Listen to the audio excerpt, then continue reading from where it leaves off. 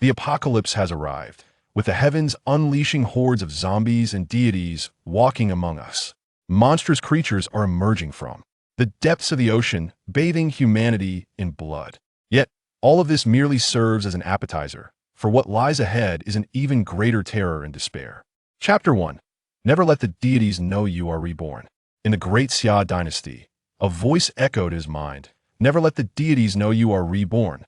Groggily, Lin Yu opened his eyes, confusion etched upon his features. Faint whispers lingered in his mind, gradually fading away. Where am I? He pondered, surveying his surroundings. It appeared he was in a hospital. Suddenly, a wave of excruciating pain surged through his head. Lin Yu reached up and felt bandages wrapped around it. His pupils widened in shock as his hand froze midair. Did I not perish? Was I not consumed by Xia Haoran, who devoured my soul and plundered my talents? What is happening now? As he contemplated this, another surge of pain assaulted his mind. Never let the deities know you are reborn. That same voice resounded within him, accompanied by a series of blurred images. In those images, a silvery coffin was bound by countless silver chains, resting on the bottom of an unknown river. Within that river, what flowed was not water, but a shimmering silver light. The images quickly faded, and the pain in Lin Yu's mind dissipated as well. Were the deities? Have I truly been reborn? After several minutes of reflection, Lin Yu finally grasped his current predicament. He had indeed been reborn, returning from 6 years after the apocalypse. Where's my phone? What time is it now? He hurriedly searched around and soon found his phone in his pocket. Unlocking the screen, a familiar visage greeted him. The wallpaper featured a girl, radiant as a sunlit day, resting her chin atop his head, her hands playfully pinching his cheeks, laughing heartily. It was a moment of comfort and warmth. Xiao Yu, in this lifetime, I will surely find you and protect you. Lin Yu's gaze swept across the top of the phone screen.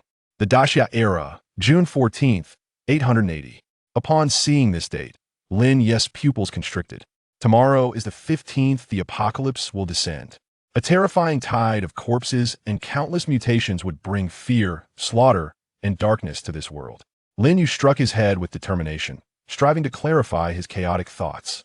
That's right, I got into a brawl and ended up with a head injury. He recalled the events.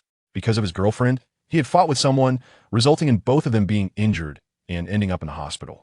This won't do, there's no time left. Only 4 hours remain until the apocalypse arrives. I must seize this opportunity of rebirth to rewrite the future and ascend to the pinnacle of strength. Glancing at the time on his phone, Lin Yu felt a rush of urgency and hastily began to put on his shoes. Suddenly, he recalled that scoundrel from the fight. In college, the class monitor, Duan Yang, orchestrated a grand scheme to force his girlfriend, Su Yu, to break up with him. He conspired with Su Ye's cousin, Su Yin, using the pretext of discussing marriage with Su Yu to lure him to a hotel. Continuing to administer drugs to himself, he then seduced his own senses, waiting for the moment when reason would abandon him, an opportune time for Duan Yang to burst in and catch him in the act. In this manner, he envisioned a scheme to obliterate his own existence under the accusation of attempted rape. What a pity, Lin Yu mused, reflecting on the subsequent events, still lingering in the aftermath. Later, as Su Yin escorted him to the hotel, Duan Yang, lurking behind with the intent to secretly photograph, encountered misfortune. His vehicle collided with an elderly man crossing the street and was promptly detained by the police, thwarting his photographic ambitions. The outcome was, of course, predictable. Under the influence of the potent drug, he lost all rationality and subjected Su Yin to a torment that brought him a twisted pleasure, though the overpowering effects rendered him incapable of remembering the specifics. Ultimately, the nefarious plot unraveled. Su Yin refused to report the incident, unwilling to expose such disgraceful conduct. Yet, this malicious woman still took a photograph of herself, nude and embracing the slumbering Lin Yu, sending it to her girlfriend, Su Yu. This act irrevocably severed the ties between the two women. Unable to contain his anger, he confronted the instigator, Duan Yang, just yesterday, and delivered a severe beating, resulting in both of them being hospitalized. That scoundrel must be lying in the bed next to mine now. Lin Yu's expression shifted between shadows and light. As the saying goes, a gentleman avenges himself from dawn until dusk. He was no longer the man he once was now. He had endured 6 years of apocalyptic trials and returned reborn. The grievances left unavenged in his past life would not be ignored in this one. In a fleeting moment of hesitation, Lin Yu solidified his resolve. At that instant, the door to the hospital room swung open. The nurse entered, holding a bottle of intravenous fluid, and upon spotting Lin Yu, remarked, "Hey there, handsome. What are you up to? Lie down. It's time for your injection." Upon hearing her words, Lin Yu's expression shifted. As the nurse approached him, he suddenly lashed out. With a swift motion, he delivered a heavy blow to the back of her neck. "Ouch! What are you doing?" she exclaimed, turning to glare at him, pain evident in her eyes. Lin Yu felt a wave of embarrassment. His pre-apocalyptic body lacked the strength to incapacitate her with a single strike. "I apologize. Let me try again. It will be quick." "What did you say?" The nurse's eyes widened in surprise, still processing the situation when she received another forceful hit to her neck. This time, there was no doubt she fainted instantly. Lin Yu hurriedly closed the door to the ward and gently laid the nurse onto the bed, commencing the unbuttoning of her uniform. Before long, he had removed her nurse's attire, revealing a delicate figure clad in casual wear. Lin Yu felt a sudden dryness in his throat and instinctively swallowed hard. He muttered a phrase to himself. "With a heart as pure as ice, I shall remain unshaken by the collapse of the heavens."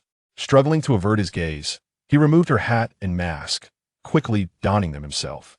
"Fortunately, this outfit is loose, otherwise it wouldn't fit me," Lin Yu murmured, swiftly covering the unconscious nurse with a blanket before hastily exiting the room.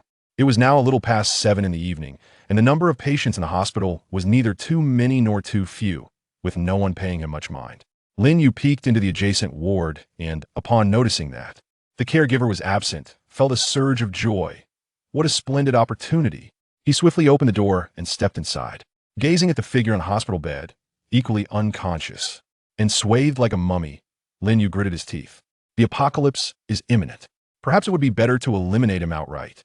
However, at midnight tonight, I must seize the chance of the apocalypse. Committing murder would constitute a serious crime. I fear that before the end of days arrives, I might be apprehended by the police. It is only after noon tomorrow, when the zombies emerge and the apocalypse formally begins, that I shall be able to take a life. Lin Yu took a deep breath, understanding what truly mattered. Although he yearned to rid the world of this vile individual at that very moment, the meteor shower at midnight held immense significance, determining his chances of survival in the impending apocalypse. Should he commit murder and stir unforeseen consequences, failing to secure the opportunity of the apocalypse would render his rebirth meaningless. Very well, I shall spare your wretched life for now. Yet, to let you off easily is out of the question. After a moment's contemplation, Lin Yu's eyes lit up, and he quickly exited. Minutes later, with the caretaker still absent, Lin Yu returned, clutching 2 large bags, and without hesitation, he administered the fluids to Duan Yang. "Let's see how you fare with my urine," he chuckled.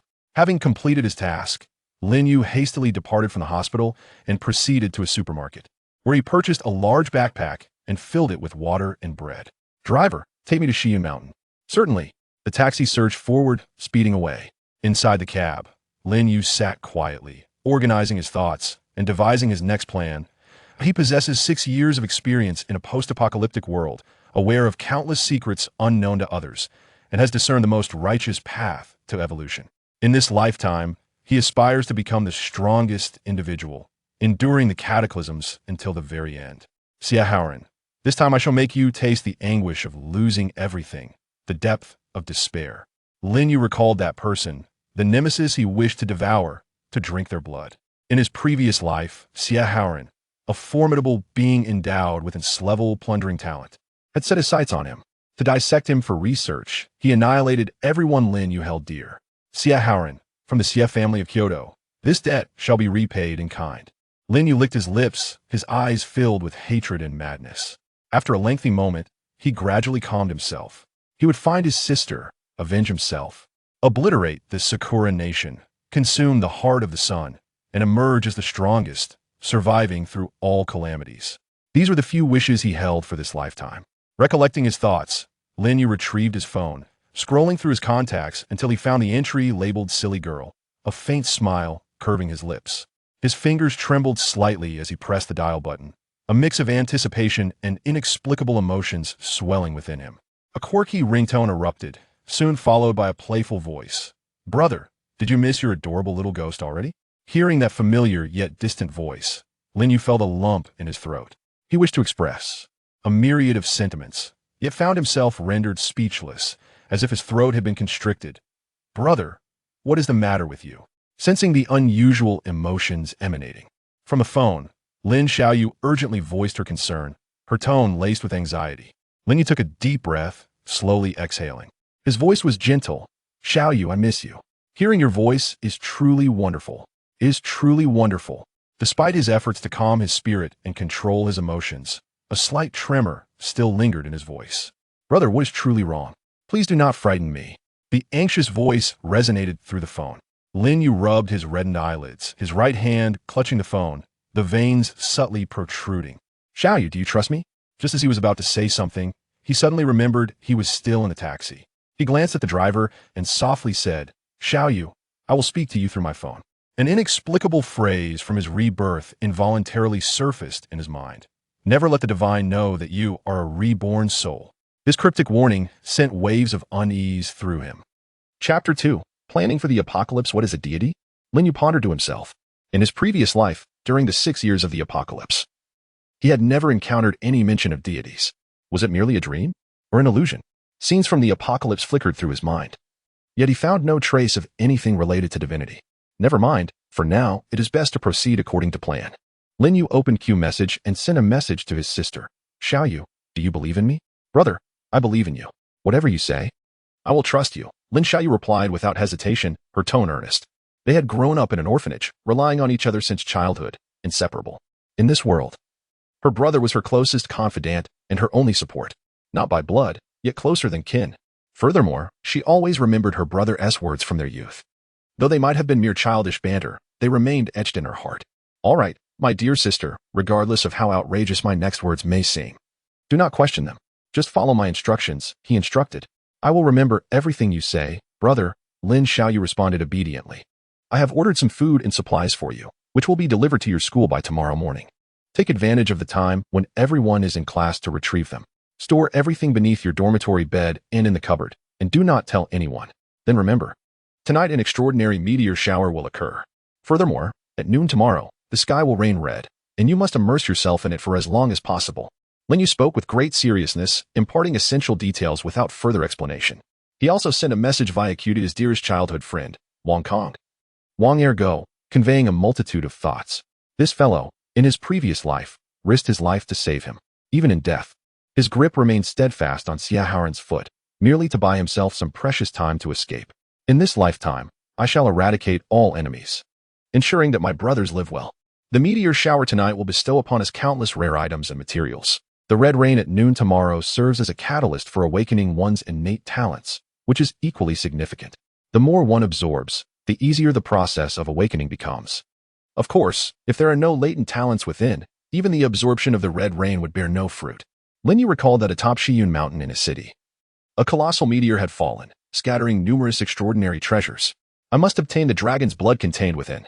Lin Yu's gaze hardened with determination.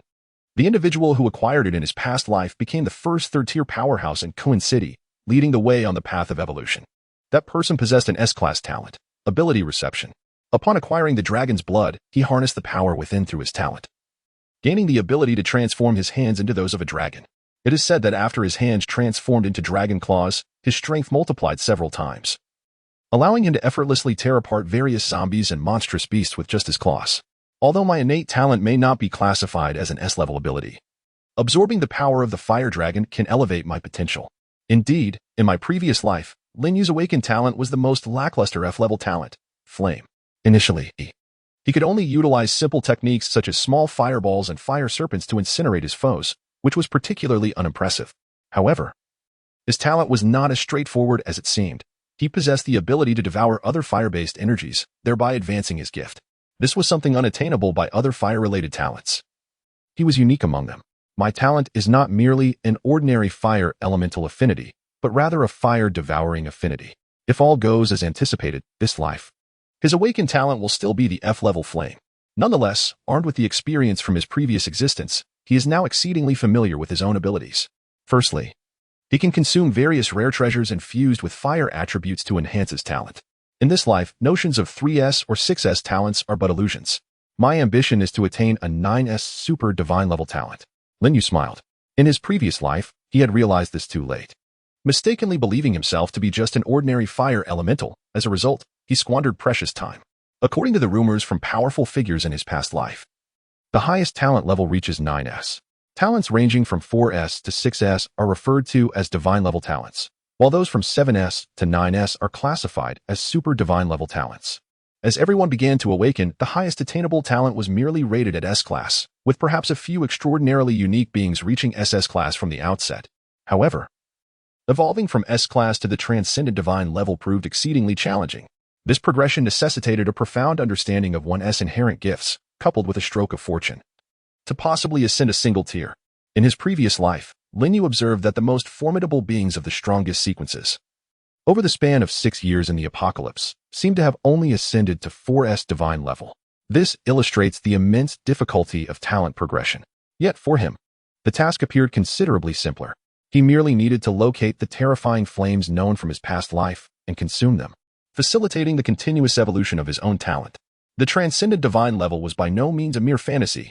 Lin Yu pondered that by the time he advanced to 6S divine talent, even those who were the most powerful sequences in his former life would likely still be struggling at levels 3S or 4S. The progression of talent became increasingly arduous, with the disparities widening. The gap between 4S and SS, though seemingly just 2 tiers apart, was more substantial than the difference between D-class and S-class. Should he manage to consume the legendary flames of the sun, the moon, the heart of fate, and the chaos flame, even the terrifying talents related to time, space, and destiny would pale in comparison before him. A powerful confidence radiated from Lin Yu's eyes. Furthermore, he possessed the ability to consume fire. Indeed, he could absorb various flames simply by opening his mouth, replenishing his physical and magical energy. His third ability allowed him to envelop his body in flames for offense or defense. Enveloped in flames, akin to a super scion, Lin Yu embodied the essence of a fiery warrior in close combat and a formidable fire mage in ranged attacks. "Young man, you've arrived at Shiyun Mountain." A voice interrupted his thoughts. "Thank you," Lin Yu replied, settling the fare and disembarking. He glanced at his phone, noting the time, June 14th, 80 AD, at 21:23. Time was of the essence. With a furrowed brow, Lin Yu sought a narrow path and began his ascent. The Shiyun Mountain scenic area closed its gates at 5, prohibiting entry to visitors. To avert unnecessary complications, he took a shortcut up the mountain. 2 hours later, breathless and leaning against a large rock, he sighed in relief. "I made it just in time." He pulled out his phone, realizing it was merely 10 minutes until midnight. Peering down at the city of Kuan, he beheld a stunning tapestry of lights twinkling in the serene night, tranquil and harmonious. Alas, this beauty was destined to be fleeting. As moments ticked by, the night sky suddenly blazed to life. Lin Yu sprang to his feet, eyes wide with exhilaration.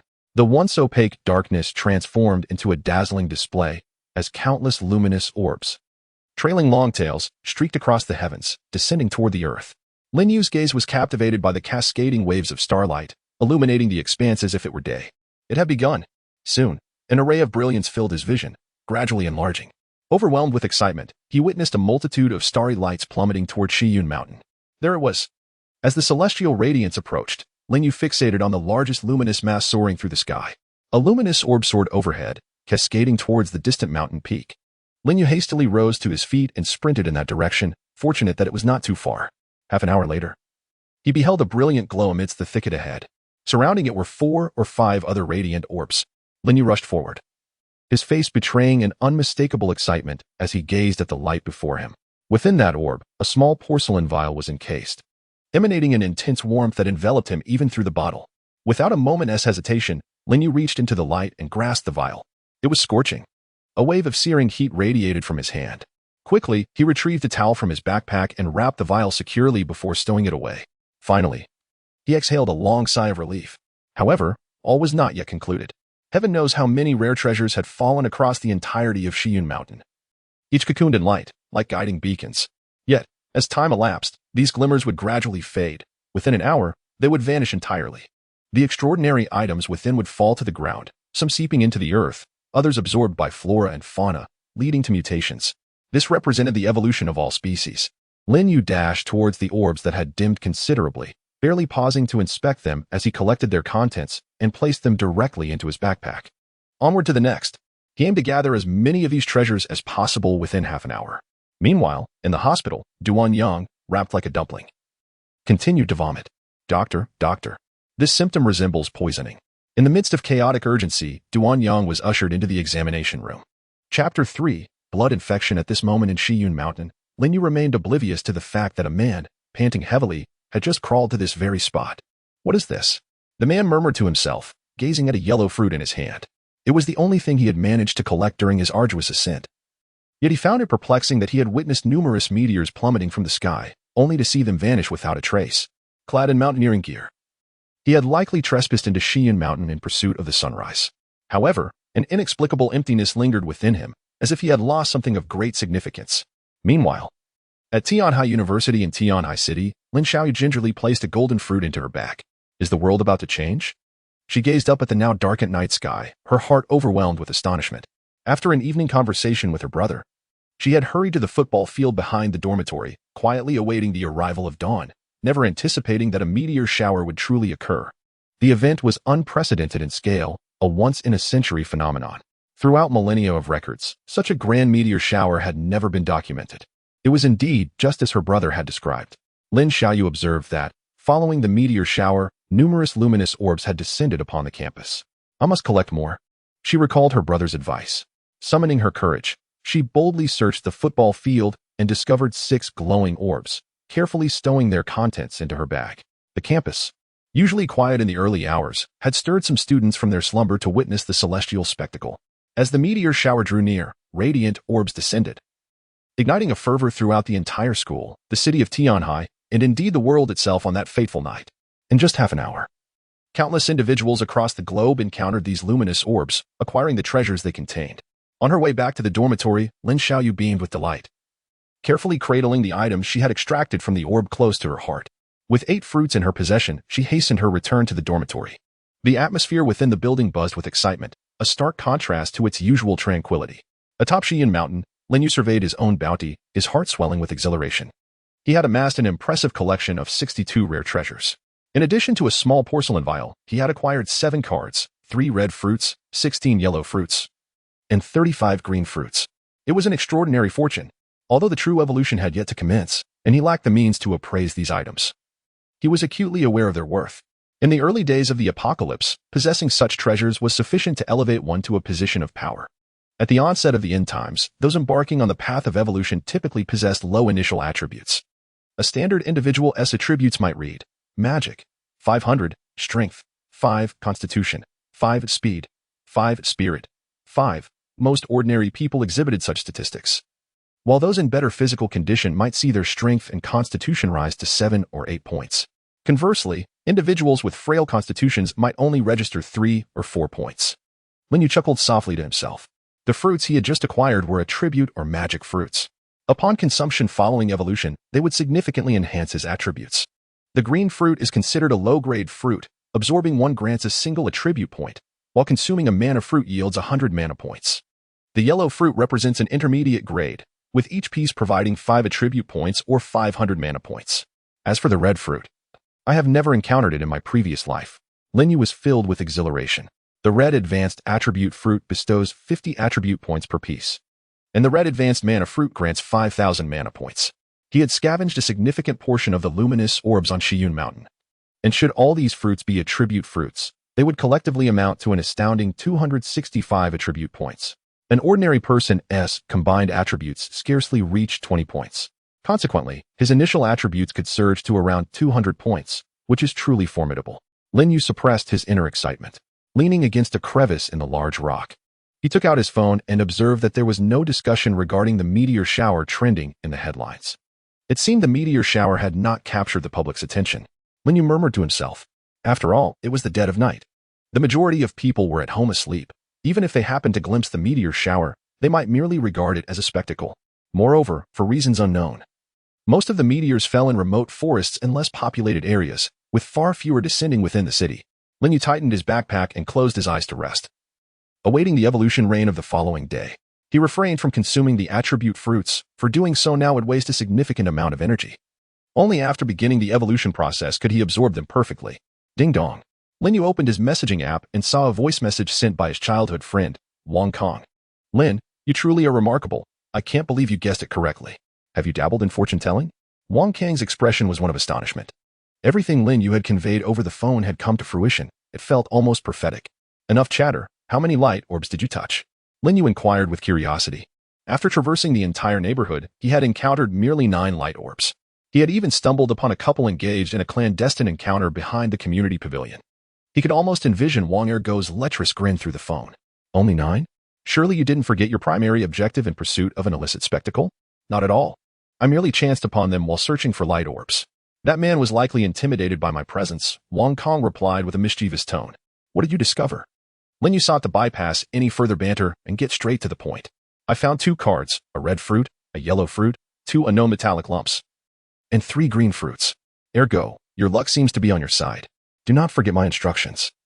Go out in the rain at noon tomorrow and consume all the fruits afterward, Lin Yu advised before concluding the conversation. He then navigated to Lin Xiaoyu's profile. Clicking without hesitation. After approximately half a minute, the call connected.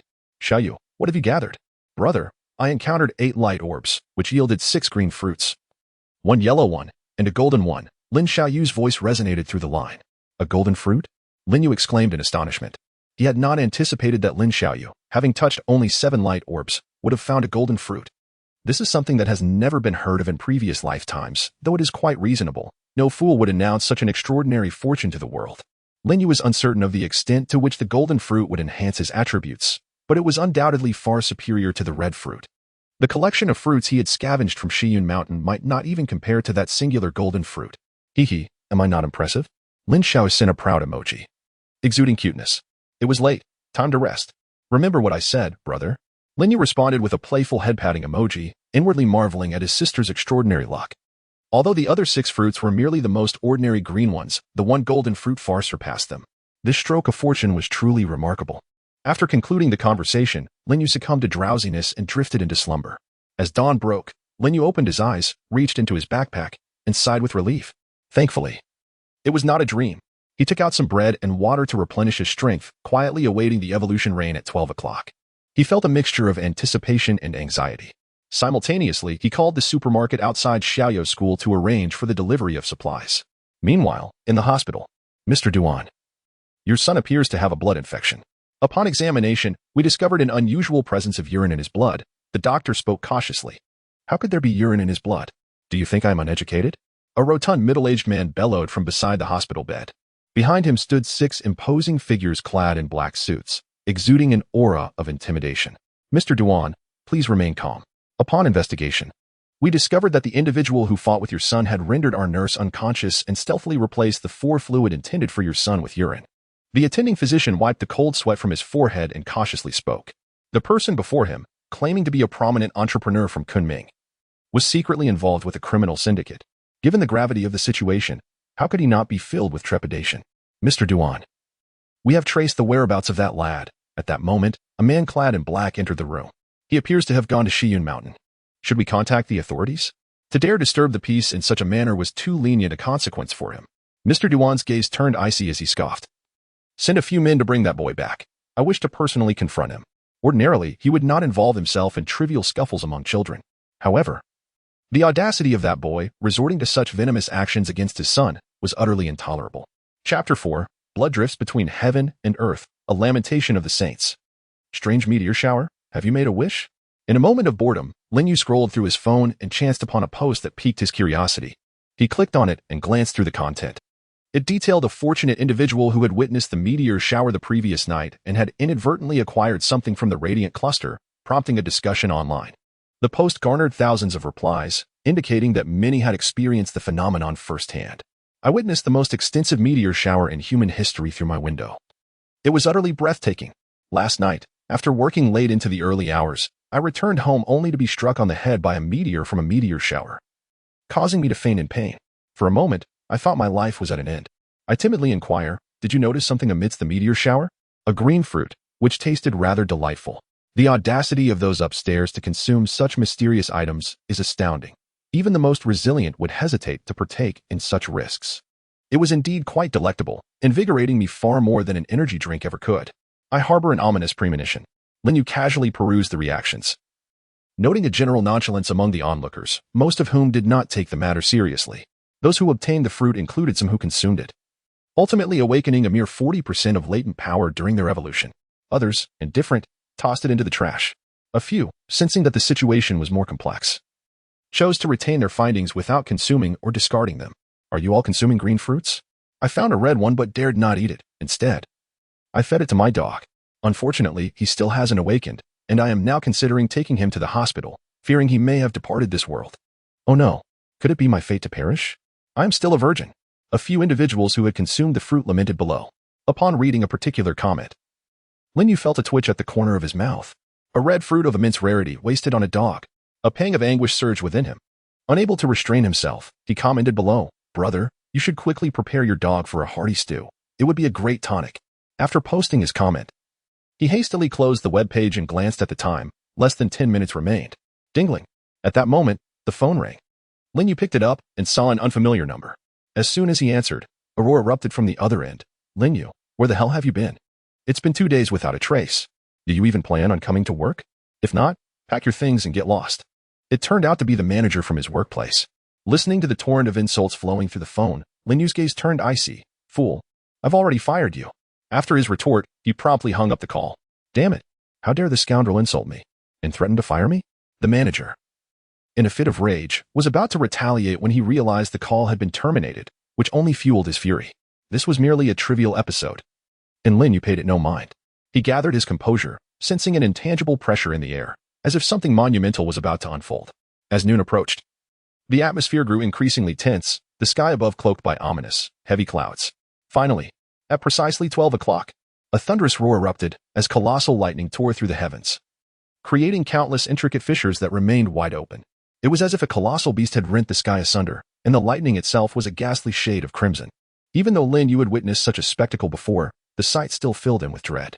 Pitter-patter, the rain began to fall, light at first, mere droplets. Yet, upon striking his face, it felt like a sharp sting.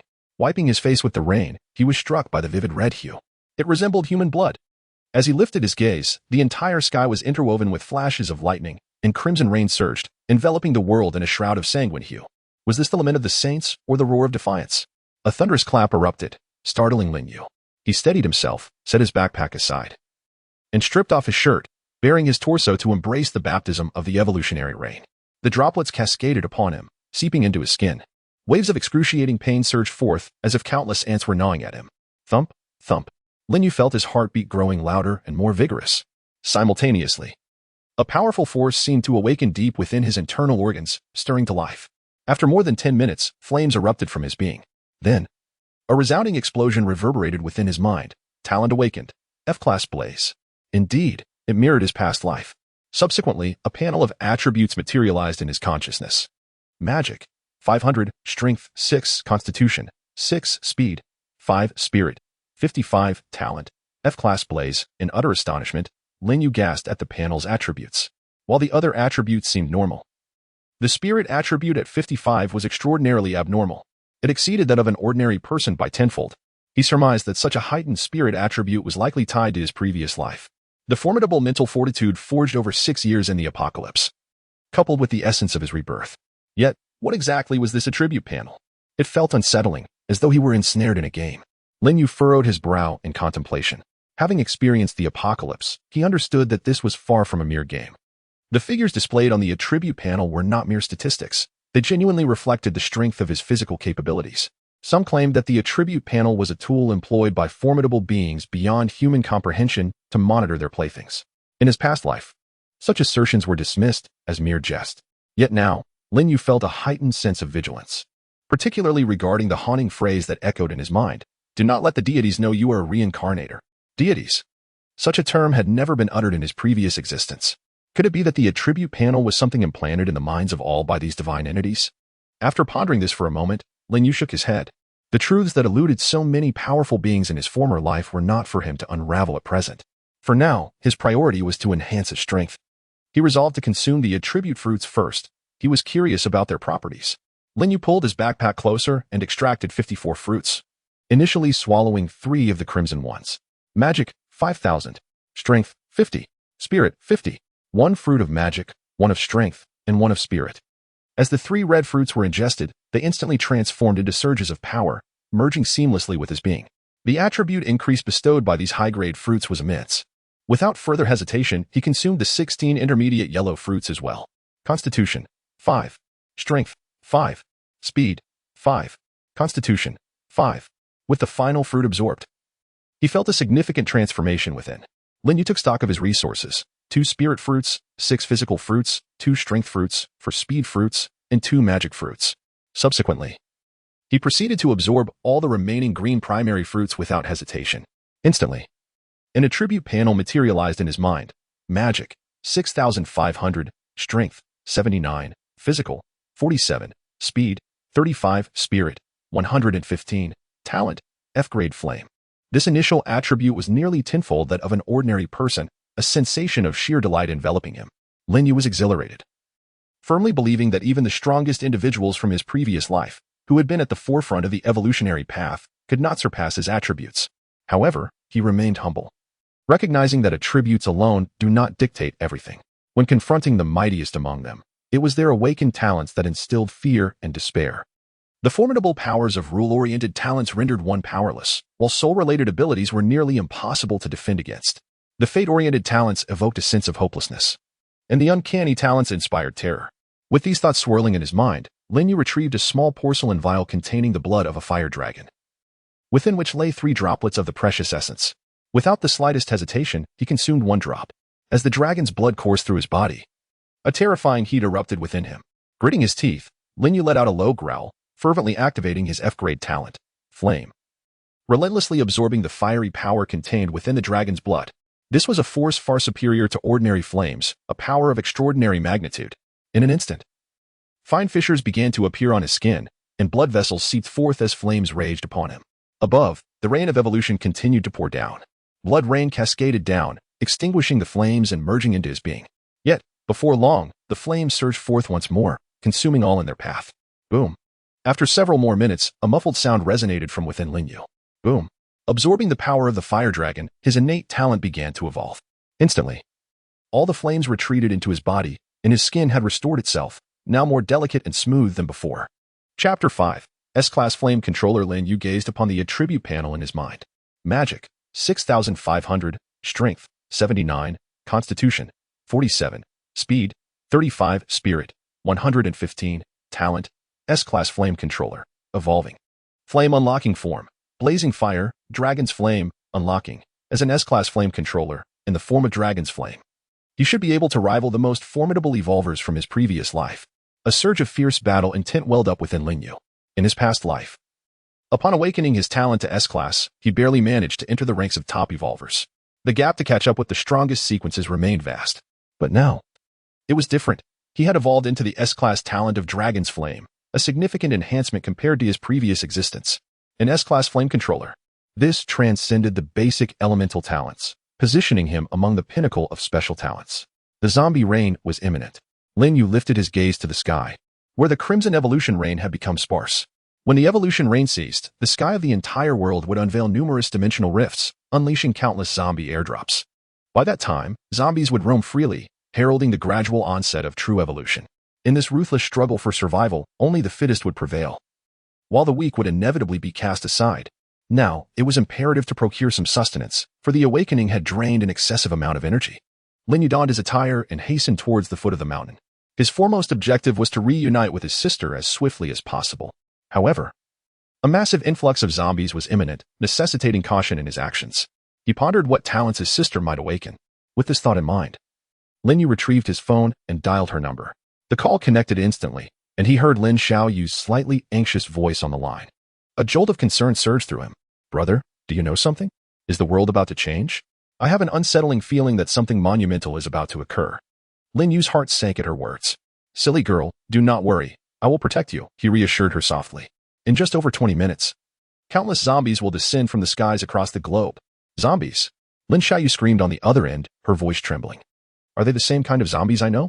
"Indeed, they are akin to those depicted in the film Resident Evil 5, perhaps even more terrifying." Yet, there was no need for fear. The line fell eerily silent, but the rapid, shaky breaths from Lin Xiaoyu indicated her overwhelming fright. After a prolonged period of comforting her, she finally came to terms with the grim reality. However, her pale lips, ashen complexion, and trembling hands gripping the phone revealed the profound fear and helplessness that resided within her. However, she must remain strong. She must wait for her brother to find her, for they still have a life to live together. Silly girl, you can just stay in your dormitory. Do not venture out. No matter what you see or hear. Do not open the door. The supplies are sufficient for you to endure for over a month, and your brother will join you as soon as possible. Lin Yu reiterated once more. Lin Xiaoyou's school conditions were quite favorable, with student dormitories consisting of double rooms, each equipped with a bathroom. Her other roommate had rarely stayed in the dormitory during the latter half of her freshman year, often sleeping off campus. By the way, silly girl, have you awakened any talents? Talents? What is that? Lin Xiaoyu responded with a tone of confusion. Lin Yu was taken aback. Could it be that his naive sister had not awakened any talents? He cautiously inquired, did anything happen after you were caught in the rain? Brother, that red rain was so painful when it touched my skin. But I persevered until the blood rain ceased before returning to my dormitory. Then, a panel of attributes appeared in my mind. Lin Xiao chattered excitedly, recounting the events that transpired. Listening to his sister's words, Lin Yu fell into a moment of silence. Magic power, 1000 strength, 20320. 3 constitution, 5 speed, 5 spirit, 5 golden power rune. Permanent 10 strength attribute. This was Lin Xiaoyou's current attribute panel, and as Lin Yu ran, he pondered the differences between it and his own. Lacking innate talent, yet endowed with the golden power runes. It appears that the golden fruit is indeed a fruit of strength, its attributes astonishingly excessive. The golden fruit bestows a direct increase of 200 attributes, along with a permanent 10 enhancement, resulting in a staggering strength of 223. 3 points. It is utterly terrifying. In the early stages, this resembles a humanoid female behemoth. Lin Yu couldn't help but click his tongue. This strength attribute is over 3 times his own. However, having awakened his talent, if he envelopes his fist with fiery power, the force of his punch multiplies exponentially. Additionally, when employing a flame attack, the damage is similarly amplified. This is the might of innate talent. In his previous life, the F-class flame could enhance his strength damage by 0.5 times, while in the current S-class flame state, it can augment it by 2 times. As for the dragon flame state, Lin Yu estimates it could enhance it by at least 3 times. Thus, although his current strength attribute is 79 points, this serves as a foundational value, akin to normal attack damage. If he utilizes the S-class talent flame to cast a fireball spell, the damage inflicted would be doubled, augmenting the damage by 158, resulting in a total attack power of 237. Hence, the foundational attribute represents normal attack damage. The awakening of talent exponentially magnifies this damage through skills. However, the use of talent demands the expenditure of magical power. The greater the magical power, the mightier the talent skills. Magical power can be likened to internal energy, while skills are akin to martial arts techniques. The legendary 18 dragon subduing palms mastered over a century is evidently more formidable than the same technique honed over 2 decades. As for mental strength, it signifies a person's spirit and consciousness, typically accessible only to those with mental-type talents, specifically targeting mental maneuvers. For instance, annihilation of the soul, tempest of the mind, and spiritual puppetry. The hallmark of a living being is consciousness and thought. Should one be stripped of their spirit and awareness, they would become akin to the living dead or a vegetative state. Brother, why are you silent? Is my lack of an awakened talent a sign of weakness? Realizing the potency of awakened abilities, Lin Xiaoyu felt somewhat disheartened as Lin Yu remained quiet. Dear girl, what are you pondering? Do you comprehend what your 223 points of strength signify?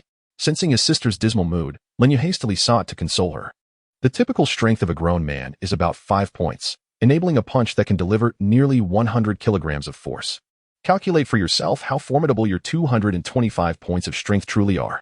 However, Lin Yu contemplated a concern. An increase in sheer strength without a corresponding enhancement in physique would likely hinder one's ability to exert their full power. After all, immense strength requires a robust body to sustain it. Yet, having never encountered the golden fruit, he was unaware of the specifics and could only let Xiaoyu experiment to ascertain the results. Upon hearing Lin Yu's words, Lin Xiaoyou's mouth fell slightly agape, her eyes widening in astonishment. Such a simple mathematical problem took her less than 3 seconds to solve. Brother, are you saying my punch now possesses over 4 tons of force? Surely you jest. Try and see for yourself. Lin Yu's lips twitched. The attributes granted by the golden fruit were indeed terrifying, and in his past life, he had never heard any related rumors. Yet, without an awakened talent, encountering someone with an S-grade ability would likely spell trouble, and as evolution continued, that disparity would only grow more pronounced. The exceptionally talented low-tier evolvers can effortlessly suppress high-tier ordinary individuals. However, Lin Yu, reflecting on Lin Xiaoyou's attribute panel, suddenly discerned an anomaly. Upon revisiting the attribute panel sent by Lin Xiaoyu, Lin Yu noticed something peculiar. Magic, 1000 strength, 20320. 3 constitution, 5 speed, 5 spirit, 5 golden power rune. Strength attribute permanently increased by 10. This was the attribute panel following the consumption of 8 fruits. In contrast, when she first activated her panel without having absorbed any fruits, her attributes were magic, 500, strength, 3 constitution, 3 speed, 4 spirit, 3. All these metrics were significantly below the norm for an adult male, which was expected. Yet, her magic stood at 500. After consuming a yellow intermediate magic fruit, her magic surged to 1000. This indicated that Lin Xiaoyu harbored latent abilities within her, which had not yet fully awakened. If no inherent talent existed within her, there would be no magic attribute on the panel. Even the consumption of magic fruits would be futile. Lin Yu murmured softly, realizing that only those who had activated their innate abilities could store and absorb magic. Otherwise, even after consuming magic fruits, any magic would dissipate almost immediately. It seemed that the talent residing within his sister was formidable, and despite the baptism of the evolution rain, it remained unable to awaken completely. Lin Yu contemplated a possibility. The evolutionary rain serves but a singular purpose, to hasten the awakening of one's innate talents. For those devoid of such gifts, exposure to the rain proves futile. Conversely, for individuals with formidable talents, abilities that would typically take weeks or even months to manifest can potentially awaken within a mere few days, or even instantaneously, when stimulated by the evolutionary rain. In Xiaoyu's current circumstance, it is evident that the latent power within her is extraordinarily formidable. The evolutionary rain alone cannot fully evoke this power. Additional conditions are requisite. Wow, brother, it's truly astonishing. I feel as though I have transformed into a colossus. At this moment, Lin Xiaoyu's voice resonated with uncontainable excitement over the phone.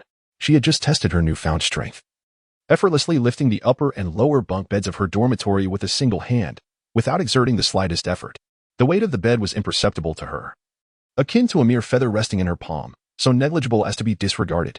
It is noteworthy that beneath the bed lay a desk and a wardrobe, all interconnected. The desk bore a computer and books, while the wardrobe housed an array of clothing, collectively weighing no less than 100 kilograms. Yet, such a hefty load felt weightless in her grasp. She even attempted to lift it with a single finger and still perceived no heaviness. Have you experienced any discomfort or abnormalities in your body? Lin Yu inquired, astonished. Logically, Xiaoyu, with a physique rating of merely 5, should not have been able to wield such terrifying strength. Strength alone, without an accompanying physique, could result in self-injury when exerted. Indeed, at first, when I began to harness my strength, I felt a sharp pang throughout my body. A mysterious force coursed through her entire being, and a faint golden pattern emerged at her fingertips, alleviating her discomfort. I'm so happy, Xiaoyu exclaimed. Lin Yu, upon hearing this, was greatly astonished. It seemed to him that this was the extraordinary effect of the golden divine pattern. Silly girl, now you need not fear. The initial zombies are merely slightly stronger than ordinary humans. However, do not be reckless, and certainly do not act as a savior. Stay in your dormitory and wait for me to come find you, Lin Yu reiterated with emphasis. He felt considerably relieved, with 223 points of terrifying power. As long as that foolish girl remained obedient in her dormitory, well-fed and well-hydrated, there should be no significant issues. Understood, brother, Lin Xiaoyu mumbled. Truth be told, she was still engulfed in fear regarding the events that were about to unfold. The formidable power merely provided her with a semblance of confidence. After all, she was merely an 18-year-old delicate girl. What girl is unafraid of zombies? This is no joke. However, she also understood that her brother was on his way from Kuan City to find her, a journey fraught with dangers 100-fold greater than her current situation. Thus she must not add to his worries. Suddenly, just after the call ended, Lin Yu witnessed countless rifts appear in the sky, with a multitude of dark dots surging forth from them, plummeting rapidly toward the earth. Bang! Before he could reach the foot of the mountain, 4 or 5 dark figures crashed down nearby, compelling him to halt. Then came the sound of cracking. Several zombies twisted their bodies, rising stiffly to their feet. It seemed that while they were airborne, a transparent protective shield enveloped them, only vanishing upon impact with the ground. Adorned in tattered garments unlike anything of this world, they bore expressions of grotesque horror, their bodies riddled with decay. Lin Yu observed with revulsion as chunks of putrid flesh fell from their faces, revealing the ghastly blood and sinew beneath. One of the zombies, its back turned to him, supported its head with both hands before executing a jarring 180-degree twist, forcibly contorting its neck. The spectacle was as absurd as a cow's defecation, a bizarre display of horror. Its vacant, wide eyes fixed upon Lin Yu.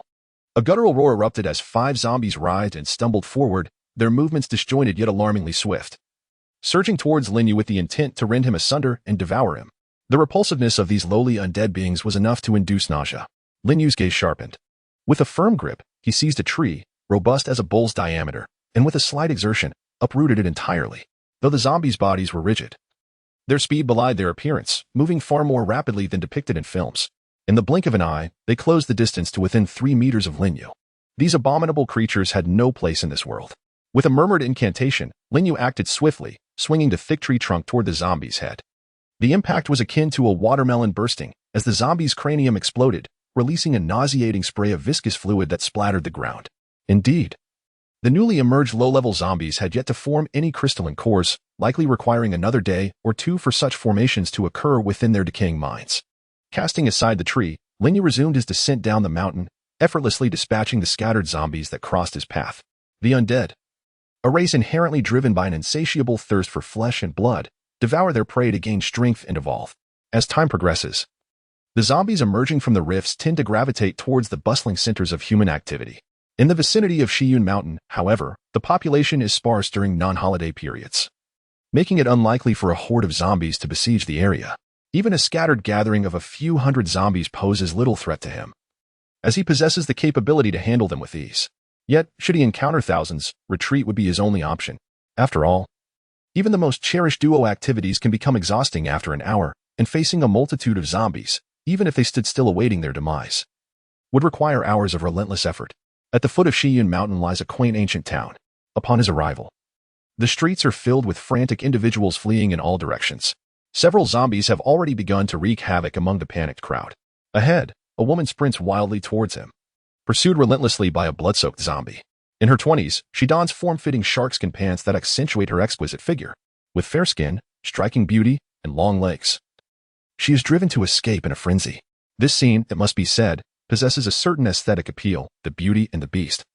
An image of discord that invites endless imagination. Remarkably, her desperation fuels her speed, allowing her to outrun the zombie for a brief moment. Indeed, an overwhelming will to survive can unleash astonishing strength. Alas, her endurance is fleeting. Once her stamina begins to wane, she will inevitably find herself overtaken by the relentless creature. Save me. I beg you, save me. The woman, upon spotting Lin Yu standing motionless in the street, seemed to have clutched at a lifeline. Her frantic cries echoing in desperation. Summoning every ounce of her strength, she dashed forward, her beautiful face momentarily reflecting a hint of madness as the man drew closer. Finally, salvation was within reach. If only she could reach the man and push him down, he would become the sacrificial offering to the undead in her stead. This frenzied thought burgeoned and magnified within her. She had never considered that Lin Yu possessed the capability to confront the zombies and rescue her. Thus, orchestrating another's demise was the sole strategy her mind could conceive. Chapter 7. Which part to poke? The woman, devoid of hesitation, surged past Lin Yu, her hands thrusting towards him with great force. Were he an ordinary individual, taken unawares by such a sudden shove, he would surely falter and collapse to the ground. To fall now would mean death. However, as her hands propelled forward with the momentum of her charge, it felt as though she had struck a colossal boulder, utterly unyielding. Then, she sensed a firm grip on her right hand and was abruptly hurled away. With the experience of apocalyptic survival, Lin Yu was hardly a target for such a woman's cunning. From the glimmer of madness in her eyes, he discerned her intentions. This woman was akin to searching for excrement with a lantern in the restroom. In an instant, he seized her right hand, exerted a slight force, and flung her directly towards the approaching horde of zombies. Thud. The woman soared through the air like a basketball, colliding with a zombie in a chaotic embrace. The two figures tumbled to the ground together, her mouth releasing a pained groan. Before she could rise, the zombie lunged at her, its grotesque jaws sinking into the flesh of her neck. Blood gushed forth as a heart-wrenching scream pierced the air. Desperately, she flailed her legs, slowly succumbing to her agony, her life ebbing away.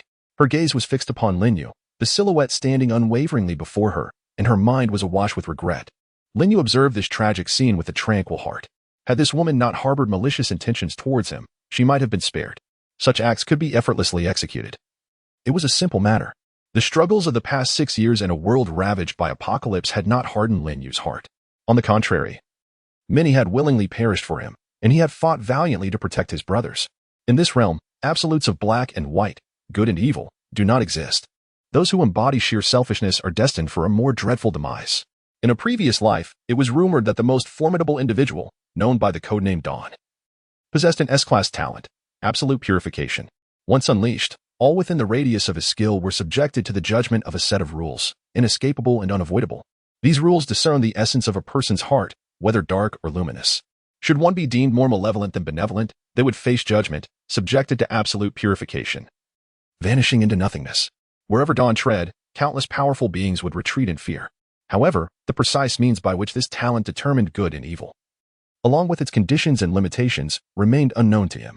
Thus, Lin Yu could be ruthless yet not devoid of compassion. He could choose to remain an observer or become the beacon of hope for all. He harbored no fear of absolute purification. Even a talent of such magnitude could be countered. This is merely his principle, his bottom line. In the face of catastrophe, humanity can abandon all semblance of compassion, rendering oneself no different from a zombie. Both are repugnant entities. During his era, when the Sakura nation and 7 other countries invaded the Central Plains, should one become a traitor for the sake of survival? Countless ancestors have sacrificed their lives and shed blood for honor. Thus, selfish and hypocritical individuals remain selfish in any age. This has nothing to do with apocalyptic times. The apocalypse merely magnifies such malevolence. This world has never lacked individuals of boundless love and sacrifice. In his previous life, among the most formidable ranks, there were those who donned the light, vanquishing darkness and disregarding their own lives. Such individuals earn Lin Yu's profound respect, a respect that emanates from the depths of his heart. However, he is no saint. Those who wish him harm will face his wrath with merciless retribution. Not far away, the woman's body ceased its struggle, her cries fading into silence. Upon her death, the zombie lunged at Lin Yu like a feral dog. A loathsome creature, Lin Yu struck with a swift motion, unleashing a torrent of flames that enveloped the zombie and the woman's remains. The fire surged, roaring fiercely. S-class talent. Inferno ignition activated. Mana cost, 20. In the blink of an eye, both the zombie and the woman were reduced to ashes, leaving no trace behind. With his immense mana pool of 6,500, he could employ this simple fire ability over 300 times. Observing the shops on either side, he noticed some doors ajar, likely abandoned in the chaos as people fled in fear of the zombies. Others had long been shut, their owners probably cowered within, trembling in terror. However, without sustenance, death is inevitable. Lin Yu rushed into a medium-sized supermarket, procured 2 large backpacks, and commenced a thorough foraging. Before long, he emerged from the supermarket, burdened with supplies and both mountaineering packs. Suddenly, a muscular man lunged at him, bellowing fiercely, blood streaming from his mouth. Lin Yu furrowed his brow, sidestepped deftly, and swung the steel pipe in his hand, delivering a crushing blow to the man's head. Now, should he venture to Tian'ai City to find his sister, or remain here to execute that plan? After dispatching the zombie, Lin Yu found himself at a crossroads. He yearned to locate his sister. Yet such an action would jeopardize the implementation of his plan. The initial days of the apocalypse are critical. If he fails to seize this opportunity to gather attribute fruits, his rebirth would be in vain. Soon, Lin Yu made a resolute decision. His sister was safe in her dormitory, with ample food and water, her strength attributes exceptionally high, rendering her combat prowess formidable and her safety largely assured. Thus, it was prudent to remain here and carry out his plan. Lin Yu whispered to himself, instantly finding clarity in his resolve. He recalled that this ancient town boasted a rather luxurious hotel, frequently filled with tourists visiting Shiyun Mountain. He intended to take refuge there for a day or so, awaiting the evolution of the zombies into those with crystal cores. At that moment, he would spring into action. His objective, to vanquish zombies and obtain their crystal cores. He aimed to exploit the terrifying onset of the apocalypse to fervently harvest crystal cores, which could be exchanged for even more precious attribute fruits. On the journey to Tian'ai City in search of his sister, the path between cities was predominantly flanked by mountains and forests, where zombies appeared sporadically, drawn primarily to areas bustling with people. Consequently, the number of crystal cores he could harvest would dwindle significantly, causing him to miss the optimal time for development. The streets were in disarray, with numerous cars strewn haphazardly along the roadside, billowing thick plumes of smoke. The air was filled with incessant screams and cries. Lin Yu, guided by memory and a clear goal, deftly maneuvered through the chaos, making his way towards the hotel. With a speed attribute of 35, 7 times that of an ordinary person, he ran without concern for the zombies. Upon arriving at the hotel entrance, he beheld a plump young woman kneeling on the ground, cradling a small girl. She pounded on the hotel's large glass door, her voice trembling with desperation. "My niece is unconscious. Please, let us in." However, no matter how she pleaded, the 2 scruffy individuals guarding the door remained unmoved, even responding harshly, "Get lost, you filthy woman. If your crying attracts the zombies, I'll kill you." Lin Yu furrowed his brow. Approaching the glass door, he rapped the doorknob with his steel pipe and spoke slowly. "Open the door." "Hey, didn't you hear? Get away." One of the scruffy men retorted, cigarette dangling from his lips, his tone arrogant. Suddenly, the man appeared to see something, his expression shifting to one of fear as he pointed outside, retreating slightly. Despite being inside the hotel with the main door securely locked, an inexplicable dread gripped him. Upon hearing his words, the two individuals outside simultaneously turned their heads to look. Lin Yu's eyes narrowed slightly. The young woman's complexion instantly turned pale as she tightly clutched the girl in her arms, her eyes filled with despair. In the blink of an eye, the zombie had surged forward. Perhaps drawn by the enticing scent of the woman's flesh, the zombie lunged directly at her. Terrified, she screamed and helplessly shut her eyes, awaiting the arrival of death. Suddenly, Lin Yu tightened his grip on the steel pipe, thrusting it forward with precision, driving it into the zombie's mouth and halting its advance. The zombie's ashen eyes widened in shock, as if to convey a silent reproach. You, old six, why must you stab me in the mouth of all places? At that moment, the zombie's bloodied hands were mere centimeters from the young woman. It wildly swung its arms, desperately attempting to grasp her. A low, intermittent growl emanated from its throat. Realizing the zombie was so close yet had not bitten her, the young woman trembled and slowly opened her eyes. The grotesque visage of the zombie, splattered with blood, was terrifyingly close, prompting her to scream again. As she opened her mouth, her right hand instinctively covered it. She was not foolish. She understood that another scream could attract even more zombies. Lin Yu observed her for a moment. This woman was not entirely foolish, despite her fear. She remained clear-headed and remarkably resilient. With a swift motion, Lin Yu swung the steel pipe, unleashing a terrifying force that sent the zombie crashing to the ground. Its head shattered beyond recognition, utterly lifeless. However, the commotion attracted 3 or 4 wandering zombies nearby. They all shrieked and charged forward. Bang, bang, bang. With swift strokes of the steel pipe, the zombies were dispatched in an instant. The young woman gazed wide-eyed, taken aback by the man's ferocity. The 2 small-time thugs behind the glass door were equally stunned. How could such terrifying creatures be so easily vanquished by this young man? I shall say this once more. Open the door, Lin Yu declared coldly, shaking the blood from the steel pipe. In 3 seconds, if the door remains shut, I shall break it down and feed you all to the zombies. At the sound of his words, the yellow-haired thug trembled in fear. He hurriedly rushed over, fumbling to unlock the door. The hotel's large glass door was made of thick tempered glass, remarkably sturdy. An ordinary person without tools or skill would surely be unable to shatter it. Yet, the yellow-haired thug did not dare to take the risk. Knowing that this ruthless man could dispatch zombies with the ease of slaughtering dogs, likely capable of breaking through the glass door in mere moments. In less than a minute, the glass door swung open. You may enter, Lin Yu said, gesturing to the young woman. She quickly gathered her little girl, tucked a stray lock of hair behind her ear, and bowed in gratitude before hastily stepping inside. Lin Yu followed closely behind. You're seeking death, aren't you? I told you to guard the door and not let anyone else in. Just as they stepped into the hotel lobby, a roar echoed through the space. The cacophony fell silent as all eyes turned toward the entrance. The yellow-haired thug shuddered at the sound of the furious bellow. He promptly locked the glass door and quickly made his way toward the enraged man. He was a robust man, exuding an air of menace, with a long, old scar etched across his face, resembling a knife wound. He was the leader of these ruffians. When the apocalypse erupted, he happened to be strolling the streets with his underlings. As the zombies descended upon them, they fled in panic into this hotel. Upon entering, they swiftly seized control of the situation. A blond youth scurried over, nodding and bowing, whispering in the scarred man's ear. As he listened to the youth's account, the man's expression grew grave. His gaze shifted towards Lin Yu, who had just entered through the door. Lin Yu walked calmly towards a corner sofa in the lobby, his demeanor composed. With a backpack slung over his shoulders, he carried 2 large bags in his left hand, while his right gripped a steel pipe, blood dripping from its surface. Perhaps this man was formidable. It would be prudent to avoid antagonizing him, maintaining a respectful distance. The scarred man contemplated before barking an order. Hurry and make everyone surrender their food and drink. He turned to face the 40 or so individuals in the lobby, his expression darkening. Quickly hand over your supplies, or do not blame me for being impolite. Most of these people were hotel guests and staff, with some having rushed in for refuge amidst the chaos. The scarred man's dozen or so lackeys brandished makeshift weapons, encircling the crowd and methodically scavenging their belongings. A young woman observed this scene with a tightening heart. She hurriedly made her way towards Lin Yu, taking a seat on the nearby sofa. In the presence of this man, she felt a semblance of security. Stealing a glance at Lin Yu, she found him looking back at her.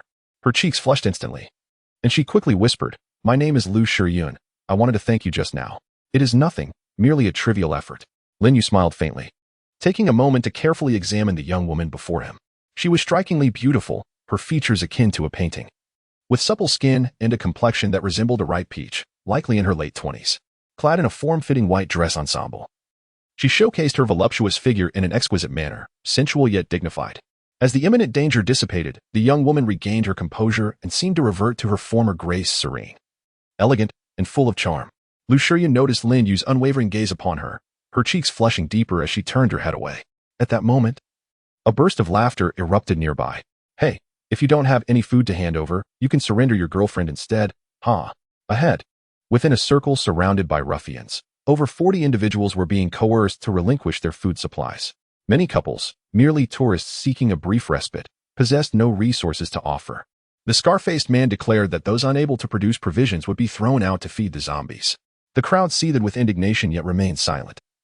Any attempt at rebellion was met with violence. In front, a couple, unable to provide resources, faced the grim prospect of being discarded to the zombies. Upon hearing this, the man immediately offered his wife. Though pale and terrified, she did not resist. She knew that being cast out would surely lead to her demise at the hands of the undead. Being subjected to her husband's whims was far preferable to that fate. As the apocalypse unfolded, societal order crumbled, and the law lost its authority, revealing the raw essence of humanity. Both good and evil are facets of human nature. Whoever dares to touch my girlfriend, I will fight him to the death. A young man roared. He forcefully shoved the scarred man aside, firmly shielding his girlfriend behind him. Damn it, are you courting death? The scarred man bellowed, delivering a powerful kick that sent the young man sprawling to the ground, his girlfriend tumbling alongside him. Ayu. Ayu. The girl struggled to rise, cradling the young man in her arms, her voice filled with urgency. Cough, cough. I'm fine. The force of the kick had been tremendous, and beads of sweat formed on the young man's forehead from the pain. I possess little patience. I shall grant you one more opportunity. The scarred man crouched before them, his gaze fixed intently on the young man. He patted the young man's face, declaring, "This woman will accompany me. You may continue to live. She, too, may survive." Chapter 9. Decisive and unyielding deluded fantasy, if I must perish. I shall never permit her to endure such a fate. The young man glared fiercely at the scarred man, enunciating each word. To preserve my life by allowing my beloved to be with another man is a betrayal I, Lu Yu, cannot commit. Ah, the scarred man sneered, then turned his attention to the woman. Do you share his sentiment? Would you rather perish, even if it means facing the undead, than be with me? Upon hearing this, the woman seemed to envision the horrific image of being torn apart by zombies, her face contorting in terror. Yet, in the next moment, she smiled sorrowfully. If survival necessitates relinquishing dignity and abandoning my principles, then what meaning does life hold in such a world? Brother Yu, I love you. Even in death, we shall remain together. She tenderly kissed the young man, then assisted him to his feet as they slowly made their way toward the hall's entrance. The scarred man wore an ominous expression, his mood shifting unpredictably. He doubted that the fragile couple truly dared to exit the hotel, where countless zombies lurked outside. If they were indeed determined to face death rather than submit, he would not genuinely allow their escape. The man was of little concern to him. It was the woman he coveted. A beauty so pure and enchanting, he had never indulged in such a prize throughout his life. Her delicate legs made his mouth water with desire. With so many zombies falling from the sky, it was evident that the apocalypse had arrived, within this hotel. He reigned supreme. Any woman he fancied would obediently find her way to his bed. The scarred face cast a glance at the blonde, who understood the unspoken command and hurried to the glass door, pretending to unlock it for their release. Lu Yu and his companion exchanged fearful glances at this scene. Yet their steps remained resolute, devoid of hesitation, a poignant embodiment of unwavering resolve amid despair. Return. The couple had reached the threshold, poised to embrace their fate, only to be halted by the blonde. The scarred man approached deliberately, coldly scrutinizing them. I never imagined you were truly unafraid of death. To speak frankly, I have set my sights on this woman. Even in death, she shall lie beneath me. You are shameless, the young man exclaimed. Anger etched upon his face as he clenched his fists and charged at the scarred man. Yet, he was no match for him, swiftly being kicked aside. Curling up on the ground, unable to rise for an extended moment. Suddenly, a round of applause rang out unexpectedly. In this apocalyptic world, where the malevolence and filth of humanity are omnipresent, I have grown weary of such sights. It is rare to encounter such unadulterated beauty. Why must you extinguish it? As these words resonated, all eyes in the hall converged upon the speaker. The young woman gazed at Lin Yu, her beautiful eyes shimmering. Young man, I intended to keep our paths separate. Do not be so ungrateful. The scarred man's fury ignited as he barked. Moreover, you do not even know them. Why meddle in affairs that do not concern you? To borrow your words, I shall do as I please. If I find you displeasing, I shall deal with you. It is as simple as that. Lin Yu spread his arms wide. Damn it, refusing a toast and opting for a punishment instead.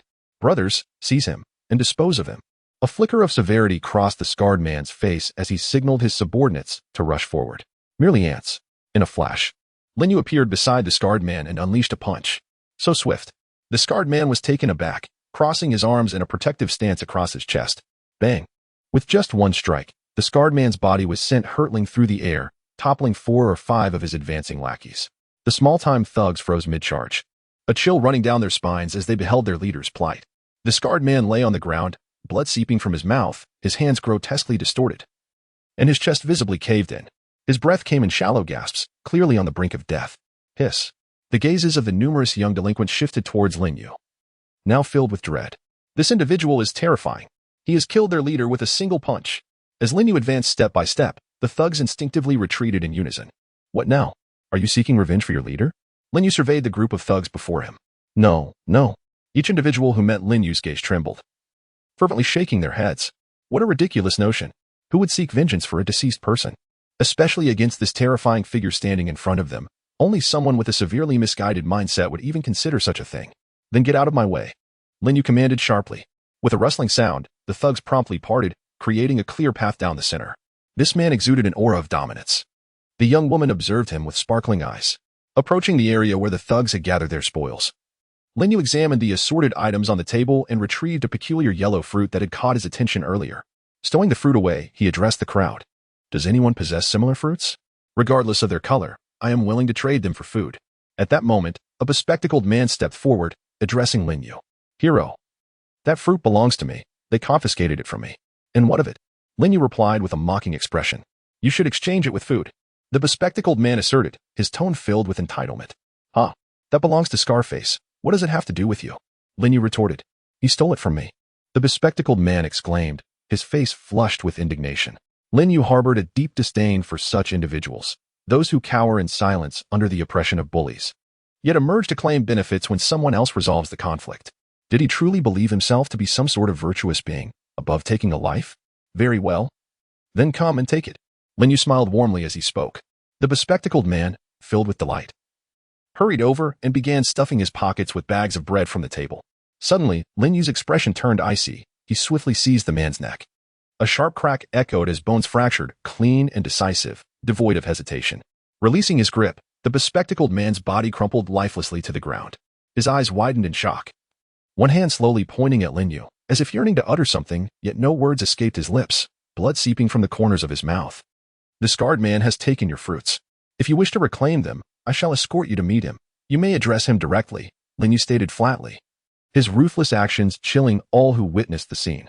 As I mentioned earlier, my offer still stands. Those with fruits may exchange them for provisions. Lin Yu surveyed the surroundings. Brother, I possess a green fruit. What can I exchange it for? Timidly inquired a middle-aged man with a crew cut. A green fruit can be traded for 2 days' worth of food. Choose freely from the table, but do not be greedy, Lin Yu cheerfully cautioned. I won't. The middle-aged man chuckled awkwardly, carefully selecting his 2 days' worth of food before retreating. Before long, Lin Yu had acquired 11 green fruits and 3 yellow ones. A considerable gain indeed. Chapter 10, The Day's Duo. Observing the absence of attribute fruits, Lin Yu shook off his garments, returned to the sofa, and picked up his bag, preparing to ascend the stairs in search of a room for a restful slumber. As he passed by the young couple, they incessantly expressed their gratitude towards him. In a world on the brink of collapse, your ability to remain steadfast and uphold your principles is commendable. Lin Yu paused and addressed the 2 individuals, stating, however, this alone is insufficient. Only by cultivating formidable strength can one safeguard their ideals from being trampled upon. Having said that, he ascended the staircase. At that moment, a young woman cradling a child hurried after him. Why are you following me? Lin Yu inquired, turning his head. I also need to rest. And my niece has been expressing her fatigue, sleeping soundly for several hours, she replied, her gaze shifting evasively. Lin Yu cast a glance at the little girl in her arms, nodded in acknowledgement, and said nothing further.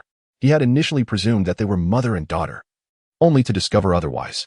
Meanwhile, in the lobby on the ground floor, a girl clad in red gazed vacantly at Lin Yu as he vanished up the staircase. Her eyes sparkled with intrigue as she murmured, Little Yu, is that you? A figure from her memories gradually became clearer in her mind. Upon reaching the 2nd floor, Lin Yu casually entered an unoccupied room, leaving the door unlocked, as the scarred man had previously dispatched his subordinates to search every room. He secured the door, placed his belongings down, and prepared to indulge in a refreshing bath. The young woman observed as Lin Yu entered room 203, and she hastily followed suit, taking refuge in the adjacent room 202. Remaining close to this man provided her with a sense of security. After his bath, Lin Yu reclined on the circular bed, enjoying a snack while sending a message to his sister and Wang Ergo. Both responded promptly. Brother, everything is well here. I'm staying in the dormitory, not venturing out. But I feel a bit frightened being alone. Haha, brother Yu, can you guess what extraordinary talent I have awakened? Lin Yu contemplated for a moment and decided to create a group chat for more convenient communication. Little Yu, do you miss your brother?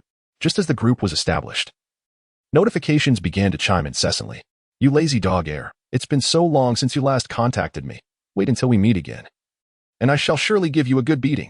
On the other end of the phone, Lin Xiaoyu brandished her tiny fist. I fear you may not be able to lay a finger on me, dear sister. My attributes are currently off the charts. Today, I effortlessly vanquished 8 zombies. Wang Kong, also known as Dog Air, replied with pride. Dog Air, let us see your attributes, Lin Yu responded. Magic, 1500, Strength, 55, Constitution, 5, Speed, 22, Spirit, 5, Talent. S-Class Overbearing Shatter, soon. Dog Air shared his attributes in the group. Your attributes seem incorrect. I recall you did not collect such a plethora of attribute fruits. Lin Yu remembered that Dog Air had not gathered many attribute fruits from the treasures he had found. Today, after rescuing a few individuals, he managed to acquire several yellow intermediate fruits from them, but they had no idea what they were. Dog Air quickly replied, Boss, hurry and share your attributes. Dog Air's attributes are quite impressive. Many of the early awakened individuals in previous lives did not possess such stats at the onset. After all, before advancing to higher levels, attributes could only be enhanced through the fruits that fell from meteor showers, which depended heavily on chance and luck. Unlike Lin Yu, who had the advantage of memories from his past life, allowing him to strategize in advance, and consequently, his sister and Dog Air also benefited from his foresight. Lin Yu casually transmitted his attributes: Magic, 6,500, Strength, 79, Constitution, 47, Speed, 35, Spirit, 115, Talent, S-Class Flame Controller, Evolving, Flame Unlock Form, Blaze, Dragon's Fire, Unlocking. Wow, what kind of monster are you? Wang Ergu's eyes widened in astonishment. Unbeknownst to him, Lin Yu possessed an additional 46 green beginner fruits and 3 yellow intermediate fruits, amounting to a total of 61 attribute points. Little Yu, how about you? Show us yours. Ergu beckoned to Lin Xiaoyu. Though he could not surpass Lin Yu, he believed he could outshine Lin Xiaoyu. The position of the second in their trio could not be taken by a girl. However, when Lin Xiaoyu revealed her attributes, Wang Ergu was left dumbfounded. Magic, 1000, Strength, 20320, 3, Constitution, 5, Speed, 5, Spirit, 5, Golden Power Divine Pattern, Permanent 10 Strength Attribute. Wang Ergu, Little Yu, what is going on with your strength? Did you accidentally add an extra 0? Lin Xiaoyu, no, it's just like that. Wang Ergu, Strength, 20320, 3, Lin Xiaoyu, indeed. She even deliberately sent a facial expression that exuded innocence. Wang Ergu, I feel completely numb. Lin Xiaoyu, you all have awakened your talents, and their S rank. Why haven't I awakened mine? It's so frustrating. Lin Yu, don't worry, Xiaoyu. Your attribute panel shows that you possess magic power, which indicates that you do have talent. You have already awakened, but not fully. It seems you may require a certain opportunity. Lin Xiaoyu, Wang Ergu, it seems impossible to collect attribute fruits from others in the future. I just saw someone on the forum reveal the effects of the fruits. Indeed, the evolution rain arise without warning, and many will inevitably be caught in it, thereby unlocking their attribute panels. Among those, if anyone has consumed the fruits and felt the changes in their attributes, they will understand their effects. It's best if we can obtain some. If not, it's no matter, as our attributes have already surpassed the vast majority. Lin Yu, by the way, starting tomorrow, many creatures will begin to evolve, and numerous signal towers across the country may be damaged, resulting in the loss of mobile signal. If we cannot get in touch, we will proceed as planned, so do not worry. Lin Yu concluded with a reminder, ending the conversation. He glanced once more at his attribute panel. Talent, S-Rank Flame Controller, Evolving, Flame Unlocking Forms, Blaze, Dragon Flame, Unlocking. I wonder if I can complete the evolution in 3 days? Lin Yu murmured, feeling an inexplicable heat within his body. He smiled wryly. The most challenging part of every evolution is enduring this overwhelming heat within. Tomorrow, a multitude of formidable zombies shall arise, their minds generating crystal cores. At that moment, the process of evolution shall continue. By vanquishing these zombies and extracting their crystal cores, one can absorb their power and gradually become stronger. Currently, the vast majority of ordinary individuals have yet to embark on the path of evolution. Those who have been blessed by the reign of evolution and possess an attribute panel have already commenced their journey. They exist at the 0 tier. Upon absorbing the power of crystal cores, they can systematically break free from their constraints and enhance their attributes. At the 0 tier, absorbing 10 0-tier crystal cores will elevate 1 to level 1, while 20 cores will advance 1 to level 2, and so forth. With each level gained, one receives 500 magical power, alongside an increase of 5 in each of the 4 primary attributes, as well as 5 free attribute points. To ascend from 0 tier level 10 to 1st tier, one must absorb 10 1st tier crystal cores. Each tier advancement brings about a monumental transformation. Chapter 11. A beauty knocks at midnight. With each advancement, all attributes are doubled, resulting in an extraordinarily terrifying enhancement. Thus, prior to reaching the 1st tier, the higher one's attributes, the greater the benefits reaped from the subsequent doubling upon advancement. For instance, the initial attribute values of an ordinary person are predominantly magic, 500, strength, 5, constitution, 5, speed, 5, spirit, 5, with each level up. The 4 primary attributes increase by 5 points. Thus, upon reaching level 10 of the 0th tier, the attribute values would be magic, 5,500, strength, 55, constitution, 55, speed, 55, spirit, 55, free attribute points, 50. Once one advances to the 1st tier, their magic will surge to 11,000, while the other attributes will also grow to 110 points. Currently, Linyu possesses 6,500 magic. Upon attaining level 10 of the 0th tier, it will rise to 11,500. When he ascends to the 1st tier, his magic will reach a staggering 23,000, vastly surpassing the ordinary person's 11,000 magic. Therefore, the attributes before reaching the 1st tier are of utmost importance. With a plan in mind, Linyu ceased to ponder further and entered the bathroom, preparing to take a cold shower. To his surprise, after consuming the dragon's blood, he experienced such a reaction. His body was becoming increasingly heated. Linyu managed a faint smile as the cold water from the shower cascaded over him, only to rapidly evaporate into steam, failing to extinguish the fervor within him. The entire room was suffused with an intense warmth. Despite it being nighttime, his chamber felt as if it were air-conditioned, with a remarkably high temperature. This led him to recall the dragon's blood he had ingested earlier. It must be that substance, coupled with his fire affinity talent being in a critical stage of evolution, that resulted in the surging heat within him. Suddenly, a series of knocks echoed through the air. Linyu furrowed his brow, pondering who could be at the door at such an hour. Upon opening the door, he was met by the sight of a youthful and radiant girl. "Who are you?" Linyu inquired, his brows knitting together in confusion. There was something vaguely familiar about her. "Handsome, aren't you going to invite me in for a chat?" The girl, with her striking features, long straight black hair cascading over her shoulders, and sparkling dark eyes that glimmered with mischief, stood confidently before him. She wore denim shorts that accentuated her smooth, slender thighs, and a red string with a bell adorned her right ankle. Her white leather jacket accentuated her figure beautifully. Without waiting for Linyu's consent, she strode into the room. Linyu raised an eyebrow, his gaze lingering on her shapely form, the remnants of his earlier cold shower struggling to suppress a rekindled flame of desire. "Why is your room so warm?" the girl remarked, frowning slightly as she approached the large round bed and sat down without a hint of reservation. She then turned to Linyu and declared, "I wish to propose a trade." "What kind of trade?" Linyu asked, intrigued. The girl produced a red fruit from her pocket. Linyu's eyes widened in surprise. "Is that truly a red fruit? What do you wish to trade for it?" he inquired. "If I give you this red fruit, may I accompany you?" A glimmer of hope shone in her eyes, as she yearned to determine whether this man before her was indeed the one from her memories.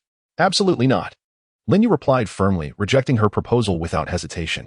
In this apocalyptic era, one has numerous tasks to attend to. How could one possibly bring along a burdensome companion? Unless, of course, that individual proves to be of significant assistance. Yet, in the next moment, he recalled the crimson fruit.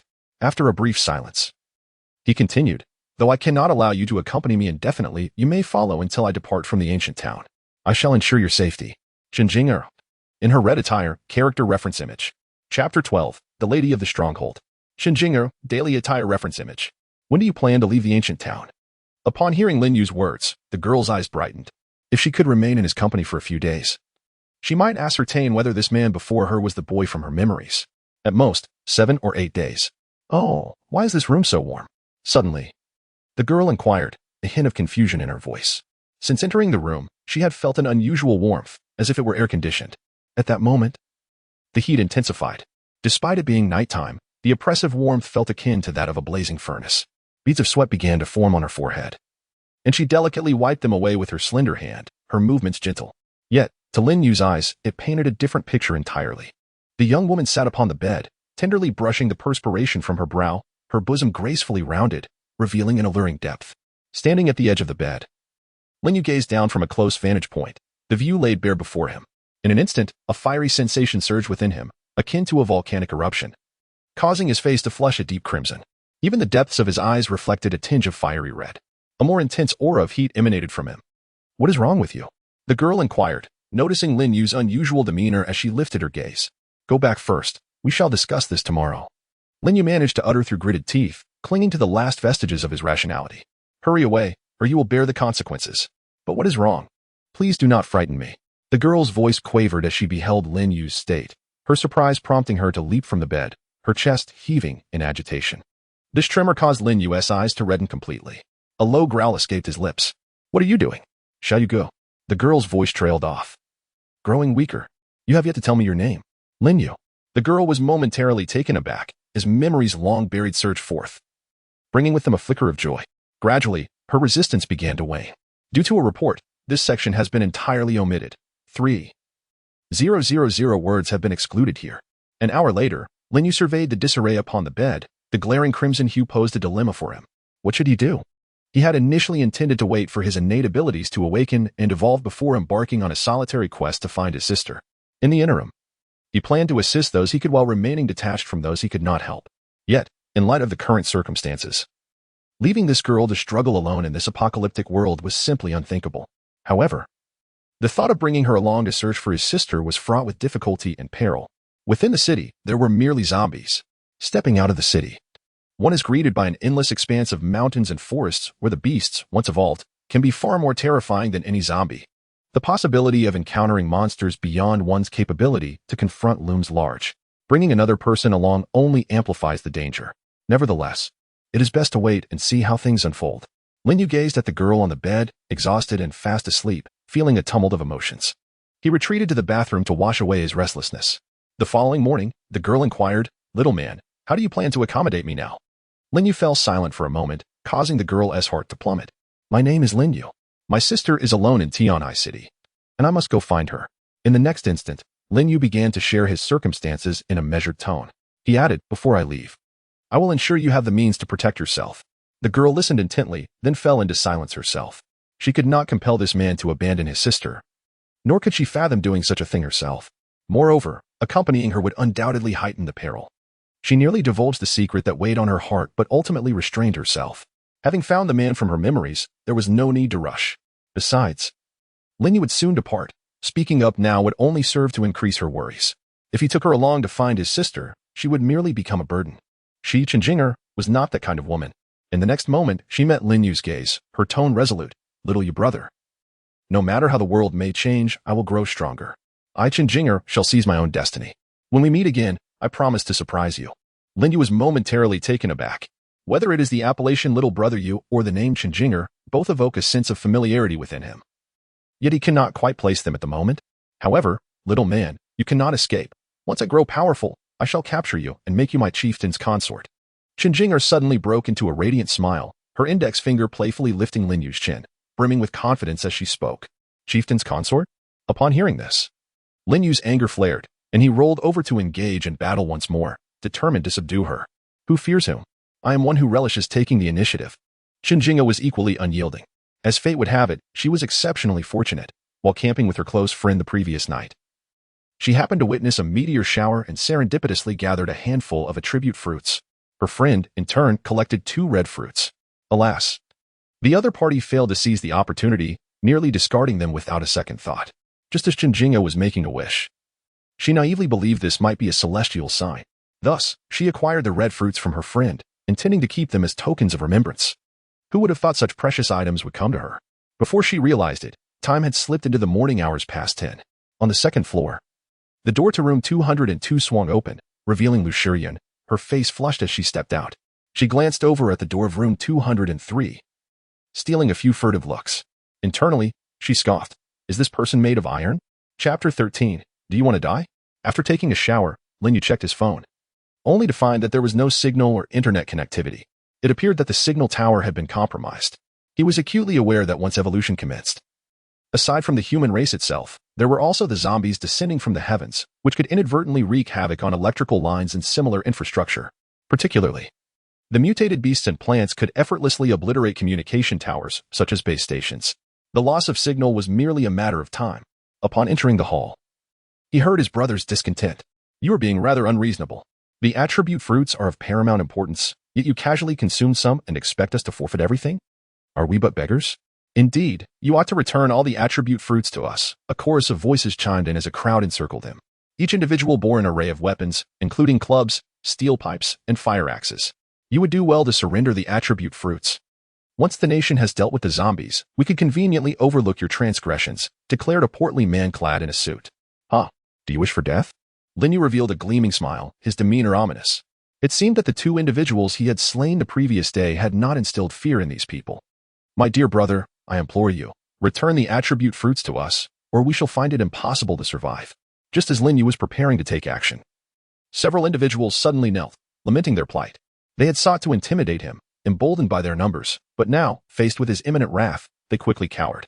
"I did not coerce anyone during yesterday's transaction. If you persist in your threats, I shall not be so forgiving. Begone!" he bellowed, sending a shiver through the crowd. Linyu, disinterested in further confrontation, led Shinjingo to the entrance and gestured to the blonde-haired man. "Is there something you need?"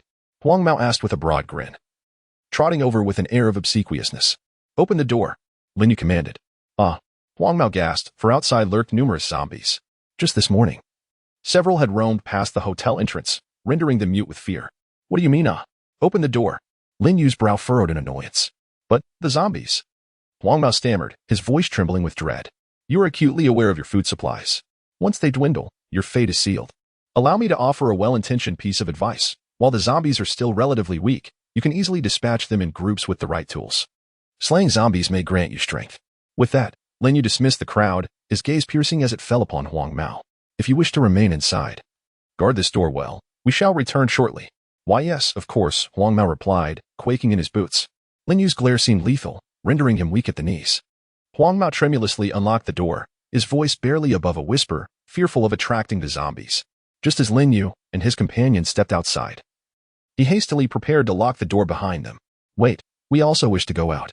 The couple that Linyu had saved the previous day stepped forward with resolute expressions. Only through gaining strength could they ensure their ideals were not trampled upon. Linyu's words echoed in their minds, coupled with the notion that slaying zombies could lead to empowerment. They exchanged a determined glance and swiftly made their decision. They too would confront the zombies and seek to grow stronger. Each of them wielded a kitchen knife, pilfered from the hotel's kitchen the day before. Gazing at the kitchen knife, Huang Mao dared not act defiantly and released the two individuals. The others in the hall, however, remained inactive. To confront such terrifying zombies? Were they willing to gamble with their lives? Those who wished to engage could do so. They merely sought to survive and await salvation from the nation. No matter how formidable the zombies appeared, could they rival the potency of bullets? Their skepticism was palpable. Linyu regarded the young couple that emerged, his eyes filled with admiration. He could surmise the thoughts of the others. Yet they remained oblivious to the fact that the world's advanced weaponry had been constrained by the laws of the universe. For instance, artillery shells had been rendered ineffective, akin to silent cannons, let alone missiles. At present, only handguns, with their modest firepower, remained operational. Faced with a terrifying horde of zombies, the nation was unable to provide immediate assistance. Furthermore, nuclear power had become obsolete, even absorbed by aberrant creatures, transforming into far more fearsome entities. In the midst of the apocalypse, humanity's true threat was no longer the zombies, but rather these horrifying mutated beasts, particularly those that had assimilated nuclear energy, ruthlessly slaughtering humans. It was during this period that humanity faced its most desperate hour. In Sakura Nation, a terrifying mutant beast assault led to its disintegration, sinking into the depths of the sea, resulting in total annihilation. In the apocalypse, reliance on others was futile. One had to depend solely on oneself. As Linyu ventured onto the street with his three companions, 4 or 5 zombies suddenly detected their presence and charged towards them with a menacing roar. Linyu had come to hone his skills, and thus he did not hold back. Swinging the steel pipe, he struck with force. The impact shattered the zombie's skull, sending its body hurtling 2 meters forward before it collapsed. The 3 of you are responsible for delivering the final blows. After slaying the undead, check if there are crystal cores within their skulls. They are invaluable for enhancing one's strength. As Linyu cleared the area, he instructed the others while leading them into a dead end. With a series of sweeping strikes from a steel pipe, he shattered the arms of a zombie, then forcefully kicked it towards the others. With a thud, the zombie crashed heavily before them. Despite its severed limbs, it continued to roar, scrambling to its feet and charging at the trio. The young couple, Lu Yu and Yang Shanshan, although gripped by fear, tightly clutched their kitchen knives, their eyes fixed on the advancing creature. As for Qinjinger, she was already pale with fright, having followed Lin Yu without any weapons. She could only hurriedly retreat behind the other two. Shanshan, I'll strike its neck. You target its legs, Liu shouted, suddenly taking the initiative to attack. He swung his knife, but in his nervousness, he missed and inadvertently lodged the blade into the zombie's mouth, getting it caught between its teeth. In a panic, he yelled, Shanshan, hurry. Okay, Yang Shanshan replied, her teeth chattering, yet she bravely rushed forward, raising her knife to strike. With her eyes shut tight, she swung repeatedly, delivering 5 or 6 blows without severing the zombie's legs. Just then, a heavy iron shovel came crashing down upon the zombie's skull. Seizing the moment, Liu kicked the creature to the ground, withdrew the knife from its mouth, and delivered a decisive strike. With a gruesome roll, the zombie's head detached, blood gushing forth. The 3 individuals, upon witnessing this scene, felt a tumultuous upheaval in their stomachs, nearly succumbing to nausea. Nevertheless, they remained steadfast, leaning against one another, breathing heavily while anxiously surveying their surroundings. Observing the trio's collaborative effort in vanquishing the armless zombie, Lin Yu nodded slightly in approval. Qinjinger initially exhibited a lackluster performance. However, she later demonstrated remarkable progress by procuring a large shovel as a weapon, delivering a significant blow to the zombie. With a resounding crack, another skull was shattered, startling Lin Yu. Qinjinger, wielding the shovel once more, crushed the head of the deceased zombie, revealing a white crystal core within. Her complexion pale and suppressing her revulsion, she carefully extracted the core with the shovel. She approached Lin Yu, presenting the crystal core to him as though seeking praise. Lin Yu, however, did not accept it. He addressed the 3, saying, just as you did moments ago, coordinate your efforts to eliminate the enemies. I will gradually release 2 more at a time, and as for the crystal cores, you shall divide them equally among yourselves. In Chapter 14, the mighty wordsmith, Lin Yu estimated that he had slain at least 400 zombies, accumulating a total of 42 crystal cores. The probability of obtaining a crystal core stood at roughly 1 in 10. With the core in hand, Qinjinger was instructed by Lin Yu, hold the crystal core and focus on absorbing its energy, having promised her the means for self-defense before their departure. Lin Yu remained resolute in his commitment, for she was his first woman. Furthermore, with her possessing magical attributes yet not having awakened her innate talent, it indicated that a formidable gift lay dormant within her, awaiting a unique opportunity for revelation. The more elusive a talent is to awaken, the more formidable it becomes once it is finally realized. Brother Yu, you are truly remarkable. Qinjinger tossed her hair, her eyes sparkling with delight. Suddenly, a surge of flames erupted from her hand, instantly transforming more than a dozen approaching zombies into 2 precious crystals that she effortlessly collected. For ordinary individuals, slaying even a single zombie poses a significant challenge. Yet Lin Yu stood apart. He had absorbed countless attribute fruits, his innate talent being the immensely powerful fire element, coupled with area attack capabilities that allowed him to sweep through hordes with ease. The disparity between the abilities of a talented individual and that of an ordinary person was stark. Wow, I've leveled up to level 2. Qinjinger exclaimed with excitement. The process of absorbing the crystals was swift. Within approximately 3 minutes, she had consumed all 40 crystals. She successfully reached level 2, with all her attributes at 10. In addition to an extra 10 points of free attributes. Brother Yu, let us continue our hunt. With a strength of 14 and a speed of 25.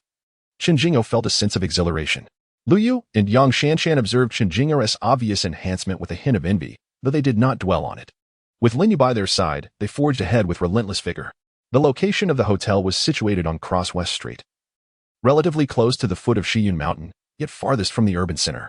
Therefore, both the population and the number of zombies on West Street were minimal, unlike the bustling Central Street and its surrounding areas, which were teeming with them. The most crucial aspect was that the square on the Central Street perpetually echoed with loud music. On the first day of the apocalypse, the vast majority of zombies were drawn to the sound, congregating there.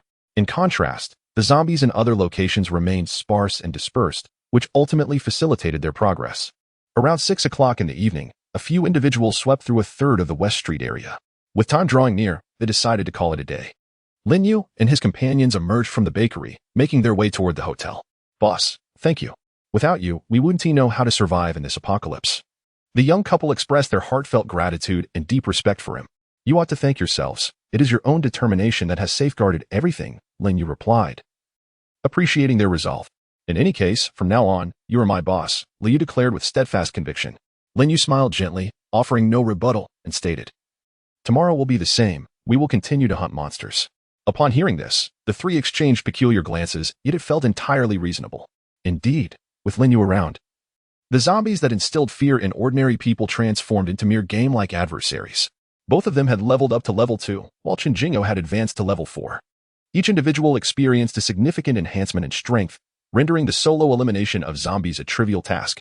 In the hotel lobby, only 2 or 3 people remained. Could they have already been devoured by zombies? Huang Mao murmured as he gazed outside. Inside, he could only see the 4 to 5 meters of street directly in front of him, while the scenes on either side remained obscured. Just then, 4 figures entered his line of sight, startling Huang Mao, who hastily opened the door. "A little something for you," Lin Yu said, tossing a bag of cakes as he stepped into the hotel.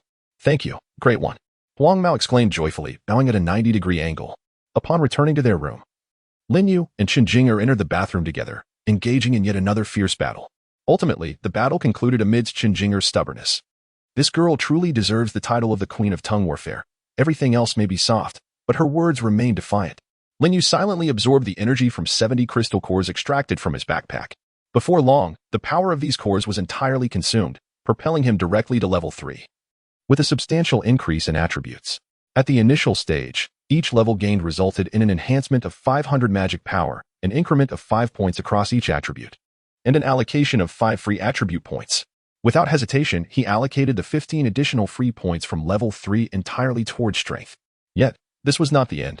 Lin Yu procured all the attribute fruits and began to consume them. What kind of attribute does this one possess? Holding the fruit gifted by Chen Jing'er, he felt a surge of excitement, for it contained a staggering 50 points in attributes. Strength 50, quite impressive. Indeed, it turned out to be a fruit of strength. Following this, he devoured 3 yellow fruits and 46 green ones. Soon, all attribute fruits were completely absorbed. He examined his own attributes. Level. Initial stage level 3, magic power, 8,600, strength, 156, constitution, 56, speed, 50, spirit, 130, talent, S-class flame controller, evolving. Flame unlocking form, blaze. Dragon's flame, unlocking. Gazing at his current attribute panel, Lin Yu felt immense satisfaction. In comparison to his talent, strength and magic power were paramount. The following morning, he mused, "One day, I shall ensure you remain beneath me." Chen Jing'er lay languidly on the bed, mustering courage with a determined clench of her tiny fist. Ah, the innocents. Lin Yu delivered a merciless blow. Today, they were still a 4-member team. They had chosen a different direction, advancing towards the street on the right side of the hotel for a thorough sweep. "Brother Yu, I sense something amiss. Why are there so few zombies here?" 2 hours later, Chen Jing'er surveyed the eerily silent street with heightened vigilance. Lin Yu narrowed his eyes slightly. Logically, the streets and the shops lining them should have been teeming with zombies. Yet, the area was devoid of any presence, leading to only one conclusion: the zombies had been eradicated. Tap, tap, the sound of powerful footsteps echoed. Chapter 15, The Awakening of Dual Talents. What is this? Zombie dogs. A massive black teddy, possessing only one ear, emerged slowly from the alleyway. Heavens, is this still a teddy? Chen Jing'er exclaimed. The teddy before them had lost one ear and was as large as a horse. Its eyeballs were a ghastly gray, exuding an eerie and terrifying aura. Hiss. Another sound followed. A slightly smaller but still sizable teddy, akin to a large wolf dog, appeared nearby, watching them intently. They bared their teeth at the group, crimson blood still trickling from their jaws, dripping slowly to the ground. The larger one was at least level 8, while the smaller one was no less than level 5. Lin Yu assessed the size and demeanor of the zombie teddy and felt a slight shiver. At level 8, its attributes would have reached a baseline of 45 points. In Lin Yu's eyes, this was no different from level 1 or 2 zombies. They were all merely insignificant nuisances. You 3 handle the smaller one with all your might, Lin Yu instructed, turning his attention towards the larger teddy. With a hiss, the zombie dog howled simultaneously, launching itself forward with remarkable speed. Boom. Red flames erupted around Lin Yu, enveloping him entirely in a fiery shroud. A terrifying aura surged forth. Super Saiyan? Liu Yu's eyes widened in astonishment as he beheld Lin Yu's transformation. His current state bore a striking resemblance to that of a Super Saiyan. His body cloaked in flames like a deity of fire. In that instant, Lin Yu felt an explosive surge of power. His strength, initially at 156, doubled to a staggering 468. In terms of raw might, it surpassed that of a first-tier evolved being, almost reaching the second-tier level. Simultaneously, His magical energy was rapidly depleting at a rate of 2 points per second. This indicated that his magical reservoir of 8,600 could only sustain the fiery manifestation for approximately 1 hour. Once his magic was exhausted, he would be unable to wield his extraordinary talents until his energy was partially restored. Boom! He unleashed a punch that collided with the paw of the massive teddy bear. Instantly, the creature was sent flying, unable to withstand Lin Yu's might, with half of its body exploding upon impact. Nevertheless, even in this state, the teddy bear zombie did not perish. It continued to roar and charge forward, driven purely by instinct. Bang! Lin Yu snapped his fingers lightly, and immediately, a colossal ring of fire materialized around the zombie teddy bear. The ring constricted instantaneously, ensnaring it within. The next moment, the flames within the ring surged violently, engulfing the creature before erupting with a resounding blast. The teddy bear zombie was obliterated into countless pieces of flesh, consumed and rendered to nothingness amidst the inferno. The entire process took merely a second. After vanquishing the zombie dog, Lin Yu turned his gaze towards Qinjinger and the others, faced with a level 5, possibly even level 6, zombie dog. Qinjinger and her companions were retreating step by step. In terms of fundamental attributes, Qinjinger was slightly stronger than the diminutive zombie dog, having consumed a considerable amount of attribute fruits. Yet, she ultimately lacked combat experience. No. Suddenly, the zombie dog kicked Qinjinger back and then twisted its body, lunging to bite Yang Shanshan. Instantly, the expressions of the three changed dramatically. If bitten by the zombie dog, survival was utterly impossible. I will make you pay. Li Yu's eyes turned crimson as he shouted, "Wind strangulation." In an instant, countless blades of wind materialized around the zombie dog, slicing towards it. Thorns of sand. At the same time, a fierce voice rang out. Yang Shanshan, witnessing the gaping maw closing in upon her, felt a surge of fear that triggered something within her, awakening a latent power.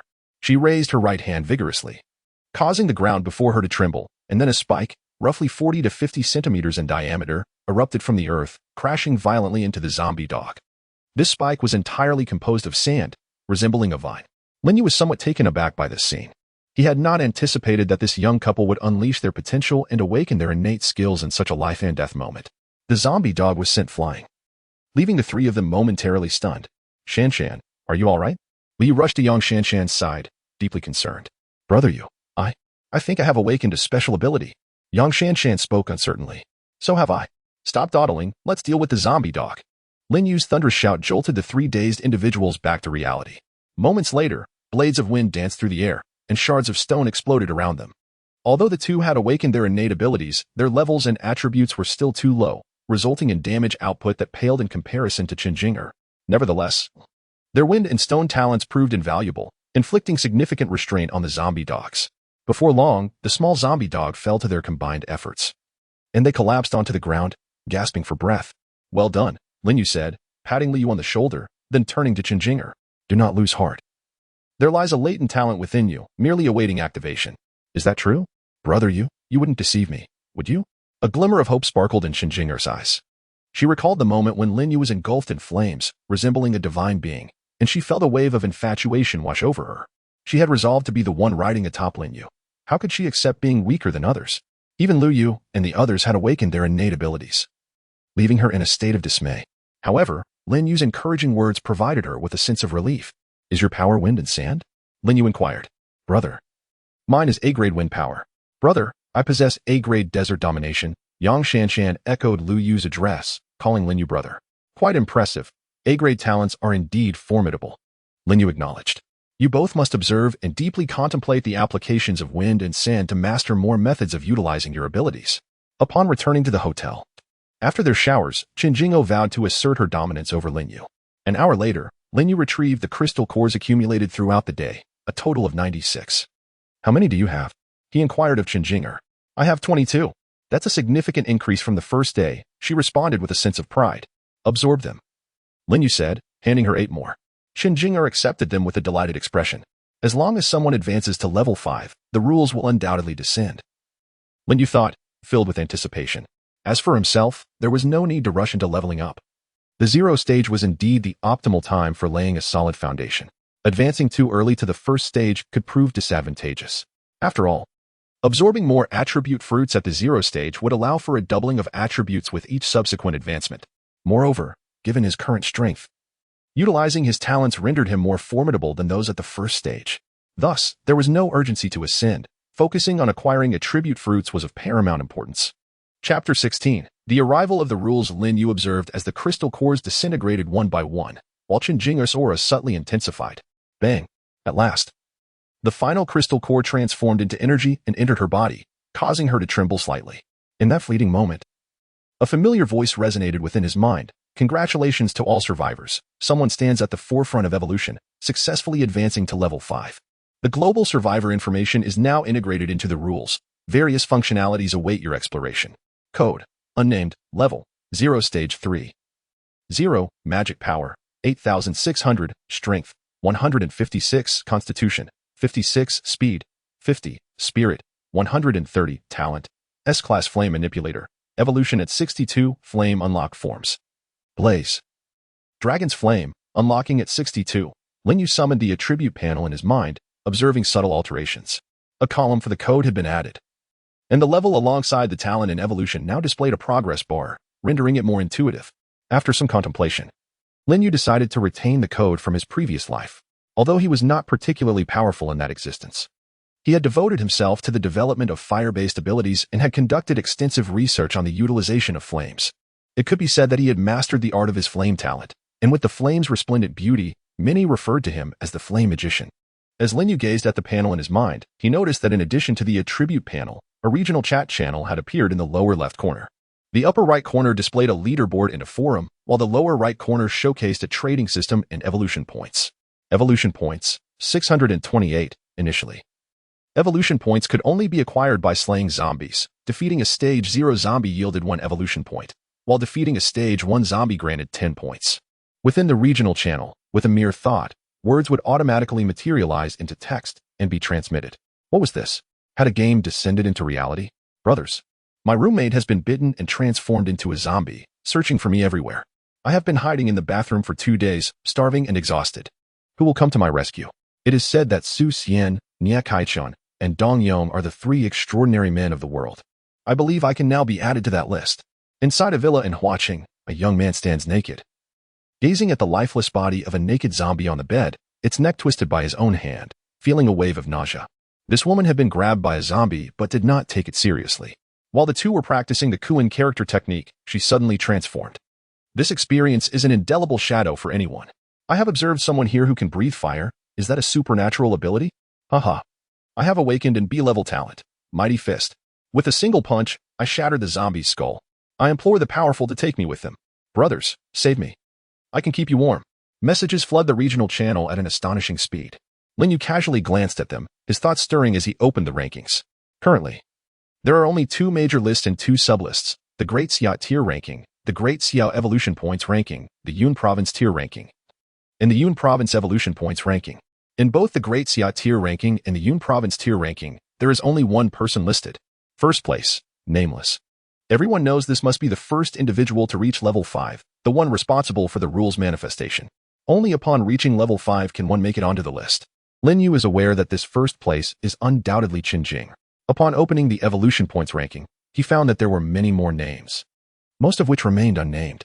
At the pinnacle stands, first place, the Magician, evolution points 628, second place, unnamed, evolution points 86, third place, unnamed, evolution points 72. Goodness, behold the leaderboard. Who is this magician with an astonishing 628 evolution points? Such terror. Surely, this individual has awakened an S-class talent. A figure of such caliber resides in our Yun province. Might they come to our aid?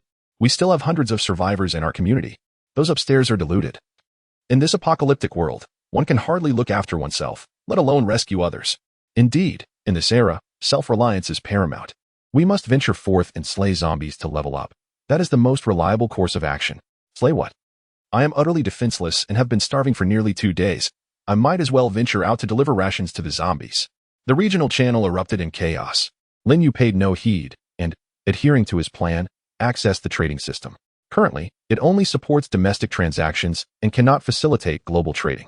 He divided all the zombie crystal cores and sequentially listed them on the market. 3 zombie crystal cores for 1 green fruit. 10 zombie crystal cores for 1 yellow fruit. With the trading orders set, a spatial fluctuation enveloped him, and a rift in space appeared. Lin Yu exhibited no surprise. He tossed all the zombie crystal cores into the rift, as per the rules for receiving his traded items. This phenomenon eludes explanation. It is merely speculated to be the manifestation of the rules. After all, this is not merely a game. Everything is composed of data and code. With a mere flick, items can be automatically exchanged with success. This is a tangible transaction of goods, governed by rules, where one party relinquishes their items and the other receives in return. Once the trade order was properly established, Lin Yu entered the forum. At that moment, the forum was bustling with numerous posts featuring a variety of trivial discussions, alongside a considerable number of technical analyses and thoughtful debates. Prominently displayed at the forefront was a post elucidating the effects of attribute fruits. Lin Yu delved into it with keen focus, finding the information largely accurate and quite comprehensive.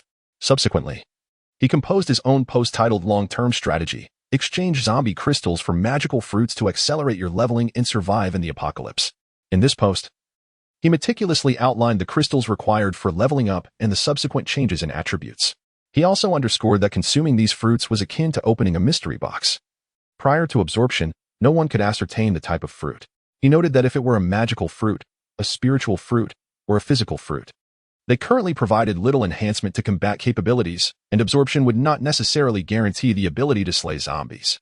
However, if one could exchange for crystals and subsequently absorb them for upgrades, achieving a full attribute score of 5 would render the singular defeat of ordinary zombies a trivial matter. Upon completing the post, Lin Yu promptly spent 10 evolution points to pin it at the top, placing it in a position of prominence. For other posts to surpass his, they would have to offer a higher bid.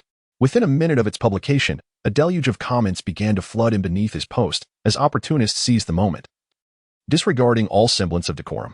The previous comments were mere trivialities. The esteemed individual has been quite fair. Elevating one's level requires 20 crystal cores, resulting in a total enhancement of 5 points across all attributes. 10 cores correspond to half a level, equating to an aggregate of 10 attribute points and 250 magical energy, undeniably surpassing the value of the 5 attribute points derived from yellow fruits. Yet, it must be noted that the attributes gained from fruit are supplementary and do not conflict with those acquired through leveling up. I surmise that the disparity lies in the advantage provided by the attribute fruits. While the previous commenter is correct, what if the fruit consumed enhances mental strength? Ultimately, one might either fall victim to zombies or succumb to starvation. Thus, opting to exchange for crystal cores to level up is the more prudent choice for survival. The comments on the post continued to flood in, yet Lin Yu chose to remain unresponsive.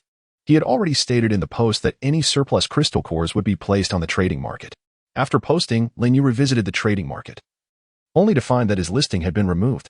With only 88 crystal cores, all had been exchanged for fruits, leaving him devoid of any cores and resulting in the natural removal of his listing. Chapter 17. Duan Yang's Awakening Talent Gazing at the Trading Interface. Lin Yu promptly selected to receive his reward. Evolution points deducted, 170.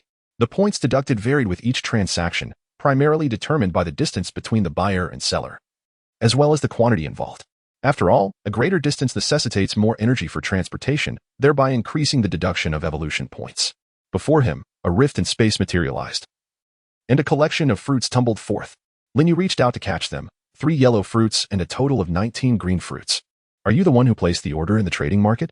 Xinjinger gazed at the space above the large round bed, which suddenly cracked open, releasing a plethora of attribute fruits, startling her momentarily. Lin Yu did not deny it. There was nothing to conceal. For him, there was no urgency in leveling up, as his strength was more than sufficient to confront any zombies beneath the first tier. Advancing in levels was not a formidable challenge. The attribute fruits, however, were exceptionally precious. Each one was invaluable. Utilizing them at 0 tier would maximize their benefits.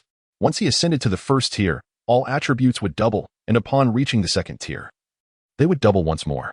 This was the nuance that would create a significant disparity between him and others, expanding like a snowball as time went on. A faint smile graced Lin Yu's lips. It was only the second day of the apocalypse, and a scarce number of attribute fruits remained unconsumed. If he did not seize this opportunity to gather more, he would have no chance later. After Lin Yu's post, many capable individuals began to emulate his approach, placing orders in the trading market to acquire attribute fruits. However, their stock of crystal cores was limited, resulting in minimal acquisitions. At this moment, many realized the significance of attribute fruits. Within a university in Chuan City, a group of over a dozen girls huddled together in the dormitory. This magician is quite impressive. We were just planning to trade crystal cores for attribute fruits, and he has already taken action. One girl remarked. What should we do then? Another inquired.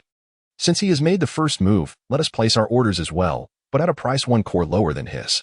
We are not as affluent as he is. In this world, there is never a shortage of clever minds. I shall also save my crystal cores for tomorrow to exchange for some attribute fruits, Qinjinga resolved. The addition of attribute fruits enhances one's attributes, making them exceedingly valuable. It is time to rest. Tomorrow we shall head towards the heart of the city. Lin Yu fell into a deep slumber. In the darkness, a rustling sound emerged. What are you doing? Lin Yu sighed, perplexed by how this woman seemed to have an even greater appetite than he. Only through constant struggle can one truly grow. As you so often say, Chun Jinger took the initiative, yet Lin Yu would not allow her to have her way. It is precisely the unattainable that fuels one's motivation. Is it not? Meanwhile, in a hospital, Duan Yang had consumed over a dozen crystal nuclei, and suddenly, a powerful surge of energy coursed through him. The bandages that bound him were violently torn apart. I have reached the next level. I have recovered. Ha ha ha. Duan Yang laughed heartily. Lin Yu, how dare you undermine me? Just wait. I shall see you dead. Each recollection of this incident filled him with disdain for his own body. He could even detect the foul odor of his own blood.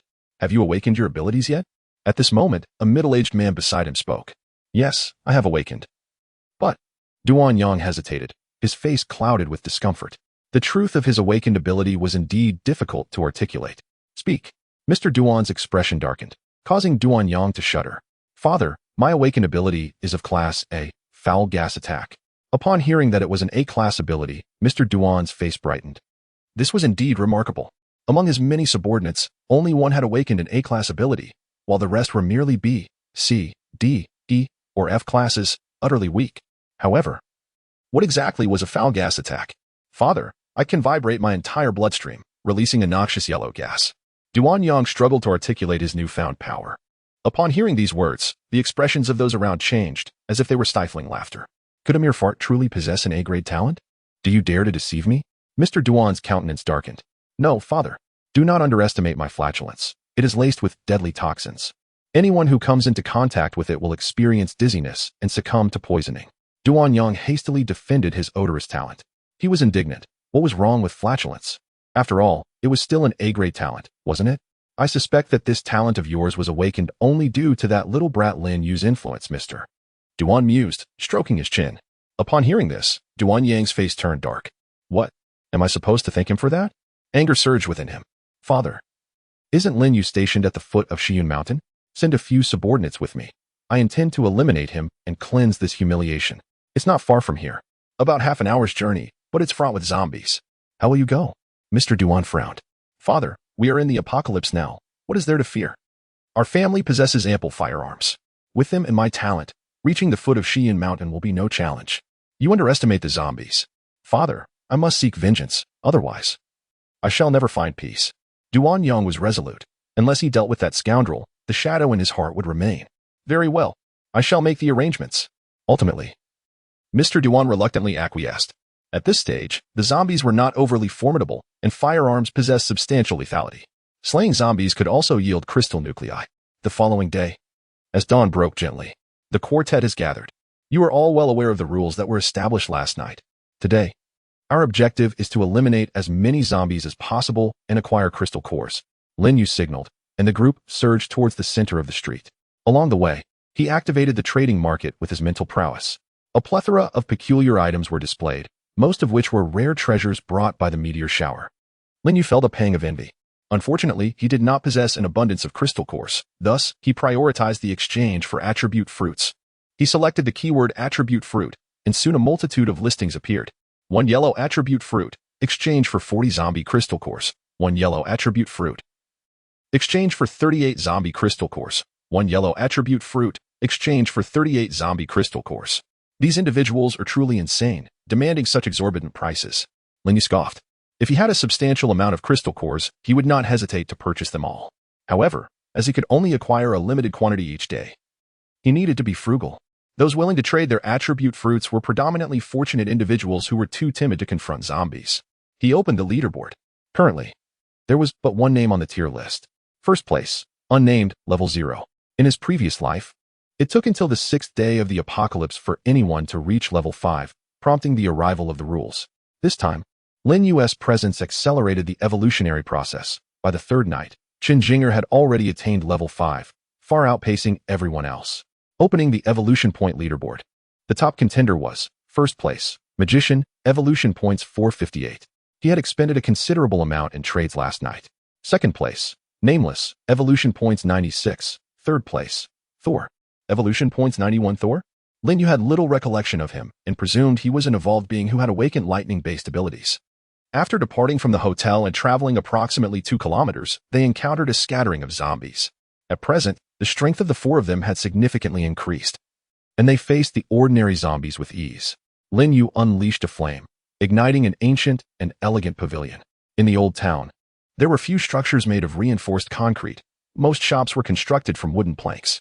He had not realized this issue the previous day, and thus, while slaughtering zombies, he had restrained himself, maintaining over 50% of his magical energy in anticipation of unknown dangers. Now, however, he was ready to unleash his full power and engage in a massacre. The numerous ancient buildings surrounding him would provide ample opportunities for sustenance. Roar. Lin Yu's vigorous actions drew the attention of many zombies. In an instant, they surged toward the group with a terrifying roar. The tranquility of the morning was shattered. As one zombie moved, countless others followed suit. Brother Yu, this is far too many. We should make our escape. In an instant, over 100 zombies surged forth, creating an overwhelming and fearsome spectacle. Moreover, in the distance, more zombies stirred, seemingly drawn to the commotion. Lu Yu and the others' expressions changed dramatically. Run, Lin Yu shouted, leading the 3 of them in retreat. They sprinted with all their might. That should be enough. After running back 300 to 400 meters, Lin Yu observed that the number of pursuing zombies had significantly diminished, leaving only around 30 to 40 behind. The other zombies were blindly following.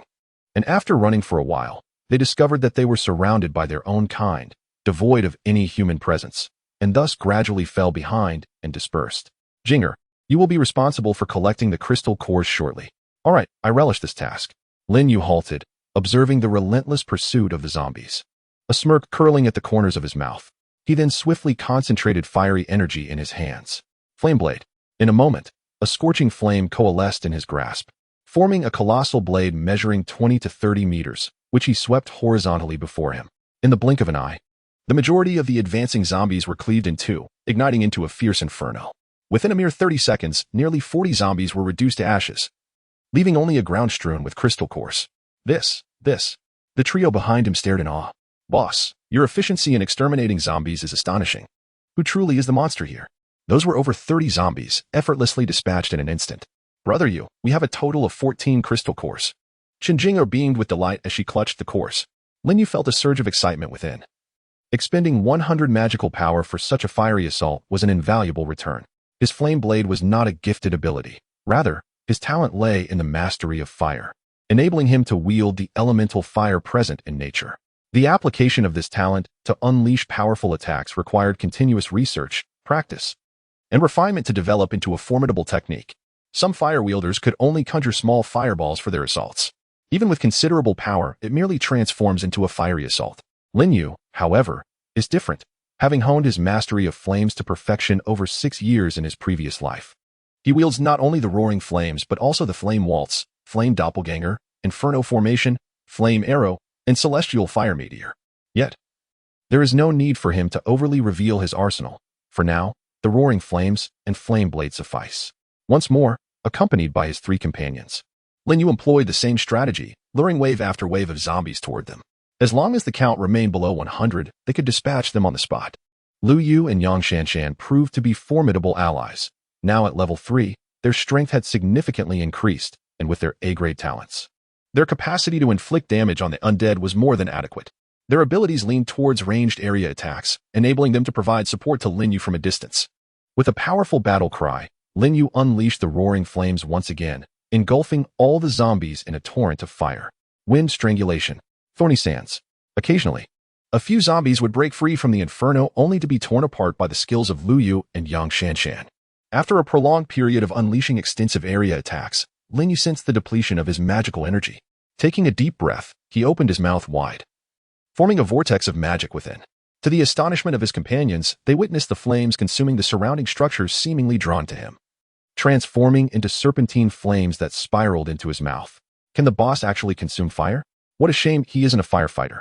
Indeed, if such a skill existed before the apocalypse, it would have rendered firefighters obsolete. What manner of creature is this? The 3 individuals gazed in astonishment at Lin Yu's astonishing display of prowess. Countless flames converged, rushing towards his mouth. In but a moment, the street was devoid of any fire, completely consumed by Lin Yu. With a satisfied belch, he had devoured a considerable amount of fire elemental energy. Despite absorbing the raging infernos from the 2 to 3 dozen shops lining the street, he had regained scarcely 1,000 points of magical power. Yet, this was still quite formidable. Throughout the course of battle, which had spanned half a day, he still possessed over 3,000 points of magical energy. Meanwhile, they had vanquished nearly 6,000 to 7,000 zombies, collecting close to 1,000 crystal cores. On the evolution point leaderboard, his statistics surged dramatically, now nearing the remarkable threshold of 4,000. Even Lu Yu and Yang Shanshan had secured positions within the top 30. Daxia evolution point leaderboard. First, Magician. Evolution points 3762 second. Nameless. Evolution points 427 third. Frenzied Wolf. Evolution points 416. 26th. Lu Yu. Evolution points 286 29th. Yang Shanshan. Evolution points 257. All who observed the leaderboard were left in utter disbelief at the magician's terrifying evolution value. Who is this formidable figure? He has not even appeared on the tier rankings yet wields such incredible power. In half a day, he has slain over 3,000 zombies, even if I stood still. I could not hope to achieve such a feat, truly terrifying. I suspect that the esteemed individual possesses a terrifying talent for large-scale attacks, likely at least of S rank or higher. The substantial gathering of attribute fruits yesterday was presumably orchestrated by this magician, as the strong continue to thrive. I can no longer contain myself. Today I shall exchange some zombie cores. It's time to level up and venture forth to vanquish the undead. I advise you all against wagering on attribute fruits. I consumed 3 green ones, all of which augmented my magical power, yet I have not even awakened any innate abilities. What use is this magical power to me? I surmise that the magician is not a solitary figure, but rather part of a formidable team. Otherwise, it would be utterly terrifying. This notion garnered widespread agreement. Considering the magician's evolution points are indeed daunting. The regional chat remains lively, with text scrolling at an astonishing pace. In this apocalyptic world, rather than devising ways to slay zombies and ensure survival, these individuals are merely engaged in trivial banter. How utterly perplexing. Time flies swiftly, and dusk has fallen. The Lin Yu team has returned to their hotel. The day's yield has been immensely fruitful. At this moment, his evolution points have reached an impressive 8,261. While the second-place contender has yet to break the 1,000 mark, barely achieving 965. Moreover, he has amassed a staggering 216 crystal cores, distributing 100 each to Lu Yu and Yang Shanshan, and bestowing 200 upon Chen Jinger. When the 3 finally tallied their shares, they were left numb. They had no objections to Lin Yu's allocations. Despite their envy, Lu Yu understood that without Lin Yu, they would struggle even to acquire 50 cores, let alone 200. Chen Jinger, having done nothing, unexpectedly received 200 units and joyfully sought out Lin Yu for a sparring session. Naturally, the outcome was already predetermined. The master of verbal prowess could only claim a fleeting victory through words. None of them absorbed the crystal cores. Instead, they followed Lin Yu's example and listed them on the trading market in exchange for fruits. It appeared that quite a few individuals possessed fruits. Lin Yu mused to himself. Within less than 2 minutes of his listing on the trading post, 800 crystal cores were swiftly snatched up. According to the exchange rate he established that day, 5 cores yielded 1 green fruit, while 20 cores provided 1 yellow fruit. Anything below these rates saw little to no sales. Ultimately, he acquired 42 intermediate yellow fruits and 192 green fruits. Upon seeing these figures, he momentarily gasped for breath. What an astonishing quantity! While this number might seem trivial when spread across the vast population of over 2 billion in the Great Xi'an nation, with millions likely receiving fruits, it became utterly daunting when concentrated in a single individual. Possessing 42 yellow fruits and 192 green fruits translated to an impressive 402 attribute points. Filled with exhilaration, Lin Yu glanced at Chen Jinger, who was luxuriating in the bath, and clicked to claim his rewards. Evolution points, 3,020 his. Although he had prepared himself mentally, he couldn't help but draw in a sharp breath. He was uncertain how the rules would deduct points, yet this time, over 3,000 evolution points were directly subtracted. Subsequently, the void split open, and countless attribute fruits cascaded down, engulfing him entirely. Without hesitation, Lin Yu seized the fruits and consumed them. The fruits dissolved upon entering his mouth, immediately transforming into surges of energy that would reconstruct and enhance his physique. Power, 5 speed, 5 magic, 500 spirit, 5. Chapter 19. The one below one Lin Yu's mouth was numb from feasting, and in less than 10 minutes, he had devoured all the attribute fruits.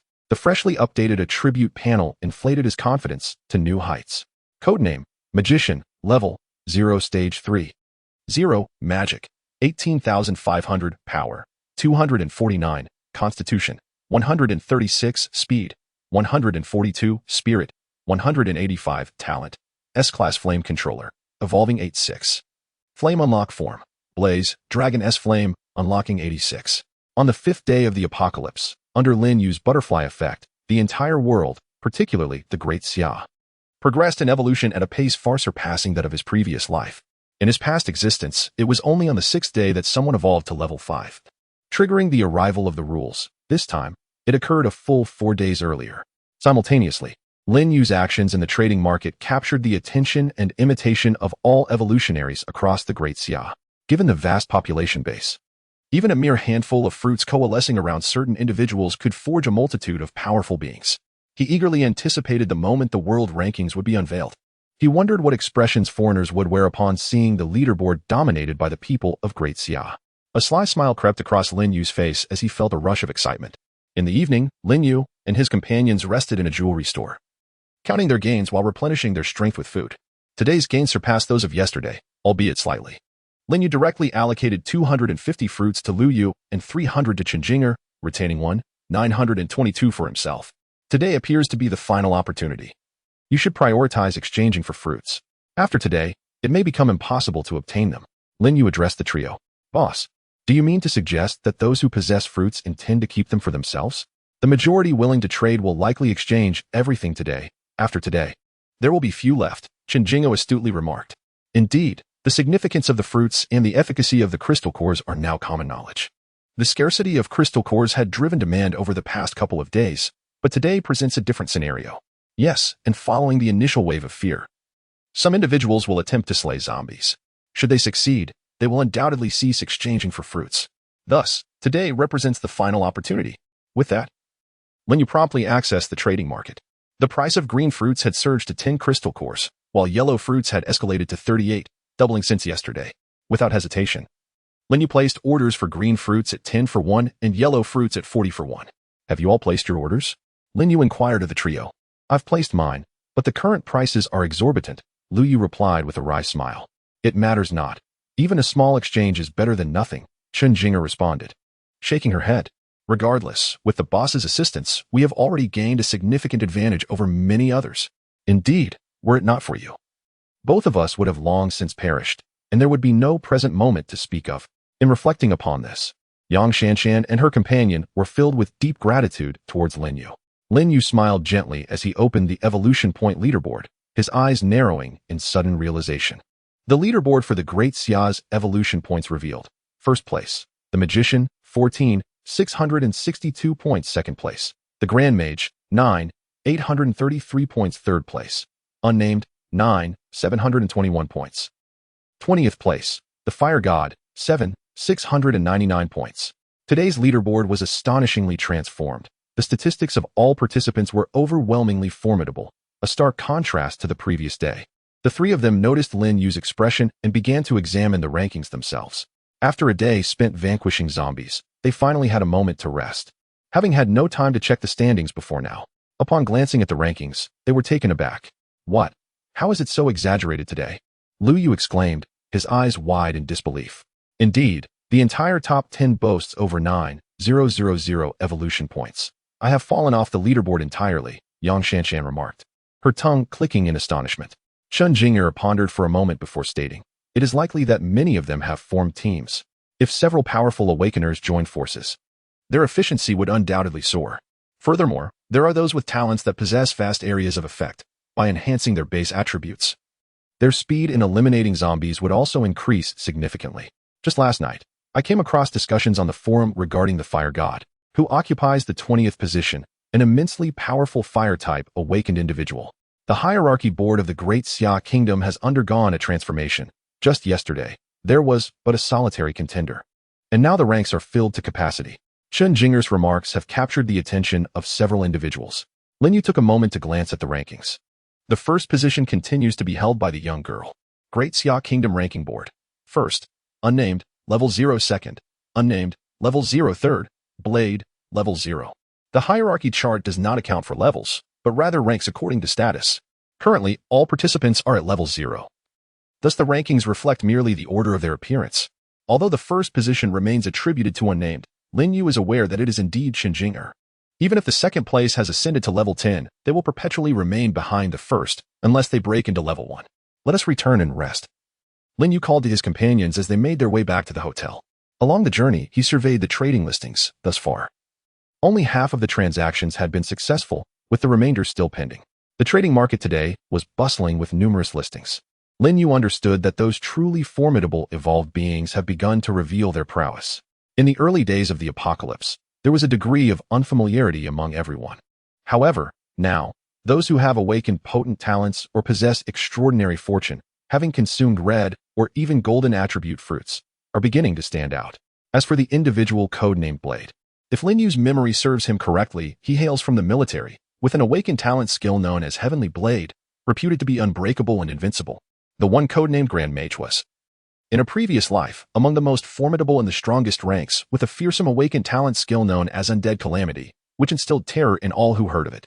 After familiarizing himself with his extraordinary abilities, this fellow became exceedingly swift in dispatching zombies. However, no matter how formidable you may be in this lifetime, you shall remain beneath me. A smirk played at the corners of Lin Yu's mouth as he recalled a particularly captivating anime titled One Punch Man. And he resolved to be the singular force in this apocalypse. All others would fall beneath him. He was confident that his advantages were unparalleled. Knock, knock. Just as Lin Yu and his companion returned to the hotel, a knock echoed through the air. I'll check, Xinjingo said, opening the door to reveal a woman clad in a white suit, her beauty striking. Can I help you? Xinjinger asked, her guard instinctively raised. This woman, though equally attractive, possessed a mature allure that set her apart. May I come in? The young woman sensed the hostility emanating from the girl before her and offered a wry smile. Please, come in. After a moment of silence, Xinjingo allowed her to enter. Did you come seeking me? Lin Yu inquired. I wish to join your team. Upon hearing this, Xinjinger frowned. What benefit would your joining bring us? As far as I know, you bring along your daughter, and both of you are but frail women lacking any means of defense. Lin Yu regarded her with an amused expression. Chapter 20. Spatial talent. Feeling Lin Yu's scrutinizing gaze, the young woman grew somewhat uneasy, her cheeks flushing slightly. She was not oblivious to the thoughts of such men. Taking a deep breath, she adorned her face with a serene smile and declared, Accept me, and you shall never regret it. Are you accepting me? Lin Yu was taken aback. Is it really that straightforward? No, what I mean is, allow me to join your ranks. The young woman seemed to have realized the ambiguity in her words and hurriedly clarified. Her face flushed with urgency, a hint of shyness creeping across her features. Heaven bear witness, although she harbored some peculiar fantasies about Lin Yu, she was, above all, an astute individual. She understood that a readily available vase holds little significance for a man, especially in a post-apocalyptic world. Thus, even if she sought a man for support, even if she found him pleasing to the eye, perhaps even developing a fondness for him, she would never subjugate herself to him as a mere ornament. Tell me, what value do you possess that would prevent me from regretting this decision? Lin Yu inquired with interest. This woman exuded an irresistible charm. She radiated an air of composure and grace, yet seemed easily flustered. That contrast was utterly captivating. Sensing Lin Yu's unusual expression, both women harbored their own thoughts. Cunning vixen. Chen Jinger seethed with barely concealed resentment. I am Lu Shiyun, and this is my niece Lu Rook. We have both awakened our abilities. The young woman introduced herself. She had previously managed a company in Kuan City, which, although not particularly large, generated an annual income exceeding $1 million. Rook was the child of her twin sister, who had passed away when Rook was merely 2 years old, and thus she had raised her single-handedly. Though not by blood, a sister's child is akin to one's own. And so they had always regarded each other as mother and daughter. There are countless individuals in this world who have awakened their talents. It is hardly remarkable. Lin Yu replied, shaking his head. My daughter has awakened an A-grade talent, Holy Light Healing. With her around, no matter how severe the injuries, she can bring them back from the brink. It is indeed a remarkable gift. Chen Jinger was also taken aback. This is a support skill that significantly enhances survival rates in a post-apocalyptic world. And what about you? What is your talent? My talent is S-grade infinite space. After a moment's hesitation, Lu Shiyun spoke the truth. Although both mother and daughter have awakened their talents, it seems they lack offensive capabilities. Surviving in a world overrun by zombies, where humanity reveals its darkest side, is nearly impossible. Even if she stockpiles various resources, she lacks the strength to raid others. S-grade infinite space. The moment her words fell, Lin Yu suddenly stood up. This talent is incredibly extraordinary. An S-grade spatial talent is something many would yearn for. In novels, possessing this talent guarantees one a place as the protagonist, stockpiling food and resources while others struggle in the apocalypse. What a dream. However, despite its remarkable nature, it is not what Lin Yu values most. In this world, strength is of utmost importance. Otherwise, it would be a matter of the neighbor hoarding food while he hoards weapons, with the neighbor being his granary.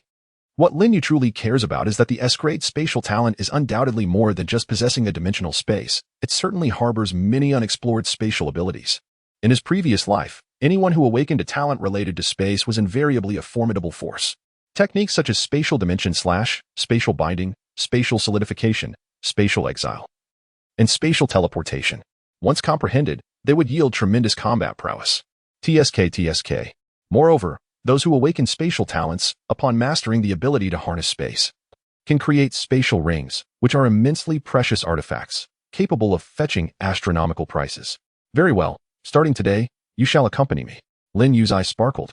Conquering this woman's heart would undoubtedly serve as a significant asset for him in the future. Not only was she formidable in strength, but she could also bring forth an abundance of wealth. With spatial talents, should they flourish, he would truly stand atop the pinnacle of the world. After bidding farewell to Lu Shiyun, Lin Yu accessed the trading market. At this point, all the crystal cores had been exchanged for attribute fruits. He acquired 21 yellow attribute fruits and 108 green fruits. Compared to yesterday, this was a considerable decline. However, the rarity of such items rendered the exchange commendable. This would yield him over 200 points in attributes. Without the slightest hesitation, Lin Yu absorbed them all. Then, a thought crossed his mind. He possessed several treasures in his possession, 7 cards and 2 drops of dragon blood. Keeping such items on him was ultimately unsafe. Should he accidentally misplace them, it would lead to trouble. Thus, he decided to place them in the trading market to exploit a little loophole. In this world, the safest place for precious items is undoubtedly within the realm of regulated space. However, maintaining items there incurs a fee, aside from the cost of placing a trading order, which requires a certain number of evolution points. A daily deduction of evolution points occurs for items that remain untraded and unclaimed. Consequently, even if individuals were aware of this loophole, most could not afford it. After careful consideration, Lin Yu decided to place his most precious possession, a drop of fire dragon's blood, on the trading board. 1 drop of fire dragon's blood in exchange for treasures of equivalent value. 1 drop of fire dragon's blood in exchange for treasures of equivalent value. He listed it twice. The fire dragon's blood had lost its utility for him, yet its worth was incalculable. Additionally, he offered 7 rare cards, transforming the trading market into a personal space ring. Should anyone wish to engage in a trade, he would receive a notification and could simply decline. What are you doing? Just as Lin Yu prepared to settle down for the night, Chen Jinger ensnared him like an octopus. Failure is the mother of success.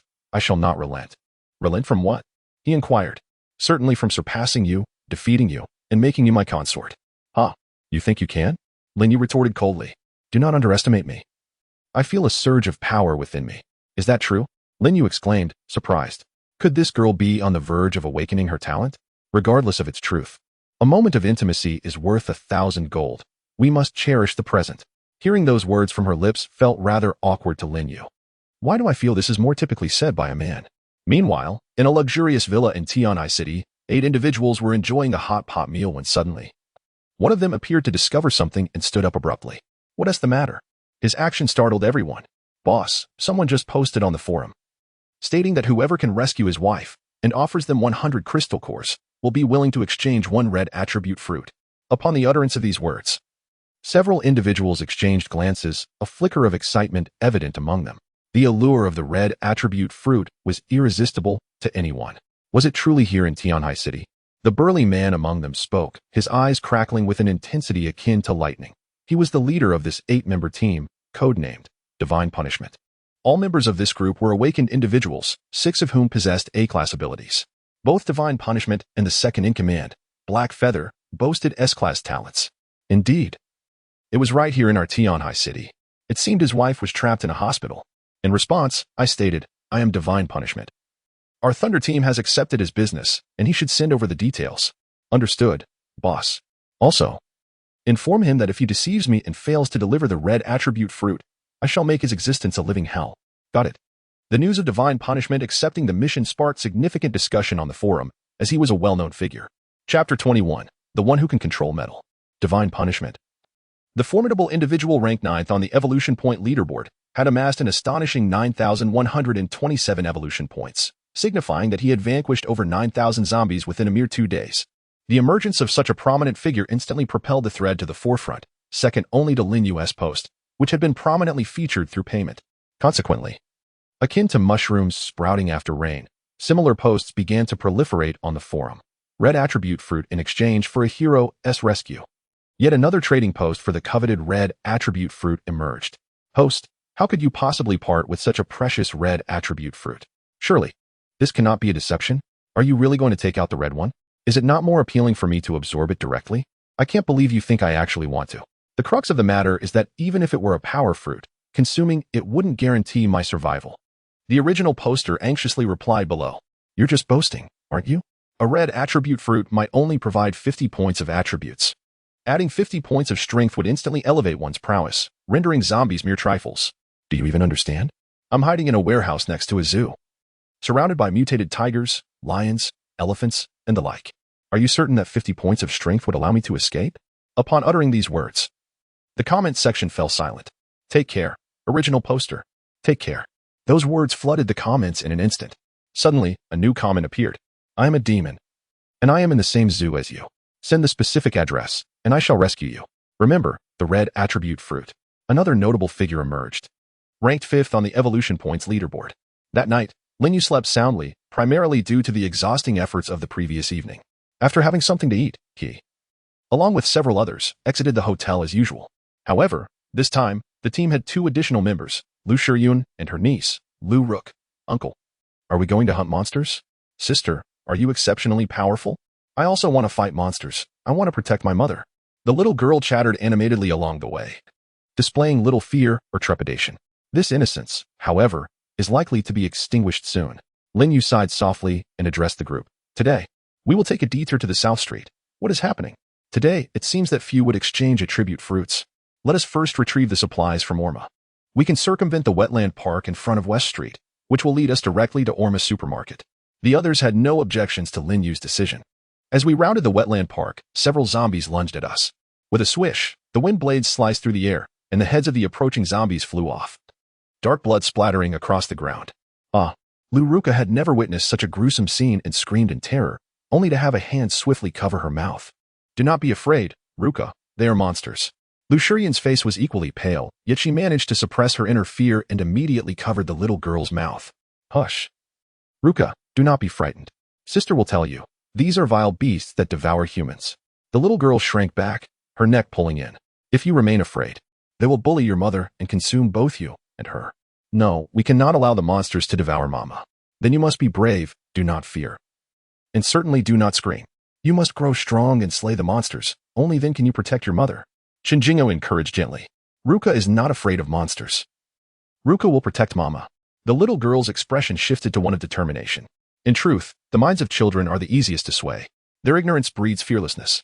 Before the apocalypse, some teenagers committed crimes and dared to kill simply because of their naivety.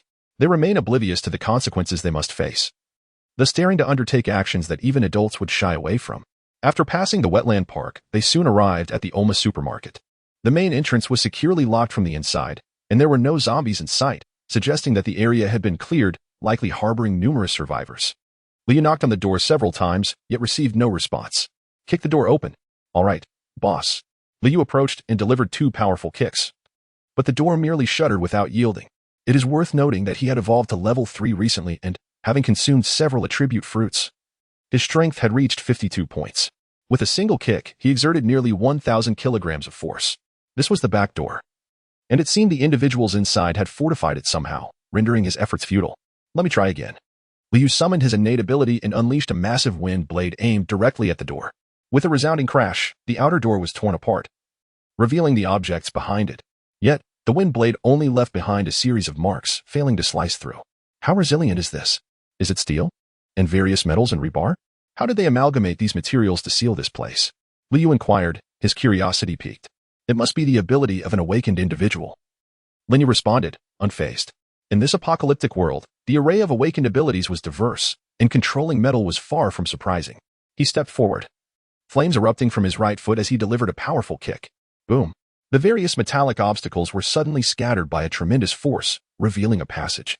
A few individuals stepped inside. Rows of shelves came into view, laden with an array of food, with rice and various grains in abundance, totaling hundreds of bags. Potatoes and sweet potatoes were piled high in one corner, an overwhelming quantity. How wonderful to discover such an abundance of food, for a long time to come. There would be no need to worry about sustenance. Shiyun, please store all of this in your infinite space and take it with us. Lu Shiyun nodded in agreement. Approaching the large shelf, she extended her right hand, and before her palm, a spatial black hole appeared, swiftly engulfing the entire shelf. The others were witnessing spatial talent for the first time, and they were all astounded. At that moment, Lin Yu's conviction grew stronger. Lu Shiyun's spatial ability was far more than mere storage of items.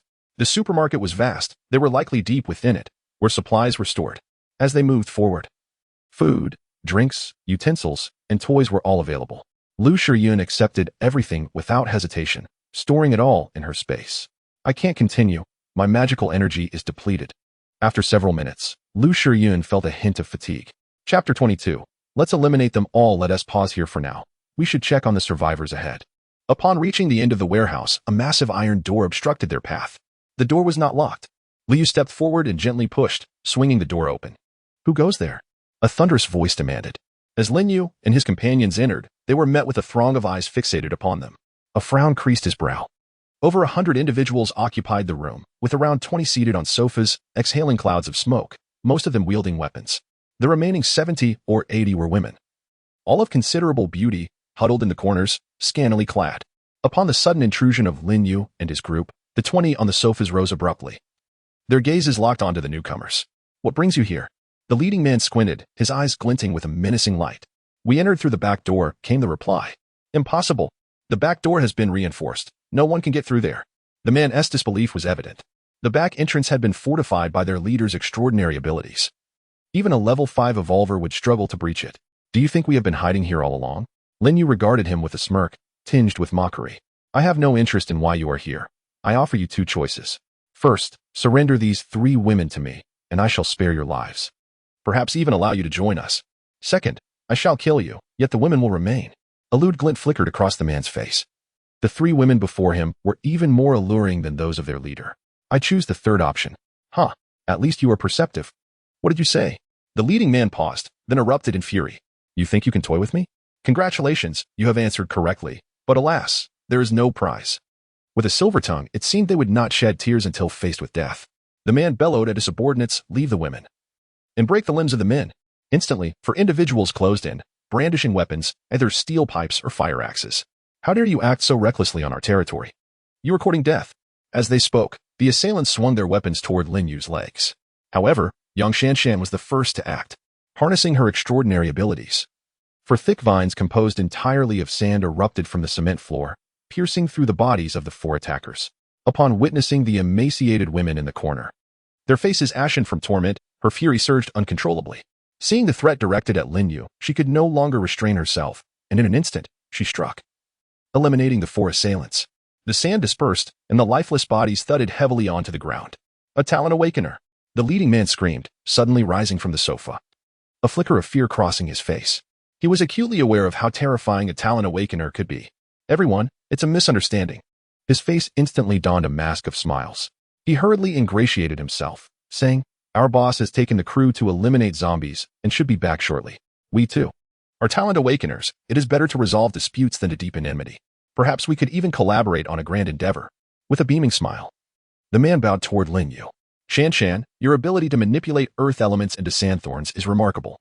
You might consider exploring and contemplating ways to transform the earth into a sandy marsh, developing such skills further. Lin Yu paid no heed to the man, instead choosing to impart a lesson to Yang Shanshan. Very well, I shall give it a try. Yang Shanshan exclaimed joyfully. The thorny sand, a technique she had naturally mastered upon awakening her talent, intrigued her. Yet, the earth held no sand, thus, from whence did her thorny sand originate? Delving into the essence of her ability, it became clear that her gift lay in the capacity to transform the earth element into sand. The thorny sand was merely a method of attack formed from the sandification process. At present, it remains elusive. When I employ the thorny sand, I should naturally generate sand and coalesce it into thorns for assault, she reflected. Yang Shanshan endeavored to practice, only to discover the endeavor exceedingly arduous. Do not rush. I will guide you. Practice diligently when you find the time, and immerse yourself in the experience of your talent. Feel the process of sand formation.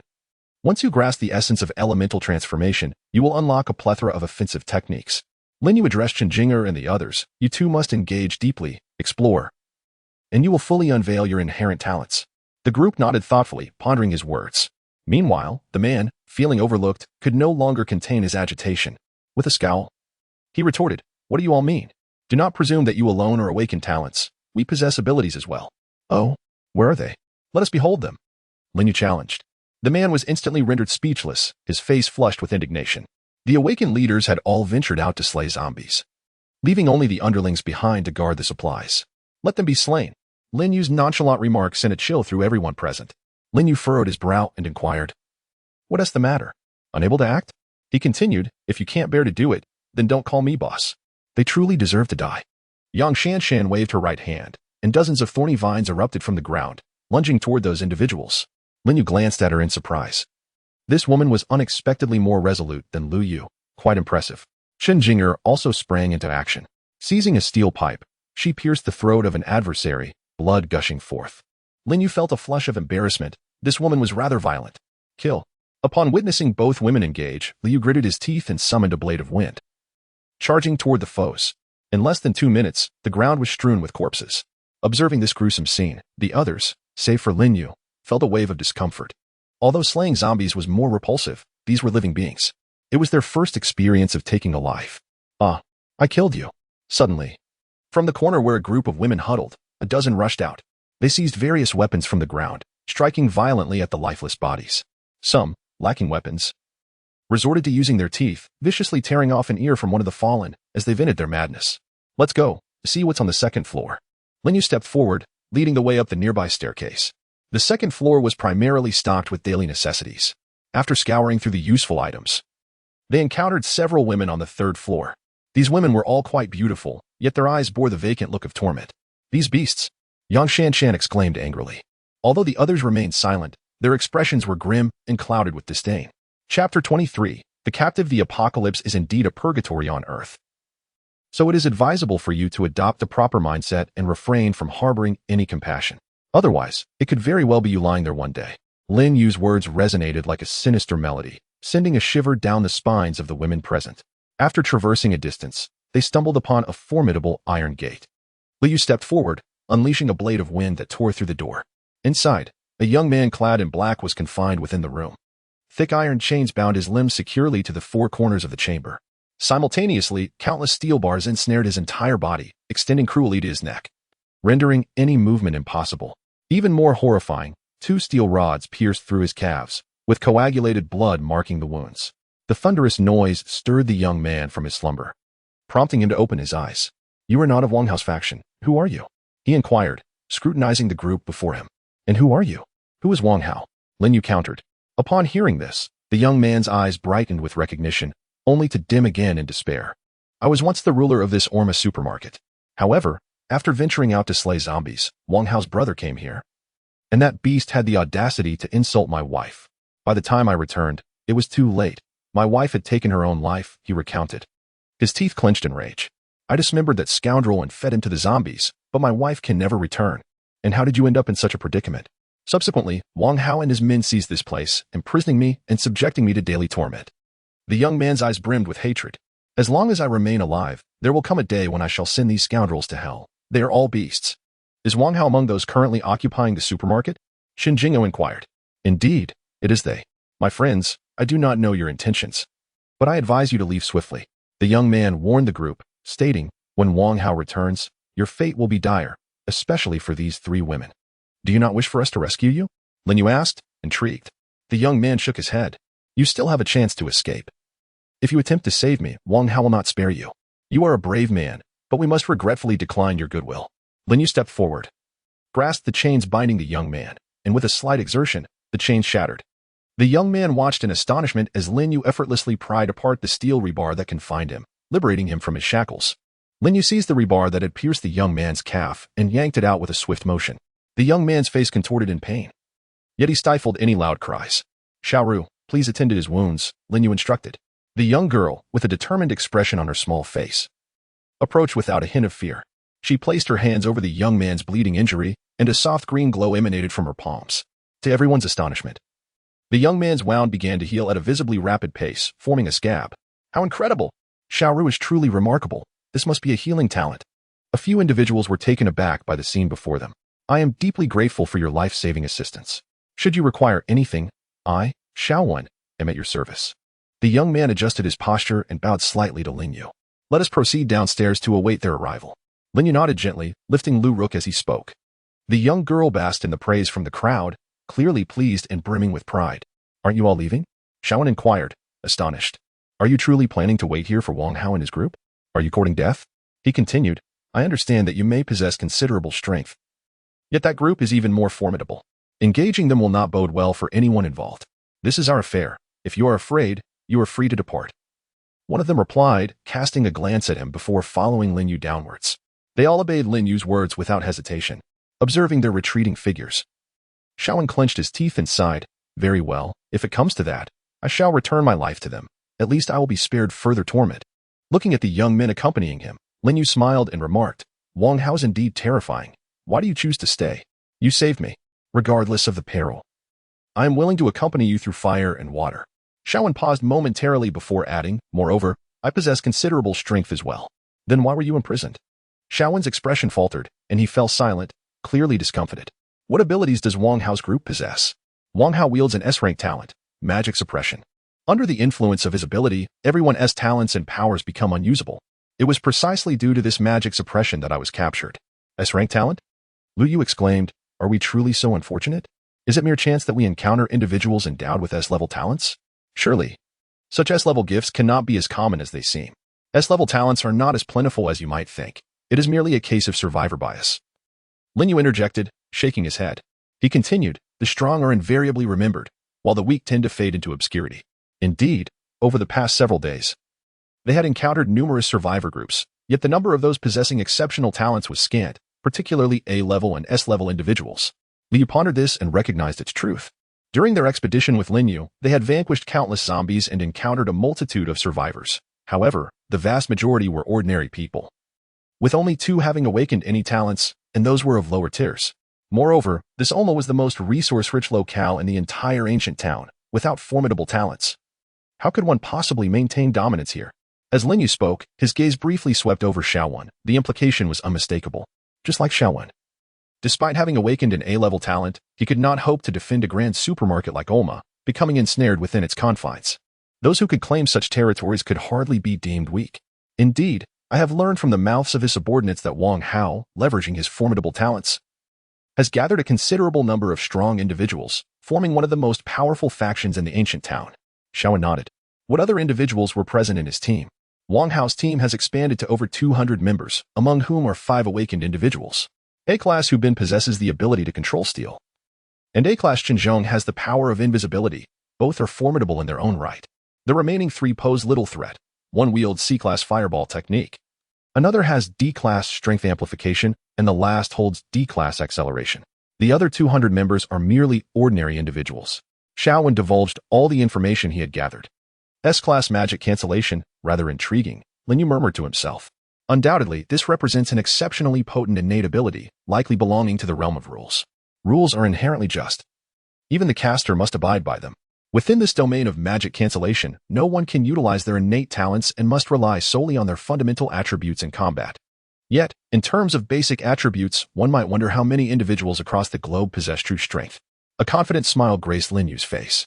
As they descended to the first floor, they regarded the corpses strewn about with a sense of disdain. Sandification. Suddenly, Yang Shanshan exclaimed with a delicate voice. As her words echoed, the once solid concrete floor appeared to corrode rapidly, transforming instantaneously into sand. The grains rolled and consumed all the bodies lying on the ground. I did it. Yang Shanshan exclaimed with immense excitement. After hearing Linyu's words, she had been pondering and contemplating, ultimately grasping the essence of sandification. Shanshan, you are incredible. You comprehended it so swiftly. Chen Jinger expressed with envy, for she had yet to awaken her own talent. It seems your comprehension is quite remarkable. Linyu added with a cheerful compliment. Xiaowen's expression shifted. This woman was also an awakened talent, and she appeared formidable. After dealing with the corpses, the overall environment became significantly cleaner. Lin Yu led Lu Shiyan back to the warehouse, collecting all the supplies that had yet to be gathered. Half an hour later, the roll-up door was slowly lifted. How good? You were truly impressive. That zombie was likely at level 10, yet it was effortlessly dispatched. The leaders should reach level 7 tonight. As the door was raised, the voices of a group of people flooded in. Upon hearing the commotion, Lu Yu and the others stood up, fixating their gaze on the entrance. Wang Hao entered with 70 to 80 individuals, their bodies smeared with blood, suggesting they had just emerged from a fierce battle. Upon spotting Lin Yu and the others, they momentarily froze. Where's the mouse? Where did these 3 women come from? They're rather striking. The beauty of these women surpassed that of celebrities, and the leaders were in for a treat tonight. Many in the crowd paid little heed to Lin Yu's group, assuming they were brought in by the mouse, and began to jest among themselves. Chapter 24. The Forbidden Magic Domain. Wait, that's Xiaowen. A stern-looking man narrowed his eyes and softly alerted. Hearing this, the crowd scrutinized further. Are you here to rescue Xiaowen? Wang Hao scoffed. Where's the mouse? We killed him. Lin Yu remained seated on the sofa, showing no intention of rising. Upon hearing this, Wang Hao and his group immediately advanced menacingly. The oppressive atmosphere created by the 70 to 80 individuals was palpable, each having fought off numerous zombies. Their bloodlust evident. The few companions behind Lin Yu grew increasingly tense, secretly gathering their strength. Suddenly, from a cluster of women in the corner, 13 stood up, weapons firmly clutched in their hands.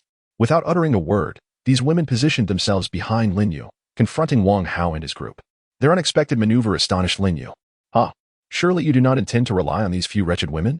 Wang Hao guffawed, sweeping his hand with vigor, prompting a dozen of his subordinates to rush forward. Liu advanced a step, summoning countless blades of wind with a swift motion of his right hand, which sliced through the advancing crowd.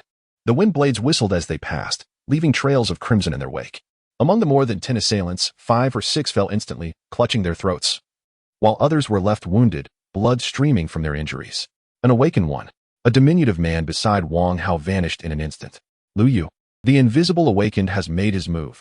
Focus on sensing the fluctuations of the wind elements in the air, Lin Yu advised. The invisibility merely cloaked his physical form. His aura and murderous intent remained. Even during his movements, he would disturb the air, creating ripples in the wind. By attuning himself to these changes, one could effortlessly locate him. Boss, I understand. Initially startled by the presence of the invisible assailant, Lu Yu felt a surge of panic. However, upon hearing Lin Yu's words, he steadied himself, concentrating intently. I found you. Suddenly, Liu swung his arms with great force, unleashing an enormous blade of wind that sliced toward his left front. With a resounding clash, the cloaked figure was revealed. The colossal wind blade severed the dagger in his hand, inflicting a gruesome wound upon his shoulder. Had he not evaded swiftly, that strike would have cleaved him in two. The cloaked figure retreated at breakneck speed. Liu brandished the wind blade once more, aiming another strike at him. Clang, clang, clang. Hu Bin, who possessed the ability to manipulate steel, intervened. Under his control, over 10 steel bars soared through the air, colliding with the wind blade. Humph. Yang Shanshan huffed softly, activating her innate talent. Several tendrils of sand coalesced, bursting forth from the concrete floor and lunging forward. Hu Bin's expression shifted. With a swift grasp of his right hand, all metallic objects in the vicinity were drawn to him, coalescing rapidly into a barrier of various metals, which effectively thwarted both the wind blade and the thorny tendrils of sand. This individual was formidable. His prowess far surpassed that of Lu Yu and his companions.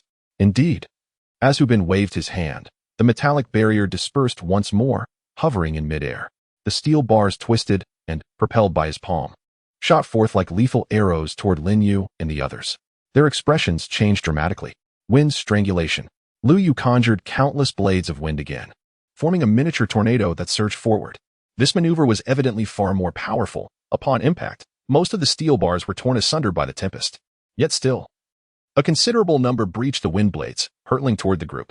Frost shield. A powerful shout echoed as Xiaowen swiftly stepped forward. In his hands, a blue crystalline ice rapidly coalesced, forming a large and thick shield that stood before the group. Clang. Several steel rods struck against the ice shield, penetrating only slightly before being completely thwarted. This individual is truly formidable. Liu wiped the sweat from his brow. Alone, he would hardly stand a chance. The metal manipulator indeed appeared to possess greater strength. You are mistaken. His might stems from his superior mastery over metal. Should you attain a similar level of control over your innate abilities, you too would be formidable, Lin Yu interjected. When a particular talent reaches its zenith, it should never be underestimated. With that, he slowly rose and declared, let us conclude this swiftly. Let us strike together and eliminate them. Across from them, Wang Hao's expression turned cold as he issued his command. In an instant, various supernatural abilities erupted into action.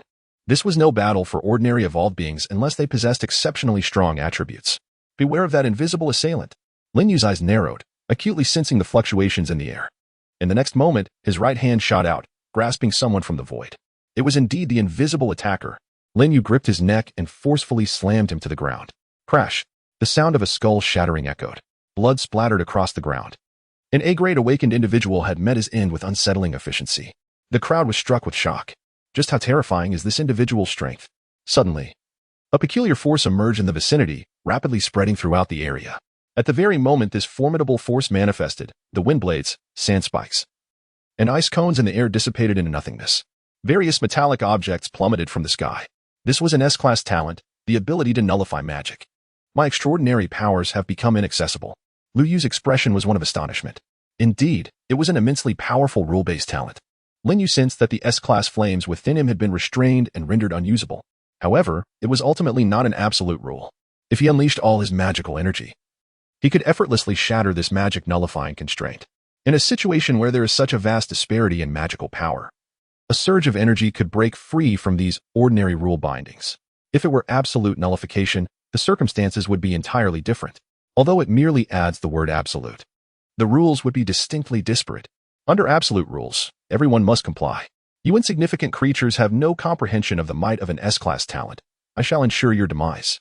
The death of the invisible one incited Wang Hao's fury. He was a pivotal piece in his arsenal.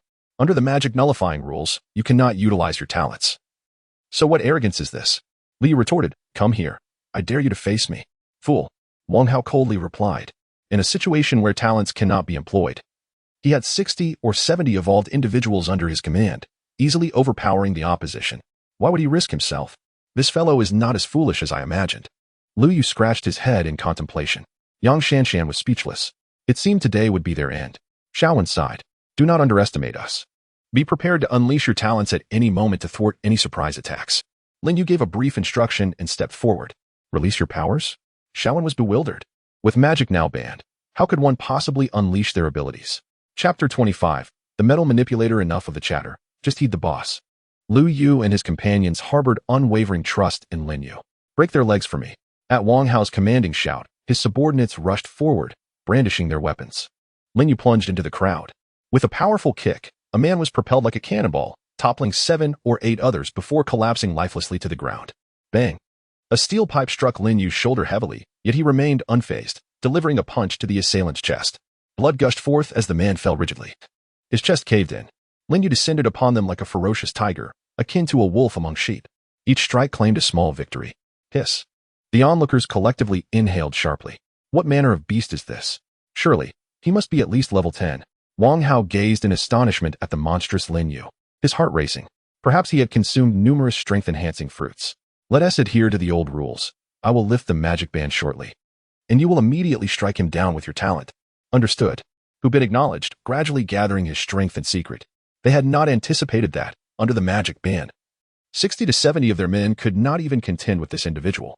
If things continued, it would not be long before all of his subordinates were annihilated. Now is the time. Wang Hao's gaze sharpened as he swiftly lifted the magic ban. In that instant, Hu Bin sprang into action. Countless steel bars raced toward Lin Yu like lightning, arriving before him in the blink of an eye. This maneuver had been executed countless times by the two, achieving a seamless and flawless synergy. However, Lin Yu had anticipated this moment. With a roar of flames, just as the magic suppression dissipated, he unleashed his extraordinary ability. Flames erupted from his mouth, carrying unmatched force, repelling the incoming steel pipes and the surrounding individuals, sending them hurtling backwards. As the flames blazed, those unfortunate souls met their demise upon hitting the ground, struggling only briefly before succumbing to the inevitable. This is impossible. Wang Hao's eyes widened in disbelief. Lin Yu, agile as ever, lunged toward the two. His speed was astonishing, closing the distance in an instant. His fists, enveloped in flames, struck with ferocity. Magic suppression. The rogue skill activated once more, causing the flames surrounding Lin Yu's fist to vanish into thin air, yet his fists continued their relentless advance. Die.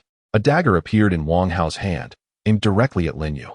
Upon awakening his S-level talent, his attributes had increased by a staggering 20 points. And he had subsequently absorbed several attribute fruits. He could not fathom that Lin Yu's strength surpassed his own. Lin Yu scoffed. His four-dimensional attributes had long surpassed those of anyone else. To compare strength with him was akin to a fat pig wandering into a butcher's home. A sheer invitation to death. As expected, upon impact, the dagger was shattered by Lin Yu's fist, which then connected squarely with Wang Hao's chest. This is impossible. Wang Hao's eyes bulged in horror as the tremendous force of the collision sent him flying. Magic suppression was abruptly interrupted. Flames roared once more. A tremendous jet of flame erupted forth, the entire sequence flowing seamlessly, not wasting a single moment. In the aftermath of the blaze, the surroundings lay in disarray. Hu Bin knelt on the ground, his clothes tattered, his body marred with wounds, blood streaming profusely. Before him, the metallic shield, forged from solid matter, crumbled inch by inch. Cough, how could you possibly be this strong? Hu Bin struggled to speak. The person before him was astonishingly powerful, far beyond his imagination. After uttering these words, he collapsed, breathless. Beside him, Wang Hao had long since met his demise. Even a stronger absolute magic suppression cannot instill fear in me, for my fundamental attributes are sufficiently formidable. Lin Yu mused. With the suppression of magic lifted, Lu Yu and his companions commenced their slaughter. Before long, not a single one of Wang Hao's men remained. Xiaowen gazed at Lin Yu's silhouette, his heart brimming with awe. Such a multitude of strong adversaries had been effortlessly vanquished by this individual. As the group exited the Orma's supermarket, Lin Yu's expression hardened as he peered into the distance, sensing the weight of an observing gaze upon him. Indeed, atop a massive billboard some 800 to 900 meters away, stood a figure, intently watching them. Lin Yu focused his gaze, only to witness the figure plummet from the billboard, vanishing from sight. He furrowed his brow. As evening descended, a gathering of individuals convened in the hotel lobby. Candles flickered as they leisurely indulged in gourmet delicacies. In the course of the past few days, the zombies on West Street had been largely eradicated by Lin Yu and his companions, leading the occupants of the hotel to flee without a trace. Thus, this place had momentarily transformed into their sanctuary. Today, the zombies have grown significantly stronger. I perceive that many have reached a level of 3, with some even attaining level 5. Indeed, dispatching those zombies a few days ago was considerably easier than it is now.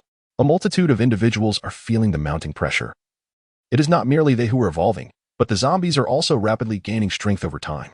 Fortunately, the likelihood of crystal cores appearing has increased markedly. Lin Yu wiped his mouth and gazed at the crowd. Now that you have all joined this group, Chen Jing'er will be your leader from now on. The crowd was taken aback. Are you leaving? Chen Jing'er inquired, her expression somber. By tomorrow, I shall depart for Tianhai City. It is too perilous for you to accompany me. Lin Yu turned to Lu Yu and Yang Shanshan. The two hastily replied, Boss, do not worry. We will heed your words and ensure the safety of sister-in-law. Lin Yu then addressed Xiaowen, and you? I believe you are all remarkable companions. I shall remain here. Xiaowen responded, we will follow the eldest sister. The remaining 13 women in the hall chimed in unison. Lin Yu was quite satisfied with these women's performance at the Olma supermarket, so he did not hinder Chen Jing'er from taking them. Well, since we are now a small team, I hope that in the future, you will all become individuals upon whom you can rely in times of need, enabling you to survive in this apocalyptic world. Lin Yu had already reached level 10 long ago. The zero-tier crystal cores were no longer of use, and retaining them served little purpose. These individuals could be considered a solid foundation. Enhancing their strength would be most beneficial. As the crowd listened to Lin Yu's words, an inexplicable sensation began to blossom within their hearts. Today, a total of 751 crystal nuclei were acquired. Jing'er would receive 400, enabling immediate ascension to level 10. Lin Yu instructed Lu Shiyun to lay out all the crystal nuclei on the table. Lu Yu, you shall receive 220. Shan, you too shall have 220. Xiaowen, you will receive 180.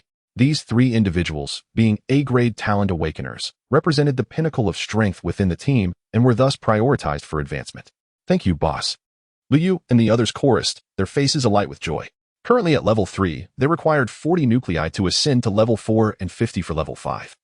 With 220 nuclei, both could seamlessly elevate to level 7. Thank you, boss. Xiaowen had never addressed anyone in such a manner before, and the unfamiliarity lingered on his tongue. He, being at level 4, would also reach level 7 upon absorbing the 180 nuclei.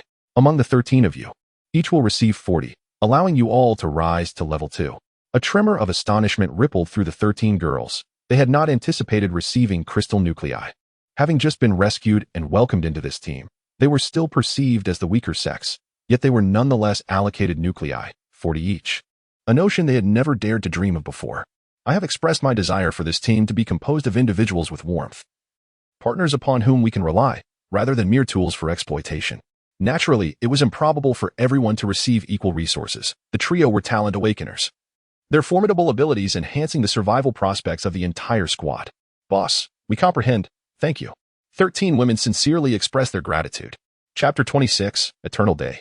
It has been 9 days since the apocalypse. These women have endured an abundance of darkness, and in this moment, they finally perceive a glimmer of warmth and kindness in this world. Let us strive to ensure that all of you reach level 5 by tomorrow. A chorus of cheers erupted, as if they had discovered a sense of belonging.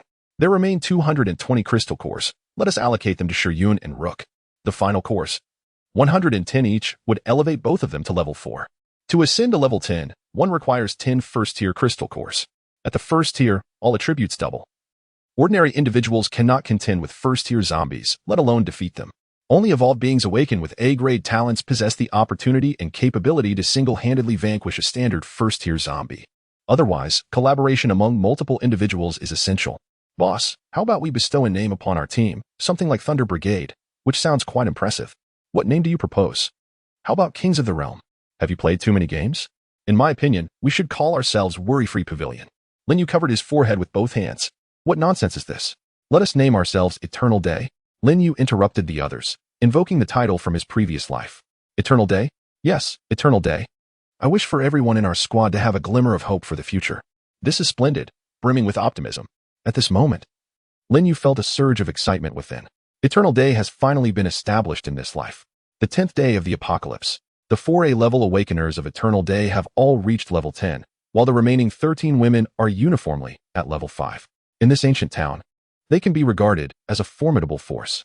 You haven't forgotten about me, have you? Chen Jing'er gazed at Lin Yu, her eyes filled with reluctance. Of course not. You are my first woman. I will never forget you. Lin Yu gently stroked her head and spoke tenderly. You must strive to survive. At the latest, by the 3rd tier, we will surely reunite. If I awaken my talent and grow stronger, will I be able to join you? The experiences of this period have already left a profound imprint in her heart. Don't think too much. The presence of magic in your attributes indicates that your talent has been activated, though it has not yet fully awakened. The more challenging the awakening, the more exceptional the talent once it manifests. I estimate that when you awaken, you will be at least S level. Lin Yu embraced Chen Jing'er, whispering softly in her ear, stay alive and wait for me. Now, let us proceed. Today we shall continue our advance towards the center, striving to ensure that everyone reaches level 10 within 3 days. After Lin Yu departed, Chen Jing'er quickly set about making arrangements. I must awaken my talent and not hold him back. Her gaze was resolute. Where are we heading now? Lu Shiryun held Ruku's hand, trailing behind Lin Yu. She had not anticipated that Lin Yu would take only the two of them along. Unbeknownst to her, Lin Yu had his own considerations. Chen Jing'er, as his first woman, was left in Yongzhou with a group of companions, where she would likely encounter little danger. Meanwhile, he set off on a treacherous journey to find his sister, traversing mountains and valleys, where one misstep could lead to terrifying mutated beasts, presenting an excessively high risk. Lu Shiryun possessed the gift of spatial manipulation, enabling her to gather gasoline and other combustible materials for her own use. In times of peril, having such resources would facilitate both escape and the restoration of her magical power. Furthermore, once she advanced to the next tier, it was likely she would grasp formidable spatial techniques. As Lu Shiryun gazed at Lin Yu's retreating figure, her mind wandered into uncharted territories. Could it be that he intended to take advantage of her vulnerability and solitude? What if he were to exert force upon her? He was so powerful. She felt helpless to resist. Lost in her thoughts, a blush crept across her cheeks. Suddenly, absorbed in her reverie, she failed to notice Lin Yu had halted, and she collided directly with his back. What are you daydreaming about? Lin Yu asked, observing the crimson hue on Lu Shiryun's face, rendered speechless. In nothing. We are heading towards Huanqi Road. I recall there being numerous 4S dealerships there. Are you planning to buy a car? Lu Shiryun blurted out. In this apocalyptic world, what use is there in purchasing a vehicle? Can't we simply take a few? She mused, seemingly lost in her own thoughts. We need to reach Tianhai City, which is nearly 600 kilometers away. We can't possibly walk the entire distance, Lin Yu replied as they continued on their way. Lu Shiryun composed herself and added, we should gather more gasoline and store it in the spatial realm. It will undoubtedly prove useful in the future. Lin Yu cast her a sidelong glance. The woman possesses considerable intelligence. The trio made their way to Huanqi Road, encountering scattered zombies along the path, their numbers not particularly daunting. Lin Yu refrained from engaging, allowing Lu Shiryun and Ruku to use them as practice opponents. For ordinary evolved individuals, leveling up proves to be a formidable challenge. Lu Shiryun panted heavily. After approximately an hour, both she and her daughter had begun to feel fatigued, having only dispatched a meager 50 zombies. The number of crystal nuclei they had gathered was a pitiful 12, although she was only at level 5. Her awakening of an S-class talent endowed her with significantly superior attributes compared to ordinary individuals. Her lack of practical combat experience, compounded by her failure to exploit her talent's offensive capabilities, meant she relied solely on her basic attributes to eliminate the zombies. At this rate, a typical evolved individual might only manage to collect fewer than 100 crystal nuclei in a day, provided they were at level 5. For a level 1 evolved individual, even defeating a single zombie in the current scenario would be a considerable challenge. On the 10th day of the apocalypse, the majority of zombies had already reached levels 3 and 4. The row ahead appeared to be a cluster of 4S dealerships. Yet they were teeming with zombies 2,000 to 3,000 to be precise. This number posed no threat to him whatsoever. You wait here. I will clear the zombies. And then you can follow. With his formidable attributes, Lin Yu regarded these low-level zombies with contempt, as long as their numbers did not exceed 10,000. With a speed of 172 points, when he sprinted at full capacity, these level 3 and 4 zombies couldn't even brush against his sleeve. In order to avoid being encircled, for the area was teeming with zombies, speed alone would be futile without a place to maneuver. Lin Yu's figure flickered as he swiftly charged towards the horde of the undead. When he was approximately 50 meters away, he hurled a fireball into the throng. The fireball erupted into flames, instantly incinerating 7 or 8 zombies. A roar erupted. The zombie horde became agitated. The outermost zombie shrieked as they surged towards Lin Yu. The flames roared. A terrifying inferno swept forth like a colossal wave, engulfing the first few hundred zombies. After the flames subsided, the ground was littered with crystal cores. Once more, Lin Yu unleashed his innate talent, sending wave after wave of fiery onslaught into the horde. These mindless creatures, devoid of pain, acted solely on instinct, rushing one after another into the flames. Chapter 27. A target on his back. Compared to 2 days prior to the apocalypse, Lin Yu's attributes had grown significantly stronger. The fire roars he unleashed now possessed greater power than ever before.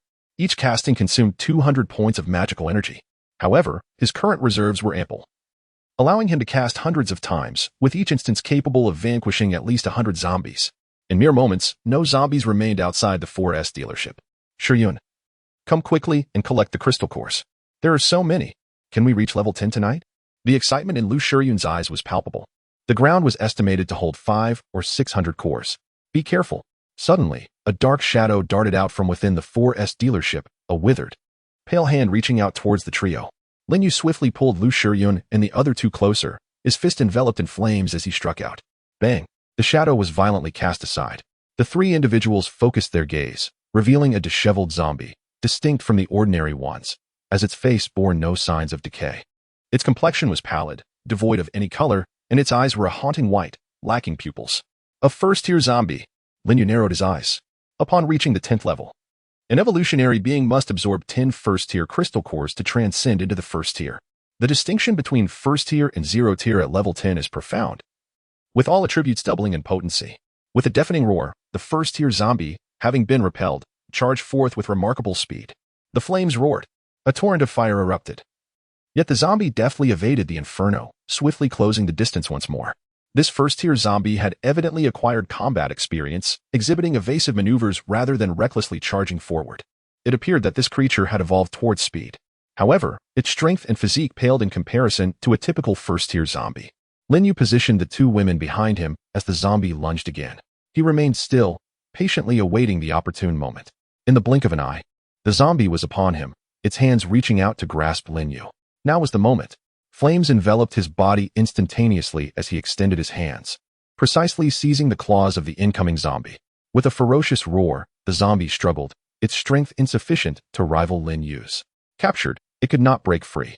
It opened its maw wide, lunging forward to bite. At that moment, Lin Yu too opened his mouth. Do not misconstrue his intentions. He was not attempting to kiss the zombie. The flames roared. A pillar of fire erupted suddenly from his mouth. At such a close distance, the zombie's hands were restrained, rendering it incapable of evasion. The fiery column surged accurately into the zombie's throat. Boom! The terrifying force instantaneously pierced through the creature's neck, causing its entire head to plummet to the ground. Although it exhibited a modicum of combat instinct, it was evidently insufficient. Lin Yu discarded the severed portion of the zombie, striking its skull to extract a first-tier crystal core, which was about the size of a walnut and possessed a pale green hue. Uncle, you are truly remarkable. The young girl Rook exclaimed, clapping her hands beside him. Lin Yu smiled and affectionately ruffled her hair, asking, Rook, were you scared just now? Not at all, she replied defiantly. The three spent over 10 minutes collecting the scattered crystal cores, amassing a total of 527. Suddenly, Lin Yu sensed something amiss and gazed into the distance. On the rooftop of a nearby low building stood a slender figure, quietly observing this direction. It seemed to be fixated on him. Not him again. Lin Yu squinted. This figure had appeared for the second time, each instance leaving him with a disquieting feeling. At that moment, he watched as the figure leaped from the rooftop and vanished from sight. What's wrong? Lu Shiyun noticed his unease and inquired. It's nothing. Let's head inside, Lin Yu replied. Shaking his head without elaborating, Lu Shiyun chose not to press further. During this interval, Lin Yu glanced at his attribute panel, with his primary concern being the progress of his talent advancement. Codename, Magician, Level, 0 Tier 10-0, Mana, 22. 500, Strength, 289, Constitution, 176, Speed, 182, Spirit, 225, Talent. S-Rank Flame Controller, 99 Evolution, Flame Unlock Form. Inferno, Dragon's Flame, 99 Unlocked. Such a terrifying attribute panel. Lin Yu firmly believed that no one in this world could rival it. Glancing at the talent evolution progress, which had been stuck at 99 for several days, Lin Yu estimated that it would soon be completed. He was quite eager for the outcome. Brother Yu, I took a look, and this place is filled with sedans. It's not quite suitable, Lu Shiyun remarked. There's a Wrangler nearby, and a Benz as well. We should opt for an off-road vehicle. You make a valid point. Many roads have been damaged, so an off-road vehicle would be more convenient, Lin Yu nodded. An off-road vehicle was indeed the dream of many men. Let us head to the Wrangler next door. The trio explored both the Wrangler and Benz dealerships thoroughly. They managed to find 3 intact Wranglers and 1 G-Class, all of which were stored in Lu Shiyun's space. Can you drive? Yes, I used to drive a G-Class to work, Lu Shiyun replied. Lin Yu was taken aback. It seemed that before the apocalypse, this young woman had a thriving company. With Lu Shiyun at the wheel of the G-Class, Lin Yu occupied the passenger seat, while the little girl, Ruku, sat in the back.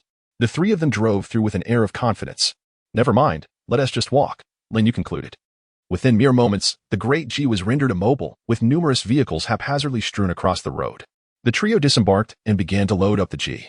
A gas station loomed ahead, and we decided to siphon off all the fuel.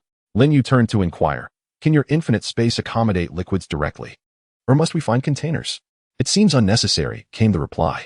I can manipulate the space to create a barrier within, effectively partitioning it. Lin Yu felt increasingly convinced that Lu Shiyun's spatial talent was far from ordinary. Before long, they arrived at the gas station. Lu Shiyun activated her spatial black hole and tossed the nozzle inside, allowing the gasoline to flow seamlessly into the infinite space. At that moment, a notification echoed, congratulations to the esteemed gentleman of the Great Xian Nation for becoming the world's first evolutionist to reach the first tier. The Global Evolutionist Connection Forum is now active, facilitating the exchange of information. All survivors, please pay heed to the pinned post in the forum. As it pertains to the evolution of various nations. Chapter 28. The struggle among nations. Has someone truly ascended to the first tier so swiftly? Lin Yu pondered. Momentarily taken aback, yet he remained indifferent. Rapid advancement in tier does not necessarily equate to formidable strength. Luck played a significant role in the early stages. After all, for the powerful at this juncture, reaching level 10 was not particularly challenging. From level 0, merely 560 crystal cores were required, and by vanquishing over 3,000 zombies, one could readily achieve level 10. Most teams composed of A-tier gifted individuals, or those possessing S-tier abilities, likely reached level 10 by the previous day. I estimate that it will take another 5 or 6 days for the emergence of a first-tier evolved being, yet it has arrived sooner than anticipated. Lin Yu pondered, stroking his chin. In this lifetime, the number of formidable individuals is evidently greater. First-tier zombies and mutated beasts are currently quite rare, making it exceedingly difficult to obtain first-tier crystal cores. Furthermore, only those with powerful S-grade talents possess the capability to single-handedly slay a first-tier entity, and even then, it is no easy feat. Even A-grade talent holders require the collaboration of multiple individuals to have a chance at defeating a first-tier foe. The name on the leaderboard struck Lin Yu as familiar, and he recalled, it is indeed the one known as the Gentle Gentleman. His codename, Gentle Gentleman, is endowed with the talent of S-grade spirit communication. This extraordinary talent allows him to forge contracts with any mutated beast, transforming them into his spirit companion. The mutated beasts in the zoo are indeed more amenable to ascending to the first tier than zombies. The synergy between the Gentle Gentleman and his spirit beast yields a high success rate in vanquishing other first-tier mutated beasts. No wonder he was the first to achieve this advancement. Lin Yu murmured to himself, recalling that this individual had once entered the ranks of the most powerful in his previous life. Once animals and plants undergo mutation and evolution, they become far more terrifying than zombies, possessing immense strength. Contemplating these thoughts, Lin Yu felt a sense of pressure. Although he had seized numerous opportunities that were not originally his, the world is vast, and some individuals are inherently blessed with fortune. Yet, I possess the memories of my past life. Suddenly, a smile illuminated Lin Yu's face. Armed with the knowledge of his former existence, replete with secrets, he is confident that as long as he adheres to his planned course of action, he shall ultimately surpass all others in strength. Lin Yu firmly believes that his foundational attributes render him the most formidable in this world. Moreover, the evolution of talent has yet to reach its completion, and the dragon flame form remains unlocked. Thus, I cannot advance to the next tier prematurely. With this understanding, Lin Yu felt a sense of calm. Once he unlocks the dragon flame form, his attributes will experience a further enhancement. How could he possibly consider an early ascension? Subsequently, he accessed the rules forum. A post detailing the regulations was prominently displayed at the top, its contents igniting a wave of anxiety among all survivors. In the third month of the apocalypse, countries with a survivor count exceeding 2 million will engage in a competition. The victorious nation will grant all its evolvers a permanent 3 boost to all attributes. The second and third nations will bestow a permanent 2 boost, and the fourth nation will receive a permanent 1 boost to all attributes. Each eligible country will conduct a vote on the forum to select 100 formidable contenders for the competition. Such explosive news sent shockwaves through the populace of every nation. Beneath the post, countless individuals fervently flooded the thread with comments. What? The champion nation offers all survivors a 3 boost to attributes? No need for further discussion. The championship is already claimed by our Great Xia. Nonsense. What is Great Xia compared to us? The championship rightfully belongs to our Cherry Blossom Nation. Numerous evolvers from Cherry Blossom Nation boasted in the comments. Brothers, join the Green Gang. I shall lead you to trample the cherry blossoms and vanquish those little devils. The Explosive Sky Gang declares its intention to fight. The Cheen Moonlight Gang applies for battle. Eternal Day requests to join the fray.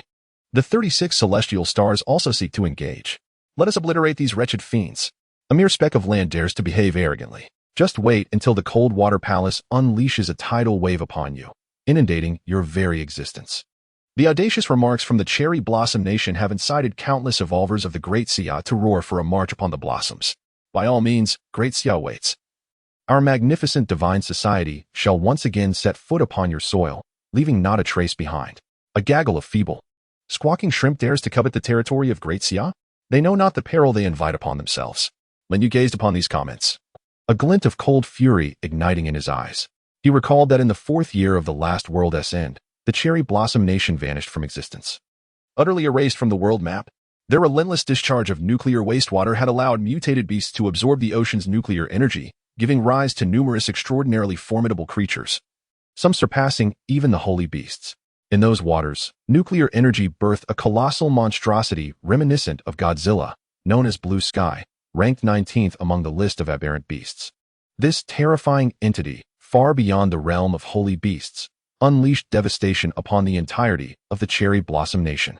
In that cataclysmic battle, the mightiest of the Cherry Blossom Nation gathered, yet they suffered immense losses, managing only to severely injure Blue Sky.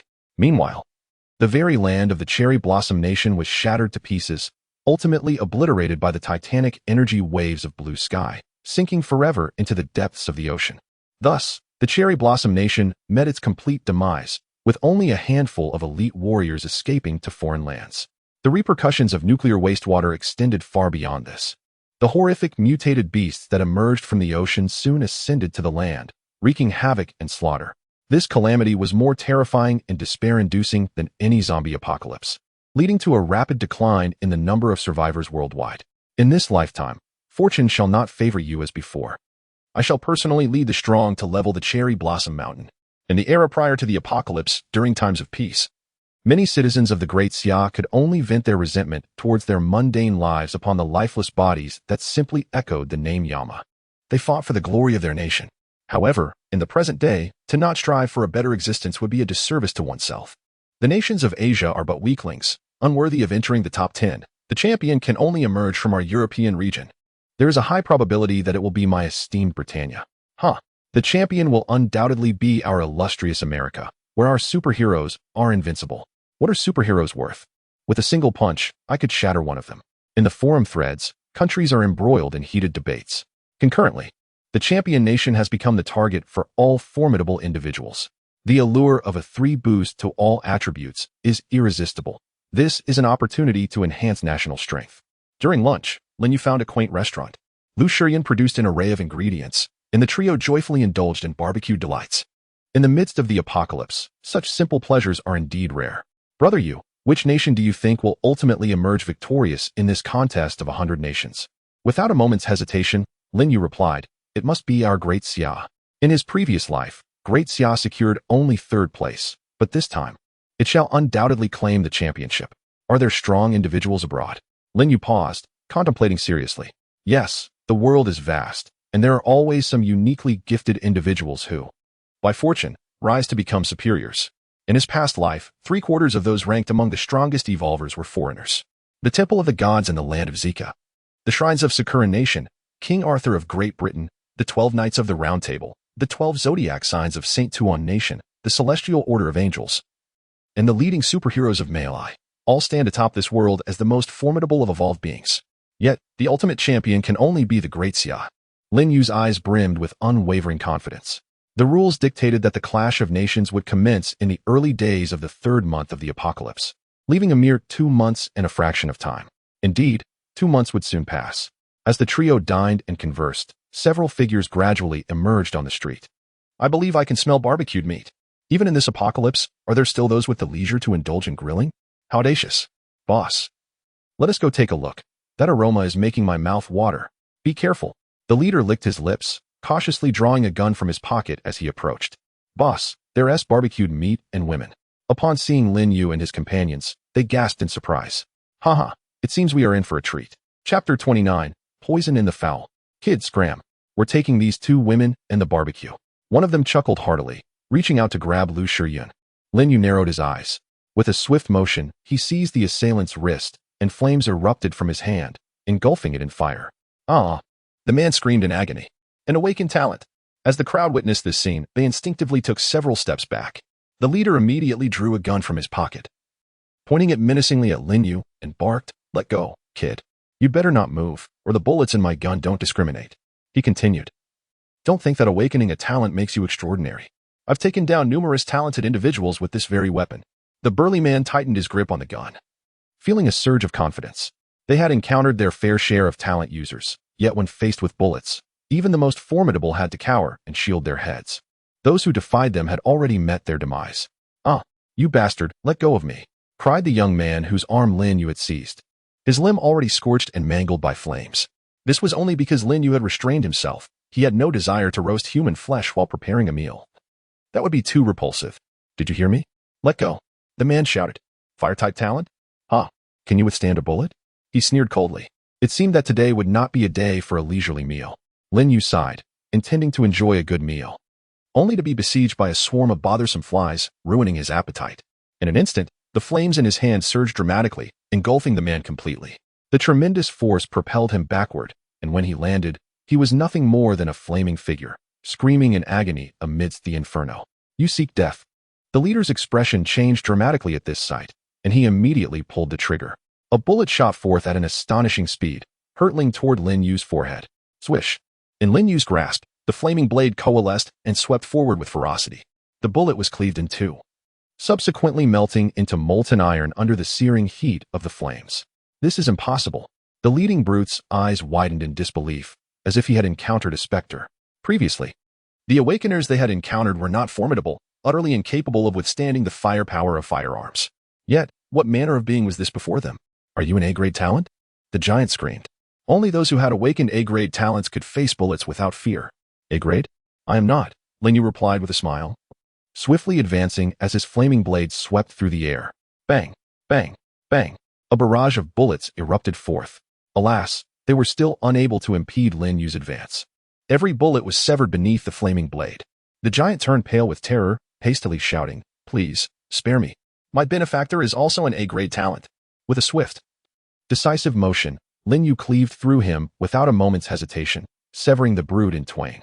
The remaining onlookers trembled, paralyzed by fear. Was this individual a monster? Firearms could not contend with him. "Please, spare our lives," they implored. Yet, Lin Yu showed no mercy. With a mere flick of his wrist, he swiftly dispatched 5 more men.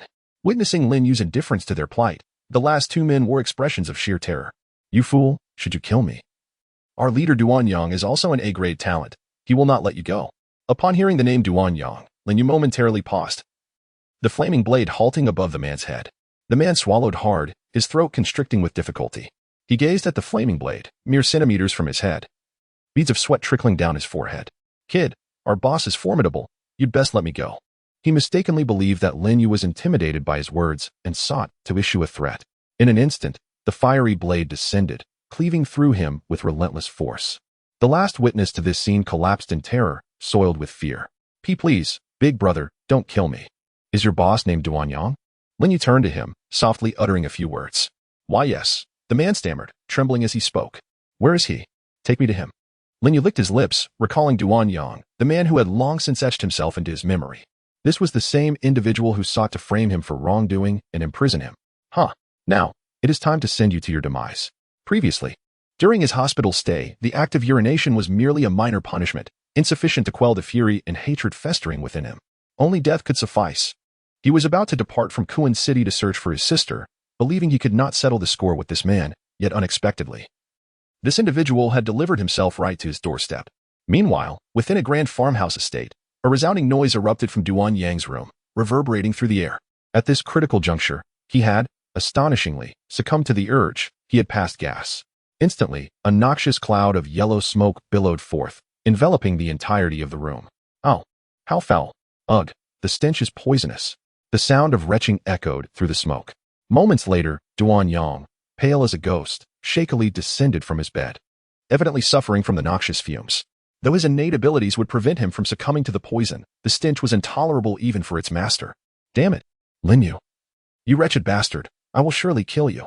Glancing at the lifeless woman on the bed, her eyes rolled back and frothing at the mouth. It was clear she had succumbed to the poison.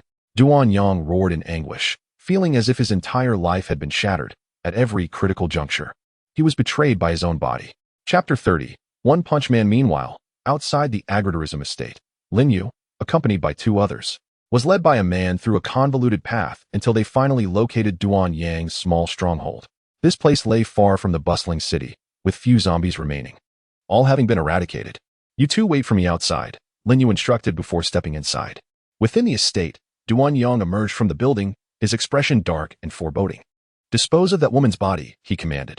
Then, addressing his subordinates, he declared, gather everyone. We shall set forth to the ancient town immediately. We must locate that scoundrel Lin Yu. I will unleash my fury upon his face. Duan Yang could not afford to wait another moment. Thus, he led more than 20 fully armed men towards the exit. However, just as they reached the doorway, they collided with Lin Yu, staring at each other in disbelief. Duan Yang rubbed his eyes vigorously, convinced he was hallucinating. Then, in a fit of rage, he bellowed, Lin Yu. Ah, we meet again, Lin Yu replied, his gaze icy and filled with murderous intent. How fortunate you are. Even after such a humiliating defeat, you still awaken your innate talent. With so many followers gathered around you, it seems you have quite an affinity for that gift. Lin Yu, I will ensure your demise. Lin Yu's taunts drove Duan Yang into a frenzy. He bellowed, seize him. I want him to experience the depths of suffering. He added with a menacing grin. Be careful not to kill him. I want him alive. With a sinister smile, Duan Yang envisioned Lin Yu being restrained by several burly men, and he would crouch down, reveling in the release of a loud fart. Instantly, 4 or 5 men dropped their firearms and advanced towards Lin Yu. Heh, kid, you dare to come here willingly? What a stroke of luck, finding you here without any effort. The group sneered, cracking their knuckles ominously as they lunged towards Lin Yu's head. However, in the next instant, the scene before them blurred. Bang, bang, bang. Several muffled groans erupted as those who had charged forward were sent sprawling backward, crashing heavily onto the ground, spitting blood and even a few teeth. Each of their cheeks bore a glaring imprint of a shoe sole. Such astonishing speed. Beside Duan Yang, a well-dressed man, arms crossed and observing the spectacle, wore an expression of shock. He then stepped forward decisively, remarking, Kid, you possess some skill. No wonder you dared to approach. Lin Yu, with a smile playing on his lips, beckoned him with his index finger, saying, Come, seek your end. The suited man's eyes darkened as he prepared to unleash his talent. He is the second A-grade talent in this manner, aside from Duan Yang. Solid armor. With a resounding shout, the man in the suit was enveloped in a dark, glimmering armor that completely encased his body. This was his talent, A-grade solid armor. Once activated, all his physical attributes would surge, doubling in magnitude. Among the four-dimensional attributes of an evolver, strength signifies attack damage, while constitution denotes defense, vitality, and recovery capabilities. For F-grade and E-grade talents, activation can enhance the corresponding attributes by 50. D-grade and C-grade increase them by 80. B-grade and A-grade talents result in a complete doubling, while S-grade talents can elevate them by a factor of 2. With a constitution of 97 points at level 10, the man in the suit activated his A-grade solid armor talent, propelling his constitution to an impressive 194 points. He bellowed and charged towards Lin Yu, overestimating his own abilities. Lin Yu chuckled lightly and unleashed a punch. His own strength attribute had reached 289 points, allowing him to easily vanquish his opponent even without utilizing his talent. After all, the man in the suit, in his armored state with 194 points of constitution, was utterly defenseless before him. Bang! Lin Yu was swift, before the man could react. His fist struck the suit man's abdomen. Gasp! The immense force caused the man to double over, his eyes wide with shock as he spewed forth copious amounts of blood.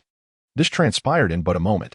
A second later, the suit man's body was sent hurtling backward like a projectile. Boom! The ground trembled, sending clouds of dust into the air. The suit man lay on the ground, his solid armor shattered and in disarray. The earth beneath him was fractured, revealing the terrifying force contained within that recent punch. Blood gushed uncontrollably from his mouth as he glared at Lin Yu, his mind echoing a singular thought. Impossible. As a distinguished A-class defensive talent and a formidable level 10 warrior, how could he have failed to withstand such a mere blow? Until his dying breath, he could not comprehend nor accept this reality. How could this be? Even his second-in-command had deployed A-class talent armor, yet he was still felled by a single punch. At this moment, Duan Yang's eyes widened in disbelief at the scene before him. His second-in-command, whose strength rivaled his own, had been vanquished by a single, seemingly ordinary strike. Who could possibly believe such a thing? Had he awakened the power of a punch hero? This peculiar thought flickered through some minds. Yet, unbeknownst to them, Lin Yu's recent punch was indeed a simple one, devoid of any talent-related power. An instant kill. This was the extent of his current prowess, dispatching ordinary A-class talent users of the same level with absolute ease. Did they truly believe that donning a suit transformed him into a martial legend? Lin Yu, with a disdainful expression, turned to Duan Yang and remarked, "It's your turn. Have you decided how you wish to perish? Hit him. Kill him. Use your firearms." Only then did Duan Yang regain his senses, a flicker of apprehension crossing his features. At this point, there was no need for him to command. Everyone had already seized their weapons and opened fire. Bang, bang, bang. The gunfire erupted incessantly, countless bullets hurtling toward Lin Yu. In the next moment, his figure was riddled with bullets, perforated. Everyone was filled with joy. Yet, why was there no blood? Chapter 31. Breaching the zombie stronghold. The bullets had clearly struck, but why did no blood flow? Where was the person? Soon, everyone sensed something amiss. Lin Yu, who had been shot to pieces, began to slowly dissipate. It was then they realized that what had been struck was merely an afterimage of the man. "Are you searching for me?" A voice, akin to that of a demon from the depths of hell, resounded behind the crowd. Without a moment's hesitation, they turned and pulled the trigger. Yet, it was too late. A colossal flaming blade swept across, severing everyone in half, blood gushing forth, and entrails spilling out, as if summoned from the depths of hell. "Why you?" Duan Yang, witnessing this gruesome scene, stammered in disbelief. A vast stain of blood marked his face, the result of a nearby slaughter that had splattered upon him. "Oh dear. Young Master Duan, why do your legs tremble so?" Lin Yu gazed at him with a mocking grin. "Oh." Duan Yang was instantly terrified, retreating several steps. Having lived a life of luxury and comfort, he had never encountered such brutality. Even in this apocalyptic era, all the dirty work was done by his subordinates. Now, confronted with this bloody spectacle, his face turned pale, his teeth chattering. "With your demeanor, it's a miracle you have survived this long in the apocalypse." Lin Yu observed Duan Yang's pitiful state and, without hesitation, pulled out a steel pipe from behind, swinging it towards his legs. At that moment, it seemed as if he sensed the breath of death. Duan Yang was not quite sure where he found the courage, but he suddenly flipped over, his back facing Lin Yu, and unleashed his innate skill. However, Lin Yu had anticipated this move and reacted with lightning speed. He swiftly thrust the steel pipe forward, and by sheer coincidence, it pierced directly into Duan Yang's posterior. A blood-curdling scream erupted, reminiscent of a slaughtered pig, as Duan Yang's carefully cultivated talent deflated in that instant. Lin Yu had already learned from the evolved guide about this fellow's ability. While it was not particularly formidable, The thought of the noxious gas it could emit was utterly repulsive, prompting Lin Yu to resort to the steel pipe. Of course, he could have ended Duan Yang's life with a single strike from his flame blade, but that would have been far too merciful. Duan Yang, you conspired with Su Yin to drug me, intending to imprison me under the pretext of attempted rape. Did you ever imagine that your scheme would backfire? Leaving me to enjoy a night with Su Yin for free? Lin Yu gripped the steel pipe and brought it down with force. A sickening crack echoed as bones shattered, breaking Duan Yang's left leg. Lin Yu, brother Yu, I was wrong. Please spare me. Fear filled Duan Yang's eyes as he rasped out desperate pleas. Do you think that because your family is wealthy and powerful, you can recklessly ruin another person's life? A sinister expression crept across Lin Yu's face. Had Duan Yang succeeded, bolstered by his influence, Lin Yu was certain he would have languished in prison for at least 10 years, effectively destroying his future. As he spoke, he swung the steel pipe down once more, shattering Duan Yang's other leg. The excruciating pain forced Duan Yang to claw at the ground with his hands, drawing blood as he did so. Brother Yu, please spare me, I was wrong. He was drenched in sweat, continuously pleading for mercy. What will happen to my sister if I end up in prison? Lin Yu's gaze was icy. The flame knife in his hand coalesced once more, slicing through the air. Duan Yang's eyes widened, bloodshot with fear. His limbs were cleanly severed, blood gushing from the severed ends. The excruciating pain caused him to lose consciousness. It is time to end this. Lin Yu, having vented his wrath, looked down at the unconscious Duan Yang and murmured softly, I shall send you to your demise. May you live well in your next life. With a decisive stroke, he severed his head. Where is your father? He whispered before departing from the scene. Subsequently, he, along with Lu Shiyun and Ru Ku, scavenged a considerable amount of supplies, particularly raiding 2 large supermarkets. Both establishments were overrun with zombies, and Lin Yu exerted significant effort to eliminate them all, ultimately reclaiming hundreds of crystal cores. Among them was a first-tier core, a delightful surprise. They sought a place to rest for the night, planning to set off the following morning. After a series of intense battles, Lin Yu felt weary. Previously, he had Shen Jingyo to share the burden of fatigue, but now, he glanced at Lu Shiyun, deciding against it. There seems to be a hotel ahead. Lu Shiyun remarked. Let us proceed. The hotel door was closed but not locked, and the trio entered cautiously. Their eyes fell upon bloodstains everywhere, and the acrid scent that permeated the air was nauseating. Should we find another place? Lu Shiyun suggested, feeling uneasy. Lin Yu shook his head, stating, finding another place would yield a similar outcome. Had I not been present at our previous lodging, it would inevitably have ended in this disarray. I shall select a room that is clean. Lu Shiyun pinched her nose, tugging on Ruko as they prepared to ascend the staircase. Come back, Lin Yu suddenly interjected. In that fleeting moment, he sensed a presence of danger, which instilled a profound gravity within him. Given his current attributes, there were certainly creatures capable of invoking such a feeling, yet they should not manifest in this locale. At the very least, they ought to resemble the regal mutated beasts of the forest. Creak. The sound of a door opening echoed, followed by a cacophony of simultaneous creaks. Creak. Creak. The 5 rooms on the ground floor of the hotel opened concurrently. Lin Yu narrowed his eyes. At that moment, he discerned formidable presences emanating from within those rooms. The atmosphere of the hotel was eerily tranquil yet suffused with a chilling, bloodthirsty aura. Lu Shiyun, clutching Ruko, retreated behind Lin Yu, her grip on his clothing tight with anxiety, her palms slick with perspiration. At last, movement emerged from within the rooms. Each of the 5 chambers yielded a silhouette. First-tier zombies. Lin Yu's gaze sharpened. The 5 figures that materialized were unmistakably first-tier zombies. However, they did not advance, remaining motionless at the door. Their eyeless sockets fixated intently on the 3 of them. Let us proceed, Lin Yu murmured softly, sensing an unsettling disquiet. Just moments ago, he had heard numerous sounds of doors opening, which suggested that there were still a considerable number of first-tier zombies on the 2nd and 3rd floors, perhaps even second-tier ones. Lin Yu spoke softly, and their movements were almost imperceptible, lest they disturb the horde of zombies within the hotel. As they cautiously approached the entrance, a sudden cacophony of roars erupted from outside. In the blink of an eye, thousands of zombies appeared outside the door, emerging from who knows where. Strangely, however, they did not rush inside. Instead, they stood in formation outside the hotel, as if awaiting a speech from a leader. Escaping now seemed rather challenging. Had they inadvertently trespassed into the zombie stronghold? Chapter 32. Have you, a mere human, become the zombie king? We are surrounded. It appeared as if they were awaiting orders, suggesting the presence of a zombie king nearby. Lu Shiyun steadied herself and continued her analysis. The zombie king had not commanded them to attack, which was illogical unless it was wary. Lin Yu cast an appreciative glance at her. Indeed, her intellect was commendable for someone who had founded a large corporation.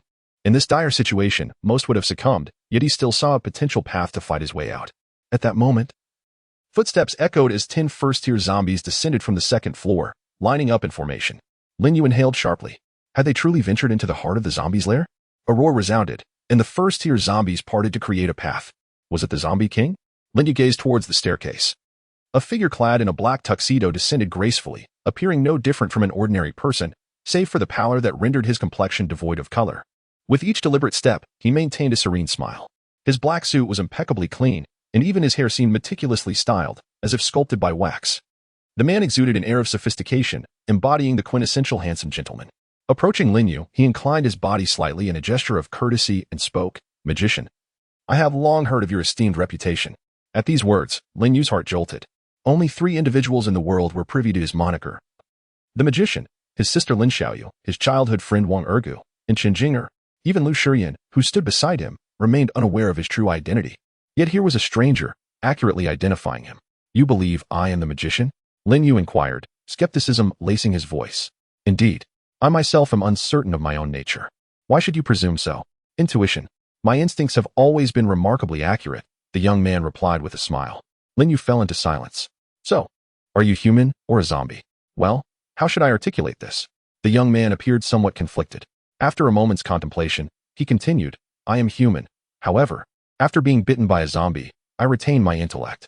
Does that make sense?" "So, you are human, yet you have become the king of zombies in this realm?" "That would be an apt description." "Remarkable. You, a human, have now ascended to the throne of the Zombie King." Lin Yu felt compelled to commend him, wishing to give a thumbs up in admiration. "So, do you intend to make a move against us now?" "Originally, there was an intention to approach you, but your sudden intrusion disturbed my slumber." At this juncture, the young man paused momentarily. "However, upon seeing you, I altered my decision. My instincts inform me that I cannot bring harm to you. Thus, it is more advantageous to cultivate a friendship." Can a zombie king truly befriend humanity? In the current world, why not? A smile perpetually adorned the youth's countenance, reminiscent of a gentleman. Lin Yu surveyed the surrounding undead, lost in contemplation. The being before him, transformed from human to zombie king, exuded formidable strength. He could sense the immense power residing within the creature's form. Lin Yu swiftly glanced at the ranking board. Indeed, the ranking for the Great Xi'an Nation. First place, the Modest Gentleman, first tier. Second place, the Great Wet Brother, first tier. The board already displayed 2 individuals of the first tier. "You are the Great Wet Brother?" Lin Yu inquired, gazing at the Zombie King. For on the ranking list of Yun Province, only the Great Wet Brother reigns supreme as the solitary first-tier powerhouse. "It is I," the young gentleman replied with a smile. Lin Yu reciprocated with a grin, stating, "The figure that has been monitoring my movements is indeed you, correct?" Previously, upon exiting the Orma supermarket, a silhouette had lingered on a billboard. Furthermore, when he vanquished the first-tier zombie, a figure atop a low building seemed to be observing him. Not merely surveillance, as there are several strong individuals in this small town. Yet my focus remains solely on you, the magician. The Great Wet Brother regarded Lin Yu and expressed, "I wish to invite you to collaborate in eliminating another zombie king." Is there truly another zombie king in this town? Indeed, it is on the verge of transcending the second tier, or perhaps it has already done so. However, unlike me, it is a mere embodiment of the undead. You overestimate my capabilities. I have yet to attain even the first tier. How could I possibly contend with a second-tier zombie king? Lin Yu gestured helplessly, indicating his powerlessness. Unexpectedly, Brother Deshur exclaimed, "This is simple." With a fierce roar directed at the first-tier zombies behind him, he uttered words that were incomprehensible to Lin Yu. In the next moment, 5 first-tier zombies slowly stepped forward. Lin Yu narrowed his eyes, bracing himself for battle. What followed was a scene of utter horror. The 5 zombies raised their hands, cradling their heads and chins. And with a violent twist, crack, 5 heads were abruptly severed, rolling forth and coming to a bloody halt before Lin Yu. "This is my sincerity," Brother Deshur declared, presenting 5 first-tier crystal cores. "You must have a few as well. Combined, they should suffice for you to advance to the first tier." He continued, "Upon completion of this task, I shall bestow upon you an additional 15 first-tier crystal cores. Add another 5. Otherwise, I cannot reach the first tier." Lin Yu pondered briefly, feeling a twinge of temptation. "What about your own stock?" "I have encountered only 4 first-tier zombies, and I gifted them all away. I currently possess not a single one." Lin Yu replied, raising his hands in innocent surrender. "I trust you not at all." Brother Deshur's face twitched, internally cursing, barely managing to maintain his gentlemanly demeanor. Nonetheless, he selected another 5 first-tier zombies and roared commands at them once more. Soon, 5 more heads came rolling towards Lin Yu. Lin Yu, overwhelmed with joy, unleashed a fiery burst that incinerated the head of his foe, leaving behind 10 gleaming crystal cores. Lu Shiyun, taking the initiative, stepped forward to collect the cores. In such moments of confrontation, it was imperative that Lin Yu refrained from gathering them himself, as it could expose vulnerabilities to his adversaries. Thank you, my esteemed brother Deshur. Once I ascend to the next level, let us join forces to vanquish that zombie king, Lin Yu expressed with elation. The strife among the nations was tumultuous, with heated debates erupting across the forums. Do you believe our great Xia can emerge victorious? Deshur suddenly inquired. The championship belongs solely to our great Xia. No one can seize it from us, Lin Yu declared with unwavering conviction. Haha, well said. If I have the honor to represent great Xia in battle, I shall ensure those foreign scoundrels understand why the flowers bloom so vividly. Deshur responded with grandiose enthusiasm. It was evident that every citizen of Great Xia, regardless of their strength, harbored a profound sense of national confidence and pride. When faced with external threats, their unity was unyielding. When the time is ripe, I ponder the possibility of trampling upon the Cherry Blossom Kingdom. Would you care to join me in such a monumental endeavor? Deshur exclaimed, his fervor palpable. Count me in. I shall not be absent, he added passionately. The prospect of marching upon the cherry blossoms was indeed exhilarating. Farewell for now, until we meet again tomorrow. Very well, until tomorrow. With that, Lin Yu departed the hotel accompanied by the 2 women. As the multitude of zombies outside parted to clear a path, their movements synchronized like a well-drilled battalion. Deshur gazed at Lin Yu's retreating figure, his eyes flickering with intrigue. He had contemplated countless times seizing the opportunity to capture Lin Yu and transform him into a zombie, thereby claiming him as his own subordinate. Alas, he lacked the confidence to execute such a plan. Even though he had already reached the 3rd tier of the 1st rank, Lin Yu remained at the initial stage. Still lacking confidence, he and the 2 women sought out a new hotel. Just as he reclined on the bed, he suddenly felt a terrifying power awakening within him. Subsequently, flames erupted spontaneously from his body, transitioning from a vibrant yellow to a deep crimson. Ah, brother Yu, it's on fire. Lu Shiyun, startled by the sudden blaze, exclaimed from the adjacent bed. The newly chosen hotel bore numerous bloodstains, evidence of a previous zombie invasion. She dared not sleep alone in a room and opted for a double occupancy. She shared a bed with her daughter, while Lin Yu took another. Just moments ago, flames had erupted from Lin Yu's body, igniting the blanket. Upon hearing Lu Shiyun's cry, Lin Yu quickly reacted, retracting the flames back into his body and extinguishing the fire on the blanket. Was this the completion of his evolution? Chapter 33. The dragon flame form. Lin Yu sensed the transformation of his body, filled with an inexplicable delight as he hurriedly examined his attribute panel. Codename, Magician, Level, 0 Tier 10-0, Magic Power, 27, 500, Strength, 339, Constitution, 226, Speed, 232, Spirit, 275. Talent, S-Class Flame Manipulator, Flame Unlocked Forms, Blazing Flame, Dragon Flame. This brand new attribute panel surpassed even that of a typical 1st tier 10th level evolutionary. While talent advancement could enhance attribute values, Lin Yu had not anticipated that devouring the blood essence of the fire dragon would elevate his talent to S-Class, resulting in such a significant increase. The surge in magical power reached an astonishing 5,000, with each of his 4 attributes enhanced by 50 points. Now, he surpassed even the typical 1st tier Level 10 Evolver in terms of sheer terror. A standard Evolver at level 10 possesses attributes totaling 55 points, alongside an additional 50 points to allocate freely. Upon advancing to the 1st tier, all attributes double, culminating in a total of 110 points, and 100 points in free allocations. From the 1st tier onward, each level gained results in an increase of 10 points in both attributes and free points. Yet, Lin Yu, at merely 0 tier, rivals a conventional 1st tier, level 10 Evolver, effectively leaping across an entire tier, a truly formidable feat. Seated upon the charred remnants of his bed, Lin Yu furrowed his brow in contemplation. His ascent seemed inevitable. He possessed no fewer than 14 1st-tier crystal cores, ready to elevate him to the 1st tier at any moment. However, within the trading space, he held a collection of attribute fruits initially intended for his sister, as his own attributes had already reached an extraordinary level. Yet now, he pondered whether, by the time he found his sister, she might have already awakened and transcended to the 1st tier. Should she consume the attribute fruits after advancing, their effects would be halved. For instance, if a 0-tier individual consumes a fruit to gain 10 attribute points upon breaking into the 1st tier, that gain doubles to 20 points. Conversely, if consumed at the 1st tier, the increase would remain a mere 10 points, devoid of any additional enhancement. After a moment's hesitation, Lin Yu resolved to absorb the fruits himself. Evolution points, 1,000. The attribute fruits were caught in a trading market bug, consuming 200 evolution points daily. Today marked the 5th day. The void split open, and a multitude of attribute fruits cascaded forth, 21 yellow and 108 green. Without hesitation, Lin Yu absorbed the energy. Having made his decision, he was not one to linger. With a magical power of 500 and a speed of 5, the attribute fruits transformed into formidable strength, surging into his body and continuously enhancing him. As the final fruit was consumed, an immense aura emanated from Lin Yu. A pressure resulting from the overwhelming magical force. Codename: Sorcerer, Level 0, Stage 10, 0, Magical Power 34. 500, Strength 386, Vitality 241, Speed 262, Mentality 293, Talent, S-Class Flame Controller, Flame Unlock Form, Blaze, Dragonfire. Lin Yu clenched his fists, feeling an unprecedented strength. He summoned flames with his right hand, a flickering yellow blaze dancing upon his palm.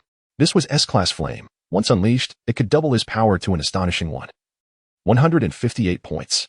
Then, the yellow hue of the flames faded, revealing a crimson-red, S-Class Dragonfire.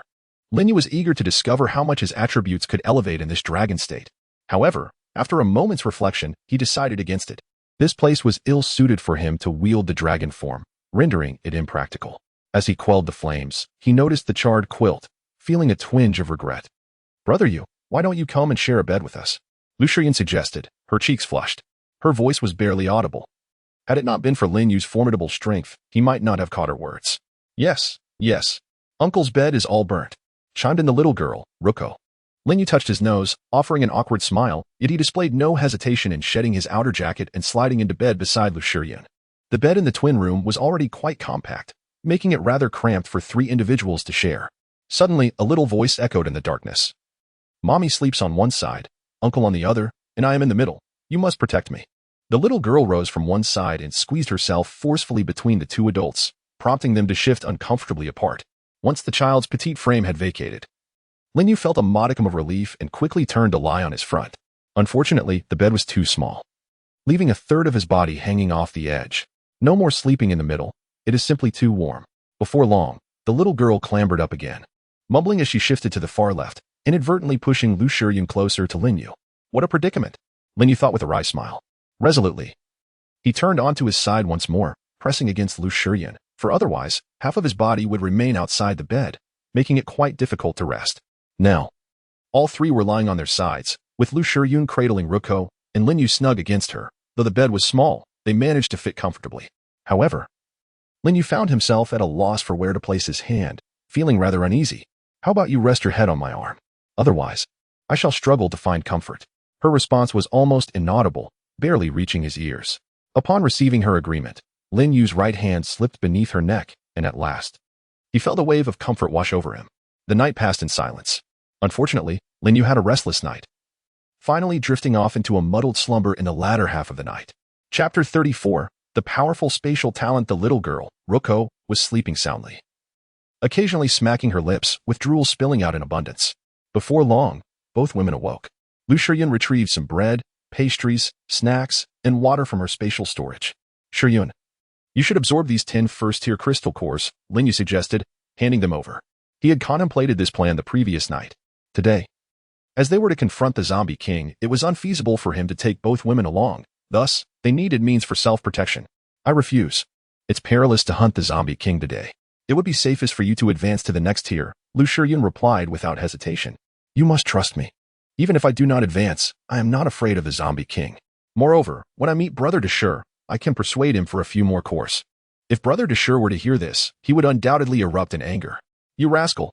How utterly shameless! Are you only going to exploit me? Today's battle will indeed be treacherous. I cannot bring you along, for I would be unsettled with you both here. But there are no buts. You must believe in me." Lin Yu gazed earnestly at Lu Shiyan. He had his own calculations. He planned not to ascend a tier, hoping to acquire a few more cores from Brother Deshur later. Even if he failed, his current attributes instilled him with confidence. Furthermore, his dragon flame state had awakened, rendering him even more formidable. Conversely, without the means for self-defense, the 2 of them would become his vulnerabilities. "Only by strengthening yourselves can I remain unburdened," Lin Yu declared solemnly. Lu Shiyan gazed at him, captivated. After a moment of contemplation, she finally spoke. "Very well. I shall heed your advice and ensure that I do not become a burden to you." As she advanced to the first level, the innate spatial talent within her began to transform. She needed to perceive this change carefully, hoping to seize the opportunity to grasp other spatial abilities. Lin Yu shared several important considerations and instructed her on how to attune herself to the fluctuations of space. With everything in place, Lu Shiyan picked up a first-level crystal core and commenced the absorption process. As she continuously absorbed the energy, her aura gradually ascended. The space surrounding her flickered erratically, indicating that her innate spatial talent was stirring and evolving. Lu Shiyan absorbed the energy at a painstakingly slow pace, as she sought to capture the flow and changes of space throughout the process. The endeavor proved arduous and protracted. One crystal core after another vanished. Yet she always felt on the brink of comprehension, sensing that something essential eluded her grasp. At last, as the final crystal core was entirely absorbed, Lu Shiyan's body trembled, and a formidable aura surged forth, causing the space around her to quiver violently. In that fleeting moment, she finally discerned that elusive sensation. Riding the wave of energy from her breakthrough to the first level, she experienced a moment of clarity. As the fluctuations around her calmed, she slowly opened her eyes, her expression radiant with joy. Had she truly grasped it? Indeed. Allow me to demonstrate. In that instant, she resembled a top student reveling in her triumph, eager to share her elation with her beloved. Lu Shiyan gently snapped her fingers towards the wardrobe. With a sound like a clap, the space seemed to freeze, then rippled like water, suddenly erupting as the very fabric of space fragmented into shards. The entire wardrobe was utterly torn to shreds. I refer to this technique as mirage of flowers and moonlight, Lu Shiyan remarked. First, the space is solidified, then it is shattered. These are indeed two distinct abilities, and quite formidable. Lin Yu commented, by the way, your attributes should be quite impressive, right? After all, you possess an S-class spatial talent. It should surpass that of an ordinary individual. When the spatial talent was awakened, her strength increased by 50 points, her magic by 50, and other attributes each saw an increase of 30 points. An S-class talent is undeniably powerful. Your attributes are significantly superior to those of an average evolver. With the current advancement doubling your capabilities and providing offensive means, you can certainly be considered a strong contender, Lin Yu said with a smile. Allow me to show you my attributes. Lu Shiyan displayed her stats to Lin Yu. Codename, unnamed, level, first tier. Level 0, magic, 22,600, strength, 326, constitution, 168, speed, 168, spirit, 170, talent, S-class infinite space. This is the standard attribute profile of a powerful S-class talent awoken individual. Judging by this, it seems she has not consumed any attribute fruits. However, she is considerably stronger than the previous encounter with S-class anti-magic Wang Hao. Lin Yu speculated that Wang Hao's awakened S-class talent likely only granted him a total attribute increase of 30 points. So what do you think of my attributes? Lu Shiyan inquired. Quite impressive indeed. How do I compare to you? Well, I suppose there is a bit of a gap. Lin Yu replied with a chuckle. Compared to him, there is simply no contest. He has yet to advance, yet his attributes surpass Lu Shiyan's in every regard. Once he does ascend, his attributes will double, widening the gap even further. You two should remain here and await my return. I anticipate being back by this afternoon. Lin Yu gently pinched the little girl Rikesh's cheek. Stay safe, don't push yourselves too hard. If danger arises, flee. I will be waiting for you. Lu Shiyan stepped forward, adjusting his collar with great tenderness, akin to a wife gently reminding her husband before he steps out. Uncle, please return safely. The little girl gazed at him with eager anticipation. Let us not be so serious. It's merely a matter of slaying a zombie king, Lin Yu chuckled, relishing the warmth of the moment. Upon exiting, he hurried towards the hotel where Deshur was located. Deshur, I have arrived. Lin Yu exclaimed as he entered the hotel, his voice echoing through the stillness of the early morning. With a shout, a roar erupted from the third floor, followed by a cacophony of rustling sounds. Why haven't you advanced yet? Deshur, clad in his customary black suit, approached Lin Yu with a frown. Behind him trailed a horde of first-level zombies, 23 in total, as Lin Yu counted with brightening eyes. Deshur, accompanying you to hunt the zombie king is far too perilous. What would happen to my wife and child if I were to meet an untimely end? Lin Yu commenced his performance. I must ensure that they possess the means for self-defense before I can dare to serve you. What brother? For the sake of your grand endeavor to unify the zombies, might you grant me another 10 crystal cores? Once I break through to the first level, success will be assured. Upon hearing this, Wet Brother felt a surge of indignation, nearly erupting in fury. Such shamelessness was beyond his comprehension. He had never encountered someone so brazen in his life. However, he ultimately managed to suppress his anger. Just yesterday, he had been a first-level Tier 3. Now he was a first-level Tier 5. For him, eliminating another zombie king and consolidating control over the ancient town was of utmost importance. At that point, he could acquire as many first-level crystal cores as he desired. Chapter 35, Outburst. The battle was imminent, and he could only afford to give you 5. Otherwise, I would be left utterly defenseless. Wet Brother's expression darkened. Brother, 5 cores are truly insufficient. Just 5. I have no more to spare. How about adding 1 more? 6 cores. Otherwise, I genuinely cannot advance.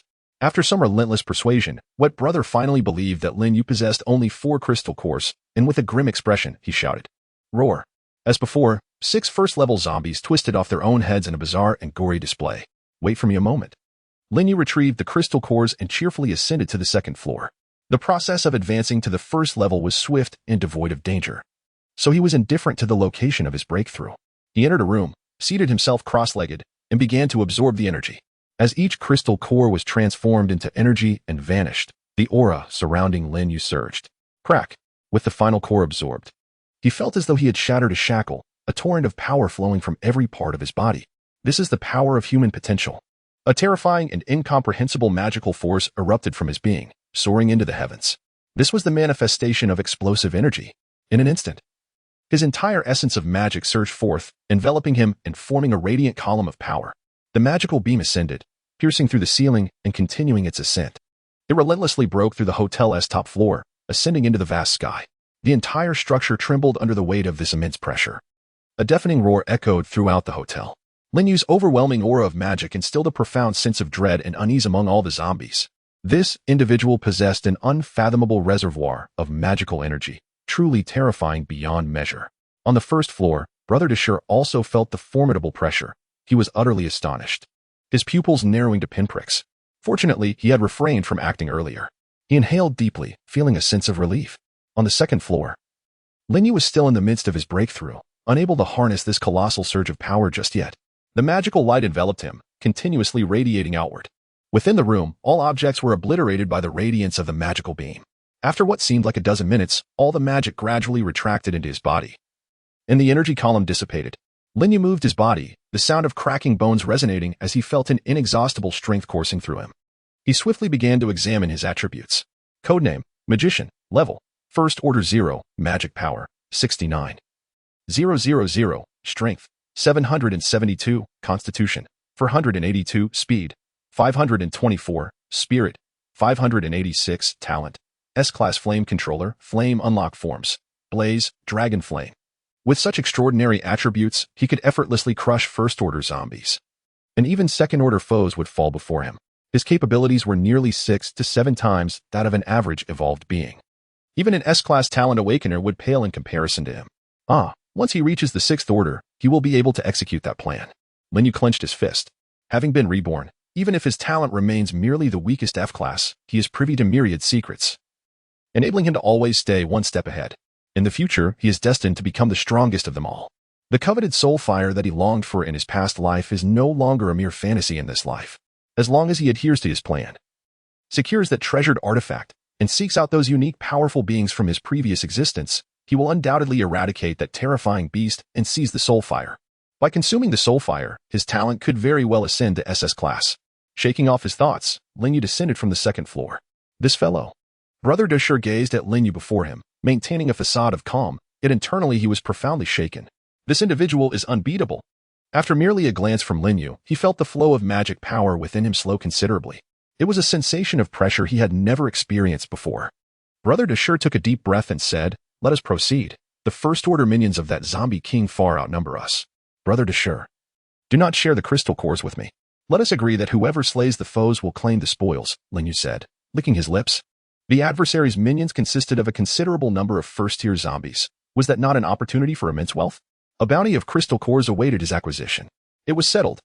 The two departed the hotel, accompanied by the remaining 17 first-tier zombies. With a thunderous roar, the zombie king, Brother Deshur, shook the very earth beneath them, summoning countless zombies from all directions, leaving Lin Yu with a prickling sensation at the nape of his neck. The sheer quantity was staggering, likely numbering in the thousands. An army of 10,000 surged forth under Brother Deshur's command, marching resolutely towards the northeast, the territory of another zombie king. Brother Deshur, should the opposing force possess greater strength, will your legion of 10,000 not swiftly betray you? Never. Their loyalty lies solely with me, Brother Deshur replied, not once glancing back as he continued his furious sprint. Lin Yu pondered. Based on his understanding of zombies, these creatures bore no true sense of loyalty among their kind. The higher the rank, the stronger the prowess, they heeded the commands of the mightiest. Brother Deshur's unwavering confidence suggested he was no ordinary foe. The throng of zombies surged forward, a harrowing sight. They stormed through the streets, disregarding the scattered evolvers who, in terror, cowered against the walls, paralyzed with fear. Upon entering the northern district, the zombies erupted into chaos. It was not only Brother Deshur who sought to vanquish the zombie king. The local zombies harbored intentions of their own. Before long, the zombie king of the north, accompanied by his minions, made his entrance. The ground trembled with their roars. Judging purely by their aura, Lin Yu sensed that the northern zombie king did not appear to be a mere first tier. Could it be that he had truly ascended to the second tier? With a thunderous roar, countless zombies surged forth. Behind it, there were astonishingly 59 first-tier zombies. A formidable force indeed, surpassing that of Brother Deshur. Roar.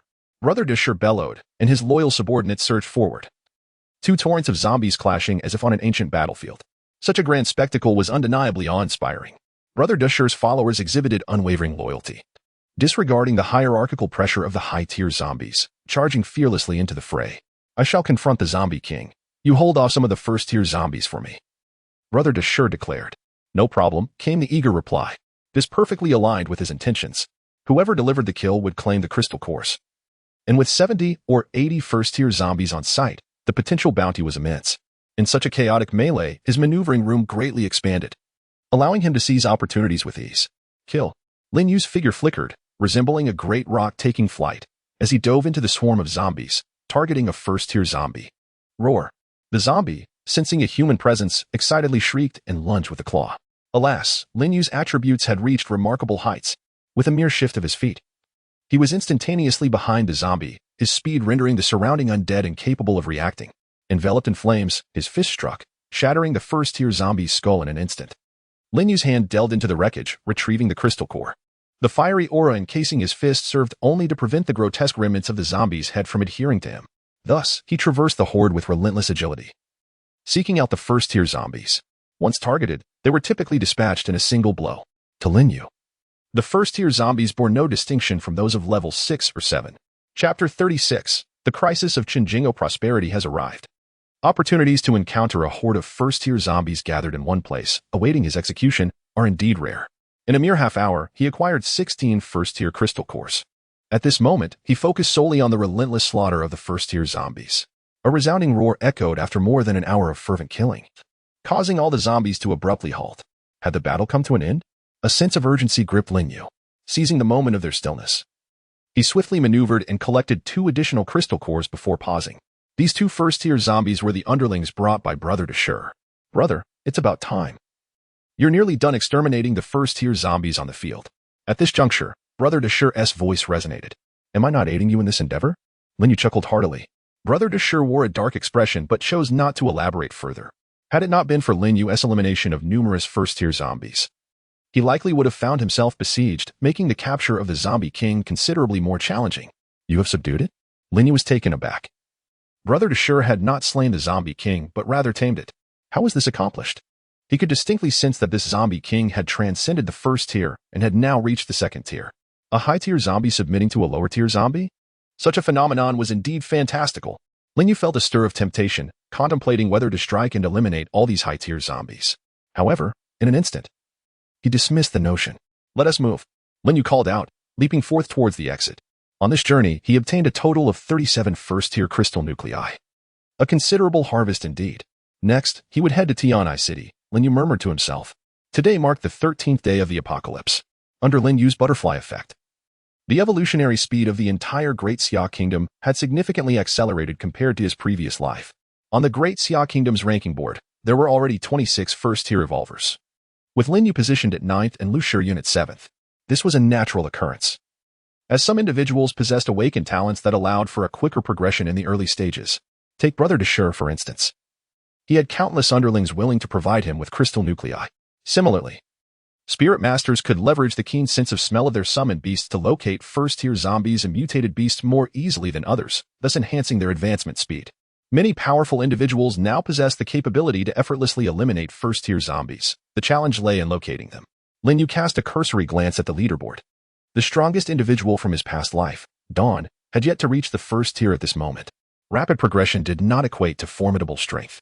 Lin Yu understood that none of those currently on the list could rival Dawn, except for himself. He also wondered whether Jinger had awakened her talent yet. Lin Yu recalled the woman who aspired to surpass him. On the highway from Kuan City to Tianhai City, there were few vehicles, insufficient to cause a complete blockage. Lu Shiyan deftly maneuvered her G-Class, occasionally drifting around various obstacles. "We're stuck ahead," Lu Shiyan remarked. Lin Yu leaned forward to take a look. In the middle of the highway, 7 or 8 cars were haphazardly obstructing the lane. "Watch this," he said. Lin Yu sprang from the vehicle, effortlessly sending the obstructing cars flying with a single kick. Thus, nothing could impede their progress as they sped down the highway. Unbeknownst to the trio, soaring high above them, a colossal eagle glided in the same direction, with wings spanning a terrifying 10 meters. It was evident that this was no ordinary bird. It had undoubtedly mutated. Perched upon its back was a shadowy figure. Meanwhile, in the hotel lobby, Chen Jinghe was orchestrating the day's assignments. It had been 3 days since Lin Yu's departure, and their small team still consisted of 17 members. Apart from the 4 leaders who had already reached the 10th level, the remaining 13 women were all at the 9th level. Within the ranks of evolved beings in this ancient town, they ranked among the top 10. Today, we shall head towards the western backstreet, aiming to eliminate 3 more first-tier zombies, thus gathering a total of 10, Chen Jinghe declared. The others nodded in agreement, their faces brimming with determination. After enjoying lunch, the group of 17 exited the hotel. However, as soon as they stepped outside, their path was obstructed.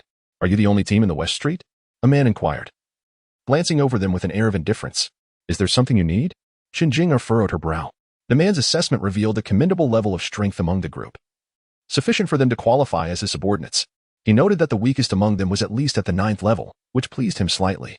Yet, he wondered how many awakened ones were present among them. If Lin Yu were here, he would undoubtedly recognize this individual. In a previous life, this individual was Lu Qi, the first to ascend to the 3rd tier in Kuan City and the fortunate possessor of the Fire Dragon's essence. Regrettably, in this incarnation, he was outpaced by Lin Yu, who not only secured the Fire Dragon's essence but also claimed all other treasures. Nevertheless, some individuals are inherently blessed with extraordinary fortune. Following the onset of the apocalypse, the creatures within the Shiyun Mountain Zoo underwent a radical transformation. Some engaged in fierce battles, while others fled into the wilderness. After a fierce confrontation between a tiger and a leopard left both severely wounded, Lu Qi fortuitously stumbled upon the scene, seizing his opportunity. His S-rank awakened talent, ability absorption, enabled him to directly receive the tiger's ferocity and the leopard's swiftness. "Subordinate?" Chen Jinghe tossed her hair and smiled slightly. "I believe it would be more fitting for you to serve as my subordinate. Let us see if you possess the necessary strength." Lu Qi replied calmly, unperturbed. "I will demonstrate to you what it truly means to be a formidable opponent." With that, he darted forward in a flash. "Be careful, Sister Jing." The onlookers merely caught a glimpse of a shadow before Lu Qi appeared before Chen Jinghe. "Ice shield." Fortunately, Shaoan reacted swiftly, raising his hand to unleash his ice abilities, conjuring a massive ice shield before Chen Jinghe. Bang! Yet, in the next moment, Lu Qi's fist, imbued with overwhelming power, struck the ice shield with a resounding blow, shattering it into countless shards. A heavy silence fell upon the crowd, their hearts sinking. Shaoan was the strongest among them, and to witness his ice shield obliterated in an instant was a harrowing revelation of the man's terrifying strength. Bang! Once again, a resounding crash echoed as Lu Qi shattered the ice shield and unleashed another punch. Chen Jinghe swayed her form, attempting to evade. Yet, she soon realized that her opponent's speed was unmatched, shadowing her every move, rendering escape impossible. Confronted with the oncoming fist, she gritted her teeth. There was no way to dodge, and she could only brace herself for the impact. However, the force exerted by her adversary was far beyond her capacity to withstand. Upon contact, her body was sent hurtling backward, crashing heavily onto the ground. "Jingjie! Jingjie!" The crowd gasped in alarm, rushing to intervene. "Sandify!" Yang Shanshan activated her innate ability, instantly transforming the earth beneath Lu Qi into sand. Under the influence of gravity, Lu Qi rapidly sank, with the area beneath his thighs becoming completely engulfed. In a mere 10 seconds, he would be entirely submerged. "Drink!" Lu Qi's expression grew grave as he unleashed a surge of magical energy, dispersing the surrounding sand and forcefully halting his descent. "Get down!" At that moment, with a thunderous shout from Shaoan, massive ice spikes began to coalesce above Lu Qi's head, hurtling towards him. Simultaneously, countless wind blades sliced through the air, advancing menacingly. Lu Qi felt a surge of panic. He had not anticipated the presence of 3 gifted individuals, each possessing formidable abilities, working in perfect harmony. He had inadvertently found himself in a precarious situation. If he could not swiftly extricate himself from the sand, he feared his fate would be sealed. Chapter 37. The Awakening Open Up. Lu Qi bellowed, summoning all his magical power. His hand struck the sand with tremendous force, scattering it significantly. Seizing the opportunity, he exerted force through his legs, unleashing the speed of a cheetah and swiftly escaping the sandpit. Subsequently, he executed a roll to the side, narrowly evading the descending ice spikes and slicing winds. His strength was overwhelming, making it impossible for me to restrain him for long. Yang Shanshan appeared somewhat pale, clearly having expended all her energy to bind Lu Qi just moments ago. A heavy silence enveloped the group, as they instinctively sensed the man's formidable power. He was likely an S-class awakener. You truly astonish me, Lu Qi exclaimed, feeling somewhat disheveled. For he had not anticipated that a distinguished S-class awakener could fall into such a predicament. Nonetheless, he had discerned their tactics and recognized that it would be impossible for them to ensnare him again as they had before. Taking a moment to catch his breath, he was pleasantly surprised. The three before him were even stronger than the A-class super talents he had previously encountered. He had resolved to subdue them. With a sudden stamp of his foot, he propelled himself forward like a dagger, charging directly at Yang Shanshan. He intended to neutralize her first, for her sand manipulation ability was particularly troublesome. Thorns of sand. Yang Shanshan's expression shifted as massive tendrils of sand surged upward, piercing toward the man. However, Lu Qi's speed was unparalleled. He darted left and right, swiftly breaking through the blockade of the thorns, and unleashed a powerful punch. Bang! In the midst of Yang Shanshan's horrified gaze, a figure appeared before her, bracing for the blow, only to be sent flying. Sister Jing. With a resounding thud, Chen Jing'o crashed to the ground once more, coughing up blood, feeling as though her very organs were about to displace. Lu Qi did not hesitate, delivering another powerful punch, causing Yang Shanshan to follow suit, blood cascading through the air. I will make you pay with your life. Lu Yu's eyes widened with fury as he charged forward, unleashing a torrent of wind blades that sliced toward the man. Futile. Lu Qi deftly evaded, his form flickering with agility. Yet, in the next moment, he collided directly with a massive ice block. Shield, now, Shaowen shouted. Instantly, 4 ice shields emerged simultaneously, rapidly converging to encircle Lu Qi. Ice explosion. Another thunderous command rang out, and the 5 ice shields detonated in an explosive display. Surely, this will lead to your demise. Shaowen, half kneeling, exerted his formidable talent, feeling the strain of his energy depleting. To have inflicted such damage upon me, you should be proud. Suddenly, a voice emerged from the shattered ice. Lu Qi stepped forth from the debris, a trickle of blood adorning his lips. The expressions of the onlookers froze in disbelief. How could he remain unscathed? Storm slash. Liu bellowed, as countless wind blades coalesced into a swirling vortex, hurling toward the man. Shatter. A ruthless glint flashed across Lu Qi's face. He had faced far worse on the central street. To be wounded here, at the hands of mere A-level talent users, was an affront he could not abide. Radiance surged from his hands as he struck the tempest, obliterating the storm slash. With a burst of speed that seemed almost otherworldly, he charged forward. Bang! Bang! The sound of impact echoed as both Lu Yu and Shaowen were sent flying. How could he be this powerful? In the aftermath of being hurled through the air, despair clouded the minds of the two individuals. Yet, what went unnoticed by the crowd was the inexplicable radiance emanating from Chen Jing'er, who lay in the corner. Kill. Despite witnessing the defeat of the 4 mightiest warriors of Eternal Day, the 13 women harbored no fear. Armed with weapons, they charged forward. Eternal Day was their sanctuary, a place where they had been reborn, and no one could obliterate it. Fascinating. Observing the fearless women advancing with reckless abandon, Lu Qi felt a flicker of emotion. Though the apocalypse had not lingered long, he had already witnessed the grotesque facets of humanity, the unclean depths of depravity. What allowed these individuals to confront death without trepidation? What beliefs sustained their resolve? Though taken aback, his hands did not falter. He struck each approaching woman with precision, sending them flying without so much as ruffling his garments. Nevertheless, he held back, for these individuals would ultimately become his subordinates. Now do you understand what it means to be strong? Join my ranks, and I assure you that life in the apocalypse will surpass your former existence. Bah! Spat one of the women, blood streaming from her mouth as she railed in fury. While their activities were confined to West Street, they were not oblivious to the machinations of the Central District. Several factions of evolved beings engaged in a ceaseless struggle for dominance, relentlessly recruiting survivors. Yet, their intentions were far from protective. They sought only to amplify their own power, compelling those survivors to venture forth, slaying zombies in exchange for crystal cores. Moreover, certain factions resorted to the grotesque practice of feeding the living to the undead, all in the pursuit of facilitating the zombies' evolution, so they might harvest the precious crystal cores. It was a hellish darkness. They had only just been rescued from such a hell by Sister Jing, and even in death, they would never submit to such forces again. Here was their true home. Eternal Day, a realm forever illuminated with light and warmth, was the sanctuary they would fiercely defend.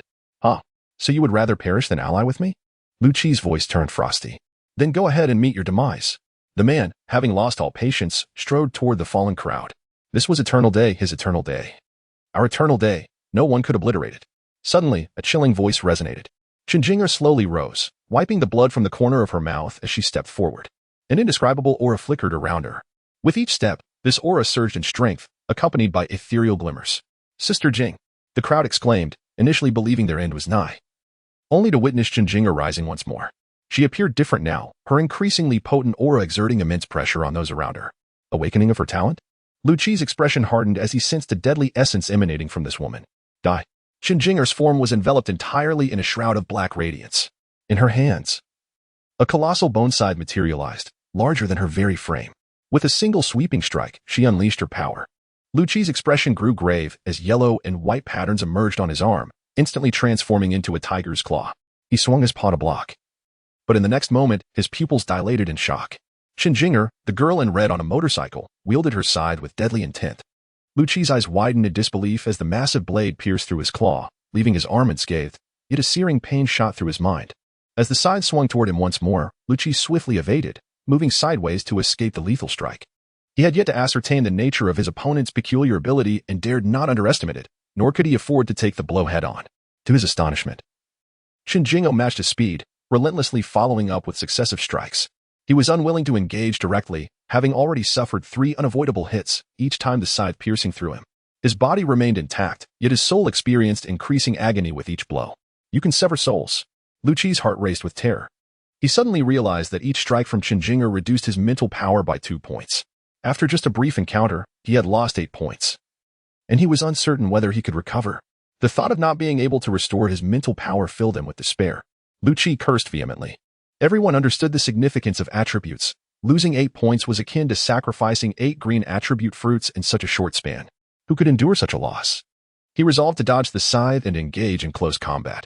With determination, he charged forward, unleashing his full speed and agility. Go to hell. This time. He finally evaded the scythe and reached Qinjinga, extending his tiger claw directly towards her head. He had made up his mind. Even if the scythe struck again, he would expend 2 points of mental power to obliterate this woman's head. Be cautious, Sister Jing, Yang Shanshan warned.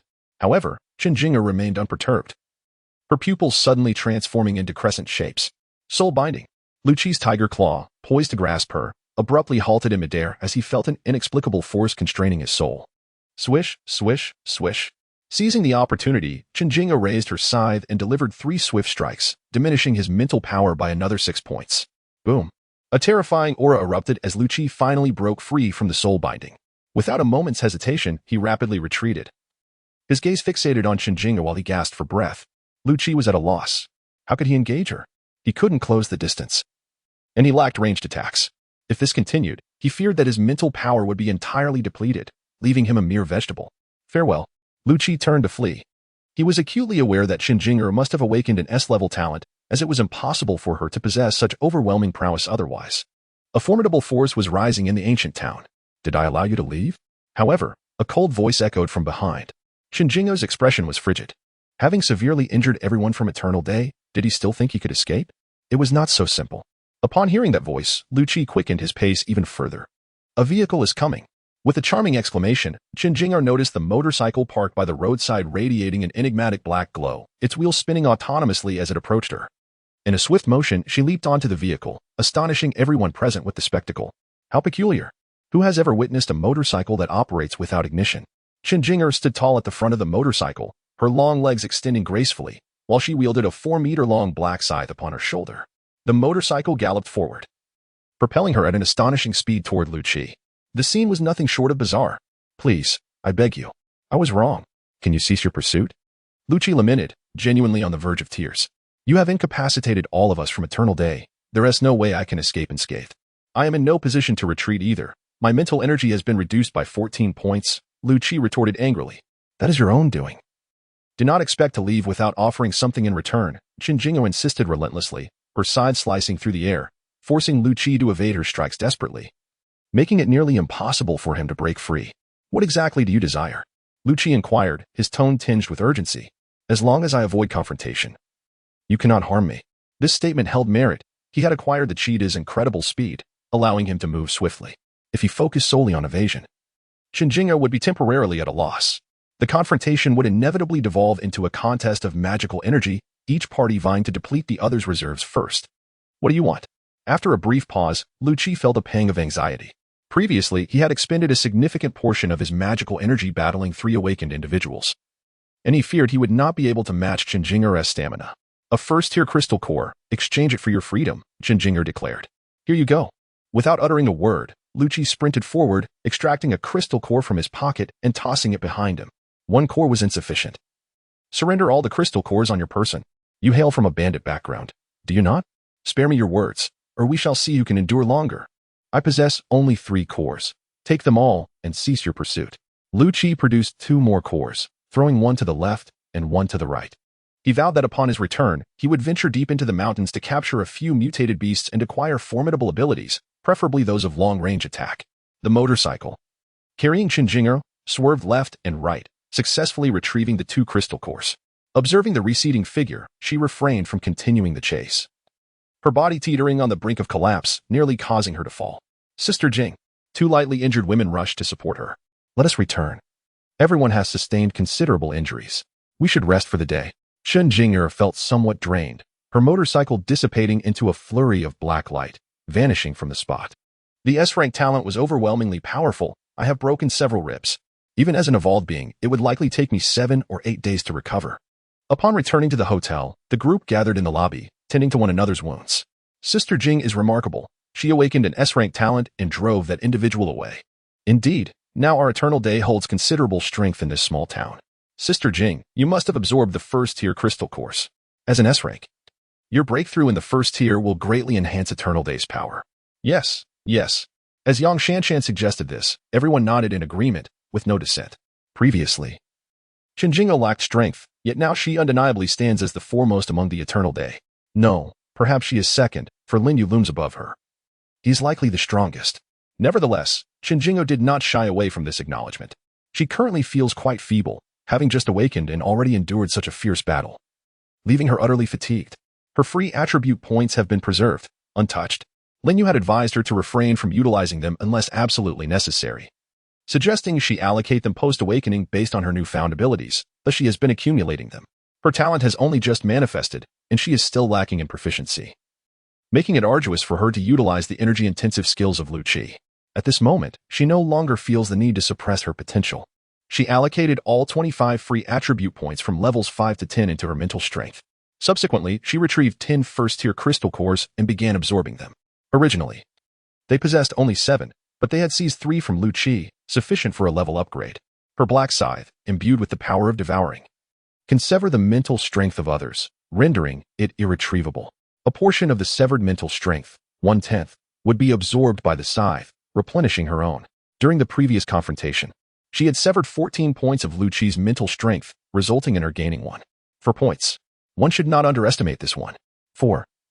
As time progresses and she severs more, her mental strength will grow increasingly formidable. Most importantly, as her comprehension of her talent deepens. The day will come when a single strike does not merely sever 2 points, but could potentially obliterate an opponent's entire mental essence, rendering them akin to the living dead. In this instant, she has come to a profound realization. Mental strength embodies the essence of the soul. In the genesis of life, there existed initially only consciousness. As it embarked upon the path of evolution, it would metamorphose into spiritual energy and subsequently into the soul. The soul, being immortal, signifies eternal life. Presently, Shinjingo has only just awakened and is still unfamiliar with the application of such a gifted ability. However, her capabilities extend beyond merely wielding the scythe of death, which serves merely to siphon the spiritual energy of others. Additionally, she possesses methods for utilizing 2 other talents within her mind: soul annihilation and soul control. Soul annihilation involves directly manifesting one's spiritual energy to create a tempest of mental force, instantaneously obliterating another's soul without inflicting harm upon the physical body. Soul control similarly employs formidable spiritual energy to subdue an opponent, forcibly bending them to one's will, rendering them a mere puppet. Should my ability to siphon spiritual energy reach an overwhelmingly terrifying level, perhaps I could realize my aspirations, Shinjingo mused, a scene involuntarily surfacing in her mind, her lips curving into a subtle smile. You go, just wait. Chapter 39. King Arthur with the final crystal core vanishing. Qinjingo successfully ascended to the first tier. Codename, unnamed, level, tier 1, level 0, magic power, 32. 600, strength, 232, constitution, 226, speed, 352, mental strength, 504, talent, S-class spirit of death. Her newly acquired attribute panel is vastly more powerful than before, surpassing even Lushurian. Her S-class talent, the spirit of death, belongs to the realm of soul-related abilities, thus she allocated all her free attribute points to enhance her mental strength. Before her evolution, she had consumed attribute fruits and later, following Linyu, exchanged quite a few at the trading market. Upon awakening her S-level talent, her 4 dimensions each reached 50 points, resulting in such formidable attributes. Although she still fell short compared to Linyu, she was evidently superior to many S-level talent holders. What should her code name be? Qinjinga furrowed her brow, as naming was not her forte. She had an idea, let's call her Qinzhuashang. Haha, that's settled. I, Qinjinga, shall sit atop. If it weren't for this conviction, who knows if I would have even awakened today. She felt no disdain for this moniker. On the contrary, she was quite pleased. If Linyu were to find out, he would likely be infuriated. Who in their right mind would choose such a lewd name? On the World Forum. Ever since the information of evolutionists worldwide was integrated, the discussions have become incessant. Look at the top-ranked individual from the Great Xian Nation, calling himself Big Wet Brother. With such a name, he seems like nothing more than a trivial character. To rank first, it must be sheer luck. Come the 100 Nations War. I will make him wet his pants. Haha. Indeed, well said. And that magician, one can tell he is merely a juggler. To think he ranks in the top 10 in the Great Xian Nation? The men of Great Xia are lacking, but as for the women, the flower girls are exceedingly beautiful. Iron Man? What a worthless title. How dare he boast alongside Big Wet Brother? Sakura, old dog, you're doomed. Your Sakura nation is finished. We, the people of Great Xia, always deliver on our promises to flatten Sakura.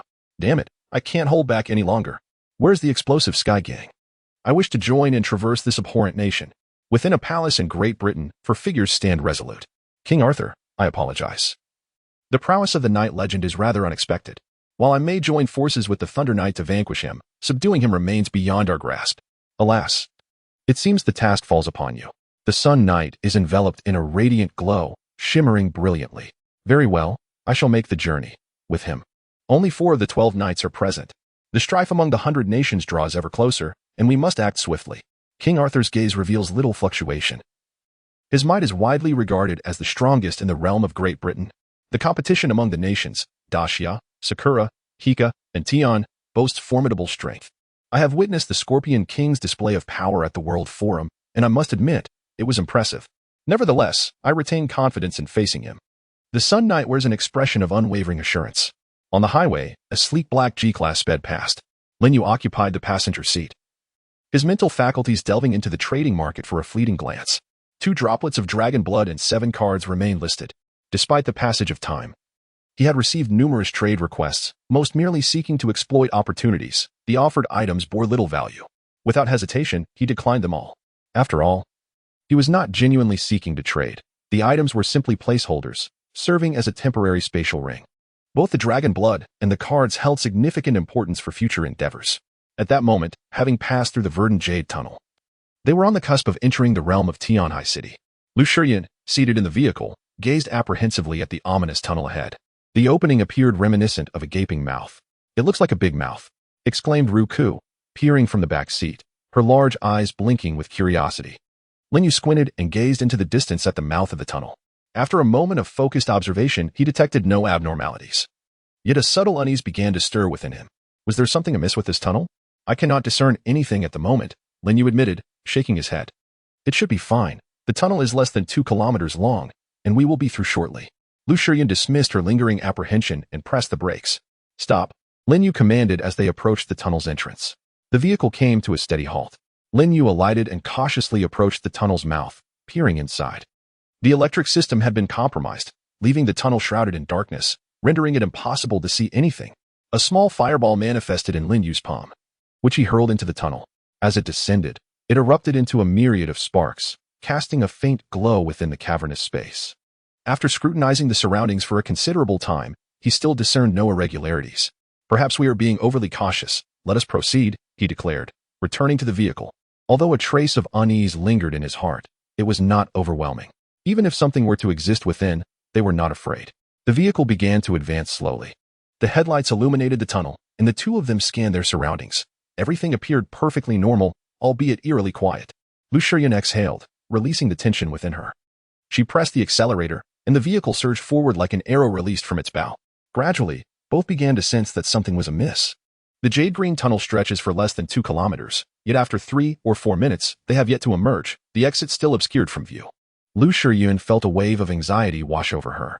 Another 10 minutes passed, and the vehicle remained ensconced within the tunnel. You go. Could it be that we have encountered some bizarre phenomenon? She grasped the steering wheel tightly, clearly agitated. Perhaps, Lin mused, furrowing his brow.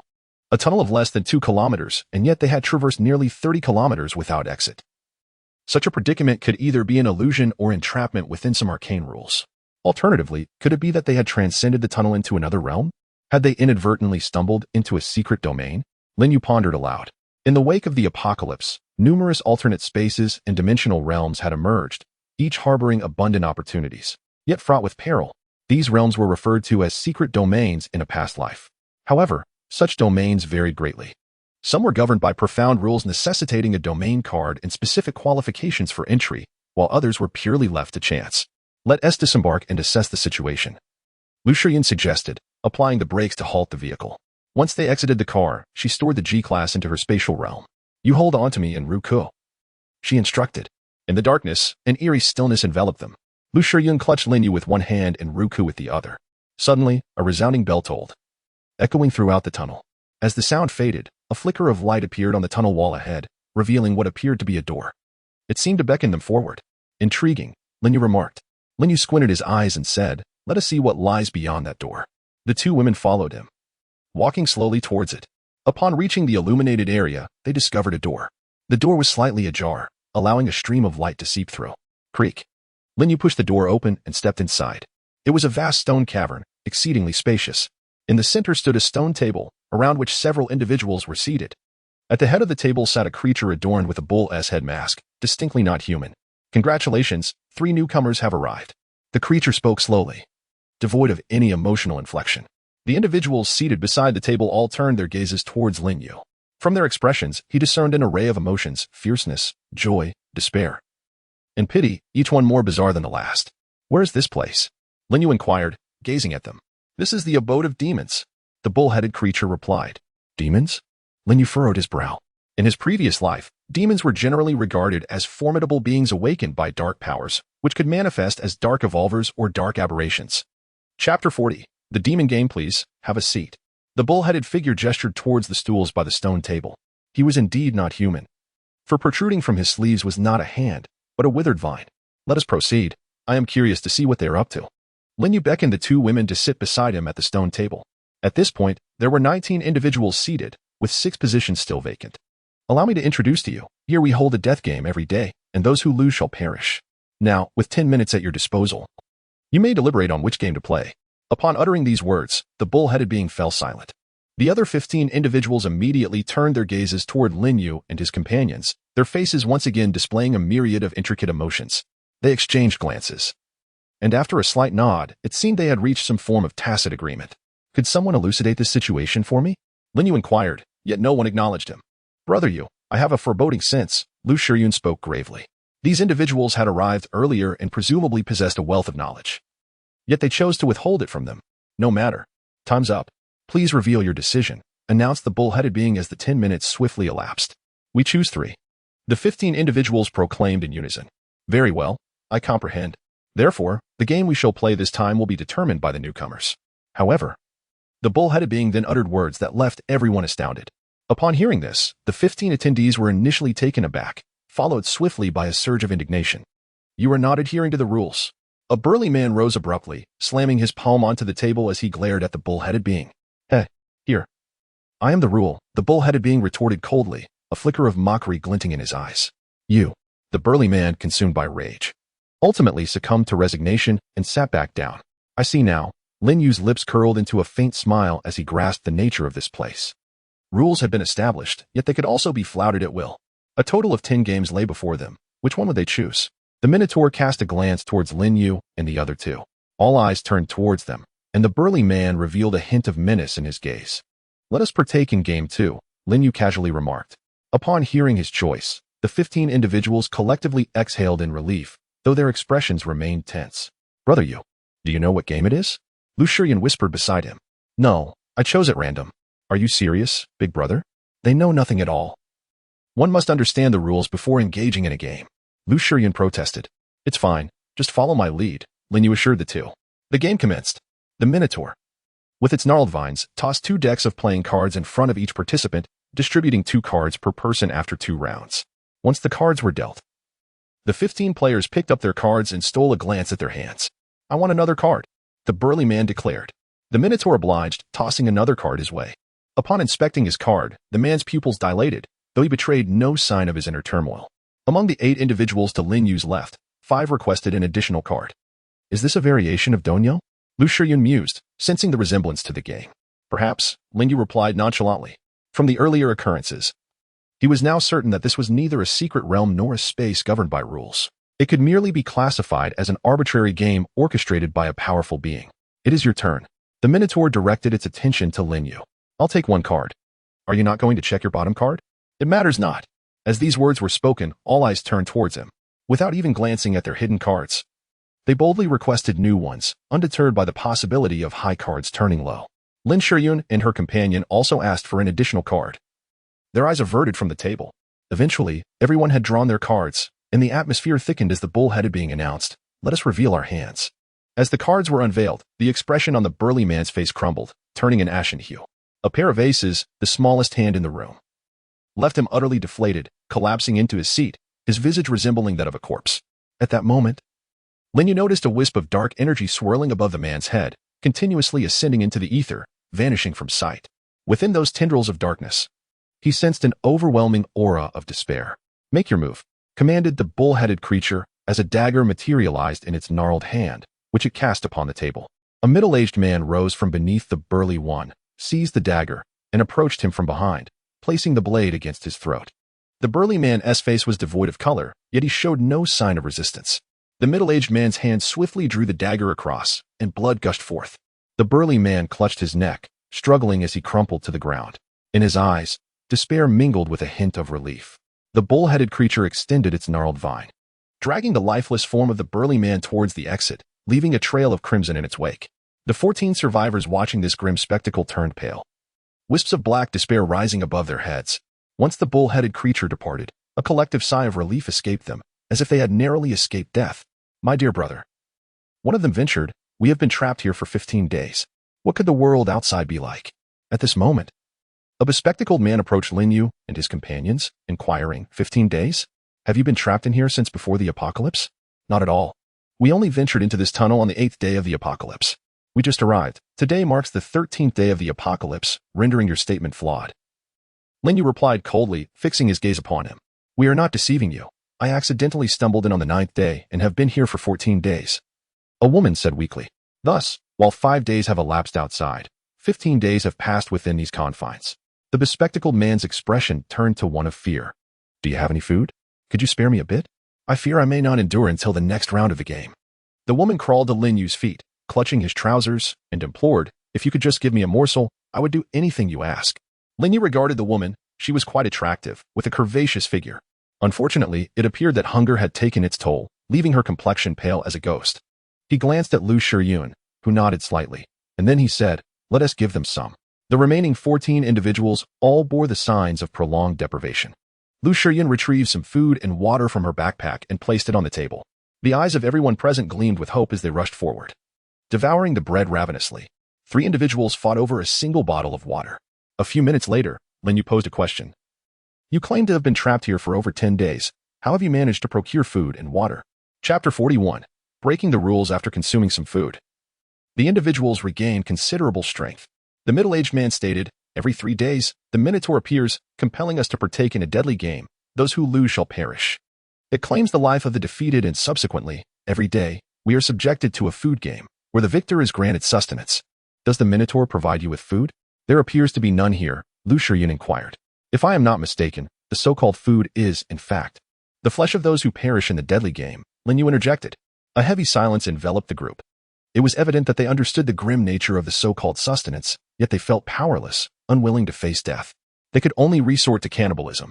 The creature proclaimed that if they could endure until 30 days had elapsed, they would be granted their freedom. Are we merely being fattened like livestock? Linyu pondered, recalling a type of dark entity known to thrive on the purest forms of despair, growing by consuming the very essence of hopelessness. At that moment, Linyu comprehended the full extent of their predicament. They were ensnared by a dark being that feasted on their despair, forcing them to engage in daily games to unleash their inner torment. Simultaneously, it dangled the tantalizing prospect of escape, perpetuating a cycle of despair. If this entity were a mutated beast, it would have long since infiltrated the city, where it could harvest an even greater abundance of despair. Yet, it lingered within the confines of the tunnel, indicating its inability to leave. This was a plant-based dark entity. In an instant, Linyu unraveled the entirety of the situation. He articulated his thoughts to the group. How can we explain the differing flow of time? Lu Shiyun inquired. It's quite simple, Linyu replied. These individuals are confined here, isolated from the outside world, and engulfed in fear. Naturally, they are inclined to believe whatever the Minotaur asserts. A gentleman with refined demeanor suddenly interjected. Do you recall that each time a newcomer arrives, the Minotaur announces that there will be a game every day, yet fails to disclose the rules? Precisely. Another voice chimed in. Therefore, our subconscious leads us to believe that each day entails a game, and participating in one signifies the passage of a day. The group began to comprehend their predicament. In this place devoid of day and night, everyone remained in a perpetual state of tension. Even if 3 games occurred in a single day, they were incapable of discerning the passage of time. What shall we do now? A collective gaze turned towards Linyu, as if he were their beacon of hope. In order to dispel this illusion, which is born from accumulated emotions, we must identify the caster and eliminate him. Linyu asserted. Such illusions are indeed troublesome. Typically, one must vanquish the caster to break the spell, or possess overwhelming strength to shatter it through sheer force. Is the caster that Minotaur, or one of those monstrous entities shrouded in mist? Someone questioned, their voice tinged with despair. They are far too terrifying. We cannot defeat them. Do not heed his baseless fears, an elder, over 60, interjected. Those who defy the rules inevitably meet their demise. Have you forgotten the fate of those who disregarded the regulations before? This individual is merely a newcomer today, still unaware of the terrifying nature of the monsters. Will you all follow him to your demise? Upon hearing his words, the onlookers indeed recoiled, their eyes filled with dread. Indeed, previously, there were formidable level 8 evolvers and those possessing water manipulation abilities who resisted the monsters, only to meet their end. This person has only just arrived. Who knows what intentions he harbors? Initially, it was a desperate grasp for hope, but now, upon reflection, no one dared to support Linyu any longer. Whether Linyu was right or wrong remained uncertain to them, yet they understood that provoking the monsters and defying the rules would lead to death. No one was exempt from this fate. Brother Yu, what shall we do now? Inquired Lu Shiyun. To escape this illusion, we must identify the one who cast it and eliminate him. A glint of cold determination flickered in Linyu's eyes. He could not afford to squander time here. As you stated, the dark entities thrive on the absorption of despair. Thus, locating him should not be overly difficult. Lu Shiyun pondered briefly before speaking. If we can prevent it from absorbing any more despair, it will inevitably reveal itself. Linyu cast a glance at her, acknowledging her cleverness. With just a hint of guidance, she could discern the method to break the stalemate. After a moment of contemplation, he instructed. Bring forth 10 boxes of instant noodles, 10 boxes of water, along with some other supplies. Lu Shiyun complied. Instantly, a plethora of food provisions materialized around them, capturing the attention of all present. Greed and desire were evident on their faces. Those willing to join me in slaying the monsters, step forward. And I shall share these provisions with you, Linyu declared, surveying the assembly. As long as these individuals are granted a glimmer of hope for survival, despair shall not engulf them, thereby depriving the dark entities of their sustenance of negative emotions. In due course, these malevolent beings will inevitably reveal themselves. Do not heed his words. Resisting those monsters would lead to certain death, the old man exclaimed. His statements quelled the inner turmoil of many. A cold smile graced Linyu's lips. Ultimately, 3 individuals approached him. May we partake in the food? The initial woman inquired cautiously, their hunger having reached an unbearable peak. Since their arrival, she had endured 3 meals worth of hunger each day, going without sustenance for 9 consecutive days. Go ahead, Linyu consented, prompting the trio to joyfully tear open the instant noodles and devour them voraciously, much to the envy of the 11 onlookers. Ladies and gentlemen, while we may choose not to resist those monsters, we can certainly seize this man's provisions, can we not? One individual suddenly proposed. They may fear confronting the beasts, but they harbored no such trepidation when it came to stealing from their own kind. Indeed, we are entitled to a share of those provisions. We too must eat. With this rallying cry, a surge of hunger-driven ferocity illuminated the faces of the crowd. Among them were a few who had tasted human flesh before. Their intentions were clear. They meant to plunder. Lu Shiyan furrowed her brow. I possess a far swifter method to draw forth the dark entities, Lin Yu declared. These individuals are not worthy of compassion.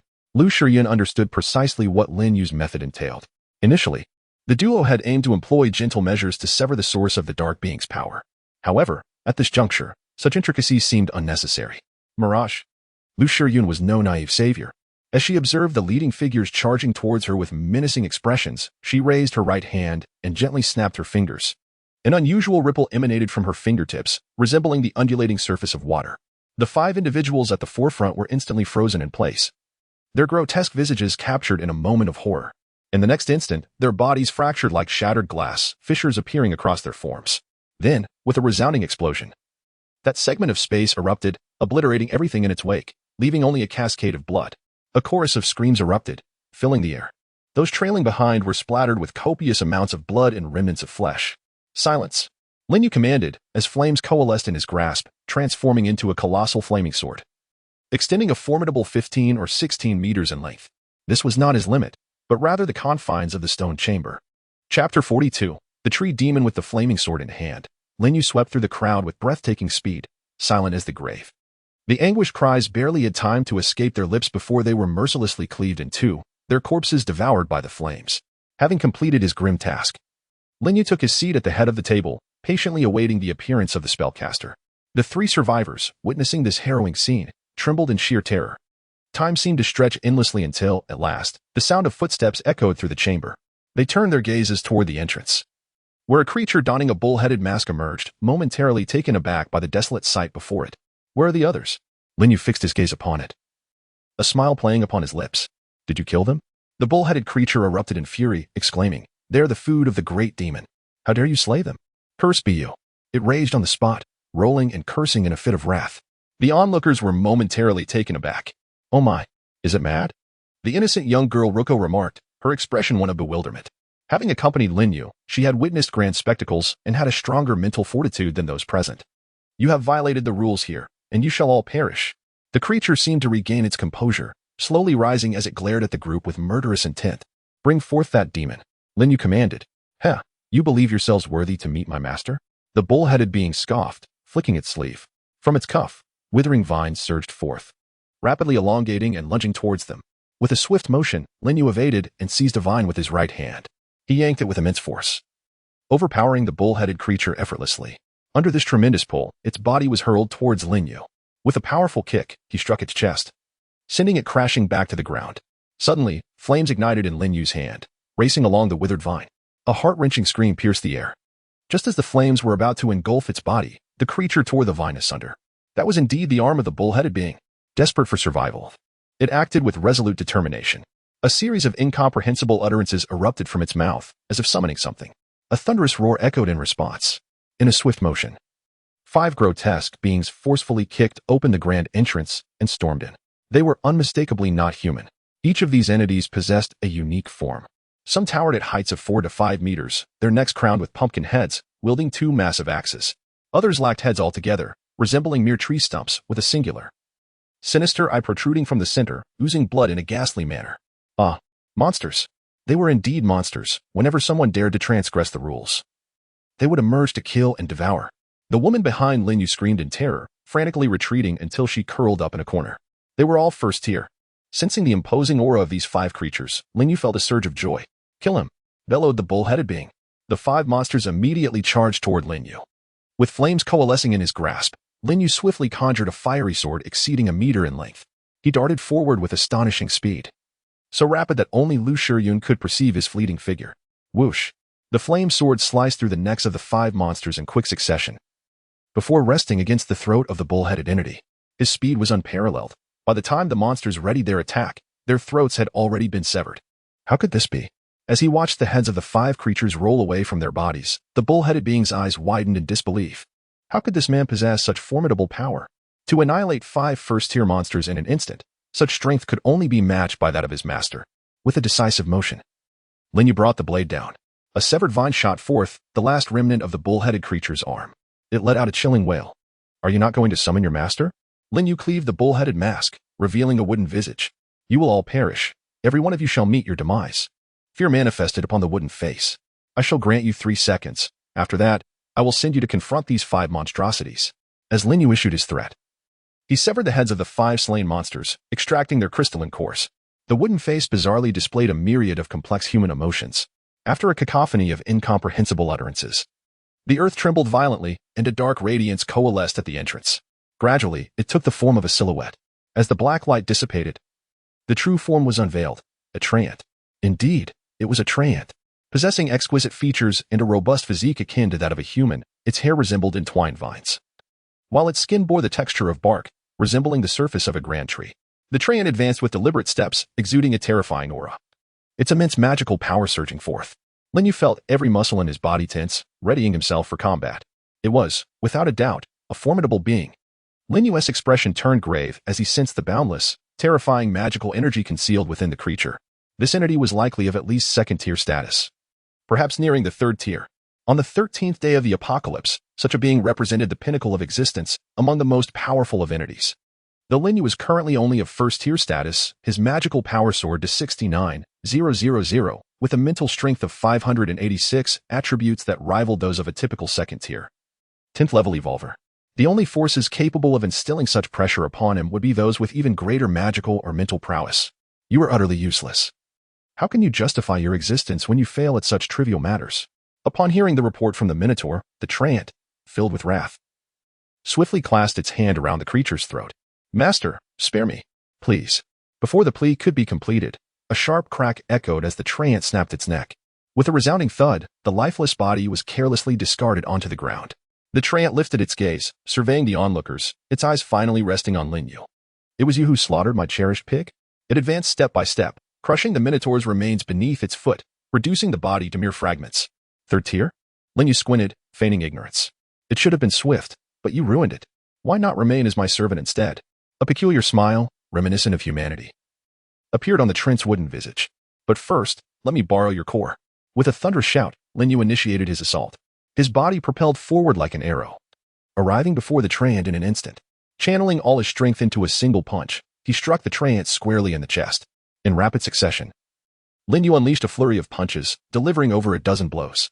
Yet, the treant stood unyielding, allowing the strikes to rain down upon it. Is this the extent of your power? Suddenly, the treant retaliated, its fist colliding with Lin Yu's. The two engaged in a frenzied exchange, their blows landing with such speed that the eye could scarcely follow, leaving only fleeting afterimages. Once more, Lin Yu ignited with fervent flames, activating his fire affinity's blazing form, enveloping himself in yellow magical fire. At this moment, his power surged to twice its original strength. Chapter 43, 2nd Form, Dragon Flame Mode, Activate. Kill. Lin Yu charged forward once more, his fists enveloped in flames, unleashing a tempest of ferocity. Boom. With a single punch, the treant was sent hurtling away, blood oozing from its chest. This was the terrifying force unleashed by harnessing an S-class talent, doubling his primary attributes. Quite intriguing. The treant was utterly astonished. How could such a lowly creature, merely at the 1st tier, deliver such a formidable blow? It was truly remarkable. Yet, before it could regain its composure, Lin Yu's fiery fist struck again. No matter how great the power, if one cannot land a hit, what is the use? The treant scoffed. It deftly maneuvered, darting left and right, expertly evading Lin Yu's punches. Unable to connect, Lin Yu realized that his speed was utterly insufficient to match the treant's agility. No matter how swiftly he threw his punches, the treant always managed to evade them effortlessly. After all, there was a significant gap of nearly 2 tiers in their levels. Its speed attributes far surpassed his own, making it difficult to land a hit. At the 2nd tier, level 10, its 4-dimensional attributes had reached at least 620 points, with the allocated points and primary attributes soaring to 1020. In contrast, his own speed stood at a mere 524, a substantial deficiency. Now it's my turn. The treant moved with such swiftness that it appeared as multiple afterimages. Bang! Lin Yu felt a solid punch land on his back, sending him flying and jolting his internal organs. The treant let out a cold laugh and struck again. Its speed was astonishing, far beyond Lin Yu's capacity to defend in his ordinary form. However, he was no fool limited to mere close combat. Essence, Flame Waltz. Flames erupted violently around Lin Yu, swirling into a colossal torrent of fire that enveloped him. With each rotation, the fiery deluge expanded exponentially, transforming into a tempest of flames that encircled him in fierce defense. Suddenly, a massive fist, infused with boundless emerald radiance, struck heavily against the flamestorm. The impact resonated with a thunderous boom, causing the flames to explode and sending Lin Yu hurtling through the air. Brother Yu. Uncle. Two anxious voices called out as Lu Shiyun and Lu Rook rushed forward. Rook unleashed streams of green light from her hands, which surged into Lin Yu's body, hastily mending his wounds. I'm fine, Lin Yu replied with a grin, gently patting his chest. Thanks to the protection of the Flame Walt's defense, he had sustained no serious injuries, merely experiencing some internal turbulence. Ultimately, the gap in their realms was substantial. In his normal form, he was no match. It seemed he would have to resort to his dragon flame form. Lin Yu murmured, just as the treant charged at him once more, radiating a terrifying aura of energy. Mirage. Lu Shiyun's expression changed as she hastily activated her innate ability upon seeing the oncoming treant. With a snap of her fingers, the treant's momentum halted mid-stride, freezing the space around it before it shattered. Bang! A spray of crimson blossoms erupted within the fractured space. However, the explosion merely inflicted additional wounds upon the treant. The force did not obliterate it. After all, there remained a two-tier disparity. The treant broke through the remnants of the space, delivering a powerful punch. Mirage. Lu Shiyun once again unleashed her extraordinary talent, yet this time her opponent was prepared, accelerating to evade the designated space.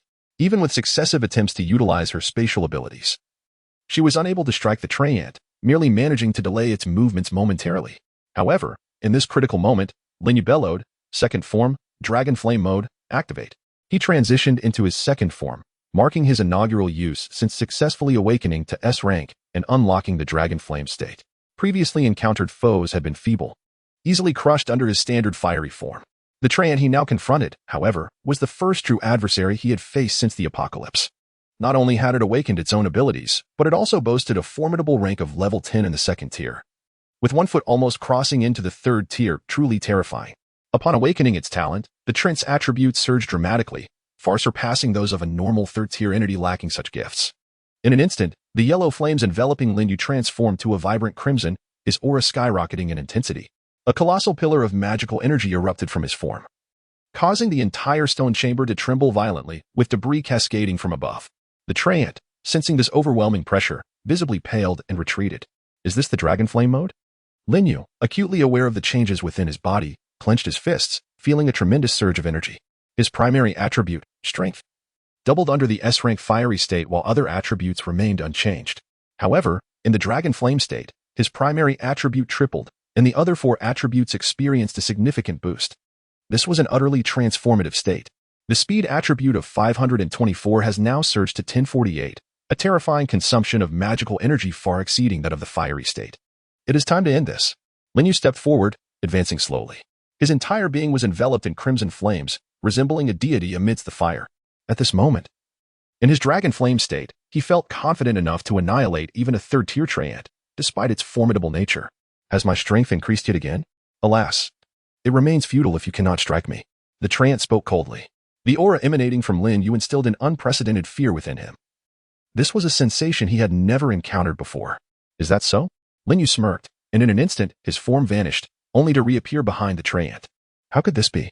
Before the treant could finish his words, his body was caught off guard, and a tremendous pain surged through his abdomen. His eyes widened in disbelief, as if they might pop out. So swift? In the next moment, his body shot forth like a cannonball, barely managing to utter the latter part of his sentence. Cough, cough. He gradually rose from the ground, coughing up blood. Lin Yu's seemingly ordinary punch almost penetrated his body entirely. Had it not been for his essence as a vine tree, endowing him with physical attributes far surpassing those of ordinary evolved beings, that punch would have surely pierced through him. In his Dragon Flame form, Lin Yu was utterly terrifying. He could no longer hold back. The treant wiped the blood from the corner of his mouth, and suddenly, countless tendrils of black mist surged from his body, instantly filling the entire stone chamber. An aura of infinite despair spread, as if pulling all present into a realm of hopelessness.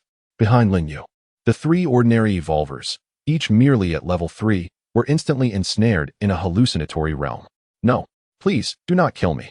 One cried out in panic. My dear, do not be afraid. I shall be with you shortly. The trio screamed frantically, their faces contorted with a myriad of emotions: terror, despair, sorrow, helplessness, and ultimately, hopelessness. One man clutched his neck tightly, contemplating suicide. Lin Yu furrowed his brow and swiftly rendered them unconscious. He then turned his gaze toward Lu Shiyun and Ruku. Lu Shiyun, possessing a stronger resolve, had yet to succumb to madness, but little Ruku was already in tears, her complexion ashen. Her vitality waned, spiraling toward the abyss of despair. With a decisive chop of his hand, Lin Yu knocked the young girl unconscious. Lu Shiryun too was growing weaker. Her mental fortitude was fiercely battling the encroaching illusion, but it was unlikely she could endure for much longer, perhaps only a few minutes before she entirely succumbed to the mirage. My initial suspicion was indeed correct. The treant must have allocated all its free attribute points to mental strength, Lin Yu murmured. He rendered Lu Shiryun unconscious as well. At this moment, the treant stood at level 10 of the second order, and with all its free points devoted to mental strength, it surely surpassed 1,000 points. In his dragon flame form, Lin Yu's mental strength had doubled, reaching 1172 points, rendering him impervious to the illusion's influence. Had he been in his blazing form, he would likely have resisted for only a brief period. Suddenly, from the swirling black mist, a fist materialized, striking fiercely towards Lin Yu.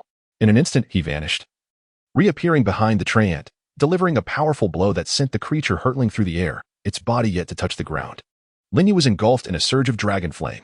Essence of the Red Lotus Destruction / Chapter 44, aiming to confront Lu Shiryun. Lin Yu's mental prowess surpassed that of the treeman. The opposing illusion and dark mist could no longer hinder his senses. Thus, he remained acutely aware of the treeman's movements. With a resounding shout, Lin Yu unleashed the essence of the Red Lotus Destruction / The flames of dragon fire engulfed him, surging with ferocious intensity, transforming the stone chamber into an inferno of overwhelming heat.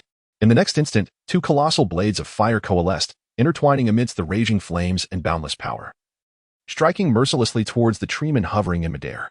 The true form of the giant tree, the treeman was sent hurtling through the air, whereupon he sensed an overwhelming aura of death approaching. His countenance shifted dramatically. In a fleeting moment, he revealed his true self, morphing into a towering ancient tree rooted within the stone chamber. Dark energies surged violently, enveloping his entire being. Simultaneously, all branches recoiled defensively, weaving together to form an impenetrable wall of wood, emanating a chilling, ethereal glow. At this juncture, the Red Lotus Destruction / struck. It collided heavily against the tree wall, its unstoppable force obliterating the barrier in an instant, continuing its trajectory towards the treeman's true form. Impossible! The treeman bellowed in despair and fury, realizing that his most formidable defense could not withstand even a fleeting moment, shattering before him. With a resounding roar, the earth trembled as the Red Lotus Destruction / pierced through all obstructions, crashing down upon the ancient tree with unyielding might. Suddenly, a terrifying explosion erupted, and the flames of dragon fire blazed fiercely, engulfing a substantial portion of the stone chamber, incinerating everything in their path. Amidst the flames, a piercing scream echoed, only to be swiftly extinguished. A minute later, the radiance faded, and the fire receded, revealing a horrifying scene. In the location where the treant had stood, a massive pit, approximately 10 meters deep, had been blasted into the ground, its surface a vivid crimson, hinting at signs of melting, evidence of the intense heat unleashed by the dragon fire. As for the treant, it had been reduced to mere ashes by the destructive force of the Red Lotus / Instant annihilation. Lin Yu took a deep breath, and then the flames enveloping him dissipated, returning him to his normal form. In the most potent dragon fire mode, employing the ultimate secret technique proved immensely powerful. Yet it exacted a considerable toll. In just that brief moment, over 10% of his magical energy had been consumed, amounting to more than 8,000 units lost. For an ordinary first-tier awakener, with a total of 11,000 magical energy, such a feat would likely be unattainable after only a few attempts. With the demise of the treant demon, the illusory space it had conjured began to fade away. As the illusion shattered, everyone returned to reality. They found themselves still within the tunnel, merely about 20 meters from its entrance. Scattered around were several cars, presumably belonging to those trapped within the illusion. At the tunnel's opening lay the corpse of the treant. Lin Yu approached and extracted the second-tier crystal core from its head. A curious sight caught his eye. Beside the treant lay a book. As a gentle breeze swept through, the pages began to open slowly, flipping on their own. He picked it up and discovered its title, Eerie Tunnel, a horror novel from the world before the apocalypse. Lin Yu opened the book and flipped through a few pages. The initial content mirrored their experiences precisely, but subsequently, everything transformed entirely. This was due to his presence, Lin Yu himself. How intriguing. He chuckled softly. It turned out that all of this stemmed from a mere horror novel. The tree creature, having evolved, was tethered to this realm and could not depart. It remained unclear how it came into possession of this novel, yet it proceeded to replicate a similar illusion. Flames erupted from Lin Yu's hand, igniting the book. Shiryun, awaken. Rook, awaken. He roused the two of them, leaving the other three survivors to their fate. He could not concern himself with so many. Had he not appeared? According to the novel's conclusion, all who entered would surely meet their demise. Brother Yu, in the Daxia region of the Forum. Someone has pieced together a list of foreign powerhouses based on clues from the World Forum, including relevant battle videos. Among them are figures like King Arthur, the Angel Gabriel, Lucifer, the Scorpion King, Qianhe, Superman, and the Sun God. These individuals would be formidable opponents in the contest of nations. Lin Yu listened intently. These were indeed true superpower figures, all of whom had entered the strongest ranks in their previous life, undeniably exceptional. However, when compared to Daxia, they still fell significantly short. Rook, how does it feel to ascend to the first tier? Thank you, uncle. I feel incredibly strong, extraordinarily so strong enough to strike down a bull with a single punch. The little girl clenched her tiny fist, radiating excitement, which prompted hearty laughter from the two. Previously, in collaboration with the Zombie King, both had reached the first tier and acquired 37 first-tier crystal cores. In the realm of despair, after vanquishing 5 monsters, Lin Yu acquired 5 more essence orbs. Contemplating for a moment, he bestowed 10 orbs upon the young girl Rook, allowing her to ascend to the first tier. Given the nature of their previous battles, her healing abilities at level 10 were woefully inadequate. Lu Shiyan tilted her head, casting a glance at Lin Yu, her eyes sparkling with mirth. This man is truly wonderful. What are you staring at?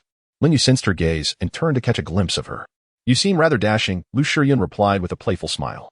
Tucking a few strands of hair behind her ear, she leaned against her seat, facing Lin Yu, her fitted blouse accentuating her curves, complemented by a high-waisted skirt that showcased her long, delicate legs. Her languid posture only heightened her allure. This enchantress is utterly captivating.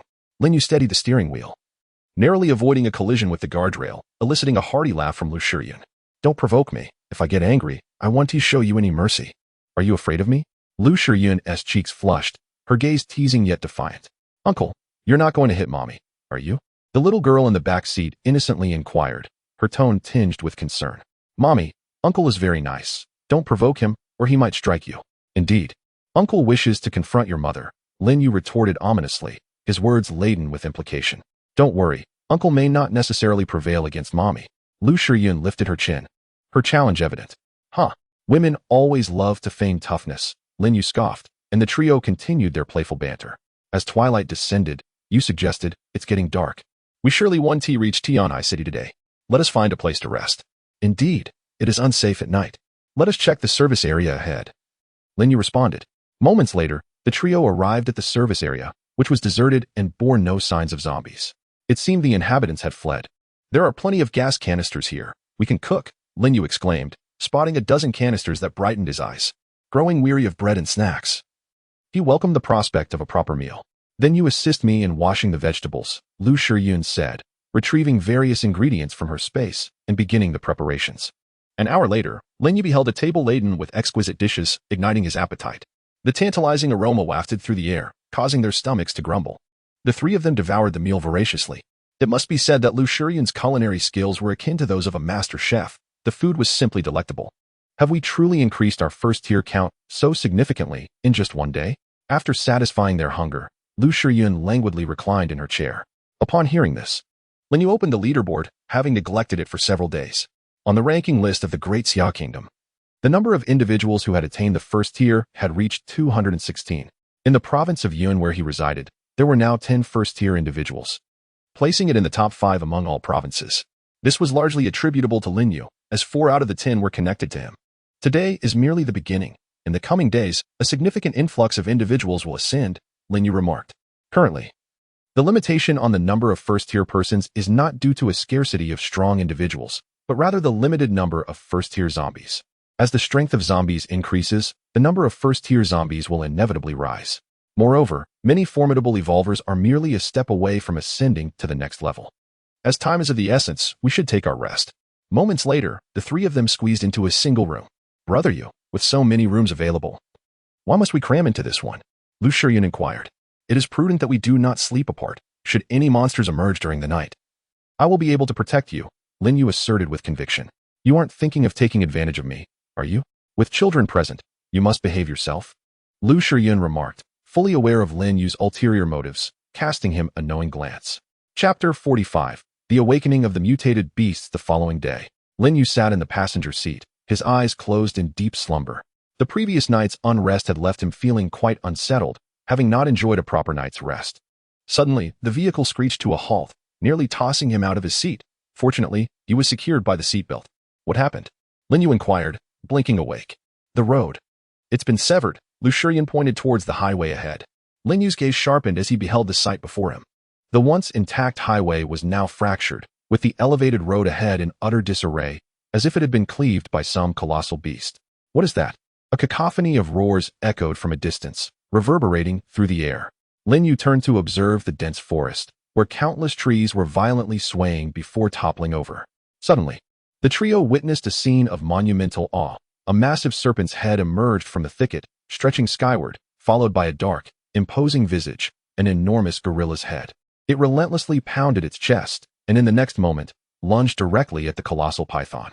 No, even the term python fails to encapsulate its enormity. The two monstrous creatures grappled with each other, instantly clearing vast swathes of the forest, their true forms almost fully revealed. Lin Yu estimated that the gorilla must have been over 20 meters tall, a living embodiment of King Kong. The gigantic serpent was even more astonishing, standing upright at a height twice that of King Kong. Was this a mutated beast? It could very well be a Tier 3. Lin Yu was also taken aback. A Tier 3 creature was undoubtedly the strongest life form at this stage, the pinnacle of evolutionary existence. What shall we do now? The highway ahead had been devastated for at least several dozen kilometers.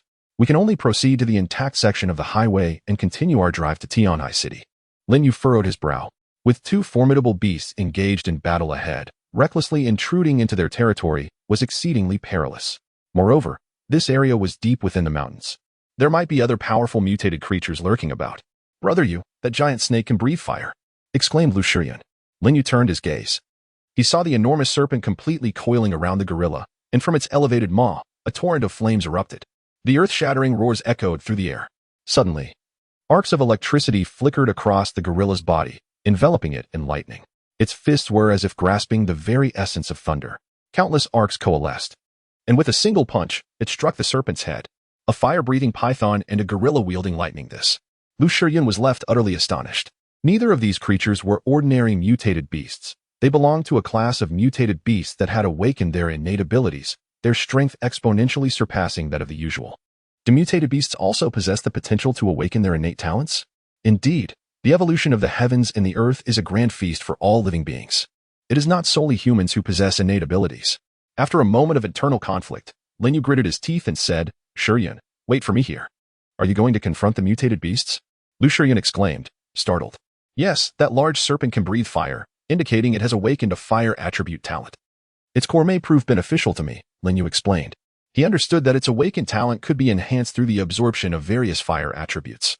Should that giant python also possess an S-level talent, its core would indeed be of value to Lin Yu. But you mentioned that they may have reached the 3rd tier. A 3rd-tier mutated beast with awakened abilities is likely beyond our current capability to handle, Lu Shiyan expressed her concern. Fear not. I will first observe from a distance to ascertain whether they are of the 2nd or 3rd tier. The distance here is too great for me to accurately gauge the true strength of the two mutated beasts. If they are merely of the 2nd tier, there may be a chance.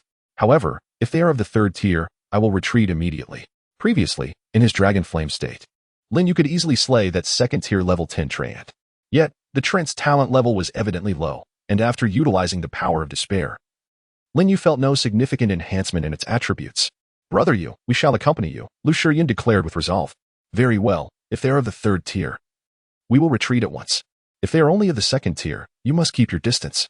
Lin Yu considered Lu Shiyan's infinite space, which contained countless gallons of gasoline.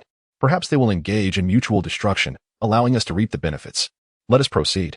The trio, having stowed away the large G, leapt directly from the elevated bridge, plummeting from a height exceeding 20 meters. In the past, such a descent would have resulted in a gruesome splatter of flesh. Yet now, even the young Ruko could effortlessly jump down without a scratch. Although her healing talent was merely of the A grade, she had allocated all her points to enhance her physical constitution. In terms of both defense and recovery, she surpassed Lu Shiyan. The three of them began to sprint through the forest, still a considerable distance from the location of the two mutated beasts, needing to traverse over a dozen mountains. After more than an hour, they finally reached the vicinity of the fierce battle between the two creatures. The terrifying roars echoed deafeningly through the air. Chapter 46, Historically. The left side of the wave loses how immense they are. While the earlier shock was palpable, the distance had rendered it less daunting. Now, standing in close proximity, the sheer size of the two beasts was overwhelming. Their 20-meter frames emanated an intimidating presence. Fortunately, they were merely at the peak of the 2nd tier, not yet reaching the 3rd. Lin Yu took a moment to assess the situation, feeling a sense of delight. The pressure exerted by the two beasts was formidable. Yet it did not reach the level of the third tier. Should he activate his dragon flame state, he would be their equal, if not superior. It appeared they were both quite severely injured. Lin Shuryan observed the grotesque and terrifying wounds adorning the two beasts. Such is the nature of battles at this level. Even if one can vanquish the opponent, they will inevitably sustain grave injuries themselves. The trio crouched behind a large tree, watching the ferocious clash between the two beasts from the cover of a mountain. It was akin to a live-action monster movie, rendered in stunning high-definition, naked-eye 3D. Their battle had been ongoing for some time. It was only a matter of time before a victor emerged. Lin Yu's gaze was piercing as he remarked at that moment, "We shall simply swoop in to seize the opportunity. Brother Yu, who do you think will ultimately prevail between the two, given their comparable standings?" It seems likely that the giant python will meet its demise, as the gorilla possesses a more pronounced innate advantage. Indeed. Scarcely had Lin Yu's words faded when the gorilla seized the python's tail, unleashing a torrent of lightning that severed it, in agony from the loss of its tail. The python writhed in pain, its massive form twisting as it exhaled flames that crackled against the gorilla's chest. With a furious roar, the gorilla, undeterred by the flames, charged forward and grasped the python's body. Terrified at being ensnared once more, the python hastily opened its mouth, spewing forth another jet of fire. The gorilla, equally defiant, concentrated lightning within its jaws and unleashed it in retaliation. A clash ensued. Fire met lightning. Historically, the left side has always succumbed in such confrontations. Lin Yu murmured to himself, foreseeing the python's impending defeat. "What do you mean?" Lu Shuryan asked, perplexed. It was a popular phrase from the pre-apocalyptic internet era, suggesting that in battles like theirs, where fire energy clashed with lightning energy, the left side would invariably lose. Lin Yu explained with a smile. "Is it truly so miraculous?" As anticipated, the python, having lost its tail and sustained grievous injuries, found its attacks waning in strength. The lightning surged through the flames, striking the python squarely on its head, resulting in a violent explosion of blood. A fist enveloped in electricity descended with force. In mere moments, the python's head was obliterated, and after a brief convulsion, it lay lifeless. "It's my turn now."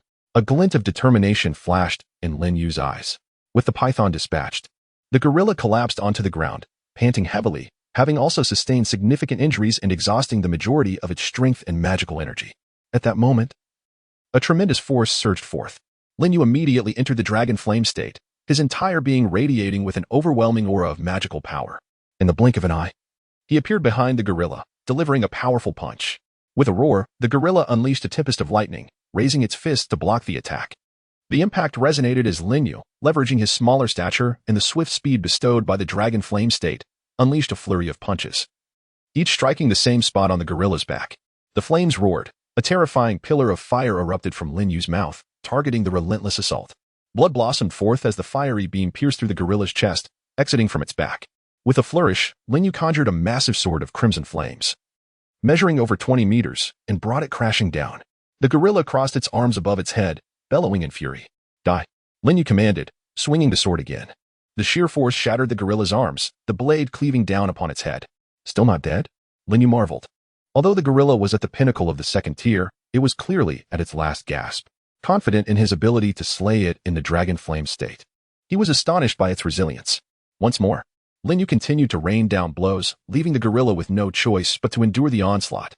Lightning surged as it gathered within the creature, subsequently erupting forth. "Do you not know that historically, the left side of the wave loses?" Lin Yu laughed heartily, opening his own mouth to unleash a torrent of flames, roaring forth. With little magical power remaining, the gorilla stood no chance against Lin Yu, who was brimming with energy in the dragon flame state. The fiery column of light obliterated all in its path, piercing through the thunderous radiance and plunging directly into the gaping maw of the colossal gorilla, emerging from the back of its skull. With a resounding thud, the defiant body collapsed heavily, shaking the very earth beneath it. Suddenly, a multitude of razor-sharp wind blades descended from the heavens. A massive eagle swooped down, its talons glinting with a chilling light, aiming straight for the gorilla's head. "A fool's errand," Lin Yu scoffed, fully aware of the unfolding scheme. "The man is preying upon the cicada, while the yellow bird lies in wait." Someone sought to play the role of the latter, seizing the opportunity to claim his second-tier crystal core. "Mirage." Lu Shuryan's voice resonated. The descending eagle halted mid-flight, and then the space surrounding it erupted, showering it with sprays of crimson. "Go." A man bellowed from atop the eagle, which then ascended into the sky. After deflecting the wind blades, Lin Yu cast a cold gaze at the shadow above. "Brother Yu, are you all right?" The two women rushed over. "I am fine, Shuryan." Please gather the carcasses of the two mutated beasts, Lin Yu instructed, his eyes fixed on the sky. The enormous eagle continued to circle above, seemingly reluctant to depart. Searching for an opportune moment to strike, Lin Yu felt somewhat helpless. While he was unafraid on the ground, his attacks could not reach such heights. A piercing cry sliced through the air. Perhaps noticing Lu Shiyun tending to the mutated beast corpses, the figure grew anxious, urging the eagle to dive once more. Lin Yu's gaze remained icy as he quietly amassed power in his hands. Suddenly, from another direction, two more giant eagles charged forth in tandem. Beast controllers? Lin Yu's fiery blade coalesced in his grasp, and he struck forth with determination. Regrettably, the eagle soars, exhibiting remarkable agility in the skies, making it exceedingly difficult to strike. Lin Yu found himself increasingly vexed by these airborne creatures. As he beheld the eagle swooping down once more, irritation surged within him. Had he not yet comprehended the art of condensing fire into wings, he would not feel so constrained. A glint of cold determination shone in his eyes. Crouching low, he pressed his right palm against the earth. Now was the moment. As three colossal eagles charged at him again, he let out a thunderous shout, igniting his entire being in crimson flames, instantly entering a state of dragon fire. With a deafening roar, flames erupted from the palm he had placed on the ground. Surging forth violently, harnessing the terrifying rebound force, he soared into the sky as if propelled by a rocket. What on earth was this extraordinary maneuver? The man atop the giant eagle's back was astounded, his eyes nearly bulging from their sockets. Could it be possible to execute such a feat? Moreover, what was this enveloping inferno that surrounded Lin Yu? A super scion, perhaps? Lin Yu's speed was astonishing. In the blink of an eye, he ascended nearly 100 meters. Positioning himself above the colossal eagle, the flames roared. A terrifying pillar of fire erupted from his mouth, hurtling through the air at breakneck speed. The entire sequence transpired in the blink of an eye. This individual's prowess was simply overwhelming. The man atop the giant eagle had never anticipated that Lin Yu possessed such capabilities. He had assumed that flying high above would grant him immunity. Yet, Lin Yu had executed an acrobatic ascent. Now, it was too late for him to evade. My life is forfeit. Chapter 47. Artificer. A terrifying force surged forth as the flames roared, and the man, commanding the colossal eagle, unleashed a flurry of wind blades, only to be swiftly overwhelmed. With no means of evasion and unable to withstand the onslaught, he made a bold decision, leaping from the back of the great eagle just in time to avoid the attack. Unfortunately, the eagle was not as fortunate. It was pierced through by the fiery beam and plummeted to the ground. With a cry, two other great eagles swooped in, catching the falling man and soaring into the distance. Lin Yu landed on the ground, watching the receding figures, his eyes gleaming with a cold light. However, it was not all in vain. Having slain one great eagle, he acquired a first-tier crystal core, imparting a lesson to his adversary. Here, Lu Shiyun offered, handing over 2 second-tier crystal cores and 1 first-tier crystal core. What a pity, Lin Yu remarked, gazing at the crystal core from the giant python, his disappointment palpable. Ultimately, it was not an S-class fire attribute talent. Otherwise, it would have undoubtedly enhanced his abilities. Do not worry. You will surely encounter true S-class fire attribute mutated beasts in the future, Lu Shiyun reassured him. Let us proceed. After more than an hour, they finally crossed the damaged highway and resumed their journey in the G-class vehicle. As the sun set, they arrived at Tianhai City. What should we do about all these zombies? Lu Shiyun inquired, her scalp prickling at the sight of the densely packed undead at the toll station. There were at least 20 to 30,000 of them. Let us charge through, Lin Yu replied with a smirk. In his eyes, these were merely low-tier zombies, nothing more than experience fodder. Kill. The young girl, Rook, was even more exhilarated, displaying no fear whatsoever. Although she possesses auxiliary talents, her investment in stamina has rendered her defenses extraordinarily high, making the annihilation of zero-tier zombies a trivial task as long as she avoids encirclement. After 2 hours, the trio found themselves utterly exhausted. Lin Yu single-handedly dispatched over 20,000 zombies, yet the toll on his magical energy was immense, leaving him with only a third of his power remaining. How tiring. How long must he gather these crystal cores? Lin Yu felt a profound weariness in his heart. Yet, despite the fatigue, he must continue collecting. For there were over 6,000 crystal cores, including 2 first-tier ones. It seems imperative to expedite the establishment of Eternal Day, Lin Yu mused. As for Chenjinger's S group, they could merely be considered a small detachment of Eternal Day. By forming Eternal Day, he would gain his own faction, thereby alleviating the burden of collecting crystal cores in the future. Such endeavors were exceedingly laborious. In the desolate streets, a woman clad in a white tracksuit wielded a longsword, executing swift and graceful maneuvers. Behind her surged countless zombies, pressing forward in a chaotic throng. With every strike of her sword, multiple zombies met their demise. Unfortunately, the sheer number of zombies was overwhelming. This woman is remarkably strong. Lu Shiyun and her companions emerged onto the street. They possessed considerable strength, yet they had not yet reached the first tier. Lin Yu cast a glance behind the woman, noting at least 5,000 or 6,000 zombies trailing her. Fortunately, the street was narrow, allowing her to fight while retreating. This sister is so impressive. The young girl, Ruku, gazed with starry eyes, captivated by the woman's clean and decisive swordplay, exuding a striking elegance. A modern woman capable of wielding a sword with such proficiency must surely have undergone martial training. Lin Yu admired. In the distance, the woman continued to fight as she retreated. Suddenly, she spotted Lin Yu and the two others ahead and shouted, "Run, quickly." With a swift sweep of her sword, she dispatched 7 or 8 zombies, then drew her sword across the ground. In an instant, a luminous barrier rose from the earth, soaring into the sky and blocking the zombies behind it. The creatures howled furiously, relentlessly battering against the barrier, yet it remained impervious. To Lin Yu's astonishment, a line of text materialized upon the barrier. Upon seeing the words, Lin Yu's pupils constricted, and Lu Shiyun nearly gasped in disbelief, for the inscription read, 6 by 27 by 8. Question: what is X? What is this? A linear equation? A math problem? Lu Shiyun wore a look of bewilderment. This is a spell. Lin Yu's eyes sparkled with interest as he fixed his gaze upon the woman. He had not anticipated encountering her here, the formidable being from the most powerful ranks of his previous life. She had awakened a talent in the realm of rules, S-rank spellcraft. With the power of rules, she could articulate conditions for judgment, amplify her strength, or ensnare foes. Crafting equations to form barriers and entrap foes was her most renowned technique. A hallmark of a pioneer, she had perfected the art of spellcraft, becoming the sole individual to achieve the rank of an 8-fold spellmaster. Beneath her, the 7-fold spellmasters were scarce, and even the 6-fold spellmasters numbered merely in the dozens. Her codename was Academic Overachiever, and her name was Yi Pia Piao. What are you standing around for? Hurry and flee. I can only hold them off for a minute. Yi Pia Piao rushed over, panting heavily as she shouted at Lin Yu and the others. Suddenly, on the rooftop beside her, a zombie leaped high, lunging directly at her. Startled, Yi Pia Piao was forcefully knocked back. As the minute elapsed, the protective barrier shattered, and a horde of zombies surged forward. This was disastrous. Yi Pia Piao's expression shifted as she realized her magical energy was nearly exhausted. Her extraordinary abilities were becoming increasingly difficult to employ, and her stamina had waned significantly.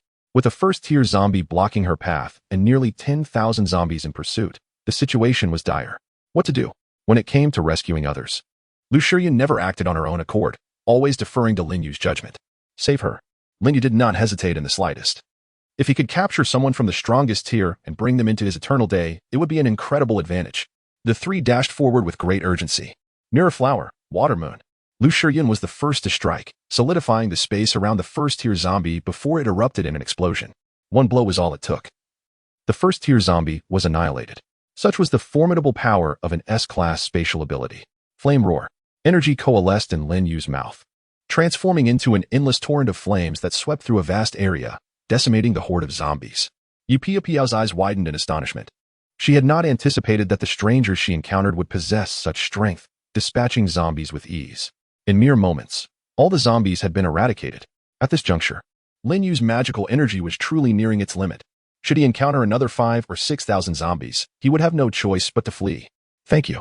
Yi Pia Piao adjusted her glasses, her face illuminating with a radiant smile as she shook hands with Lu Shiyun, then extended her hand towards Lin Yu. My name is Yi Pia Piao, thank you. In the recent skirmish, she discerned that these three were under Lin Yu's command. In other words, Lin Yu was the one aiding her. Lin Yu, there's no need for formality. Lin Yu extended his hand to grasp her delicate jade-like hand, offering a faint smile. What brings this on? Upon hearing this, Yi Pia Piao's expression turned frigid. Gritting her teeth, she replied, I was betrayed by a few petty individuals. Had I not encountered you, I might have lost my life. No wonder.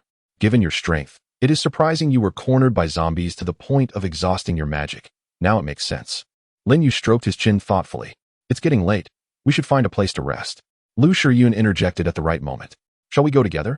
Lin Yu turned to gaze at the poised and aloof woman, extending an invitation. That sounds agreeable. After a brief moment of hesitation, Yi Pia Piao acquiesced. Chapter 48. Secrets of Calamity. The group found a deserted inn to settle in. When Lu Shiyun retrieved various ingredients from her spatial storage and prepared a delectable hot pot, Yi Pia Piao's eyes widened in disbelief, her mind momentarily blank. Countless individuals resorted to extreme measures for food, with some going days without a meal. How could these people, in the midst of an apocalypse, indulge in lamb hot pot? Are we sure this is truly the end of the world? It feels more like a family outing on a honeymoon. Go ahead and eat. Shiryun's culinary skills are exceptional. Lin Yu observed Yi Piapiao's astonishment, a subtle smile gracing his lips.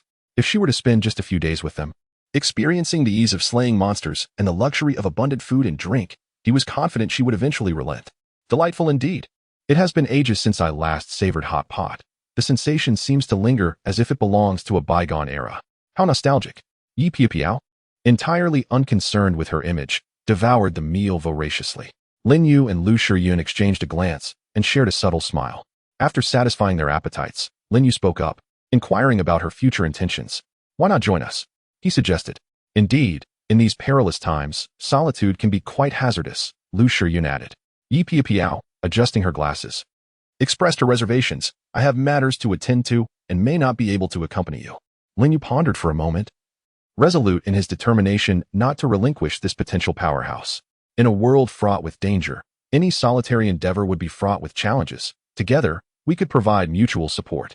To speak candidly, I have no desire to align myself with any factions entangled in power struggles and deceit, which are far more terrifying than this world itself. Are you concerned about that? Lin Yu chuckled. Rest assured, with me, you will discover a home filled with joy, warmth, and light. Yi Piapiao found herself momentarily captivated by Lin Yu's confident gaze. Then, she offered a bittersweet smile. Light? Where in this world is there any light left? Follow me, and I shall reveal it to you. Why have you chosen me? Because I can foresee the future. You will belong to our family in Everday. Lin Yu spoke with earnestness, weaving fantastical claims. Your talent allows you to predict the future? Yi Piapiao gasped, recalling Lin Yu's earlier display of flames. Could it be that this man before her had awakened two extraordinary abilities? Indeed, I possess the dual talents of foresight and pyromancy, allowing me to perceive fleeting glimpses of the future. Lin Yu is not merely speaking without foundation. He harbors memories from a past life, granting him the ability to access knowledge of secrets unknown in this existence.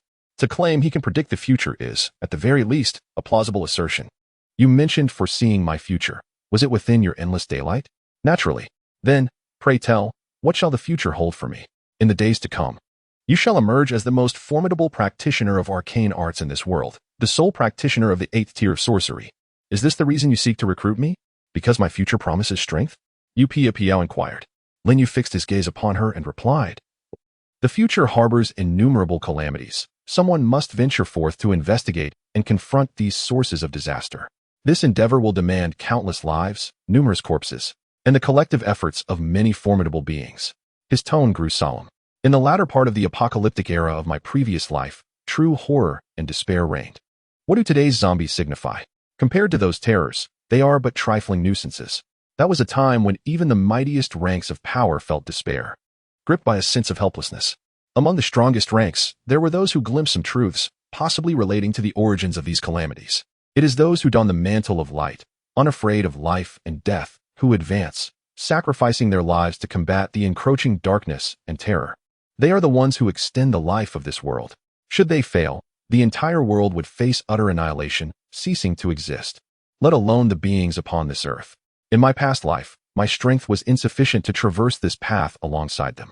However, in this lifetime, he is destined to join them, to seize a glimmer of hope for humanity. Those formidable dark forces lurking in the shadows, the mutated sacred beasts, and the cowardly souls who cling to life. He intends to confront them with his fists, urging them to battle alongside him. Under a collapsing nest. How can there be unscathed eggs? Are you suggesting that you have glimpsed a fragment of the future, where the world plunges into deeper darkness and terror? The few who heard such secrets for the first time were gripped by a chilling dread, fear sprouting within their hearts. Otherwise, why do you think there is an apocalypse? Why do zombies exist, and why do people awaken their innate talents? Everything, indeed, has its reasons. If the source of calamity cannot be resolved, all shall perish. In the mid-stages of the apocalypse, the strong survive while the weak are eliminated. It is merely the world's rule, sifting through seeds to nurture the strong, akin to raising a venomous creature. A hope is cultivated, a cadre of powerful beings capable of saving this world. To save the world, would you then regard me with greater esteem? Yi Piapiao found this hard to accept. In truth, most of us merely strive to live, not to save the world. But to survive, we must take risks, mustn't we? In his past life, Lin Yu lacked the strength. Even though he was privy to certain secrets, he was powerless to effect change, only able to hope that the mightiest among them could rescue the world, thus allowing him to live. But in this life, he must save himself. He will not place his hopes in others. Indeed, survival is paramount. Very well, I shall join you, Yi Piao solemnly vowed. At that moment, Lin Yu smiled. The genius spellcaster from the strongest echelon had finally become a member of Eternal Day. Yi Piao adjusted her glasses and said, however, tomorrow I must address some personal grievances. Would you accompany me? Certainly. Yet, you mentioned that I am among the strongest of my generation. So why do I feel so inadequate? Surely, you all surpass me, she expressed, a hint of doubt in her voice. Although she possessed considerable confidence, considering herself the strongest in her previous team, she had chosen to remain cautious in this apocalyptic world, concealing her true capabilities. No one was aware that her inherent attributes were remarkably high. They merely believed she possessed unique techniques that granted her formidable supportive abilities. Thus, when faced with a horde of zombies, she was swiftly betrayed and abandoned. However, Lin Yu had just claimed that she would become an extraordinary power, one of fewer than 100 in the entire world, which felt surreal to her. If I am indeed so powerful, why am I unaware of it? Is your technique merely capable of trapping others? Lin Yu inquired.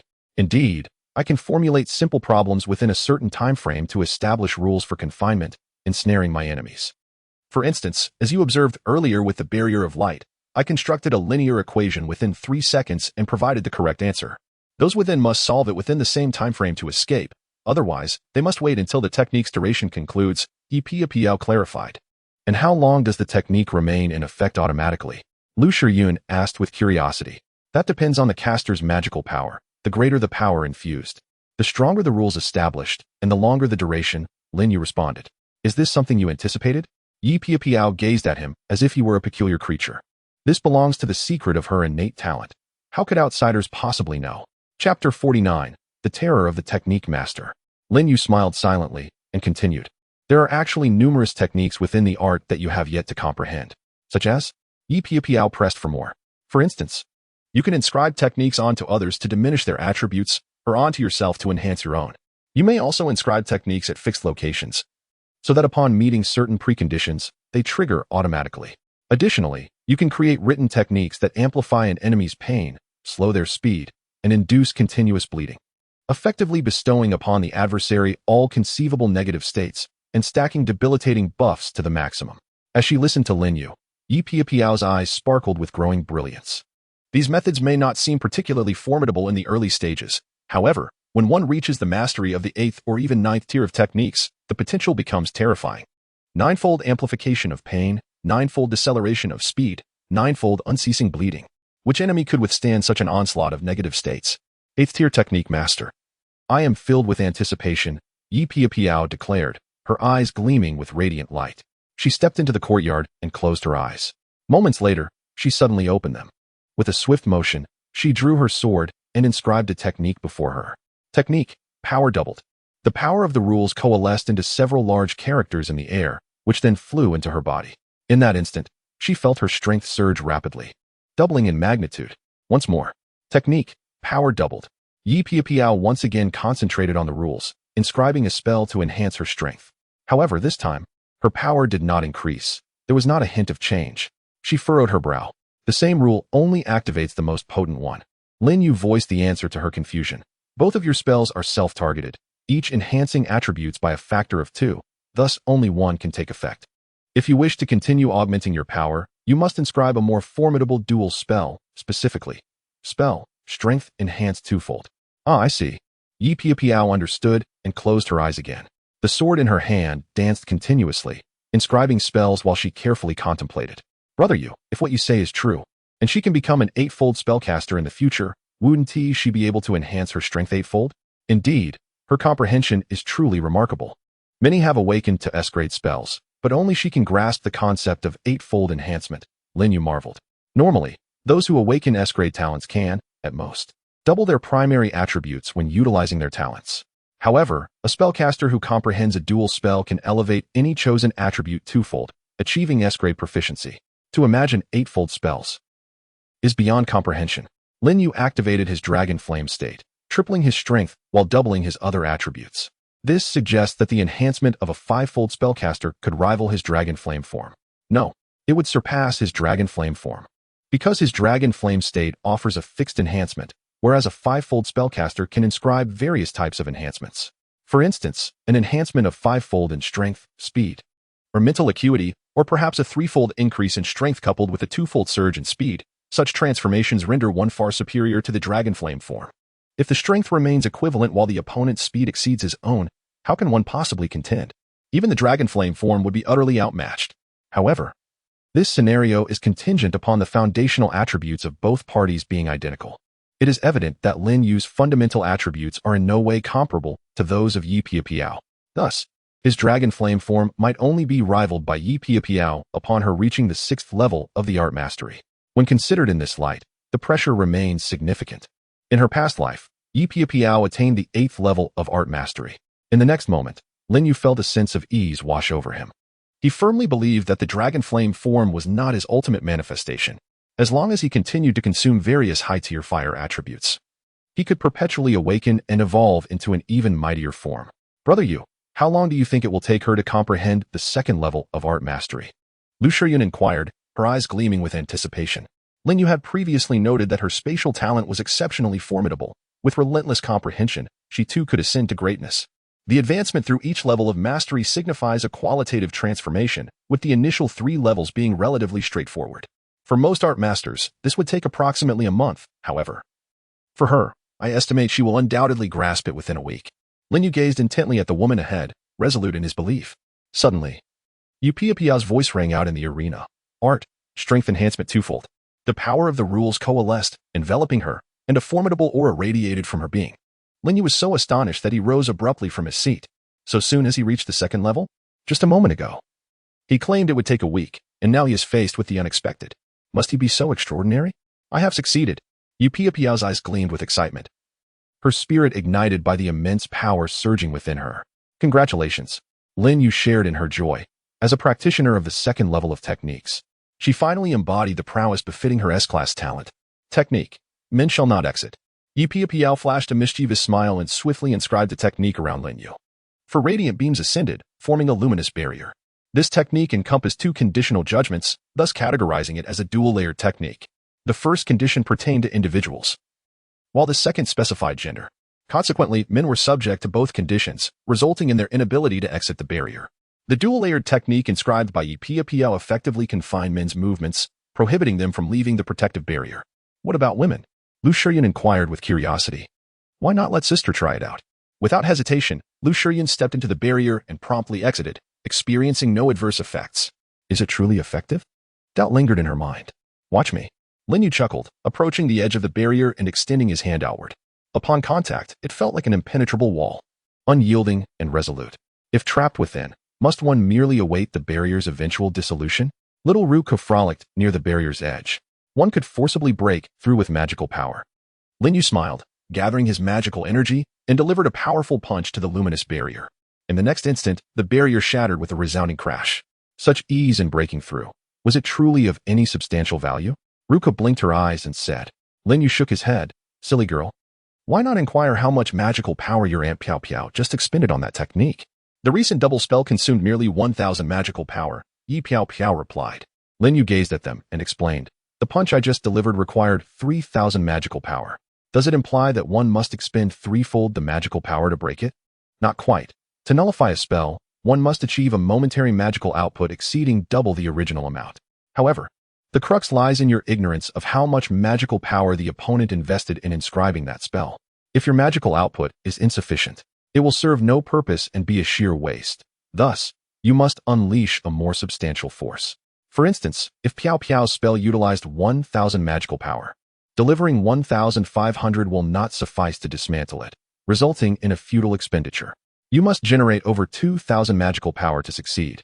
Yet without knowing the exact amount Piao employed, for safety's sake, you ought to summon 3,000 or even more magical power. I understand, she realized. She can utilize this method to deplete the magical energy of others. Lu Shiyun was astute, grasping the concept with ease.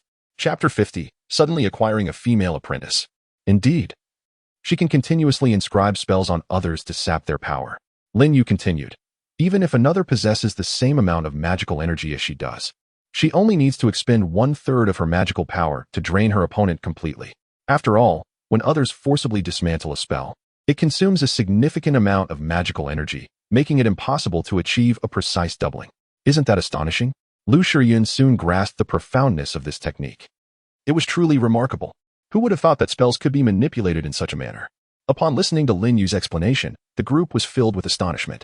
Yi Piao appeared as if she had unlocked a new realm of understanding, having never realized that her own spells could be employed in such a way.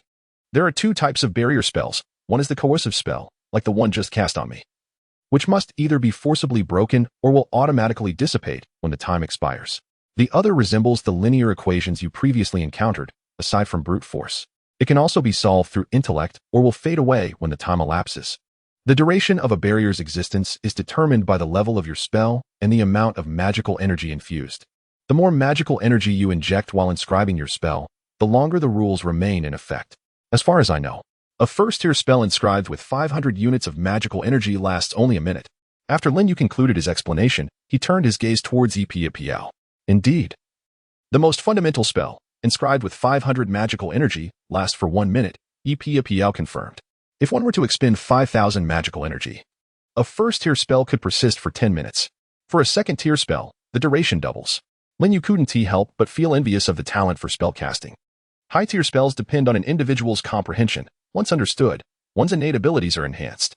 Writing high-tier spells does not result in a greater consumption of magical energy. In essence, the magical energy expended in inscribing an octuple technique is equivalent to that required for a single technique. The crux lies in one's capability to manifest it. It is said that in her past life, Yi Piao, upon comprehending the triple technique, elevated her innate S-rank talent to SS rank. Upon grasping the quintuple technique, she ascended further to SSS rank. Such advancements in talent are exceedingly arduous, reliant solely on one's inherent potential and insight. In contrast, my journey appears somewhat less formidable. Lin Yu's advancement in talent is markedly simpler. By persistently absorbing and integrating various high-tier fire energies, he can progress.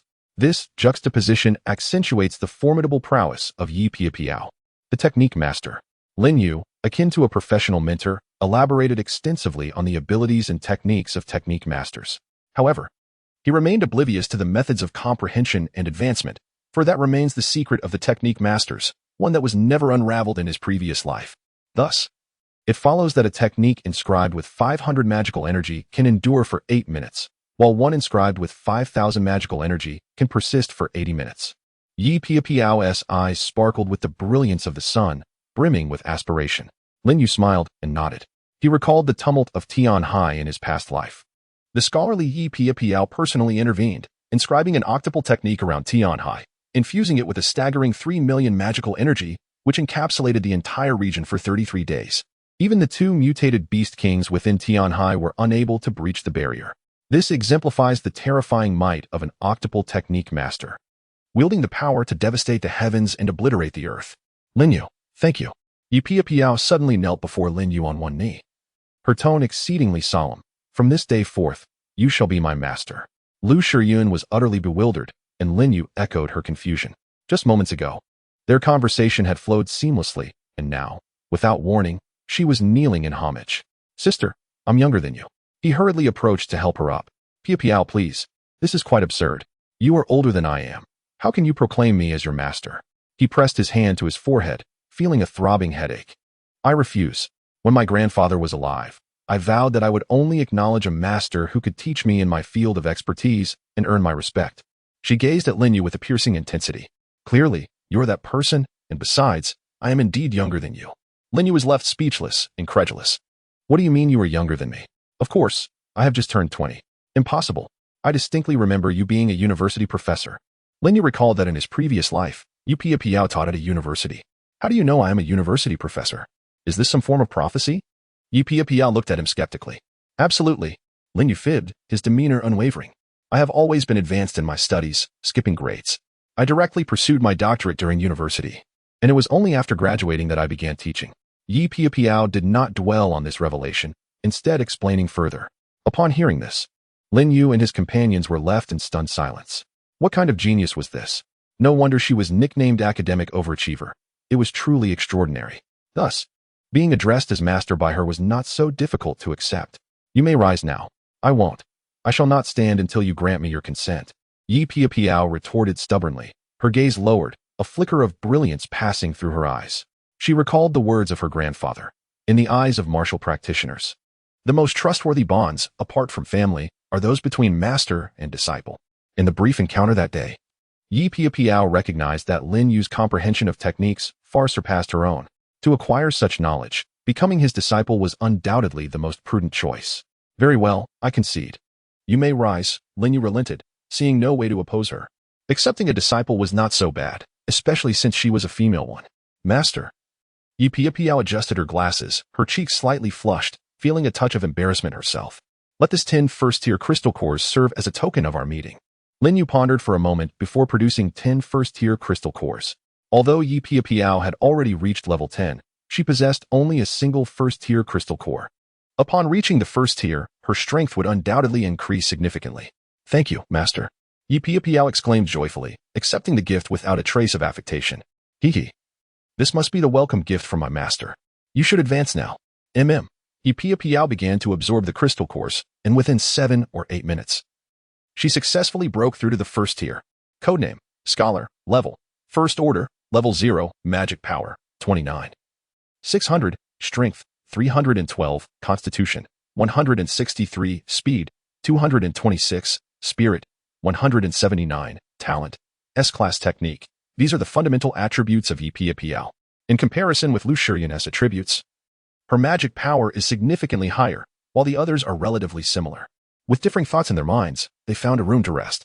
Lu Shiren pulled Yi Piao along, and together with Ru Ku, the three of them shared a room, leaving Lin Yu alone. What a situation this is. He let out a bitter laugh. The turn of events was rather unexpected. Chapter 51. When it comes to killing, they are more ruthless than men. The next day, in a dilapidated, unfinished building, around 70 to 80 individuals gathered, engaged in the distribution of the food they had perilously collected the previous day. Most of these individuals possessed strengths ranging from levels 7 to 8, with 7 at level 10. They rationed the food carefully, allowing each person only a small portion before sending them out again to search for more sustenance. The leader, a man with a bushy beard, furrowed his brow. During the previous day's expedition to scavenge for food, they had encountered a horde of zombies. Had it not been for the betrayal of that woman, he likely would not have returned alive. Brother, what a pity about that woman, one remarked. Indeed. She was exceptionally beautiful, and we never even got the chance to enjoy her presence before she became zombie fodder. Her technique had some value. Had it not been for the urgency of the situation yesterday, we would never have thought to abandon her. The leader and his companions lamented as they ate, reflecting on their regret regarding the woman. The Yi Piao was clad in athletic attire. Her flowing long hair and exquisitely beautiful visage were enough to evoke desire. Wearing glasses added an air of aloof elegance, instilling a potent urge for conquest. Had I foreseen this, I would have approached her days ago. One among them licked his lips. Never mind, let us ponder where to find sustenance. At that moment, a commotion emanated from the dilapidated building, drawing the attention of the crowd toward the staircase. Yi Piao. It is indeed Yi Piao. Yi Piao, you are alive. Upon witnessing Yi Piao, the expressions of those present shifted uncomfortably. Many felt a pang of shame, lowering their heads, unable to meet her gaze. Piao, you have survived. This is truly wonderful. A bearded man approached with a grin. Following him was a throng of others. One man, his eyes gleaming with unabashed desire, appraised Yi Piao with a smirk. How hypocritical you all are, Yi Piao scoffed. Piao, yesterday was a dire situation. Besides, you are alive now, aren't you? Why waste breath on her, big brother? She is merely an auxiliary with an awakening. There is no need for such courtesy. The man pushed through the crowd, sneering. Originally, I lamented your demise. But to my surprise, you have come to us. I shall not be courteous any longer. From this day forth, as long as you ensure my comfort, I guarantee you a life of luxury, free from the peril of scavenging for supplies. Upon hearing this, before Yi Piao could respond, voices began to rise from within the gathering. Brother, I can serve you as well. Please don't make me go out to scavenge for supplies anymore, all right? I am capable. Several women of unremarkable appearance squeezed through the crowd, pleading and flattering the leader and his second-in-command. Get lost. Have you looked in the mirror to see what you look like? Enraged, the second-in-command kicked the women to the ground, then turned to Yi Piao. Huh, did you see that? The offer I present to you is something countless women yearn for but cannot attain. You are doomed. A glimmer of cold light flickered in Yi Piao's eyes as she addressed the bearded man. You kill him with your own hands, and I will settle for just one of your arms. Huh, boss, did you hear that? This woman is utterly ungrateful. What are you hesitating for? The bearded man, though his expression was dark, possessed a clever mind. Yesterday, Yi Piao had been pursued by thousands of zombies. Yet today she appeared here, lively and unscathed. It was likely that this man had saved her. To rescue someone from the jaws of thousands of the undead without a scratch implied formidable strength, something he himself could not achieve. My brother, this is a misunderstanding, you see? Reflecting on this, the bearded man clasped his hands in a gesture of respect toward Lin Yu. Those who rise to leadership in a small group are rarely foolish. In a post-apocalyptic world, the dim-witted tend to perish quickly. Lin Yu was momentarily taken aback by this assertion. How did I become embroiled in this? It seems this fellow is not merely brawn without brains. This matter is for Piao to handle. I am but an observer. Lin Yu smiled, gesturing for Lu Shiyun and Ru Ku to step aside, and without hesitation, he pulled up a chair to sit down. The three of them, unbeknownst to Wen, found themselves with a handful of sunflower seeds. Engrossed in their meal, the bearded man inhaled deeply and turned his gaze towards Piao. Piao. These are the provisions we gathered yesterday. Take as much as you desire. Let us consider this matter settled, shall we? Upon hearing these words, chaos erupted among the crowd. Are you out of your mind, boss? These supplies weren't easy to come by. Many lives were lost in the process. Indeed, if we give them to her, what will we have to eat? The mention of food ignited protests from those who had previously felt remorse towards Piao, their disdain surfacing with alarming swiftness. Their ugly countenances were laid bare in this moment. Let her perish. Yi Piao, weary of idle chatter and unwilling to engage in verbal sparring, unsheathed her sword. Are you truly prepared to proceed in this manner? The bearded man's eyes glinted with murderous intent. Technique, speed enhancement x2. Without uttering another word, Yi Piao swung her sword, inscribing a double technique upon herself. Instantly, her speed surged dramatically. Her figure flickered past. Kill her. I demand, the bearded man barked. However, his words remained unvoiced. He suddenly found himself unable to speak. A crimson line slowly appeared at his neck. When? He clutched his throat desperately, yet he could not stem the torrential flow of blood. Gasps of astonishment filled the air. Just moments ago, they had seen Yi Piao's form shift, not realizing she had already inflicted a fatal wound upon their leader. Among all present, only Lin Yu and two others discerned Yi Piao's swift movements. Others, including the bearded man, failed to perceive when she drew her sword. Even as his throat was slit, he remained oblivious, continuing to speak, a testament to Yi Piao's astonishing speed. As a first-tier individual, her velocity measured 226 points, which, after a twofold enhancement of her technique, surged to an impressive 678 points. In contrast, the most formidable level 10 bearded man barely reached 55 points, illustrating a disparity exceeding tenfold. With a resounding thud, his body fell heavily to the ground, the sound echoing like the grim call of death, striking fear into the hearts of the onlookers. At this moment, the second-in-command had shed his earlier bravado, his countenance now etched with terror. Retreating amidst the crowd, he cried out, "Advance! Whoever can slay her, I shall appoint as the leader." His heart was engulfed by an overwhelming fear. The strongest leader had been dispatched in an instant, leaving him no hope for survival. How could this woman, once seemingly feeble and merely a support, have transformed into such a formidable force? Little did he realize that Yi Piao had always been superior, merely concealing her prowess. Yi Piao moved once more, targeting those who had forsaken her. With a strike for each, it was as effortless as slaughtering poultry, presenting no challenge whatsoever. Even those few who had awakened their talents fell before her, as if they were nothing, their attributes starkly inferior. They did not even have the chance to unleash their abilities before their throats were mercilessly sliced. The distinction between an S-class awakened individual and those below S is monumental, akin to an insurmountable chasm. Similarly, the difference in tiers is crucial. First tier and 10th tier are worlds apart. Lin Yu and his companions gazed in Yi Piao's blurred figure, filled with a sense of astonishment. Sister Piao, I am left with no choice. Please spare my life. Someone pleaded for mercy through tears. Yet, the only response was a flash of sword light, more decisive than any man. Chapter 52, Lin Xiaoyu. In merely a few minutes, over 30 corpses lay upon the ground. These were the very individuals who had abandoned Yi Piao just the day before, as well as those who had recently cursed her.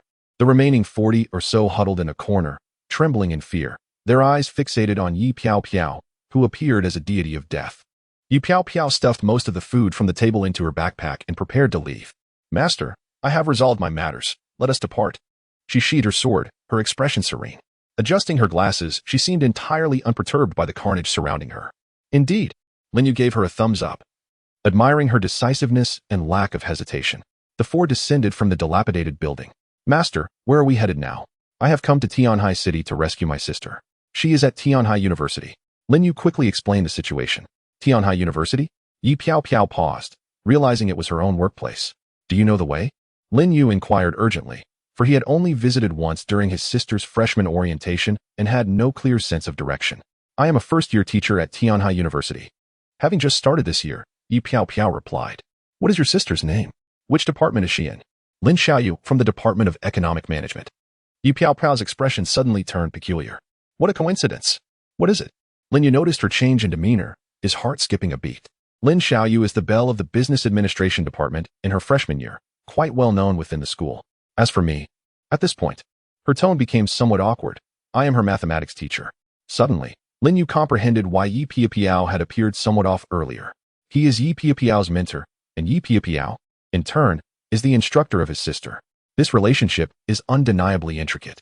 Perhaps it would be best to let go of the earlier matter of apprenticeship. After some contemplation, Lin Yu suggested this. No, the act of taking on a disciple is a solemn affair, not to be treated lightly. Between me and your sister, we will keep our matters separate, Yi Piao Piao insisted firmly. Very well, it is up to you, Lin Yu conceded, shaking his head in resignation. However, we are currently in an apocalyptic world, overrun by zombies. Will your sister still be at school? Rest assured, I contacted her in advance, informing her to stay put in the dormitory and not venture outside. She has prepared food and other necessities, Lin Yu replied. So, you made preparations before the apocalypse?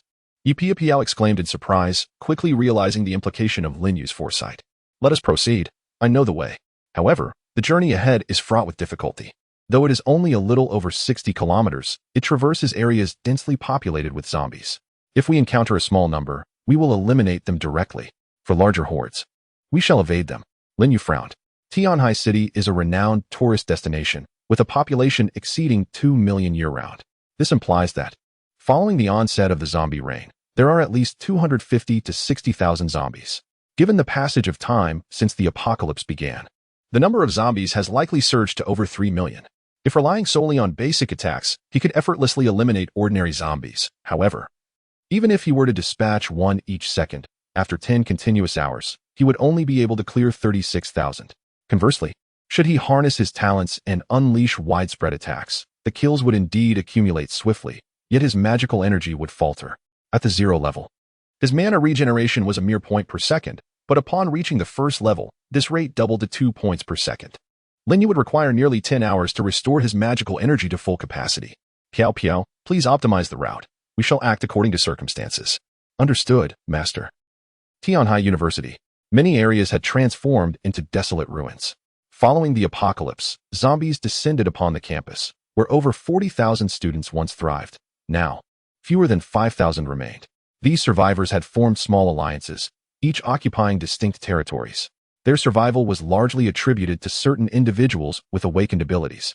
The Xiaoqiu Alliance was one such group, currently based in the university library. On the second floor of the library, over 200 individuals congregated, engaged in deliberation. Everyone, listen to me. Today's mission involves me and Xiaoyu leading a team to cleanse the swimming pool of zombies. Monkey and Yang Jian will take a team to search for supplies at the large supermarket adjacent to the pool. A tall and handsome young man methodically organized the tasks. He was Zhao Qiu, a third-year sports student and the leader of this small faction. I disagree. I do not wish to team up with you. Suddenly, a discordant voice pierced through the crowd. Lin Xiaoyu stood up, locking her gaze onto Zhao Qiu, her disdain for the young man evident. Xiaoyu, for my sake, please cease your antics, will you? Beside her, a lovely girl tugged at her hand. Eventually, Lin Xiaoyu sulkily took a seat. Brothers, from yesterday's observations, there are 2 first-tier zombies in the swimming pool. Once we dispatch them, Qiugu will swiftly ascend to the first tier. At this moment, someone hastily stepped forward to ease the awkward atmosphere. That's splendid. With Qiugu's strength enhanced, our safety is further assured. Indeed, Qiugu is undeniably the strongest. A throng of students fervently showered him with praise. Zhao Qiu, filled with self-satisfaction, cast a glance at Lin Xiaoyu, his eyes harboring inscrutable significance. The crowd dispersed, making the final preparations. Qiugu, once you attain the first tier, will you not set your sights on Xiaoyu?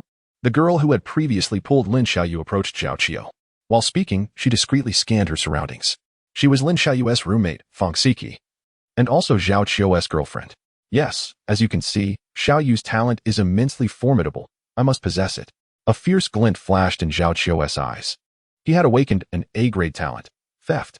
Although merely an A-grade ability with no enhancement to strength, each time he ascended a tier, he could additionally steal a talent. On the third day after his awakening, he had pilfered his roommate's A-grade talent, Thunderstorm, significantly boosting his power and establishing himself as the leader of this 100-strong group. Later, through his girlfriend, he learned of Lin Xiaoyu's talent, A-grade, strength amplification by 5 times. Such an extraordinary talent, he must acquire it for himself. The formidable power must always rest firmly in one's own hands for true peace of mind. Let us set forth. As soon as everyone was prepared, Zhao Qiu waved his hand decisively, leading the group towards the swimming pool. Master, according to the route we just planned, I estimate that if all goes smoothly, we should reach Tianhai University in about 3 days. Yu Piao articulated her thoughts. You are more familiar with Tianhai City, so I will defer to your arrangements. Lin Yu replied without objection. Very well, let us charge forth. Tianhai City is quite similar throughout. Each district is overrun with zombies. The 4 of them advanced along the street, combating the zombies as they moved forward. Chapter 53. The world ranking opens unbeknownst to them. The 4 had been fighting for the entire morning. Piao, cast the speed enhancement spell for Shiyun, Rook, and yourself, and keep pace with me, Lin Yu commanded with fervor. His magical energy had dwindled significantly, and he required a moment of respite. Spell, speed enhancement doubled. Yi Piao expended 15,000 points of magic energy, quickly inscribing 3 spells, which she cast upon the 2 women and herself. The effects would last for 10 minutes. Instantly, their speed surged, each surpassing 300 points. The low-tier zombies could only muster speeds of around 60 or 70 points, unable to even graze their hems. Flame Waltz. Lin Yu forged ahead, with the 3 women swiftly trailing behind him. There's a hotel up ahead. Let us take refuge there. The 4 of them pushed forward with determination. As night fell, they enjoyed a hot pot meal, relishing their little life of comfort. Congratulations to all survivors. Someone has successfully broken through to the 2nd tier. The world ranking is now open. Suddenly, a chilling voice resonated in everyone's minds. Lin Yu understood that it was the manifestation of the rules. Brother Yu. That top-ranked wet brother has advanced to the 2nd tier, Lu Shiyun remarked. So soon? Lin Yu was taken aback and opened the leaderboard. No one would advance faster than this fellow before the 5th tier. Do you know this top-ranked wet brother? Yi Piao inquired with interest. Yes.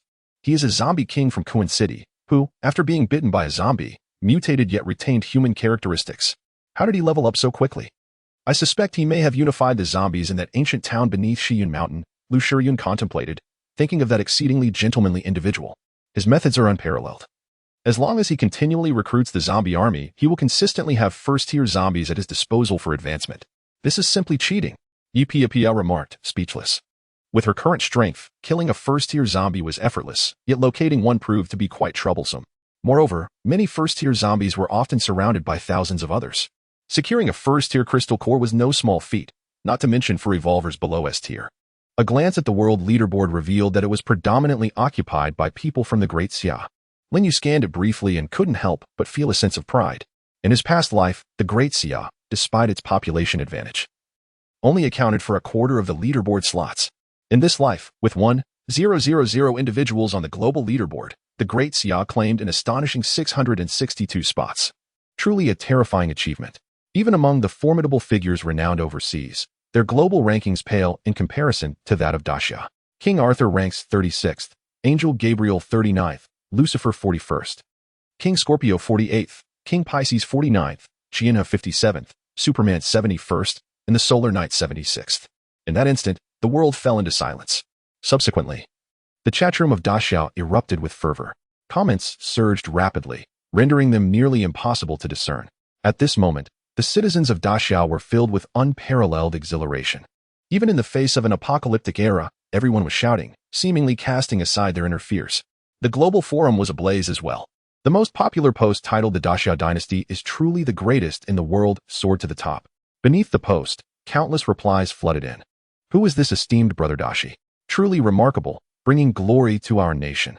What kind of talent has this extraordinary individual awakened? I haven't even reached the 1st tier, and he is already at the 2nd. Aside from Lin Yu and a few others, no one knew that brother Daxi was no longer a mere human. He was a zombie king. Among the top 1,000 in the world, all were at the 1st tier. Yet nearly 70% hailed from Dacia. How immensely proud that makes us feel. As a citizen of Dacia, I take great pride. What can the pitiful Sakura nations say? Are they frightened to the point of wetting their pants? Haha. On the battlefield of 100 nations, you may as well await your demise. What is so impressive about sheer numbers? Our formidable warriors prefer to remain low-key. Otherwise, they would effortlessly top the rankings. Indeed. Our genius warrior Qianhe possesses 3 S-class talents. Should he desire it, even the second tier would be a mere trifle for him. Many evolvers from the land of cherry blossoms have become increasingly exasperated, revealing crucial information in the process. Who is this fool daring to divulge my secrets? At this moment, within a shrine nestled at the foot of Cherry Blossom Mountain, a man clad with 3 samurai swords at his waist emanates a terrifying aura. To my astonishment, I am ranked 57th in the world. It is hard to fathom that as a prodigious warrior of the shrine, awakened after the apocalypse with 3 S-rank talents, I find myself so lowly positioned in the global rankings. Surely, they must have merely been fortunate to advance a step ahead. This signifies nothing substantial. Just wait. Detestable people of the Great Xia, you shall soon recognize the prowess of me, Chizuru. On the side of the Great Xia, those who encountered this news were taken aback. 3 S-rank talents? If this is indeed true, the strength of this individual must be unfathomably formidable. Many began to feel apprehensive, for throughout the entire Great Xia, they had yet to hear of anyone possessing 3 S-rank talents. Master, that Chizuru from the land of cherry blossoms sounds quite powerful, possessing 3 S-rank talents, Yi Piao remarked. Filled with uncertainty. Him? Perhaps, Lin Yu responded with a slight smile, yet remained largely indifferent. In the early stages, it is common for many strong individuals to have talents at the S rank, but as evolution persists, some may elevate their talents to 3S, or even 6S. Although this Chizuru claims to possess 3 S-rank talents, it would be impressive if he could even advance one of those talents. As time progressed, it transformed into a superior talent, accompanied by 2 lesser abilities. In the presence of a singular high-level talent, any additional talents pale in comparison. Human energy and time are finite. Thus, the continuous evolution of a single talent is already a formidable challenge. Should one possess 3 talents without the wisdom to prioritize, it may instead hinder personal growth. Perhaps when my mastery over flames reaches the exalted level of 6S, the strongest among others may only attain 4S. With many still lingering at SS, Lin Yu contemplated inwardly. The advancement of talent becomes increasingly arduous, with disparities magnifying as one ascends. The gap between 4S and 6S is far greater than that between D and S ranks. One might ponder, can an evolver armed with 10 D-rank talents pose a threat to an S-rank talent? Hence, the essence of talent lies in its refinement rather than its abundance. Fortuitously, Lin Yu's flame-devouring talent progresses without requiring an extensive investment of time for comprehension. He merely needs to continually consume high-level flames to facilitate his advancement. In the west, atop a grand edifice, a towering figure draped in golden light gazed towards the east. He bore the codename Arthur. He is the foremost individual on the current leaderboard of Great Britain. The unveiling of the global rankings has captivated everyone's attention. In the Western nations, those who have entered the leaderboard do not regard it with much concern. They believe that only the number 1, the second-tier powerhouse known as the Great Master, merits recognition, while the rest merely advanced a step earlier. Survivors, this is the official voice of the Kuan City Guard. Our forces have established a safe zone in the South Dragon District, where nearby survivors may seek refuge. Simultaneously, we will advance into the city to eradicate the undead and rescue those in need. A new hot topic has risen to prominence.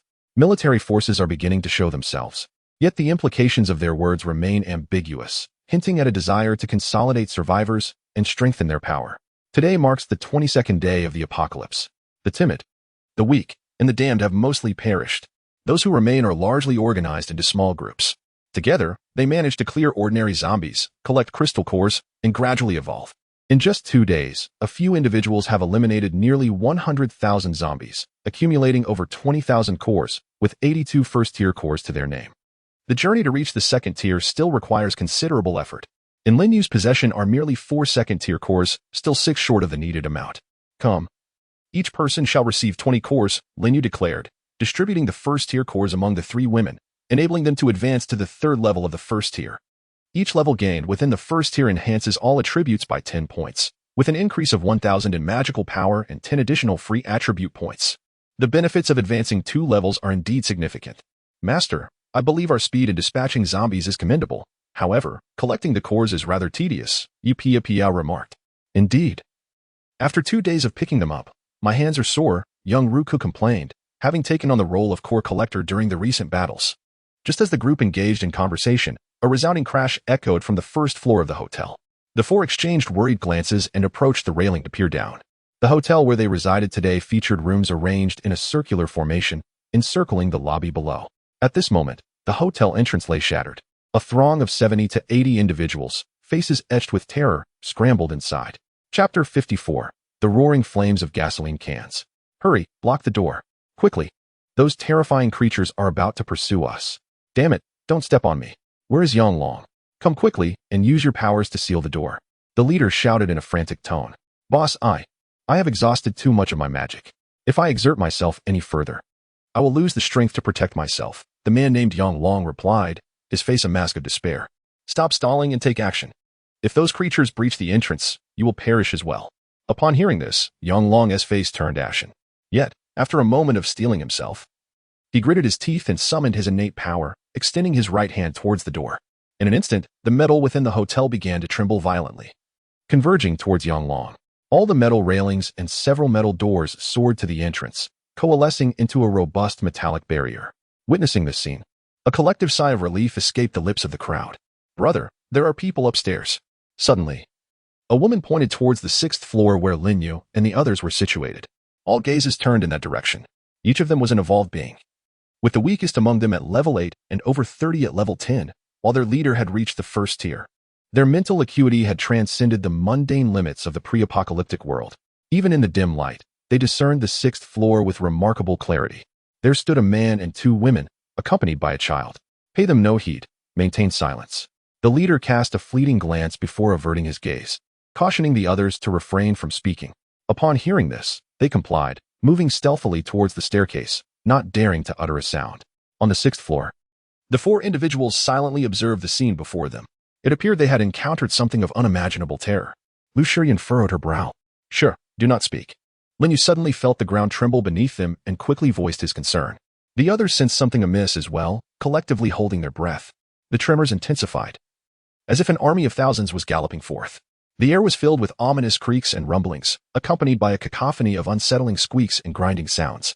Downstairs, more than 70 individuals had already halted in their tracks, fixated on the entrance, too afraid to make a sound.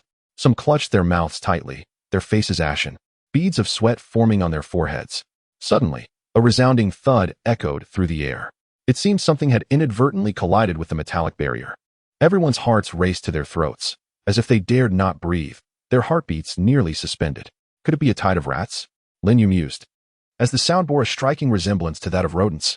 A chilling memory surfaced. In a past life, a massive rat infestation had occurred beneath Huajian in Tian'ai City, teeming with mutated, infected rats.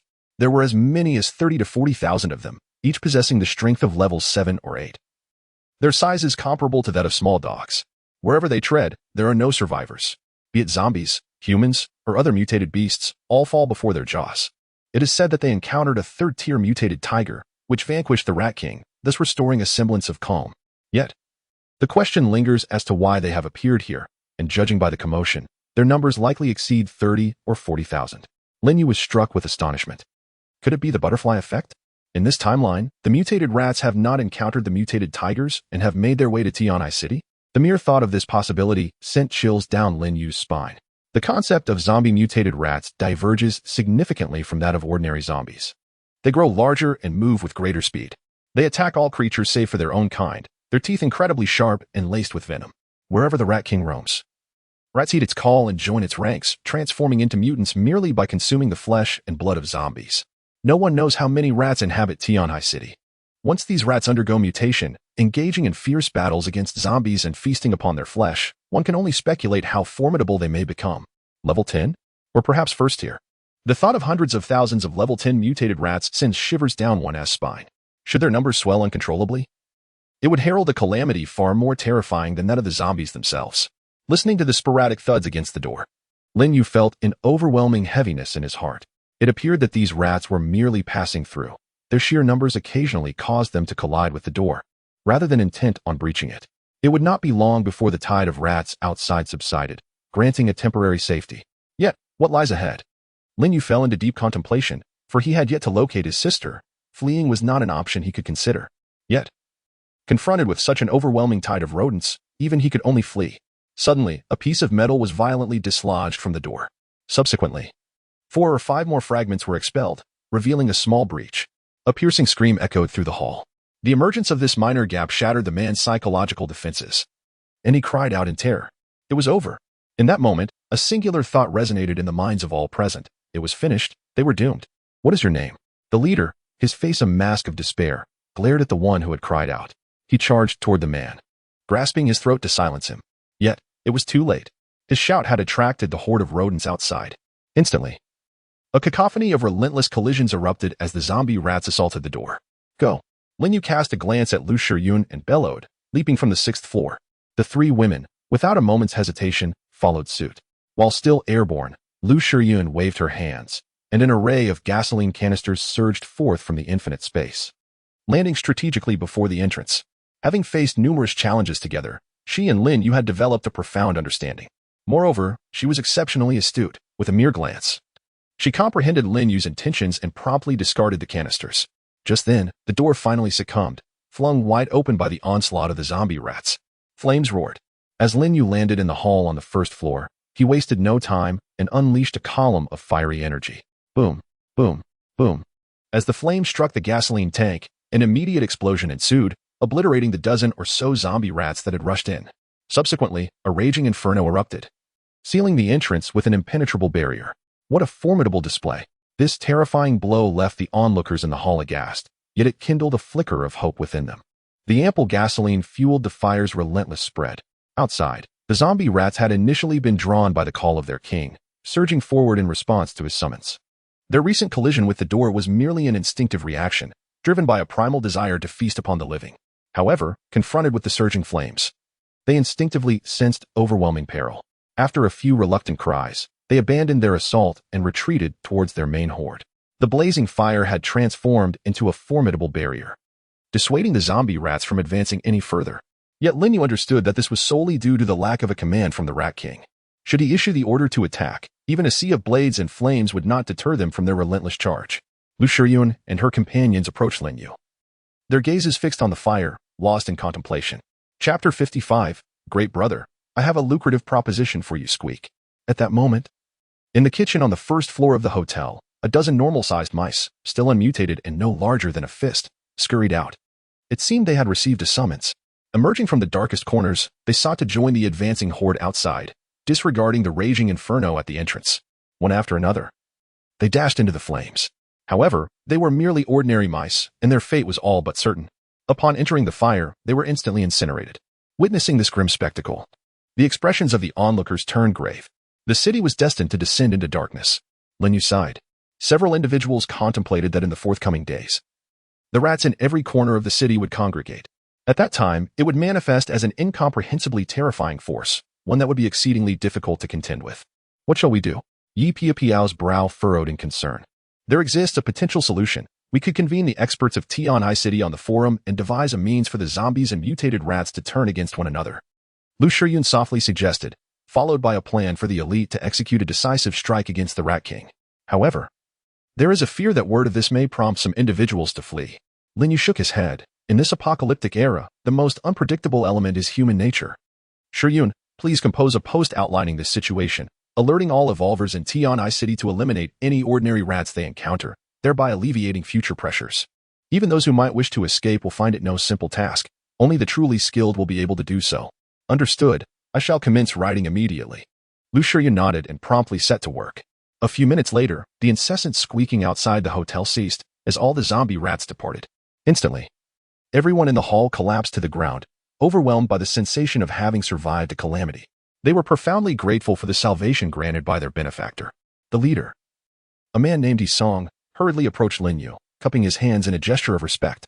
Given Lin Yu's recent display of formidable fire attacks and the effortless manner in which several individuals descended from the 6th floor, he discerned that they were no ordinary evolvers. They were likely powerful awakened beings. Each of them exuded a subtle yet palpable pressure, save for that of the little girl, who did not impart any sense of threat. Lin Yu gazed at the group before him, his eyes sparkling with newfound hope. Was he not in dire need of labor? With their presence, their progress would undoubtedly accelerate significantly. Do you know the origin of these zombie rats? Lin Yu inquired. Boss, we have no idea. came the response. We were initially organized to clear out the zombies when we felt the earth tremble, and then this dark horde of rats surged towards us. Thankfully, countless zombies stood in our way. Indeed, had it not been for those zombies, we would not have survived. It was terrifying. I witnessed those enormous rats devouring the zombies. A chorus of voices recounted their harrowing experiences, still gripped by fear. Come here. Lin Yu beckoned to the young man named Yang Long. Upon hearing his name, Yang Long scampered over eagerly. Boss, did you call for me? Go. Use your talent to seal the door. Boss, I have no magic left. Yang Long lamented, his face a picture of despair. Lin Yu chose to ignore his complaints. Seeing the situation, Yang Long, dejected, approached the entrance once more and summoned his talent, manipulating the metal to barricade the door. I require your assistance in a task during which I shall ensure your safety. Lin Yu addressed Hisong. Boss, if it is something beyond our capabilities, wouldn't that be tantamount to seeking death? Hisong hesitated. Will you do it or not? One word. Yes. The man quickly affirmed, recognizing the steely determination in Lin Yu's gaze. As long as you command, we shall not falter, regardless of the peril. Ask your subordinates if any are willing. We shall take them with us tomorrow. After the arrangements were made, several individuals returned to the 6th floor. The unfolding events surpassed Lin Yu's expectations, prompting him to engage in deep contemplation. The mouse tide presented immense danger, yet it also harbored numerous opportunities. With this in mind, he promptly initiated a thread on the forum titled, Is the Great Master present? I am the magician, and I seek your counsel. With such a straightforward title, Lin Yu expended 1,000 evolution points to pin the post. The moment it was published, a flurry of comments began to appear beneath it. Great magician. May I inquire about your views on the conflict among the 100 nations? The Sakura nation is utterly detestable. Do you have any thoughts, Great One? After a moment of contemplation, Lin Yu responded, In the struggle among the 100 nations, our great Xiao must emerge victorious. None shall usurp our triumph. As for the Sakura nation, I find their Fuji volcano quite intriguing.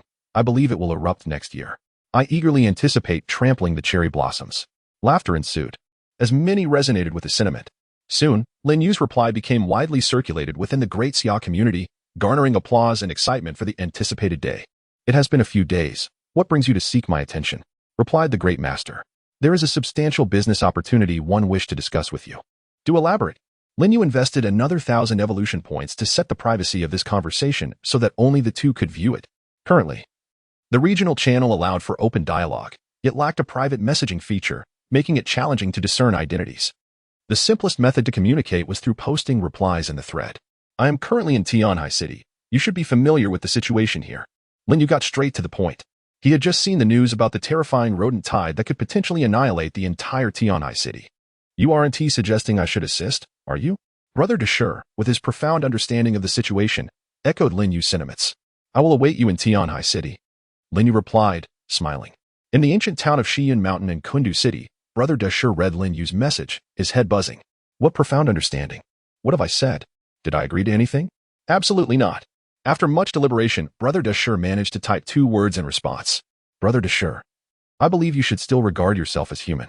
Otherwise, you wouldn't find yourself merely at the 2nd tier now, with your unique talents. Ascending to the 3rd tier should be effortless, wouldn't it? What are you trying to say? If you were to completely extinguish your humanity, you could simply command your zombie army to recklessly attack humans, consuming their flesh and blood. This would expedite the zombie's evolution, and you would reap more crystal cores. Yet, you have not chosen this path, have you? After a moment of silence, Brother Deshur replied, You are right. This so-called apocalypse and the so-called zombie king are not what I desire at all, but I am left with no choice. He suddenly cursed, abandoning his gentlemanly demeanor, revealing his deep-seated grievances regarding his circumstances. I too wish to eradicate all of humanity, allowing my zombies to evolve rapidly so I can break through swiftly. But I cannot bring myself to do it. This indicates that you are still human, not that repugnant creature known as a zombie. I suspect you are insulting me. Returning to the main topic, you may lead your legion of zombies to Tianhai City, allowing them to confront the tide of rats. Engaging in mutual consumption and evolution. I anticipate that many 2nd tier, perhaps even 3rd tier zombies and mutated rats will emerge from this conflict.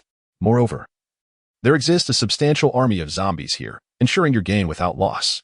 As we approach the 3rd month of the apocalypse, time is of the essence. Amidst the chaos among nations, this rat tide presents a valuable opportunity for strength enhancement. Brother Deshur remained silent for a moment, seemingly deep in thought. Chapter 56. The Black Rose. After a brief pause, a message from Brother Deshur finally arrived. I will set out immediately. Deep down, he recognized that he and humanity were akin, rather than being aligned with the zombies. Mobilizing the undead to combat the rat tide could be viewed as a means of saving humanity. This realization was the impetus behind his determination. As for the second-tier and third-tier crystal cores, they were of secondary importance. He would invariably maintain an advantage over all others in the early stages of advancement. With an agreement reached with Brother Deshur, Lin Yu felt a sense of relief. The rat tide surged forward, yet he did not fear for his life. He yearned to escape, and the tide would not hinder him. Crucially, there were still hundreds of thousands of survivors in Tianhai City, and he was not yet capable of such cold-bloodedness. Additionally, his sister remained unfound. Lost in thought, Lin Yu decided to post again. To the esteemed Brother Deshur, ranked first in the world, I invite the powerful from around Tianhai City to come forth and slay the rats, vanquish the zombies, and acquire high-tier crystal cores. In his post, Lin Yu elaborated on the fierce clashes between the zombies and the rat tide, which would yield many second-tier and even third-tier beings. This is a rare opportunity for the strong. After posting, Lin Yu, feeling weary, chose to rest without further ado. He has done all that he could. The rest is left to fate. His primary task is to locate his sister, and if circumstances prove dire, he will retreat with those by his side. However, since Brother Deshur has already promised his assistance, he harbors little concern. This life, after all, is somewhat different from the last. Lin Yu gazed upon the rankings of Yun Province, where names of formidable individuals, previously unheard of in his past life, began to emerge, stirring feelings within him. On the tier list of Yun Province, among the 100 ranked, apart from Brother Deshur who stands at the second tier, all others are at the first tier. Many of the powerful figures occupying the top positions were unknown to him from his previous existence. In Kuan City, Brother Deshur stood atop a rooftop, gazing down at the sea of zombies below, a dark mass numbering over 100,000. He bellowed loudly, seemingly issuing commands. The earth trembled as the horde obeyed his call, surging towards Tianhai City. Witnessing this magnificent scene, Brother Deshur felt a surge of ambition. Third tier. This time, his goal is to reach the third tier. Tianhai City is home to nearly 2 million zombies. By instigating them to inflict harm upon one another, to tear and devour, he could evolve thousands, even tens of thousands, into the second tier, with hundreds reaching the third tier being well within reach.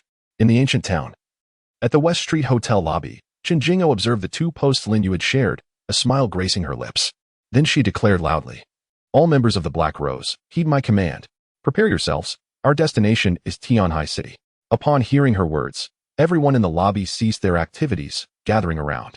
"Sister Jing, I've heard that a terrifying rat tide has struck Tianhai City. Could it be too dangerous?"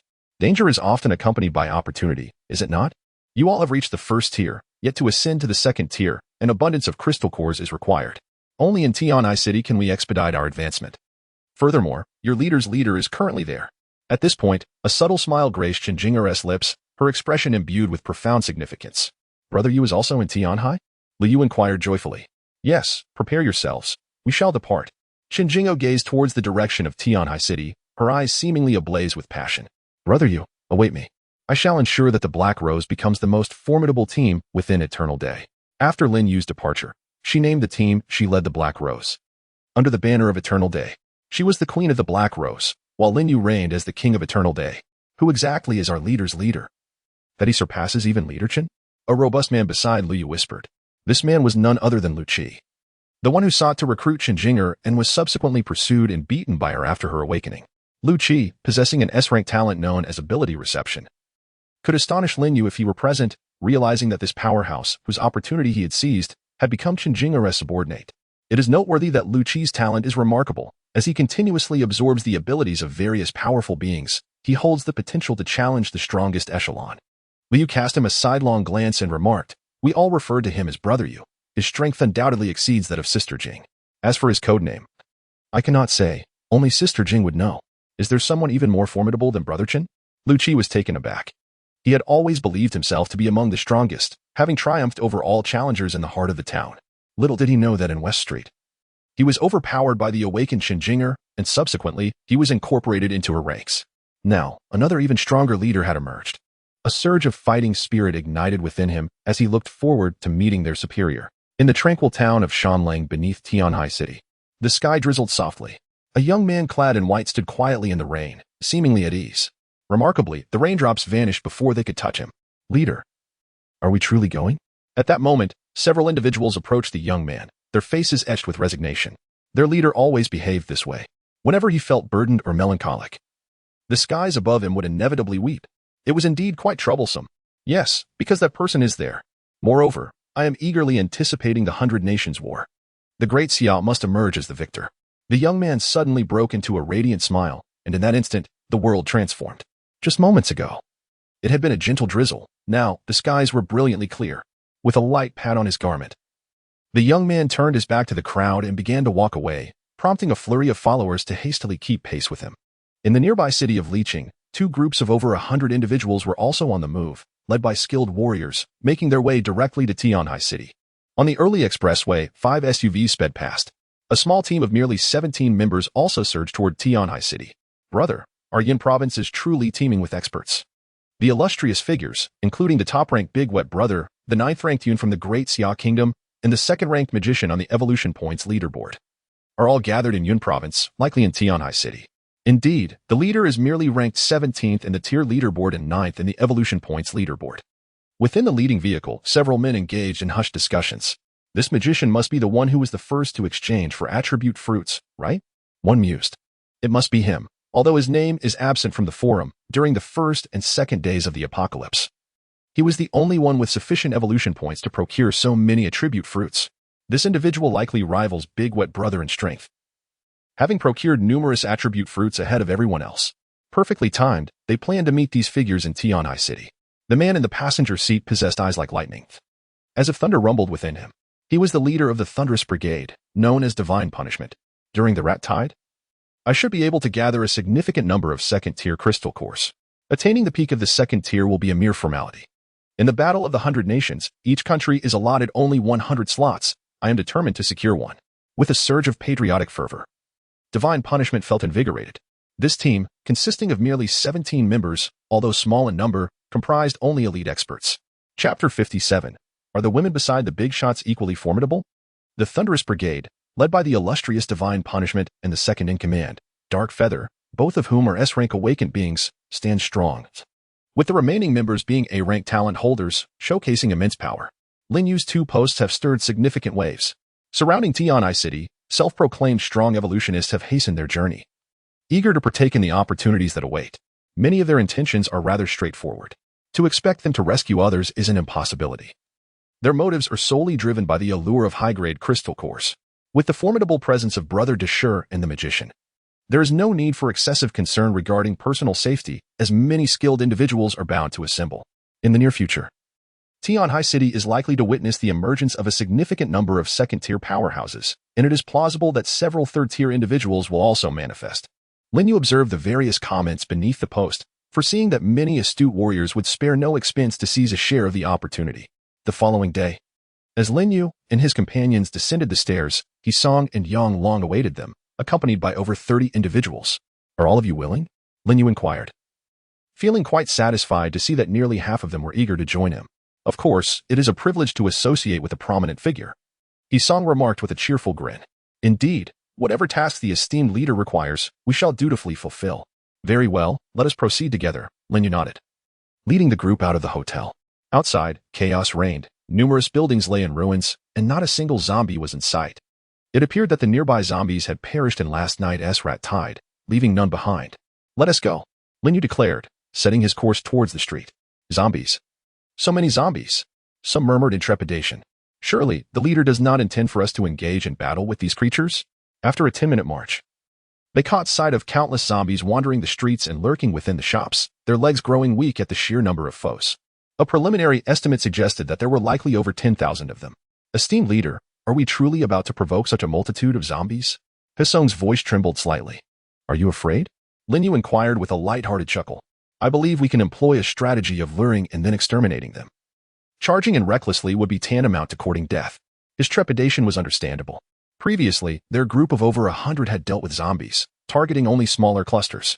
When faced with larger hordes, they either took the time to circumvent them or dispatched faster evolved beings to draw them away, eliminating them one by one. Although this method was time-consuming, it ensured safety, did it not? Now, let me delineate your tasks. Lin Yu's demeanor shifted to one of seriousness as he addressed the assembly. We will handle the extermination of the zombies, while all of you are responsible for collecting crystal cores. Simply hand them over to Shiryun. He gestured towards Lu Shiryun. He continued, I assure you that your efforts will not go unrewarded. You shall receive 5% of the collected cores as your compensation.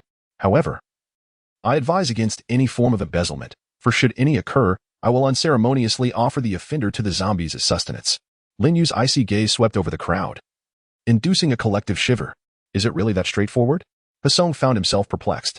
He had anticipated a far more perilous undertaking, only to discover it involved merely collecting crystal cores. Yet, he mused, 5% seemed rather paltry.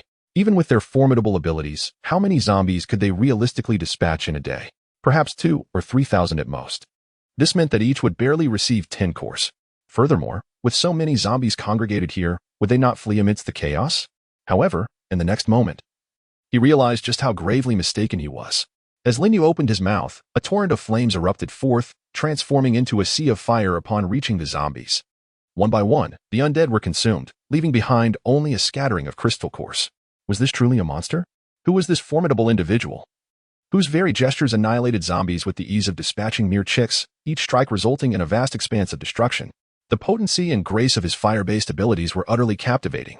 The onlookers stood agape, astonished by the unprecedented speed and method of extermination. Such efficiency was beyond their comprehension.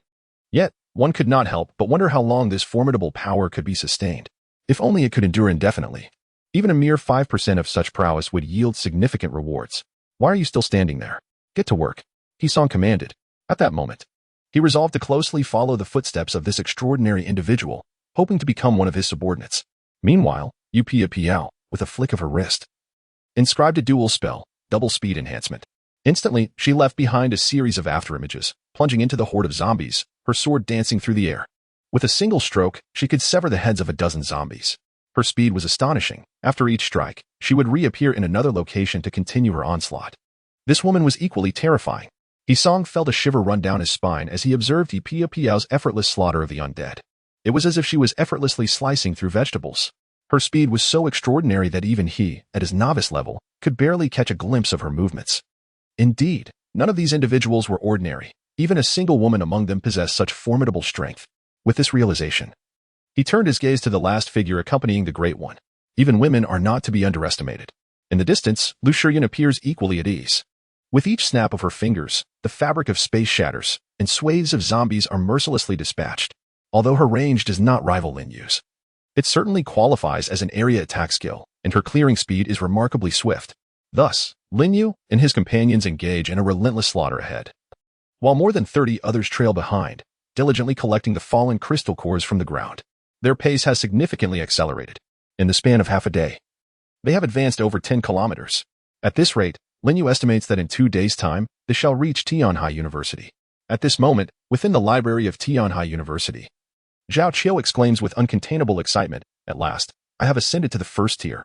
After 6 long days, he has finally amassed 10 first-tier crystal cores and successfully transcended to the first tier. He can now usurp another talent. Lin Xiaoyu, you have opposed me at every turn. Once I acquire your talent, I shall make your existence a living hell. Zhao Qiu's expression twists into a sinister grin. Chapter 58. I shall usurp your talent, Lin Xiaoyu. It is time to claim your talent. Zhao Qiu's anticipation mounts, his eyes shimmering with avarice and exhilaration. After such a prolonged wait, the day he has longed for has finally arrived. He has yearned for the formidable talent that resides within Lin Xiaoyu. Now, the moment has come to fruition. However, Lin Xiaoyu possesses immense power, and subduing her will not be a trivial endeavor.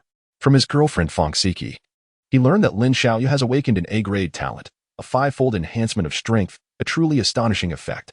He estimates that at level 10, Lin Xiaoyu's strength is approximately 60 points. Multiplied by 5, it amounts to over 300. This is preposterous. Such strength seems far beyond the realm of an A-grade talent. Zhao Qiu has now broken through to the first tier, his attributes doubling, yet his strength stands at a mere 221 points. He must deploy the A-level thunderstorm to further amplify his power, enabling him to surpass Lin Xiaoyu.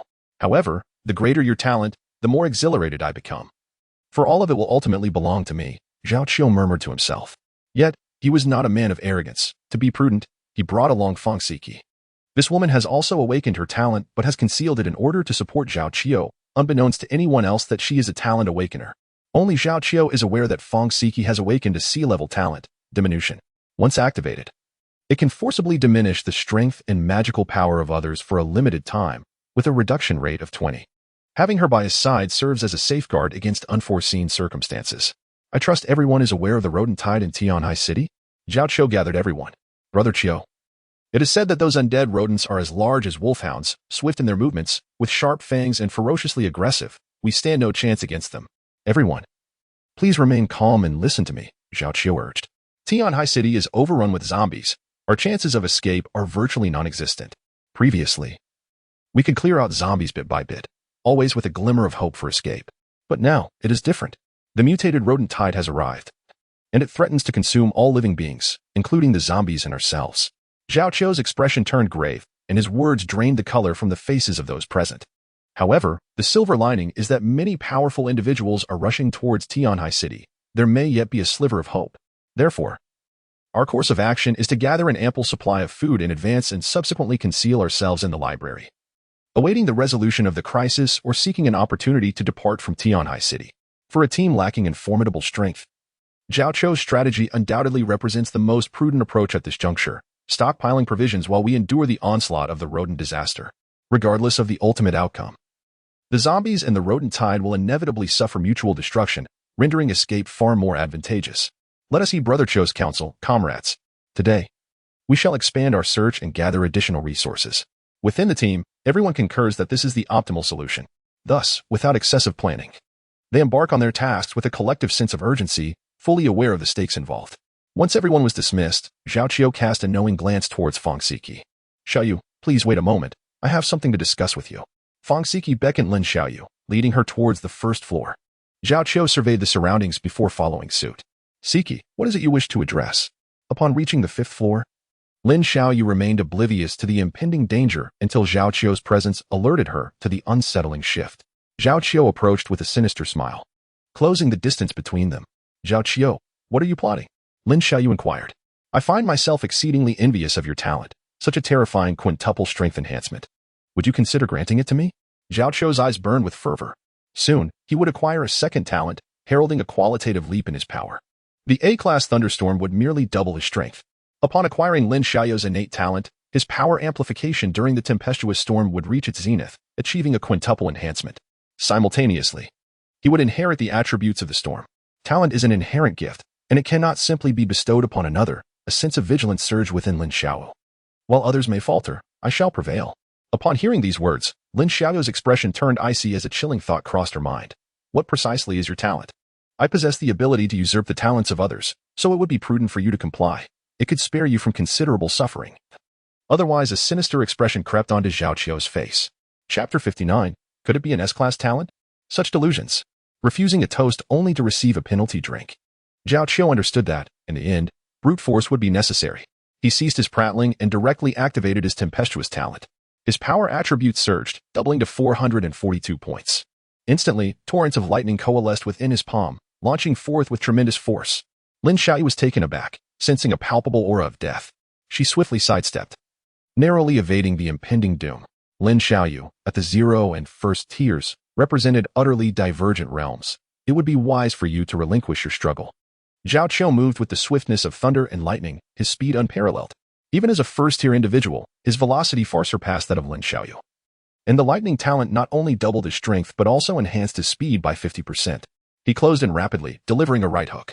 The punch, imbued with electric energy, appeared before Lin Xiaoyu in an instant. How swift! Lin Xiaoyu could scarcely perceive the blur before a fist, crackling with electricity, descended upon her. Escape was no longer an option. She steadied herself and swiftly reacted, her right hand forming a fist to strike back. Bang! Upon the collision of their fists, Lin Xiaoyu's body was sent flying, crashing into a row of bookshelves. The disparity in their strengths was insurmountable. Despite having consumed the golden fruit and experiencing a surge in power, she remained merely a level 10 ordinary evolver, with a strength attribute of 283. 8. She could stand her ground against A-grade talent users of the same level. Yet, surpassing levels was utterly impossible. At this moment, Zhao Qiu's strength attribute had reached an astonishing 442 points. Cough, cough. Lin Xiaoyu spat out blood, struggling to rise from the scattered books. A single blow had inflicted severe internal injuries, leaving her with almost no capacity to resist. I warned you that being at the 1st tier is beyond your means. If you cooperate with me, you may suffer less. Zhao Qiu approached with a cold smile. Go to hell. Lin Xiaoyu, unwilling to yield, summoned all her strength to strike forward. However, Zhao Qiu merely delivered a casual punch, sending her flying once more. Why persist? Zhao Qiu lifted Lin Xiaoyu from the ground, pressing his right hand onto her head. He began to activate his talent-stealing ability, a blue light emanating from his hand, enveloping Lin Xiaoyu. Moments later, Zhao Qiu opened his eyes, his expression darkening. He had failed to steal any talent. Yet, he did not relent and attempted to steal again. After 5 tries, his countenance grew increasingly grim. Brother Qiu, what is the matter? Fang Siki approached. I don't know what is happening. I couldn't steal her talent. Siki, why are you treating me this way? Lin Xiaoyu, bloodied, struggled to speak. Xiaoyu, I beg your pardon. Please do not hold it against me. Fang Siki found it difficult to meet Lin Xiaoyu's gaze and merely uttered these words softly. Turning to Zhao Qiu, she inquired, Brother Qiu, do you think her talent might not be A-grade, but rather S-grade? S-grade? Zhao Qiu mused, indeed, while A-grade talent can double one's strength. Xiaoyu's ability to enhance it 5-fold suggests it cannot possibly be merely A-grade. Your reasoning is sound. Zhao Qiu fell into deep contemplation. At that moment, he was convinced that Lin Xiaoyu's amplification of power must indeed stem from S-grade talent. His A-grade theft ability would never fail against talents of the same level. Yet higher-grade talents could only be stolen at a chance. Then let's bind her and confine her. I shall attempt again tomorrow. Zhao Qiu's heart burned with fervor. S-grade was immensely more powerful than A-grade, and although he could not guarantee success, his theft ability could be employed 5 times daily. He was resolute that after 10 consecutive days of attempts, he would surely succeed. He had ample time. Little did they know, Lin Xiaoyu possessed no talent whatsoever. She had yet to awaken. Thus, whether it be 10 days or 10 years, Zhao Qiu would never be able to steal any talent. Brother Qiu, we cannot conceal this indefinitely. The others in the team will eventually discover the truth. Fang Siki expressed her concern. It matters not, even if they find out. What could they possibly do? Would they dare to oppose me? The recent battle, in which he had decisively overwhelmed Lin Xiaoyu, had inflated his confidence.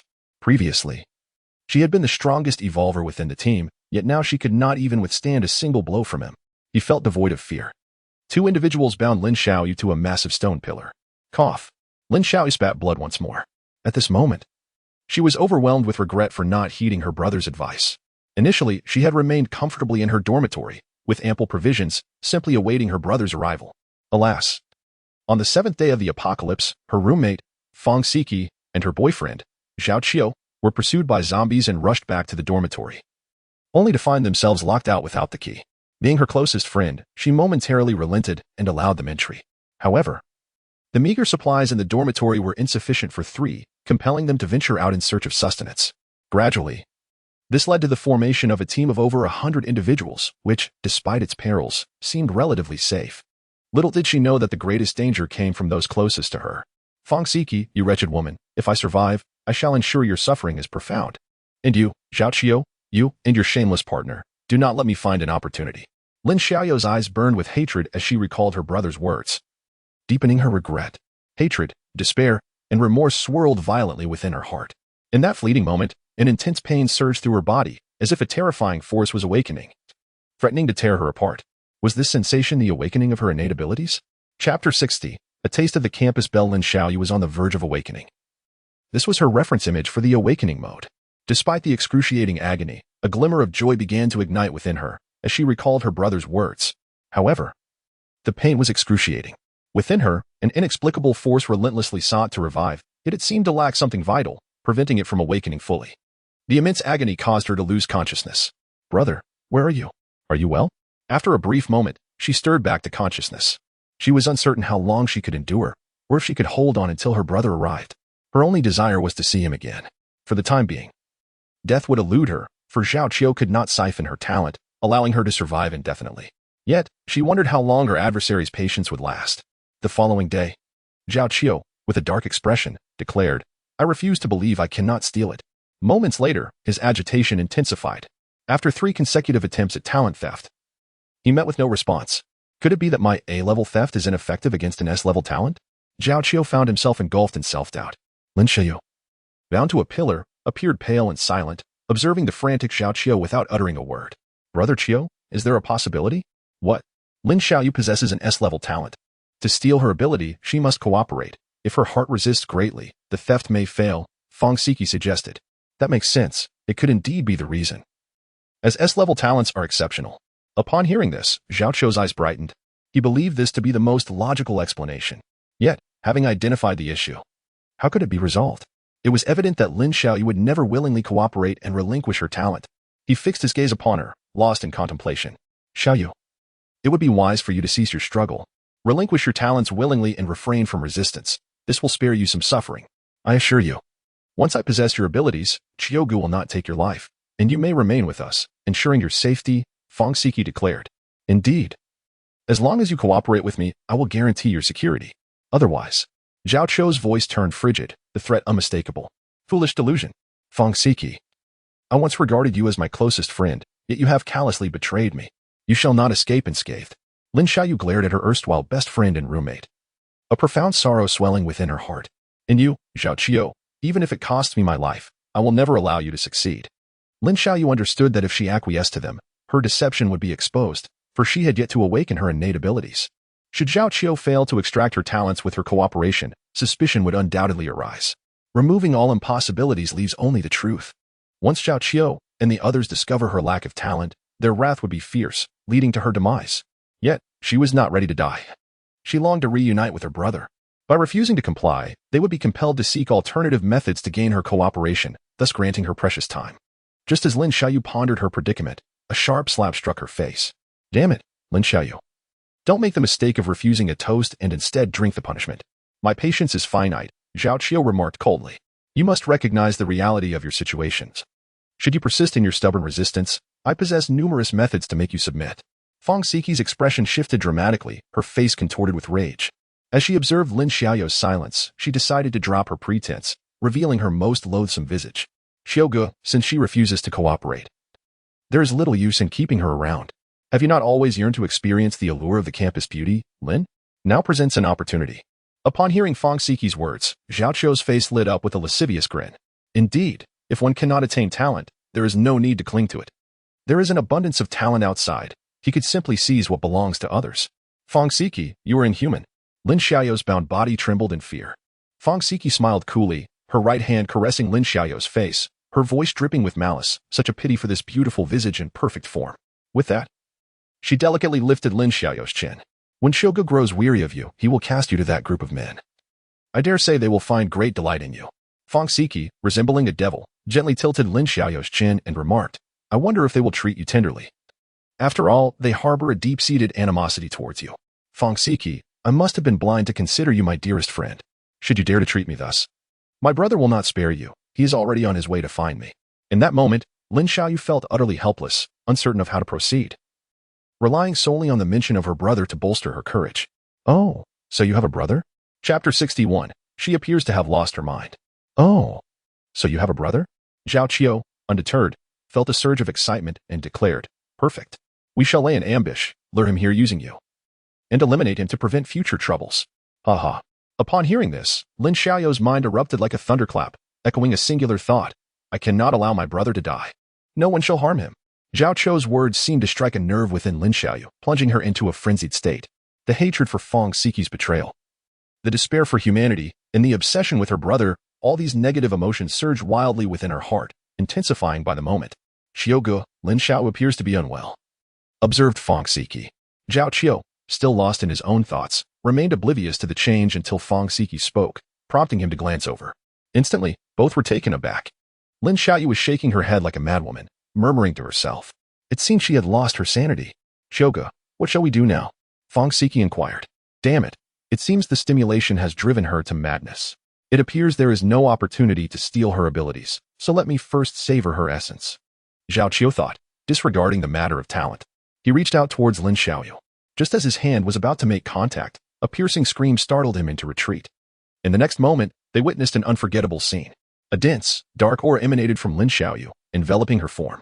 A terrifying presence surged forth from her, spreading like a tide around her.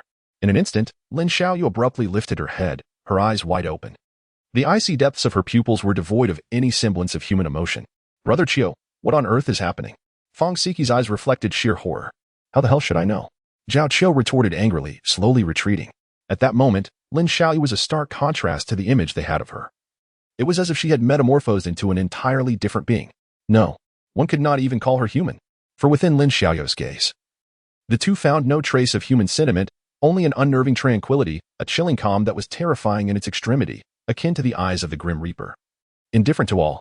Then, with a resounding thud, The steel cables binding Lin Xiaoyu seemed to yield to an overwhelming force, snapping one after another.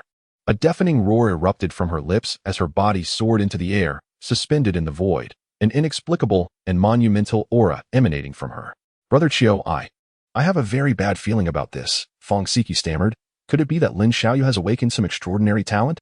Rumors had circulated on the forum about individuals who had awakened dual or even triple talents. Whatever it is, as long as she has reached the first tier. I'm not afraid, Zhao Qiu thought, a fierce glint flashing in his eyes.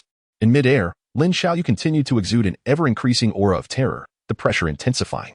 Dark tendrils of energy radiated from her form. Strike first, I will ensure your demise. Zhao Qiu resolved instantly. There was no time to waste. Regardless of what transpired with Lin Xiaoyu, the emergence of a perilous aura surrounding him rendered him a threat that could not be permitted to remain. In an instant, arcs of electricity entwined around Zhao Qiu, and flashes of lightning illuminated the air. He summoned his innate ability, the Tempest, unleashing a terrifying force of lightning that surged and coalesced within his palm. Perish, he commanded, as the electricity transformed into a colossal sphere of lightning, which he hurled towards Lin Xiaoyu. Observing Lin Xiaoyu's lack of evasion, a sly smile crept across his lips. Should this strike connect, even a first-tier adversary would suffer grievous injuries, let alone Lin Xiaoyu, who was merely at the 10th tier. Whatever afflictions he bore were of no consequence now. Fong Siki, witnessing this scene, felt a sense of relief wash over her. She could almost envision the lightning detonating upon Lin Xiaoyu, obliterating him into fragments. Suddenly, just as they both exhaled in relief, a thunderous roar erupted. An overwhelming surge of magical energy exploded around Lin Xiaoyu, manifesting as a towering pillar of arcane power that shot skyward. An immense aura radiated from him, enveloping both Zhao Qiu and Fong Siki in an oppressive wave of pressure. At that moment, the tempestuous sphere reached its target, bearing down with formidable energy. Would it connect? Anticipation painted their faces. Chapter 62. Are you a devil? The next instant, however, their expressions froze in disbelief. Lin Xiaoyu casually raised his hand and lightly tapped the tempestuous energy sphere, sending it careening away. The energy sphere can be deflected? Zhao Qiu felt his mind falter. No one understood better than he the immense power contained within his recent storm attack.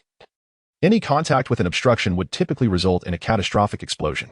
The terrifying force was sufficient to annihilate everything within a radius of 7 to 8 meters. However, what could possibly account for being struck and sent flying? Before he could ponder this further, an earth-shattering sound erupted nearby. The thunderstorm energy orb was flung away, crashing into the bookshelf, resulting in a cataclysmic explosion that shattered everything in its vicinity into fragments. Have you two contemplated how you wish to meet your demise? Lin Xiaoyu's icy voice resonated, causing the temperature in the space to plummet. Zhao Qiu was instantly engulfed by a sense of impending death. Prompting him to retreat, his fear began to fester within him. What was wrong with this woman? Even if she had awakened her innate abilities, it shouldn't be this terrifying, should it? The oppressive aura continued to escalate, reaching an unfathomable level of dread, making him feel as though he was confronting a demon from the depths of hell. Escape. This singular thought consumed his mind. His life was at stake. He swiftly turned, his figure transforming into a fleeting shadow as he darted towards the exit. Yet, there was one who was faster. Upon realizing the peril, Fong Siki immediately pivoted and fled. Do you think you can escape? The frigid voice sent tremors through their very souls. Fong Siki gritted her teeth, a flicker of resoluteness flashing in her eyes as if she had made a momentous decision. Suddenly, she whirled around, her palm striking with precision against Zhao Qiu, sending him hurtling backward. Damn it, you treacherous woman. The astonishment on Zhao Qiu's face was swiftly eclipsed by fury.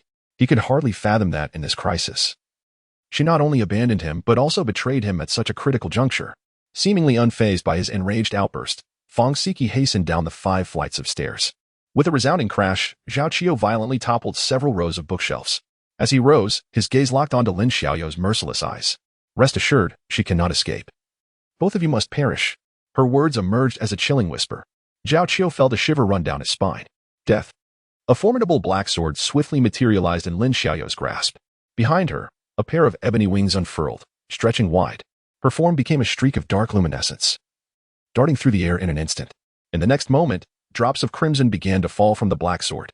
Before Zhao Qiu could comprehend the unfolding events, or even alter the expression on his face, he was besieged by waves of excruciating pain. Suddenly, blood erupted from his arms, cascading down, followed by his legs, which were severed in the same brutal fashion. It dawned on him that previous strike had cleaved his limbs asunder. The sheer swiftness of the attack left his body unable to react, and the sensation of pain only registered belatedly. A piercing scream echoed throughout the library. You shall remain here, Witnessing your own blood seep away, slowly savoring the endless agony, Lin Xiaoyu remarked, her expression unyielding. Tell me, do you believe he shall succumb to pain or bleed to death? You demon! Zhao Qiu screamed in a frenzy. At this juncture, he could scarcely fathom how events had spiraled into such chaos. Why had Lin Xiaoyu awakened so abruptly? Even if she had unlocked a second talent, could it truly be of such terrifying magnitude? Yet, no one was there to provide him with answers. He was destined to carry this question, burdened with resentment and regret, to perish amidst endless suffering. On the first floor of the library, a gathering of 30 to 40 individuals convened, all subordinates of Zhao Qiu, while two groups had ventured out in search of supplies. As these individuals engaged in idle chatter, a sudden, harrowing scream echoed from the 5th floor. What had transpired? That sounded like the voice of the boss. Everyone tightened their grip on their weapons, rising to their feet, their eyes fixated on the stairway. At that moment, a woman rushed down from above in a state of panic. It was Feng Siki, Zhao Qiu's girlfriend. Sister Siki, what has happened? Someone immediately inquired. Lin Xiaoyu has lost her mind. She took advantage of Brother Qiu's moment of inattention and kicked him below, attempting to escape. Feng Siki fabricated a tale with a swift flick of her eyes. Brother Qiu sent me down to inform everyone. Under no circumstances should Lin Xiaoyu be allowed to leave. We must capture her, or Brother Qiu will be furious. Upon hearing this, the crowd quickly grasped the situation. No wonder the screams were so heart-wrenching. It turned out to be a severe injury below. Judging by the sound, it was likely quite grave. She might never regain her former self. Sister Siki, rest assured, we will not allow Lin Xiaoyu to escape, someone declared. The strength of their team primarily relied on Zhao Qiu. With such a crisis at hand, Zhao Qiu would undoubtedly be enraged, for no man could endure such humiliation. If they failed to apprehend Lin Xiaoyu, they would be unable to withstand Zhao Qiu's wrath. Lin Xiaoyu had already gone mad, and when she descended, they would all rush forward to subdue her. Feng Siki's gaze flickered as she swiftly commanded. Chapter 63. Can you escape? No sooner had Feng Siki's voice faded than Lin Xiaoyu's figure burst forth from the staircase on the 2nd floor. Brothers, charge. Instantly. Under the leadership of a young man, everyone surged forward, barely leaving a trace of their presence. Witnessing this scene, Feng Siki turned and dashed towards the library's exit. You seek death. Lin Xiaoyu glared at the group rushing towards her, her eyes icy. Though she was oblivious to the reasons behind their aggression, it mattered little now. She was no longer the kind-hearted and gentle girl she once was. With a black greatsword in hand, Lin Xiaoyu swung it with lethal precision. A fierce beam of sword light sliced through the air, decapitating the first 7 or 8 individuals in the vanguard. Blood gushed forth, splattering the faces of those behind them. In an instant, everyone regained their senses, staring at Lin Xiaoyu, who seemed to have transformed into a different person, halting their advance. You all deserve to die. Lin Xiaoyu's murderous intent surged as she beheld Feng Siki fleeing through the doorway. Her cold gaze swept over the crowd, causing them to feel as though their bodies were being sliced by blades. Sister Xiaoyu, please, do not kill me. We were all coerced by Feng Siki. We did not truly wish to harm you. Xiaoyu, for the sake of our shared past as classmates, spare me. Faced with Lin Xiaoyu, who resembled a goddess of death, everyone trembled in fear. Some even fell to their knees, pleading for mercy. Heaven above, what has happened to this woman? How could she suddenly transform into an entirely different person? Previously, she was not exactly a saint, but she was undeniably a kind-hearted girl. Now, she has morphed into a terrifying harbinger of death. Let them all perish. Bladestorm. With a swift motion, Lin Xiaoyu wielded her black sword, unleashing a whirlwind of shimmering blades that ravaged the entire space. In this moment, her mind was consumed solely by the notion of slaughter, killing those ungrateful souls, those she once vowed to protect. As she struck down with her sword, it was not only her enemies that fell, but also her own compassion, her own reluctance. In this instant, she harbored no trace of hesitation. She resolved to sever the kindness that resided within her heart, to extinguish her meddlesome nature and her tender spirit entirely. With a series of piercing sounds, the sword energy surged forth, reducing all in its path to mere fragments, blood splattering everywhere. When the chaos subsided, the library lay in ruins, devoid of a single intact body, the ground stained crimson. Even the surrounding walls and pillars bore the scars of her wrath, torn asunder, leaving gaping holes that threatened to collapse at any moment. It was likely that by dawn, the entire structure would crumble. Can you escape? Having wrought such devastation, Lin Xiaoyu turned her gaze toward the fleeing figure of Feng Siki. Then, with a powerful beat of her dark wings, she transformed into a streak of shadow and surged forth. Few surely, she wouldn't pursue me, would she? Feng Siki ran for 7 or 8 minutes, glancing back with a hint of relief. However, a wave of fury surged within her, and she began to roar in frustration. Damn it! Damn it! Damn it! Feng Siki could not comprehend the situation. After painstakingly establishing a certain status and influence in this apocalyptic world, everything had unraveled in the blink of an eye. She attributed everything to Lin Xiaoyu, never reflecting on her own issues. How had that wretched girl suddenly become so formidable? Fong Siki muttered curses under her breath as she walked. Suddenly, a cold voice pierced the air behind her. "Are you speaking of me?" Upon hearing that strange yet familiar tone, Fong Siki's body trembled. She stiffly turned around to find Lin Xiaoyu's eyes, icy to the core, staring back at her. "Xiaoyu." Her voice quivered. "I didn't mean it. Please spare me." In that moment, her only desire was to survive. With a resounding thud, a powerful kick struck her chest, sending her crashing to the ground. Lin Xiao approached slowly, each step deliberate. "Xiaoyu, please don't kill me. I beg you." Fong Siki, once so arrogant, now found herself in utter disarray.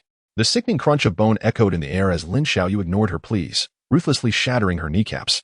"I considered you my closest sister. Why did you betray me? How could you devise such malicious schemes against me? Are you even human?" Lin Xiaoyu spoke to herself, her words dripping with disdain. In the next moment, she crushed Fong Siki's arms with brutal force. "Ah!" Fong Siki screamed, the excruciating pain nearly rendering her unconscious. Lin Xiaoyu seized her by the collar from behind, dragging her along like a lifeless dog, step by step towards the library. "Xiaoyu, I'm sorry. I'm so sorry. Please, spare me." Fong Siki endured the agonizing pain, continuing to plead for mercy. Yet, her cries fell on deaf ears. Lin Xiaoyu slowly dragged her along, leaving a long trail of blood on the ground. Chapter 64. The Ruthless Lin Xiaoyu. 10 minutes later, the two returned to the library, where Fong Siki was already on the brink of death. Sensing that Lin Xiaoyu had stopped, she barely managed to open her eyes, only to be met with a wave of nausea. The surroundings were filled with shattered corpses, severed limbs, and an acrid stench of blood permeated every inch of space. Ugh! Fong Siki's complexion turned even paler as she continued to retch, feeling as though her bile would rise. This hellish scene was unbearable even for her wicked mind. Lin Xiaoyu threw her onto the ground and picked up a knife, brandishing it in front of Fong Siki's face. "Xiaoyu, what are you doing?" "No. Please. Spare me." Fong Siki's eyes widened in terror, as if recalling some dreadful fate. With the knife in hand, Lin Xiaoyu suddenly struck, slicing Fong Siki's left cheek. "This cut is for the moment I opened the door to let you in," Lin Xiaoyu declared, delivering another slash. "This cut is for sharing my food with you." Another cut followed. "This is for saving your life while clearing zombies in the cafeteria." "This cut is for your betrayal, conspiring with Zhao Qiu against me." "This is for the vile method you devised to force my submission." With each declaration, Lin Xiaoyu inflicted another wound upon Fong Siki's face, which was now marred with crimson lines. The experiences she had endured during this time had imparted upon Lin Xiaoyu a profound understanding of humanity and despair. She finally comprehended her brother's words. "Lin Xiaoyu, you wretched woman, if you have the audacity, go ahead and kill me." Fong Siki could no longer endure the torment and shouted with all her strength. "Very well, if you wish to die, I shall oblige." Lin Xiaoyu spoke with an unsettling calmness as she gently took Fong Siki's hand. Then, a blade sliced through, leaving a small gash on her wrist, blood flowing freely from the wound. Following this, she replicated the act, inflicting minor cuts on Fong Siki's limbs. This was how wrist-slashing suicides were portrayed on television. "Now, savor the passage of life," she instructed. After completing her grim task, Lin Xiaoyu cast aside the knife and retreated to a corner, curling her legs and leaning against a stone pillar, choosing not to leave, for the ordeal was not yet concluded. She awaited someone. A gentle breeze swept through, stirring the pervasive scent of blood, rendering the atmosphere even more tragic. Alone, Lin Xiaoyu sat amidst the corpses in the library, exuding an eerie solitude. She awaited a fated adversary. Meanwhile, in a large supermarket near Tianhai University, a squad of around 20 was busy gathering their spoils. "Brother Monkey. Today is our lucky day. We actually stumbled upon a first-tier zombie with severed hands. Indeed, this allows Brother Monkey to advance to the next tier, freeing him from Zhao Qiu's incessant commands." Surrounding the lean monkey, a group of subordinates exchanged gleeful banter and flattery. "And that vile Lin Xiaoyu, always opposing us, what was it? Just the assault of a few female classmates? Yet she persists relentlessly. Indeed, as the Monkey King ascends to a higher tier, he has brought along that woman for amusement." Someone remarked with a lascivious grin. "Haha, well said. Once I reach my advancement, we shall seize control." The lean monkey gestured towards his companions, assuring them, "Fear not, brothers. Stay with me, and you shall enjoy a life of luxury, indulging in fine food and beautiful women." A chorus of whistles erupted from the crowd, their spirits lifted. Before long, the lean monkey successfully broke through and became a first-tier powerhouse. "Brothers, follow me back to business." With a grand flourish of his arm, he led his entourage towards the library. An hour later, the lean monkey, accompanied by over 40 subordinates, made a formidable entrance outside the library. Their laughter echoing in the air. What is that odor? How repulsive. Upon entering the library, they were assaulted by a nauseating stench that nearly induced vomiting. Damn it.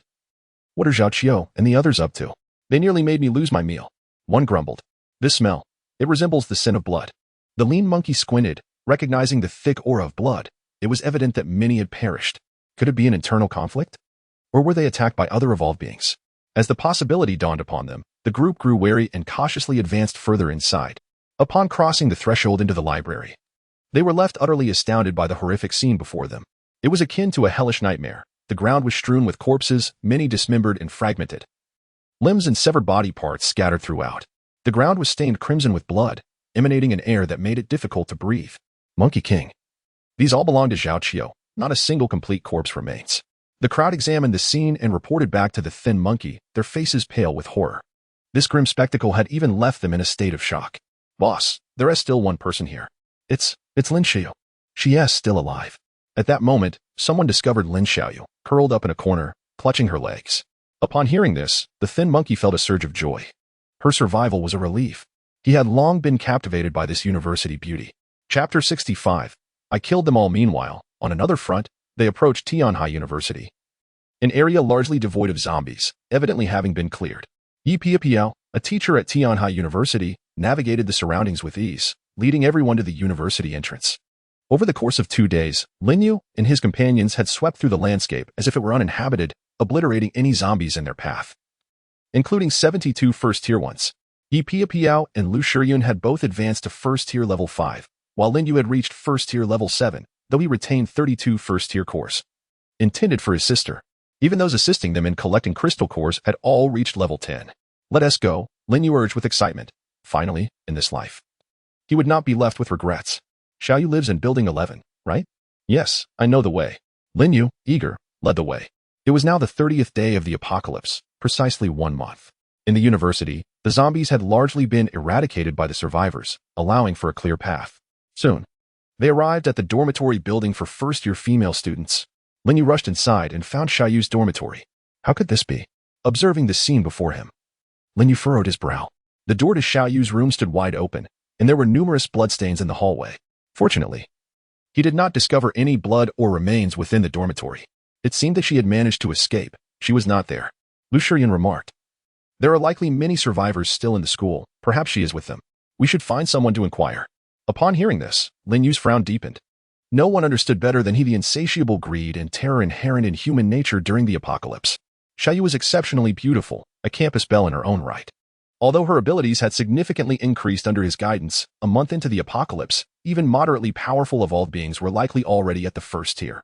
Thus, Lin Yu felt a profound sense of worry. Exiting the dormitory, he began to wander the campus.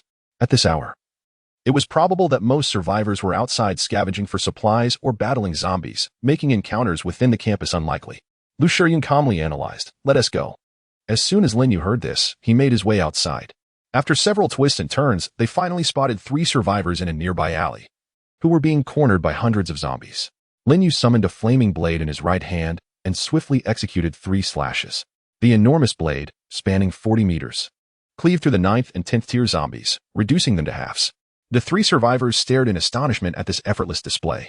Are you students from Tianhai University? Lin Yu approached and inquired of the 3. Indeed, we are students from Tianhai University.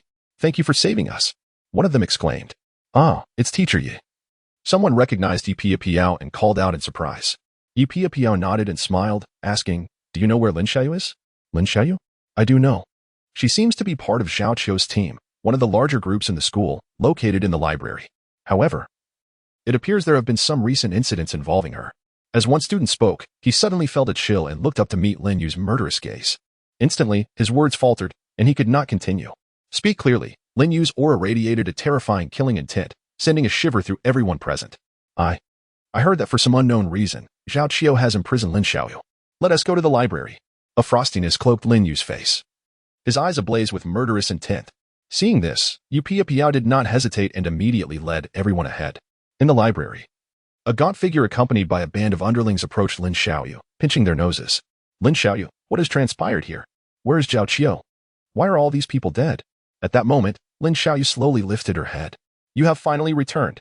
I have been waiting for you. For a long time. Her voice was soft, and a glimmer of light sparkled in her eyes. Upon hearing these words, the thin monkey's gaze sharpened, as he sensed an undeniable shift in the atmosphere. Yet, he could not immediately pinpoint what was amiss. Brother Monkey, we are inquiring about you. How did these individuals meet their demise? One of the underlings barked. They were slain, Lin Xiaoyu replied, her expression devoid of emotion. Who was responsible for this? The thin monkey furrowed his brow, questioning further. And why are you unscathed? Because. Lin Xiaoyu lifted her gaze to meet his, a chilling smile gracing her lips. I am the one who killed them all. The moment these words escaped her lips, a profound silence enveloped the scene, the atmosphere thickening with tension. Damn it. You must be lying. One of the underlings declared, clearly skeptical. However, in the next instant, a flash of sword light sliced through the air, and he clutched his throat, collapsing to the ground.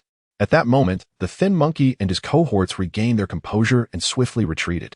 They all drew their weapons, bracing themselves. Lin Xiaoyu before them was utterly extraordinary.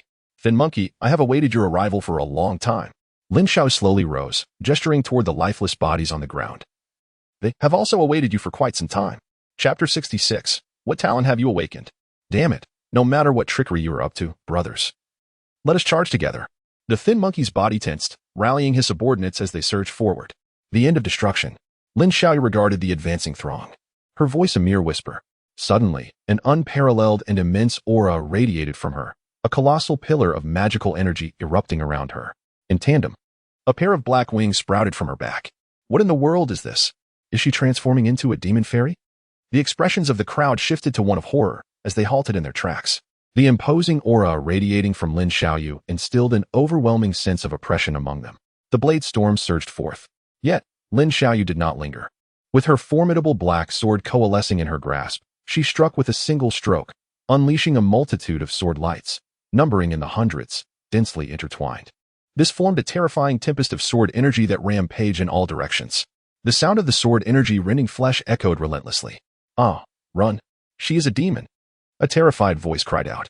The lean monkey, equally horrified, had believed that upon breaking through to the first rank, he would be considered powerful in this realm.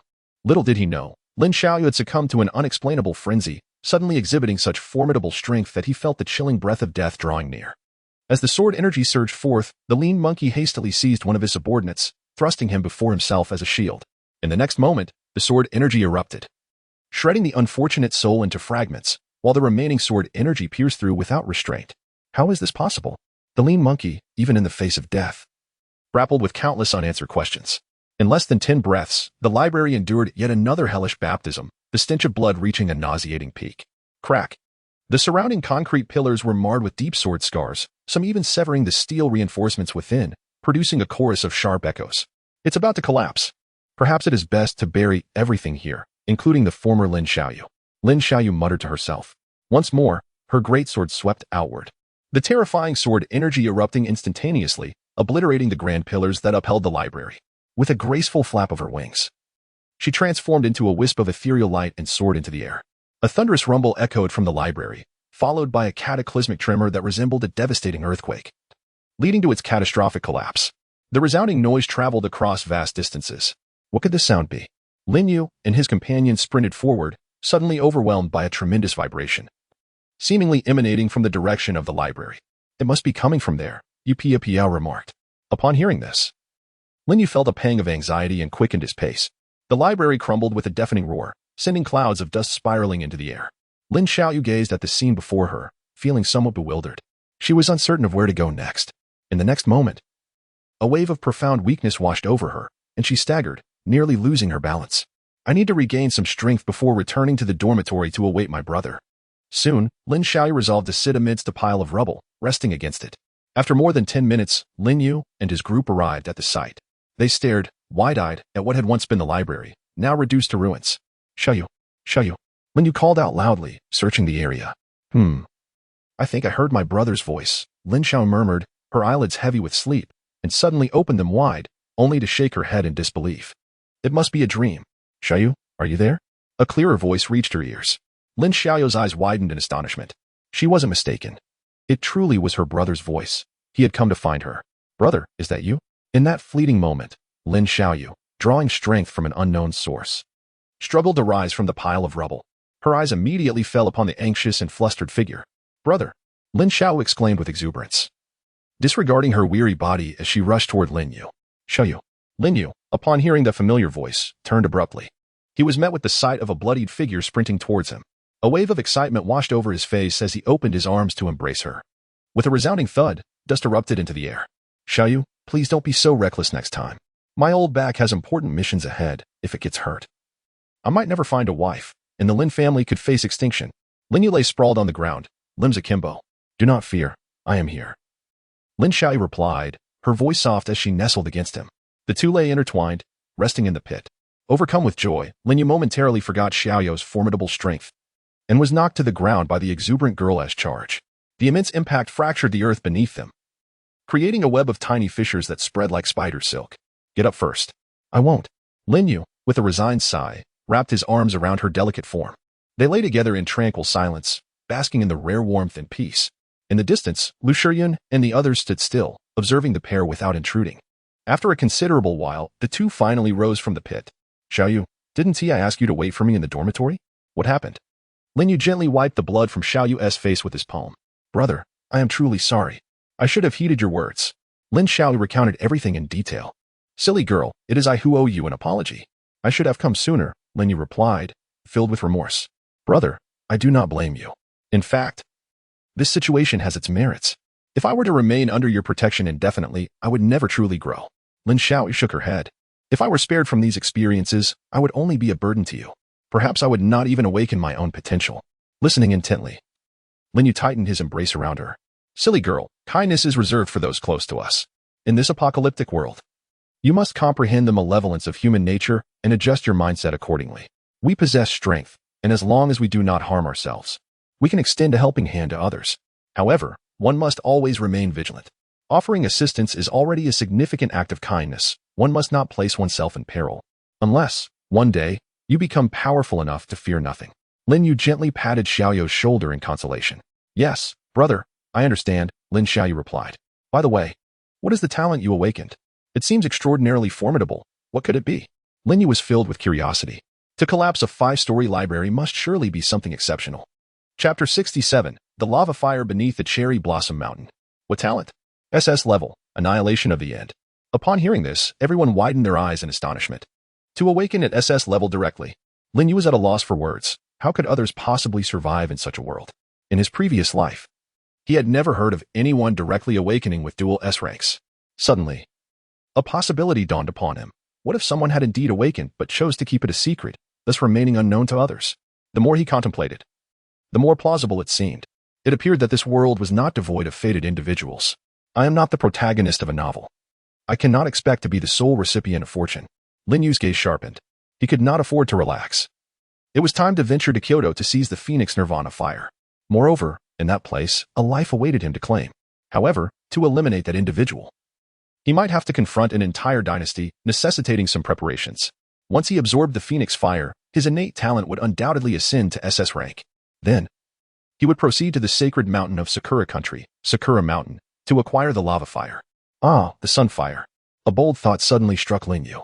What would happen if he ventured into the sun and absorbed its fire? In the next moment, he hastily dismissed this reckless notion. That was not something he could contemplate at this stage. Beside him, Yang Long wore an expression of despondency. The prominent figures before him were either S rank or dual S rank, leaving him, in A rank Little Calamity, feeling somewhat embarrassed. Brother, when I awakened, all my attributes increased by 100, and my magical power surged by 10,000. Xiaoyu exclaimed proudly, having finally awakened her own talent. Upon seeing her brother, her previously suppressed emotions had significantly lifted, and a smile graced her face. With that, she revealed her attributes. Codename, Brother's Little Cotton Padded Jacket. Level, 0th stage. 10th tier, Magical Power, 16,000. Strength, 35, 835. 8. Constitution, 155. Speed, 208. Spirit, 155. Golden Power Divine Inscription. Permanent 10 Strength Attribute. Talent, SS End of Destruction at this moment. Yang Long found himself at a loss for words. No expression could adequately capture the tumult of emotion swirling within him. While others would be elated to awaken a mere B-rank talent, unable to find slumber in their excitement. Even an A rank would elevate one to the stature of a team leader. Yet here, before him, stood individuals whose talents were either S rank or even SS rank. He felt utterly despondent. Without even entering the first tier, his attributes rivaled those of many first-tier S-rank talent holders. It was no wonder the destruction wrought last night was so profound. Lu Shiyun and Yi Piao simultaneously inhaled sharply, with attributes already comparable to theirs. Should he reach the first tier, would he not nearly double their prowess? Lin Yu understood that this remarkable feat was not solely due to the double S talent. The golden power fruit had played an immense role as well. That was a treasure unheard of even in his past life. Little Yu. You may absorb these first-tier crystal nuclei now. Since you have awakened your talent, there is no need to suppress your level any longer. Lin Yu retrieved 30 crystal nuclei from his bosom. All right. The little girl nodded obediently, and as she began to absorb the first-tier nuclei, it wasn't long before the 30 nuclei disintegrated into powder. The aura emanating from Lin Xiaoyu grew increasingly potent, her vast magical power surging uncontrollably, culminating in an explosive release. Explosion of power. The dark magic surged forth, forming a magic light column with a diameter of 3 meters, completely enveloping her body. Her true form remained obscured. The immense magical energy generated a powerful airflow, causing sand and stones to swirl wildly. The hair and clothing of Lin Yu and the others were tossed about by this force. Yang Long was particularly overwhelmed. He staggered back 2 steps under the strength of the gust. How formidable! Cold sweat dripped steadily from his forehead. He could hardly fathom the despair of facing such an adversary. Moments later, the magic light column dissipated, and the magical energy retracted back into her body. Brother, I feel extraordinarily powerful, Lin Xiaoyu exclaimed, gathering her magic and rushing over for a hug. Stop. Lin Yu wiped the cold sweat from his brow and halted Xiaoyu's advance. Although he could catch her using his power, he feared it might inadvertently harm her. Brother, let me show you my attributes. Lin Xiaoyu squealed with delight, her newfound strength after advancing dispelling all her previous frustrations. Codename, Brother's Little Cotton Padded Jacket, Level. First Stage, Level 3, Magic, 35,000, Strength, 71, 671. 6. Constitution, 310, Speed, 446, Spirit, 310, Golden Power Divine Pattern, Permanent 10 Strength Attribute, Talent, SS End of Destruction. Her formidable attribute panel was nearly on par with Lin Yu's. With a double S talent, her strength could be tripled. A strength of 787. 6, when enhanced threefold, could reach 150. For points. This was almost equivalent to the strength of a 4th stage ordinary evolver without any talent bonuses. At this moment, she has undoubtedly become the strongest individual under Lin Yu's command. Achieving a dual S-grade talent awakening from a golden fruit at the 0 level is an opportunity that you are likely the sole possessor of in the entire world. Lin Yu could not help but exclaim. Such a fortuitous circumstance is unlikely to be replicated by another. Yang Long. How many crystal cores do you need to ascend to the next level? Lin Yu suddenly inquired, glancing at Yang Long, who had been diligently by his side during this period. Boss, I only need 2 more to upgrade, Yang Long responded. 2. Then here you go. Lin Yu casually tossed 2 crystal cores in his direction. Having reached the pinnacle of the first tier, level 10, he no longer required first-tier crystal cores. Yang Long, a metal manipulator, demonstrated commendable combat prowess, though he could not compare to those of S rank. Nevertheless, he still possessed opportunities for ascension in the future. Throughout this time, he had shown dedication and good character. Boss, these are first-tier crystal cores, Yang Long exclaimed, astonished. He had not anticipated that Lin Yu would directly gift him such precious items. In this era, many would fight to the death for a mere first-tier crystal core, illustrating their significance. Don't worry, take them. They are yours. While crystal cores are valuable, I place greater importance on people. Your performance has been commendable, and I hope you remain trustworthy in the future. Lin Yu spoke succinctly, conveying understanding without the need for elaboration. Rest assured, I will not let you down. Yang Long replied with utmost seriousness. Upon receiving the crystal cores, he promptly began the absorption process and soon achieved a successful breakthrough. Yang Long approached with a beaming smile. Uncle, your advancement was quite subtle. Unlike Sister Yu's spectacular display, the innocent Lu Ru remarked. Instantly, the smile on Yang Long's face froze, rendering his first-tier achievement less appealing. This scene incited laughter among the group. Let us return to Orma. It is abundant in resources, and we should gather what we can, he suggested. Master, what are your plans moving forward? Yu Piao inquired. Indeed, now that my cherished sister is safe, what shall we do next? Lin Yu's gaze sharpened. The vendetta from his past life remained unavenged in this one. The Xie family of Kyoto, particularly Xie Haoran, though currently not prominent, was nonetheless formidable and cunning. Considering the time, after the mouse tide, it will be nearly the 3rd month. The competition among the nations is fast approaching, he mused. What are you mumbling about, brother? Nothing of consequence. My plans remain singular. To seek various high-tier flames, Phoenix Fire, Earth's Core Fire, Stellar Fire. Even Solar Heart Fire and Rule Fire, consume them to elevate my talent to 9S. The next target is the Phoenix Fire in Kyoto. Finding his sister marked the resolution of a significant matter, prompting Lin Yu to begin strategizing for the future. After the group located an Orma and cleared it of zombies, Lu Shiyan promptly gathered all usable resources, placing them in her infinite space for safekeeping. Lin Yu also intended to rest for a day. As the impending battles promised to be perilous, a multitude of individuals gathered on the second floor of Orma, clustering sofas and similar furnishings together. With some reclining comfortably upon them, numerous others had commenced a game of mahjong, exuding an air of contentment. Big brother Deshur, have you arrived? Lin Yu inquired. Having located the post of the Zombie King, Big brother Deshur, and sent a message, yet received no response. Brother Yu. There are already 6 individuals at the second tier in the Great Xia. Lu Shiyan's voice chimed in. Upon hearing this, Lin Yu opened the leaderboard to take a look. World Tier Rankings. 1. Big brother Deshur, Tier 2-2. Blade, Tier 2-3. Dawn, Tier 2-4. The Modest Gentleman, Tier 2-5. The Genius Scientist, Tier 2-6. The Grand Mage, Tier 2. All 6 individuals at Tier 2 were formidable figures from the Great Xia, a remarkable honor that undoubtedly left foreigners in disbelief. With his exceptional talents, Big brother Deshur was likely to maintain his prominent position on the rankings for the foreseeable future. Lu Shiyan reminisced about their initial encounter. At that time, she and Lin Yu were scouring for first-tier zombies, while Big brother Deshur merely had to wiggle his fingers to summon zombies to commit suicide, providing him with crystal cores. It was akin to a gaming glitch, with no one able to rival him. Before reaching Tier 5, the advancement seemed relatively straightforward. Yet ascending beyond that tier proved increasingly challenging. Lin Yu shook his head, pondering the difficulty of progression. Among the 6 individuals, several were previously unknown to him. How had they suddenly attained Tier 2? Yi Piao approached as well. Every individual on the world leaderboard is extraordinary. One must not underestimate them, she remarked. Lin Yu smiled and proceeded with the introductions.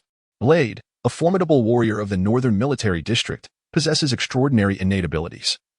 And with the resources of the army at his disposal, it is hardly surprising that he ranks second. Dawn, the epitome of absolute rule, remains an enigma of unmatched strength.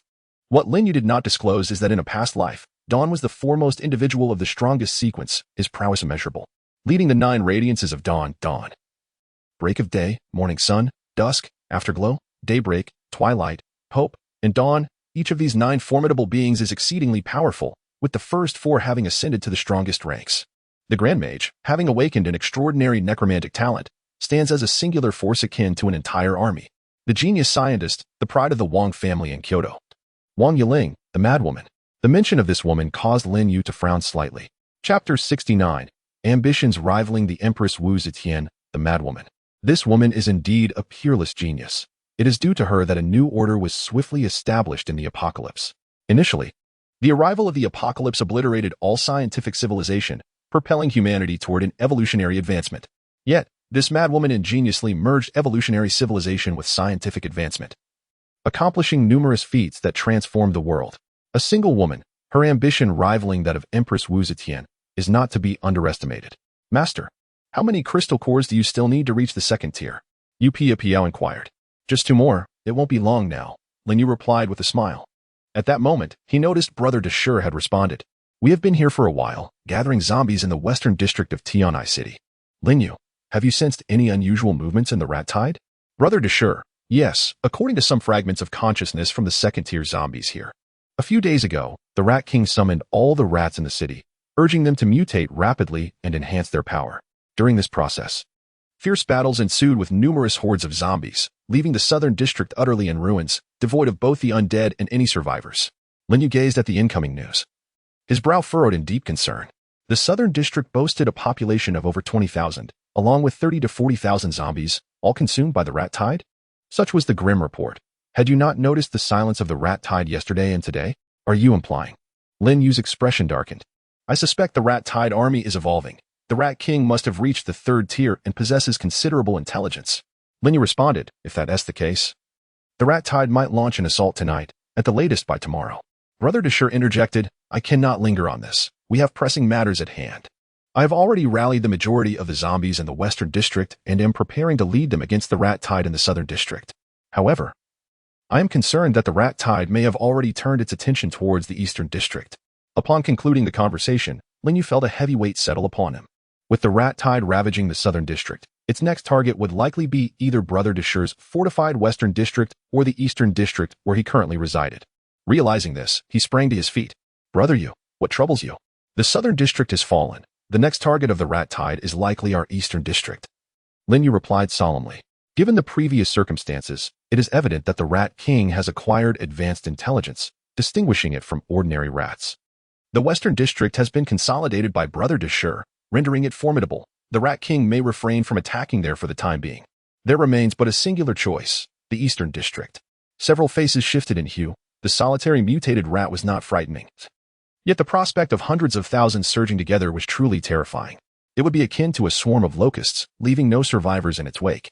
The sheer multitude of zombie rats was overwhelming, and no one could ascertain their exact number. All one could do was hope that the great Brother Shire would lead the zombies to collide swiftly with the tide of rats, thus significantly diminishing their numbers. We too must prepare. Just as Lin Yu was about to speak, he felt the ground tremble, the quakes growing increasingly intense. This was dire. The tide of rats was upon them. All faces blanched. Hundreds of thousands of rats, each the size of a wolf dog. How horrifying would the sight of such a charge be? No one could fathom it. Silence, Lin Yu commanded, quelling the unrest among the crowd. This encounter with the rat tide was unlike the previous, last time. They merely passed through, but this time, they had a clear target, to devour all living flesh. Everyone held their breath, an air of tension enveloping them. Bang, bang, bang. From the first floor of the Ulma, thunderous crashing sounds reverberated, as if a colossal hammer were striking at the hearts of those present. An atmosphere thick with anxiety and fear spread like wildfire. In the face of such a massive rat tide, even ordinary strong individuals found it exceedingly difficult to survive. Lin Yu gazed at the 30 or so people around him, a flicker of compassion in his eyes. The vast majority were not even at the first tier. It was uncertain how many would endure this calamity. Boom. The sound of the door collapsing resounded heavily against the ground. Following that, countless mutated rats, drawn by the scent of the living, surged through the breach, thousands upon thousands. Yang Long instructed, seal off all entrances to the third floor with metal, leaving only the escalator accessible. Lin Yu shouted. Everyone gathered to block the escalator, prepared to eliminate the encroaching mutated rats. Lin Yu felt this was the most prudent course of action. He approached the window and gazed outside. As far as the eye could see, the city was besieged by mutated rats. They surged through the streets, alleys, and even the shops and office buildings, overwhelming every corner with their terrifying numbers. Submerging the urban landscape. Chapter 70. Second tier. On a particular street, a dozen individuals were fleeing in a frenzy. They had initially been clearing small groups of zombies in the alleys, but suddenly the ground trembled violently. Instantly, they recalled the discussions on the forum about the rat tide in Tianhai City. Sure enough, within moments, a dark horde of rats appeared at the end of the street. They surged forward, colliding with the thousands of zombies on the street. Roar! The zombies erupted into chaos. Having toppled a mutated rat, they opened their mouths to bite, tearing away large chunks of flesh to consume. Squeak! The mutated rats were undeterred, their sharp claws swiftly severing the throats of the zombies. The mutated rats were faster, and their claws sharper, rendering the zombies utterly outmatched. It often took several zombies working together to take down a single mutated rat. Brothers, run. The rat tide is upon us. Panic-stricken, everyone turned pale and fled. Behind them, thousands of zombies were quickly overwhelmed, unable to hold back for long. Boss, there's a horde of zombies over there. Where do we run? Someone exclaimed, their voice tinged with desperation. Damn it. The leader, Yi Su, felt a wave of despair wash over him. Before them lay a horde of zombies, vast in number, while behind lurked even more ferocious mutated rats. Escape seemed utterly impossible. What to do? His mind raced in countless circles as he glanced around and proclaimed loudly, to the rooftops. The others' eyes sparkled with realization as they kicked off the walls, leveraging their strength to ascend to the second floor's rooftop. However, all their efforts proved futile. As the tide of rats surged forward, the low buildings crumbled under the onslaught, and a few fell hopelessly to the ground. In the next instant, the black torrent swept over them, leaving no time for their screams to escape as they were engulfed by the wave of rodents. Such tragic scenes unfolded relentlessly in every corner of the city's eastern district. Orma, Lin Yu, and their companions barricaded the staircase, barely managing to fend off successive waves of the rat tide. After Yang Long reinforced the structure with metal, the entry point could only accommodate 7 or 8 mutated rats attacking simultaneously, granting them a momentary respite. However, this situation was unsustainable. An increasing number of mutated rats would soon surge forth, breaching many defenses. Lu Shiyan furrowed her brow. Unless these individuals advanced to the first tier and experienced a significant boost in their attributes, there would be little hope for escape. Lin Yu remarked that if they intended to leave, the rat tide could not be halted. Their speed attributes were considerably higher than that of the first-tier mutated rats, making their escape feasible if they were resolute. Each of them boasted speed ratings exceeding 150 points, with the weakest among them, the young girl Ruku, still at 140 points. Ordinary level 10 zombies barely reached a speed of 55 points and could not hope to catch up with them. Indeed, even including Yang Long, Song, and a few others at the first tier, as long as they were not ensnared by the first-tier mutated beasts, their departure would not pose a challenge. However, for those who had yet to reach the first tier, the situation appeared grim. Lin Yu's gaze flickered as he addressed Yang Long, inquiring about the number of crystal cores the brothers still required to advance to the first tier. Very well, Yang Long responded without further questions and promptly set to work. A moment later, he returned with the information. Boss, there are currently 27 brothers remaining, with 6 at the first tier and the other 21 still at level 10. To facilitate the advancement of these 21, we will need an additional 123 crystal cores. Each of these individuals had, to some extent, accumulated a few cores themselves, making the total of 123 a manageable target. Lin Yu had already reached the first tier at level 10 and possessed an excess of 32 cores. Although Lu Shiyun and the others also required cores, they were not in immediate need, as their current strength was sufficient for self-protection. Brother Yu, I still have 6 unused cores. Lu Shiyun was the first to speak up, fully understanding Lin Yu's intentions. I have 7 cores as well, Yu Piao added. Without hesitation, Lin Yu accepted the cores and combined them with his own 32, handing a total of 45 to Yang Long. Use these to promote a portion of the people to the first tier. I will devise a plan for the remainder. Boss. The surrounding crowd had been listening intently to their conversation, their hearts swelling with emotion, further solidifying their resolve to follow Lin Yu. Enough of this sentimentality. Survival is the prerequisite to continue alongside me. Lin Yu waved his hand, interrupting the emotional atmosphere. You all stay here and guard the entrance. I will take a quick reconnaissance. After instructing the women, he moved swiftly towards the entrance, the sounds of mutated beasts meeting their demise echoing around him. He advanced relentlessly, slaying his way through without a single mutant rat being able to impede his progress. They were nothing but trifles at level 10 in his eyes, akin to mere ants. As he descended to the first floor, a multitude of mutated beasts surged towards him at the entrance. With a roar of flames, a terrifying pillar of fire erupted, clearing a path before him. He burst forth from the confines of Orma, activating his reconnaissance skills, and vaguely sensed waves of energy far surpassing level 10. Indeed, there were numerous first-tier mutant rats. Lin Yu moved with such swiftness, akin to fleeting shadows, weaving through the tide of rats. Not a single mutant rat could graze the hem of his garment. In his normal state, with a speed of 624 points, he was already comparable to second-tier level 10 mutant rats. These lower-tier creatures were merely fodder for his slaughter. With a swift motion, a massive rat's head soared into the air. Lin Yu conjured a 2-meter flame blade in his hand, effortlessly cleaving through its skull to extract the crystal core. Thus, he glided through the swarm of rats like a specter, selectively targeting the first tier. Fortunately, the rat horde had recently endured a brutal battle, evolving through consumption. First-tier specimens were plentiful. In just over an hour, he would amass the required crystal cores. Suddenly, a resounding squeal pierced the air, followed by a dark silhouette lunging towards him. This mutant rat was significantly larger, its aura more potent. It bared its teeth, blood dripping from its maws, with 2 rows of fangs gleaming ominously like steel spikes. A second tier. Lin Yu's eyes sparkled with excitement. When heaven offers a path and one chooses not to tread it, yet ventures into the gates of hell instead, what does he seek most desperately? Is it not the coveted second-tier crystal core? Chapter 71. The mouse will perish under the turtle school's energy wave. His figure flickered like a specter, and in the next moment, he appeared directly behind the second-tier mutated mouse, wielding a colossal flame blade. There was no unexpected turn of events. A head soared high into the air. The second tier, in his hands, was no more than a larger ant. After approximately an hour had passed, Lin Yu had amassed a sufficient number of first-tier crystal cores, yet he had not returned. He was in pursuit of a second-tier mutated mouse. Just one more would enable him to transcend into the second tier. Regrettably, while first-tier mutated mice were abundant, he had yet to encounter another second tier. He sighed softly, his form shifting as he charged towards Orma. At this moment, he could distinctly perceive that the number of zombie mice assaulting Orma had noticeably increased, with several first-tier creatures now joining the fray. If they were unable to break through and more mutated mice continued to perish, it was likely that an ever-growing assembly of mutated mice would converge, leaving everyone but the few S-tier talent bearers with little hope of escape. Lin Yu's expression turned grave. After effortlessly dispatching a group, he surged forward. Boss, boss, you have returned. Upon reaching the third floor, everyone was filled with immense joy. Distribute the cores among those who have not advanced. We will withdraw after the breakthrough. He produced 78 crystal cores and handed them to Yang Long. In a mere moment, everyone had completed their advancement. Let us go. Lin Yu wasted no time with superfluous words, forging ahead to clear the path. Acting alone, he was imbued with a distinct advantage. He could exploit his speed, maneuvering gracefully through the chaos.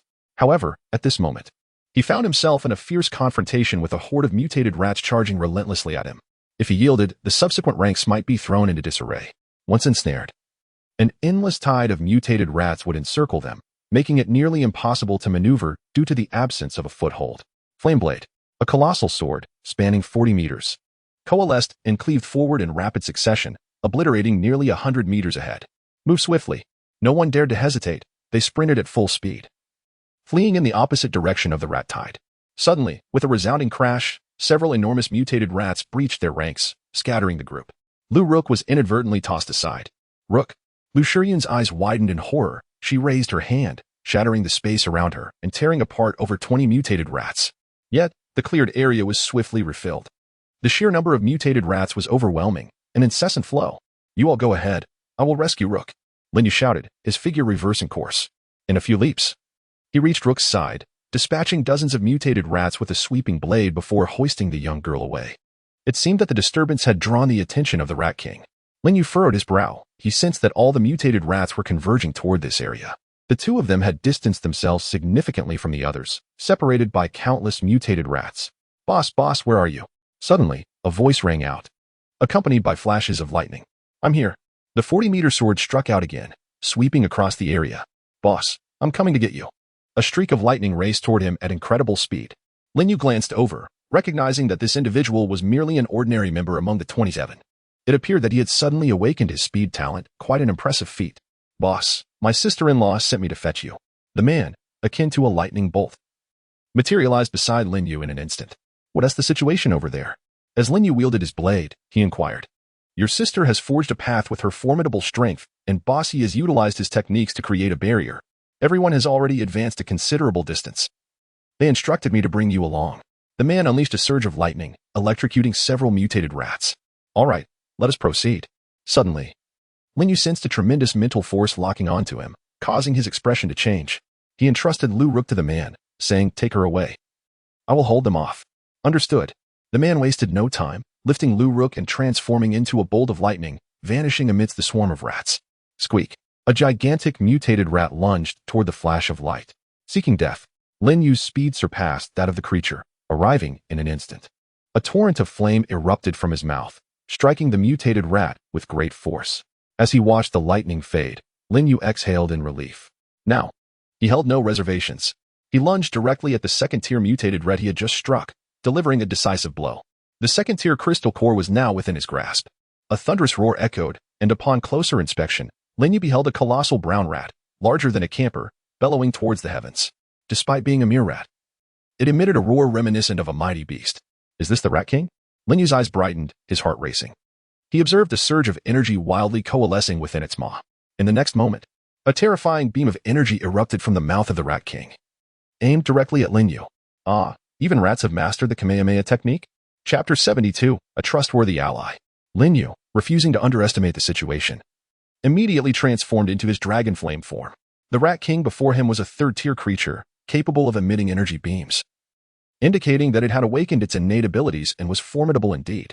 The power surged rapidly from 972 points to an astonishing 3,888 points in an instant. In his dragon flame form, his primary attribute of strength tripled, while other attributes doubled. How terrifying! With a fierce roar, Lin Yu unleashed a crimson pillar of flame from his mouth.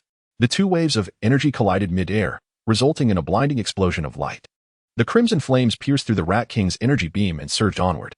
A subtle smirk played on Lin Yu's lips. Historically, one might say, the side that engages in a clash loses.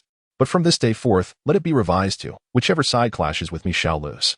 The Rat King screeched, its massive form leaping aside in panic as the fiery beam descended, causing a catastrophic explosion that tore through countless mutated rats, scattering flesh and blood. Roaring in fear, the mutated Rat King was bewildered by the strength of this less-than-second-tier adversary. It immediately howled in response, summoning a horde of mutated rats to charge forth. Lin Yu, undeterred, dismissed the threat. Without any concerns behind him, how could a mere tide of rats possibly ensnare him? He maneuvered with agility, darting around effortlessly. Squeak. The Rat King issued its command, and an endless swarm of mutated rats surged forth, filling the entire space, depriving him of solid ground. Yet Lin Yu remained calm and leaped into the air, with each step crushing the heads of the mutated rats beneath him. He surged toward the direction of the Rat King. Flames coalesced, and a crimson blade of fire descended. Boom. Numerous mutated rats were obliterated, yet the Rat King, cloaked in a flash of darkness, evaded effortlessly, moving at an incredible speed. The third-tier speed was simply too rapid. His attacks could not land. Lin Yu's gaze flickered, a hint of helplessness creeping in. The speed of the mutated Rat King was at least around 1,600 points, while even in his dragon flame form, he could only reach 1248, a significant disparity. It seemed prudent to await the arrival of Brother Deshur and his horde of zombies. Lin Yu sheathed his blade and, stepping atop the heads of the mutated rats, swiftly darted toward the outskirts of the city. After a brief span of over 10 minutes, he spotted two figures amidst the tide of rats. A streak of lightning wove through the swarm. It was the man who had awakened the lightning talent earlier. The other appeared to have transformed into a shadow, gliding effortlessly across the ground, intertwining the shadows of numerous mutated rats into a thick rope, toppling them en masse to create chaos within the horde. Shadow talent? Fascinating. Lin Yu swung his massive blade, clearing a swath of mutated rats around the two. Boss. Wonderful. It's the boss. The two, upon witnessing this distinctive attack, looked up to see Lin Yu charging toward them atop a sea of rat heads. Let us go. Without hesitation, Lin Yu wielded the flaming blade, clearing the rats surrounding them, then lifted the two men and tossed them onto the backs of the rats. The trio, perched upon the bodies of the rats as a means of propulsion, surged forth at breakneck speed. Occasionally, a mutated beast would leap to obstruct their path, but Lin Yu dispatched them with a single strike. After considerable effort, the three finally navigated through the tide of rats. Upon arriving at a mountainous locale, two individuals collapsed onto the ground, gasping for breath. Why are you still caught in the tide of rats? Where are the others? Lin Yu inquired. Boss, we fought our way outward, but there were too many mutated rats, including a second-tier beast and a dozen first-tier ones. It was only with the assistance of Xiaoyu and several of the older sisters that we managed to carve a path, one of them replied. Indeed. I noticed the rat numbers multiplying, so I stayed back with Shoun to hold the line, the shadowy figure added. By the way, boss, I am Xiaoli. Lin Yu scrutinized the two men, who were merely ordinary among the 27. Their ascension to the first tier was due to his influence. Unexpectedly, they had awakened their talents, indicating that the journey to escape the swarm had been arduous, awakening their latent potential. More remarkably, these two were willing to stay behind to cover the retreat, a notion that was truly unfathomable. With just the two of you, do you dare to remain and take the rear guard? Have you lost your will to live? Lin Yu asked with a smile. Boss, our lives and strength are gifts from you. We have long ceased to care, one replied. It would be easy for you and the older sisters to leave, yet you choose to take us along. You treat us as your own. So how could we do nothing? A hint of weariness graced their faces, incongruous with their age. Very well, Yangzhou welcomes you to join, Lin Yu declared with a smile, extending his hand toward them. Upon hearing these words, the two paused momentarily, then their faces lit up with joy. This group had long aspired to become members of Yangzhou. However, only Hisong and Yang Long succeeded, while the others remain in the evaluation stage. At this moment, receiving Lin Yu's approval, they are naturally overwhelmed with excitement. You are all aware of the principles of Yangzhou, correct? Indeed, those of Yangzhou are individuals upon whom one can rely and trust. The enemies of Yangzhou should be regarded with the same fervor as one would feel for the betrayal of a spouse, deserving of swift retribution. A spark ignited in their eyes, a conviction taking root and blossoming within them. Excellent, splendid. Lin Yu laughed heartily, feeling that his efforts had not been in vain. In his previous life, very few were the formidable individuals of Yangzhou, yet they were renowned. For those who belonged to Yangzhou possessed a profound conviction that rendered them unafraid of death, instilling fear in many factions that dared not provoke them lightly. Their whereabouts remain a mystery. Chapter 73. The powerful foundations of various nations. The mutated rats are exceedingly numerous, swarming the city, and during their escape, they could only ascertain a vague direction. Now outside, the three did not discover any trace of Lu Shiyun and the others. It is of little consequence. Their strength is more than sufficient for self-preservation. They shall reconnect later. As the sky darkened, Lin Yu no longer hesitated and seated himself upon the ground. Please stand back, he instructed. Xiaoli and Zhouan, bewildered yet obedient, distanced themselves from Lin Yu. He produced 10 second-tier crystal nuclei and commenced absorption. Suddenly, A colossal surge of magical energy erupted from him, enveloping him in a radiant column of magic that expanded to a diameter of 4 meters, continually extending outward. Dust and debris swirled around him. This is the explosive release of power. All of the magical energy within him erupted, forming a luminous column that concealed his figure, rendering his true form indistinct. A profound sensation enveloped them, as if an ancient demonic deity were awakening within the radiant column of magical energy, its immense pressure radiating outward like a relentless tide. Shaoli and his companion found themselves overwhelmed by this oppressive force, collapsing onto the ground as if an enormous mountain had descended upon them. We ought to flee a bit farther," Shaoli stammered, his teeth chattering, struggling to articulate his thoughts. Who could have anticipated that Lin Yu's mere surge of power would render them immobile? The harrowing spectacle persisted. Beneath Lin Yu, the earth fractured, debris scattering in all directions. A crimson beam of magical energy erupted from the shattered ground. After what felt like an eternity, the terrifying energy subsided, revealing Lin Yu seated within. He clenched his fists. "I've ascended to the second tier." He glanced at his newly enhanced attributes. Indeed, they are formidable, exceedingly so. Codename, Magician, level, second tier, level 0, magic power, 158,000, strength, 1, 944, vitality, 1, 164, speed, 1, 248, mentality, 1, 372, talent. S-Class Flame Controller, Flame Unlock Form, Blaze, Dragon's Fire, all foundational attributes exceeded 1,000, a feat typically reserved for third-tier evolutionists. Boss. Your surge of power was utterly terrifying just now. Shaoli and his companion struggled to rise from the ground, looking rather disheveled. Indeed, you resembled a supreme demon king. I nearly lost control of myself. Did you? Shaoli, feeling quite embarrassed, forced a sheepish smile. It was merely a metaphor. A metaphor. Haha. Lin Yu and Zhouan erupted into hearty laughter. Boss, right behind you, there are 3 foreigners who have also reached the second tier, nearly pushing you out of the top 10. Upon hearing this, Lin Yu opened the world ranking list. World ranking list. 1. Deshi Xiong, Xia, second tier 2. Dao Feng, Xia, second tier 3. Xu Guang, Xia, second tier 4. Qian Junzi, Xia, second tier 5. Tian Kai Ku Shuijia, Xia, second tier 6. De Fa Shi, Xia, second tier 7. Mo Shu Shi, Xia, second tier 8. Arthur, Great Britain, second tier 9. Lu Shi Fa, Heaven, second tier 10. Qian He, Sakura Country, second tier. In an instant, the world rankings saw the addition of 4 new second-tier powerhouses, totaling 10, of which 7 hailed from Xia. In the forum, the discussions erupted. Our Qian He Jun is starting to make waves. Everyone from Xia is watching. It won't be long before Qian He Jun claims the top spot, and the champion of the 100 nations will undoubtedly be from our Sakura Country. Is everyone in Sakura Country this foolish? If they are all so blind, trampling over Sakura seems quite easy. None of our strong contenders from Xia have spoken up. Yet a mere 10th place contender dares to boast? People from Xia, you fail to understand. Our Qian He Jun will soon reach the 3rd tier. And then we shall dazzle you. Look, the bull is flying in the sky.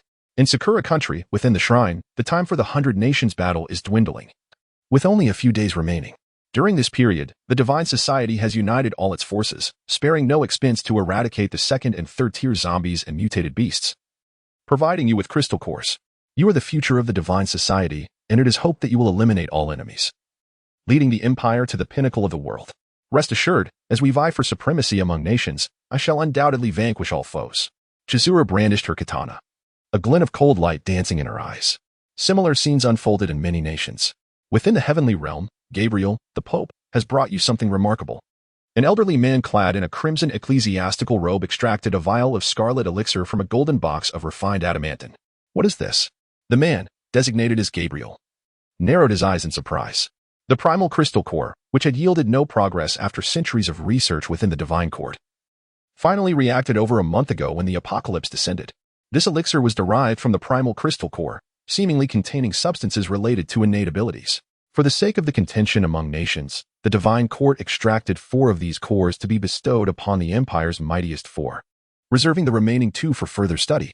The elderly man gazed at the elixir in his hand, his eyes ablaze with fervor, determined not to disappoint the Pope's expectations.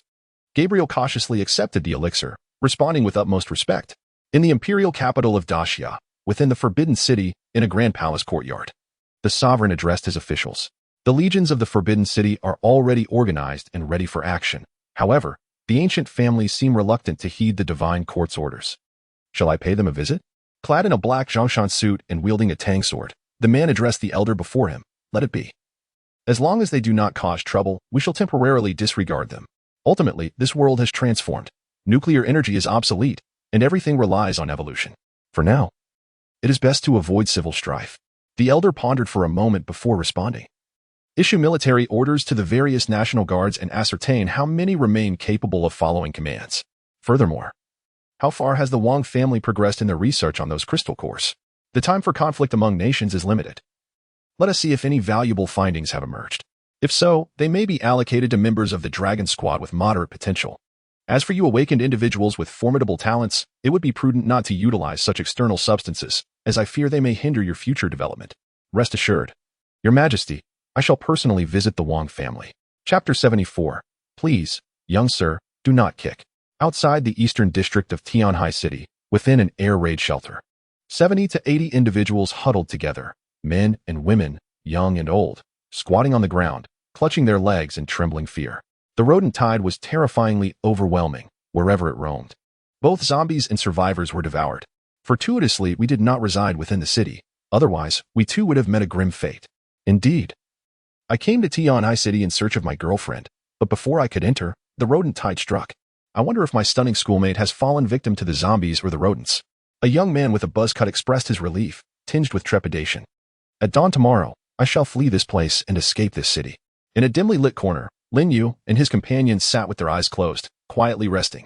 Suddenly, the sound of approaching footsteps echoed outside the air raid shelter. Damn it, what a stroke of misfortune. These wretched rats have left me starving all day. Shortly thereafter, several figures entered, cursing under their breath. The leader, a young man, was momentarily taken aback upon seeing the throng before him. He had not anticipated encountering such a crowd in this remote and desolate area. However, his eyes soon gleamed with a predatory light. He turned to a burly man behind him and commanded, "Go, demand that they surrender all their food. Anyone who refuses shall face dire consequences." Lu Qi's menacing voice sent a shiver down the spines of those present. In this apocalyptic world, apart from the formidable awakeners, everyone else was desperate for sustenance. The burly man nodded in compliance and approached the group. "Hey, kid, do you have any food? Hand it over," he threatened, brandishing a steel knife at the nearest individual. "Brother, I don't have any food on me. You might as well ask someone else," the man replied calmly, glancing coolly at the thug. A mere glance. Yet the burly man felt a chill run down his spine, prompting him to quickly retort, "If you don't have it, so be it." This exchange relieved the tension among the others. It appeared that the burly man was somewhat reasonable. He swiftly turned his attention to the second person. A hefty woman who must have weighed at least 300 pounds, resembling a ball. "Little brother, I don't have any food either. You should ask someone else." She chimed sweetly, her endearing term nearly sending everyone to their grave. The burly man, momentarily dazed, then kicked out in frustration. Unexpectedly, not only did he fail to topple the hefty woman, but he himself was also staggered back by the force of the rebound. How astonishing. Such a corpulent figure still possesses this kind of utility? Feeling the icy gaze of his superior, Lu Qi, sweep over him, the burly man was instantly consumed by fury and exerted all his strength into a powerful kick. This time, there was no room for doubt. The rotund woman was sent crashing to the ground. Following this, a barrage of kicks rained down upon her. With such abundant flesh, could she possibly lack sustenance? Do I appear to be someone who can be easily trifled with? The onlookers felt a chill run down their spines. Internally scoffing, "You were so courteous when negotiating with the first person. Were you not just the epitome of amiability then? Oh dear, little brother, please stop kicking. I am willing to do anything you ask." The hefty woman repeatedly called out to him in a feigned, coy tone, which thoroughly disgusted the crowd. The burly man's face turned a deep shade of purple, and he kicked even more forcefully, cursing as he did so. "Little brother, is it? Who the hell is your little brother?" After delivering several more kicks, the hefty woman fell silent, evidently having been beaten to death. With an expression devoid of emotion, the burly man snatched the woman's designer handbag and rummaged through it, uncovering over 20 protein bars and some bread. Damn it. Truly a case of refusing to heed good advice and instead earning punishment. Cursing under his breath, he delivered a few more kicks before pointing his steel blade at the remaining individuals, declaring fiercely, "All of you, hand over your food willingly. If I find any concealed, your fate will mirror that of this deceased woman." The crowd turned ashen, torn between outrage and fear. As the burly man approached each person, they obediently surrendered the food they held. "Please, I beg you, leave us a little, or my grandson will starve." An elderly woman clung to the muscular man's leg. tears and snot streaming down her face. Her bag surprisingly concealed a considerable amount of valuable items. One could only wonder how she had survived until now. Get lost. If you keep whining, I'll kill your grandson too. Upon hearing this, the old woman dared not utter another word and quietly retreated to a corner. Subsequently, around 30 individuals, filled with indignation yet unable to voice it, surrendered their provisions. Unexpectedly, these individuals were not particularly strong, appearing to be around levels 3 or 4. Yet they possessed a fair amount of supplies. Brother, I just escaped here today. I truly have no food, a rather attractive woman, her face pale, implored. As she spoke, she turned slightly to indicate her empty hands. Take off your clothes. Who knows if you might be hiding something in your bra? Who has such ample supplies? The muscular man leered, his gaze lecherous. The woman's expression darkened. With so many eyes upon her, being asked to disrobe felt utterly degrading. Yet, in this apocalyptic world, she perceived that maintaining dignity paled in comparison to the instinct for survival. Just as she prepared to unbutton her clothing, a voice broke through the tension. That's enough. The food we've just gathered is sufficient for you. A square-jawed man, wielding a sword, stepped forward from the crowd, radiating a sense of righteousness. Beside him stood a girl of around 10 years old. What are you? Who are you to instruct me? The muscular man's expression turned icy. In a flash, the square-jawed man vanished from sight, reappearing directly in front of the muscular man and delivering a powerful punch with astonishing speed. With a single blow, the robust man was sent flying, crashing heavily at Lu Chi's feet. Lu Chi's expression darkened as he furiously exclaimed, You're courting death. Brothers, attack together. He was the first to strike, yet he remained oblivious to the vast chasm between the 1st and 10th levels. Within merely 2 minutes, all his subordinates lay sprawled on the ground, groaning in anguish. Lu Chi himself suffered further, his right arm shattered, causing beads of cold sweat to form on his forehead. Get lost. The square-faced man glared fiercely. Initially reluctant to intervene, he could no longer tolerate the escalating misdeeds of these individuals. Not only had they resorted to murder, but they also pillaged food from the elderly and children, and even forced women to undress publicly. He could no longer bear it. Mark my words, this ISNT over. Don't think that being at the 1st level makes you invincible, Lu Chi seethed, clutching his injured arm. Leave now, or face death. The square-faced man took a step forward, causing the group to flee in terror. Once the bullies departed, his expression softened as he addressed the crowd. Everyone, please reclaim your food. Upon hearing this, those who had been robbed rushed forward, hastily stuffing the provisions into their bags. Old lady, that pack of biscuits is mine. Are you really putting it in your bag? What evidence do you have to prove it's yours? There is no name written on it. I swear I'll beat you to death. Ah, someone is trying to kill me. Help. This old lady is in danger. Come settle this. This scene vividly resembled certain occurrences from the world before the apocalypse. The commotion persisted for over 10 minutes before finally subsiding. Brother, thank you. Without your assistance, we would have faced hunger tomorrow, uncertain of how to survive. Indeed, the young man possesses a truly benevolent spirit, commendable indeed. The elderly woman also chimed in. Thank you. The crowd incessantly praised the man with the square-shaped face. This little interlude invigorated everyone present, igniting a lively discussion. However, Lin Yu and his companions remained detached, engrossed in their own tasks. Tomorrow morning, we shall seek out Xiao Yu and her companions, who are situated within a dilapidated, abandoned building. Lin Yu had managed to contact his sister through a post, learning that they were safe, which brought him a slight sigh of relief. Unfortunately, 6 of their comrades had perished once more. Xiao Li and Zhou fell into a contemplative silence, tinged with sorrow. Do not dwell on it too much. Rest well. Tomorrow, the zombies and mutated rats will clash, and thereafter, it will be our time to hunt.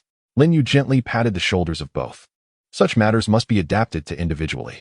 Chapter 75. The malevolence of humanity within the air raid shelter. Flickering torches illuminated the surroundings. After more than an hour, the sound of approaching footsteps grew louder, signaling the arrival of many individuals, rousing several from their stupor. Brother, they're just inside. The voices drew nearer. Moments later, a throng of people surged into the space. The countenance of everyone present shifted dramatically, for they recognized these individuals. It was none other than Lu Chi and his companions. Returning unexpectedly. Brother, it is him, a first-tier expert. Lu Chi pointed at the man with the square face, addressing the leader at the forefront. Lumen scanned the room and finally fixed his gaze upon the man with the square face. Brother, in this apocalyptic world, why must you oppose me for the sake of these individuals? Instead, why not join us in our grand endeavor? Should this person be willing to ally with our ranks, we could overlook the matter concerning his brother. Alas, our paths diverge, and thus we cannot conspire together. The man with the square jaw snorted coldly. He held steadfast to his principles and would never condescend to associate with such a group. It appears you still fail to grasp the brutality of this new world. Lu Min let out a cold laugh and addressed everyone, saying, initially, you merely needed to surrender your food to survive. However, due to his arrogance and the injury he inflicted upon my brother, now you all must perish. A sinister grin spread across his face, and his subordinates revealed their murderous intent, the blades glinting ominously in the light. Each of these individuals bore numerous stains of blood, a testament to their past violence. The crowd realized that these people were truly capable of murder, and panic ensued. Those who had previously expressed gratitude towards the man with the square jaw now exhibited expressions of hatred. There is no greater absurdity than the nature of humanity. At that moment, the man with the square jaw stepped forward and assured the crowd, rest assured, as long as I am here, they will not dare to harm you. What assurance can you offer? The adversaries before us are numerous and powerful, ruthless demons unflinching in their violence. It is all your fault. Had you not sought the spotlight, they would have merely taken our food, but now they seek our lives. It is all you're doing. Indeed, all of this is on you. You have brought this upon us. The ugliness of human nature was laid bare at that moment. You speak nonsense. If it weren't for my father, you would all perish from hunger. It was my father who saved you. The girl with a round face protested indignantly beside the man with a square jaw. This has nothing to do with me. It was he who struck first. We are more than willing to offer our food. I implore you, do not take our lives. At that moment, a man suddenly fell to his knees, crawling towards Lu Min. As he crawled, he frantically pulled food from his person and extended it forward. Following his lead, a multitude of others collapsed to their knees, wailing and accusing the square-jawed man, hurling the most venomous words at him. You are the villain. It is all your fault. Suddenly, the old woman's grandson rushed forward, kicking the square-jawed man several times. What are you doing? The little girl, incensed at the sight of her father being kicked, shoved the old woman's grandson to the ground. The boy fell and burst into tears. Grandson, my dear grandson, what has happened to you? The old woman hurried to him, embracing him and unleashing a torrent of curses upon the little girl. You little wretch. How dare you strike my grandson? The little girl was about to retort when she was restrained by a man. Enough, Xiao Chan, we shall leave. We will not involve ourselves in this matter.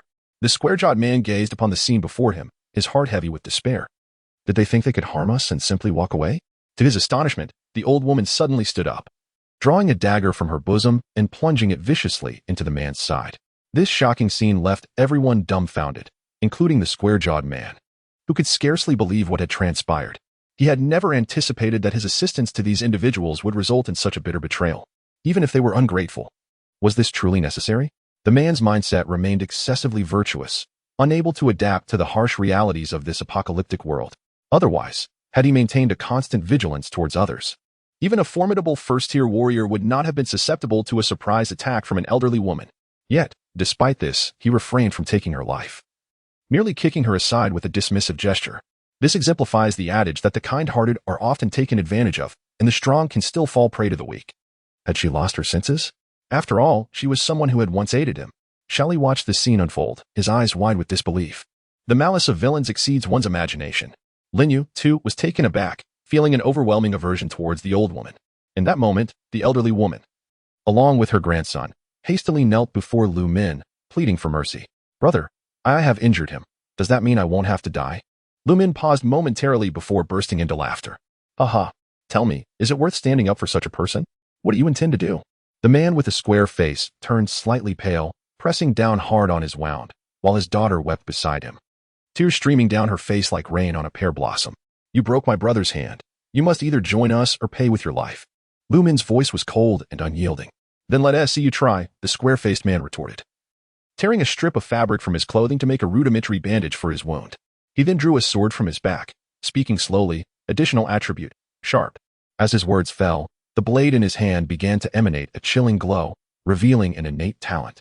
Lin Yu gazed at this scene, filled with astonishment. The additional talents belonged to a category of special abilities. Some individuals wielded immense power while others remained rather feeble. In certain aspects, it bore a striking resemblance to Piao's techniques, enabling one to bestow their comprehended abilities and traits upon objects or others, thereby enhancing them. Kill. The man with the square face moved like a flash of lightning, charging towards Lu Min with astonishing speed. You seized the opportunity to strike. Lu Min subtly signaled to a companion nearby, who was also at the first level. He was confident that with one in the light and one in the shadows, a surprise attack to eliminate the square-faced man would pose no significant challenge. Earth stone wall. Lu Min bellowed, channeling the earth element as a colossal stone wall erupted from the ground, rising to confront the oncoming threat. Swish. The square-faced man, undeterred, wielded his sword and effortlessly cleaved the stone wall in two, advancing with relentless ferocity. Earth stone armor. Lu Min activated his talent, and the earth below swiftly coalesced into formidable plates of armor, enveloping him entirely, leaving only his eyes exposed. He transformed into a towering figure of over 3 meters, resembling a stone giant. With each step he took, the ground trembled slightly beneath him. This fellow appears to possess great strength and formidable defense. Yet his speed seems rather lacking, Zhouan quietly remarked. Everyone shared this sentiment. Such a cumbersome giant typically had speed as a notable weakness. The square-faced man swung his sword once more, attacking with fervor. Clang, clang, clang. The sword struck rapidly against the stone giant's body, and despite its sharpened edge, it could not breach the defenses of the stone figure. After several exchanges, the square-faced man was left panting, a wound on his lower back bleeding profusely. His stamina rapidly waned, his complexion growing increasingly pale, and his movement slowed. The joints were his Achilles heel. With a grave expression, the square-faced man understood that if this continued, death was inevitable. Gritting his teeth, he seized the moment and struck his sword against the knee joint of the stone giant. A resounding crash echoed as the stone at the giant's knee shattered, and with a swift thrust, the blade pierced through Lu Min's knee. Chapter 76, Forbidden Techniques. A cry of agony erupted. The square-faced man swung his sword towards the opposite side. Suddenly, a figure lunged from the side, with long, glimmering claws aiming for his chest. This was another's innate talent, cat claw. Clang. The square-faced man quickly defended himself, parrying with his sword as their claws clashed, sparks flying. However, his sword only managed to deflect one claw. The wound inflicted by the dagger on his lower back was torn open by another claw, causing a torrent of blood to spout forth. Simultaneously, the stone giant's fist came crashing down upon him, striking his sword with immense force and sending him flying. Dad. Coughing violently, the man expelled gouts of blood. Xiao Chan, I lack the strength to lead you to safety. It is all my fault for meddling, he gasped, blood seeping from the corners of his mouth. Dad, it's not your fault. It's that old witch's doing. If she hadn't ambushed you, die. At that moment, Lu Min swung his stone fist towards the two, and should it land, their demise would be assured. He was acutely aware of the adage that villains often meet their demise through excessive verbosity, and he would never grant his adversary a moment's respite. He subscribed to the notion of seizing the opportunity when one is vulnerable to claim their life. The time was nearly right. Observing the unfolding events, Lin Yu decided to cease his passive observation. He believed that the man before him should now possess the clarity to perceive human nature and abandon his martyr complex. After all, for a first-tier warrior, sustaining such minor injuries was hardly consequential. He would recover fully within a few days. If these injuries could catalyze a profound transformation in mindset, shifting away from the naive ideals of a savior, it would be well worth it. In an instant, Lin Yu appeared before the stone man. With a swift motion, he raised his right hand to effortlessly intercept the incoming fist. Subsequently, flames erupted from his palm, and the overwhelming force propelled the stone man away. Lin Yu then turned to survey the individuals kneeling around him, his gaze icy. He recalled a poignant saying from the world before the apocalypse. You may hide in the corners and choose silence, but do not mock or slander those braver than yourselves. For the light they fight for will ultimately illuminate you as well. This sentiment was a perfect reflection of the people before him. Remember your father's words, live well, said the man with a square face, placing his right hand swiftly against the little girl's back, whispering, Father will bestow all his strength upon you. A father's love is as steadfast as a mountain. This notion had been firmly established in his mind prior. No, father, I only want you to survive. The little girl shook her head incessantly, weeping inconsolably. It was futile. Her father's time was already limited. Cursed by that man and destined to live only a few more days. Coughing violently, the man continued to spit blood. The earlier wounds had merely been a trifle for him. Before reaching this point, he had already been cursed, with only 2 or 3 days left to live. Initially, he had intended to bring his daughter to seek refuge with a close friend, entrusting her to his care.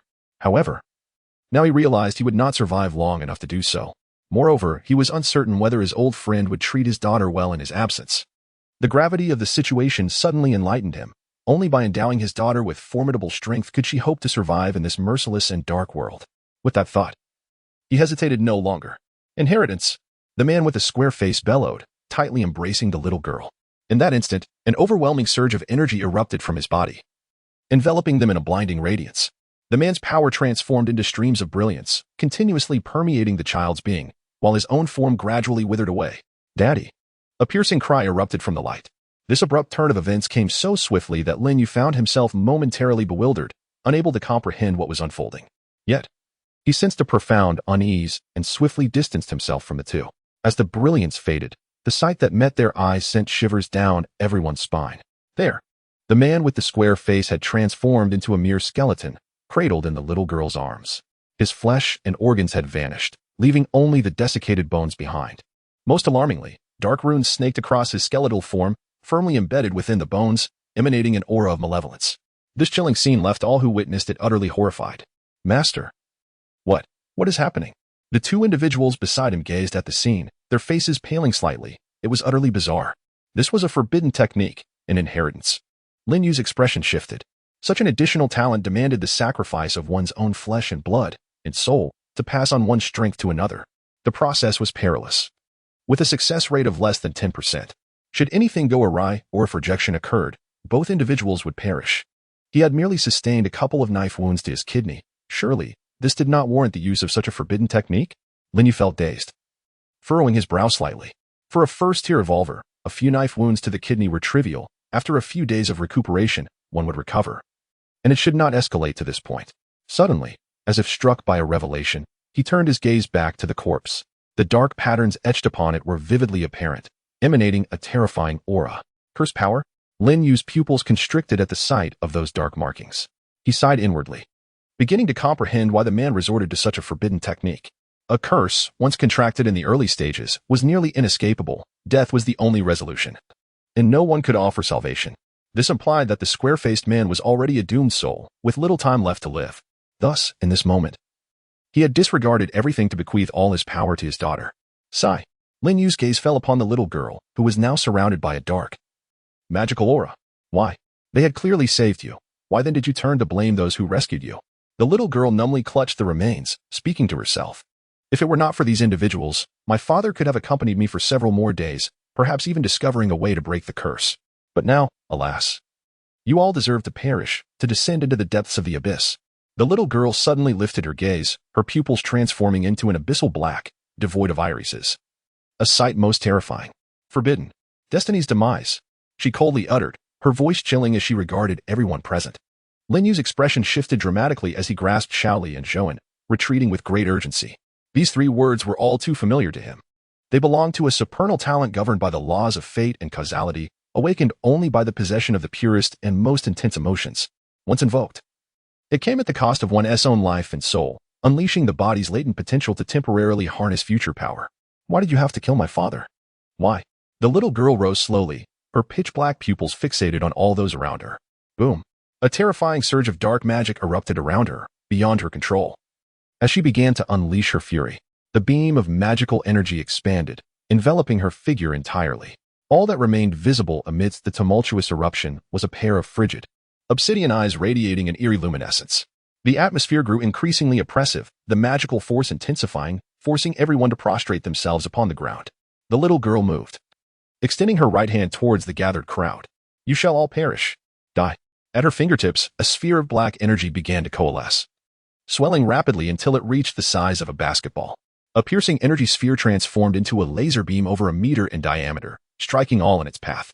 As the beam swept through, the ground of the air raid shelter shattered, and walls were punctured. The group of people, unable to utter a sound, was obliterated within the radiant column. Run. At that moment, Lu Min, the stone man, was gripped by terror and swiftly turned to flee. You shall perish too. The little girl turned her head, and a dark beam erupted from her palm, unleashing a terrifying wave of energy that annihilated everything in its wake. No. The desperate cries were instantaneously drowned out. Then, a horrifying explosion ensued, as the energy wave obliterated all. The entire air raid shelter trembled violently, collapsing under the force of that energy. It was over. Xiaoli and Zhouan trembled in a corner, shaken by the residual energy that forced blood from their mouths. Boom. At that moment, Lin Yu erupted with a terrifying surge of magical power. With no other choice, he too unleashed his energy. Fiery flames enveloped him, as he grasped Xiaoli with one hand and lifted Zhouan with the other, flames jetting from his feet, propelling him through the ceiling of the air raid shelter. The earth quaked and explosive sounds echoed continuously. The air raid shelter was reduced to a heap of rubble, as if bombarded by missiles. The sheer ferocity of the little girl as prior energy wave was evident, akin to the destructive power of multiple missiles. Boom. Debris from the air raid shelter blasted apart, and a dark figure surged forth. It was the little girl. The fluctuations of her magical energy continued to rise, showing no signs of abating. In her arms, she cradled the bones of her father, carefully placing them aside. It is imperative to interrupt her, otherwise her life and soul will burn to their final embers, leaving only death in their wake. Linyu gazed at the figure, his expression grave. Forbidden life's demise. This is a sacrifice of everything in exchange for a fleeting pinnacle of transcendence, borrowing strength from the future. After the brilliance, all that awaits is utter annihilation. Furthermore, the process of sacrifice is beyond one's control. Once initiated, it cannot be halted until death. No one commands its cessation. Is there truly no one who can stop it? I wish to test this. A brilliant light erupted from Linyu's eyes. His body shot forth like an arrow, racing towards the little girl. Chapter 77, The Prince of Vegeta's Battle Tactics. Stop this at once. Linyu was enveloped in flames, his magical power surging as he threw a powerful punch. The little girl raised her obsidian eyes, willingly moving forward to meet him. In her consciousness, she did not wish to battle before her father's remains, fearful of inadvertently causing destruction. Bang! A tiny arm, a delicate hand, astonishingly blocked Linyu's fist. The clash of power generated a terrifying shockwave, transforming into a formidable gust of energy that spread outward. Incredulous. It is worth noting that Linyu was currently at the second tier, in a blazing state, with his strength dramatically amplified. Such a fearsome punch was effortlessly thwarted. Linyu's gaze sharpened. Once more, he unleashed a flurry of punches, each imbued with tremendous force.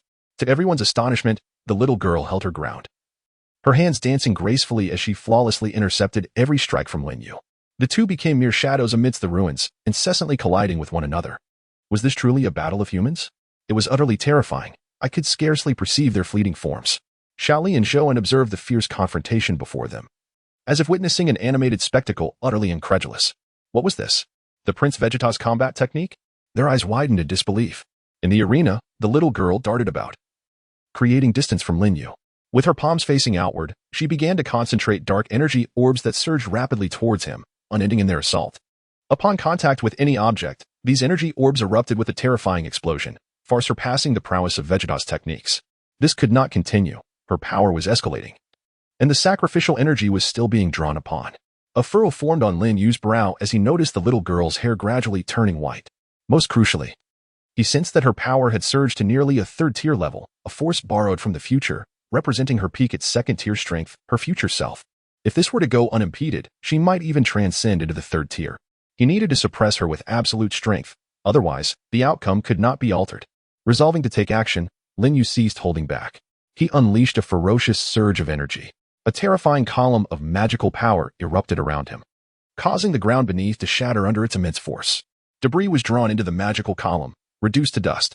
Dragon flame form.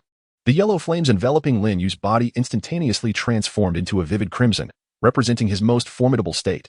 In a flash, he appeared behind the young girl, moving with unparalleled speed, and unleashed a powerful punch upon her back. The impact sent her body hurtling into the rubble like a cannonball. Without hesitation, Linyu surged forward, pinning her down, his fiery fist raining down upon her like a torrential storm. In that moment, his speed and strength surpassed all previous limits. Although the girl summoned a vast reservoir of magical energy to shield herself and countered with her palms, she found it increasingly difficult to withstand the onslaught. With at least one-third of his blows landing squarely upon her, dispersing her protective magic. Soon, Linyu had completely subdued her. Wake up. If you continue to sacrifice yourself, you will perish, he bellowed, delivering another heavy blow to her chest, though he tempered his strength to avoid inflicting fatal harm. Blood erupted from the girl's mouth, as even in his dragon flame form, no amount of sacrifice could shield her from him. Have you forgotten your father's words? He wants you to live, Daddy.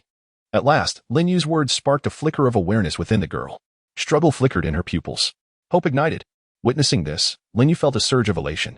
He firmly restrained her limbs and summoned a terrifying surge of magical energy, pressing it down upon her to ensure her complete submission.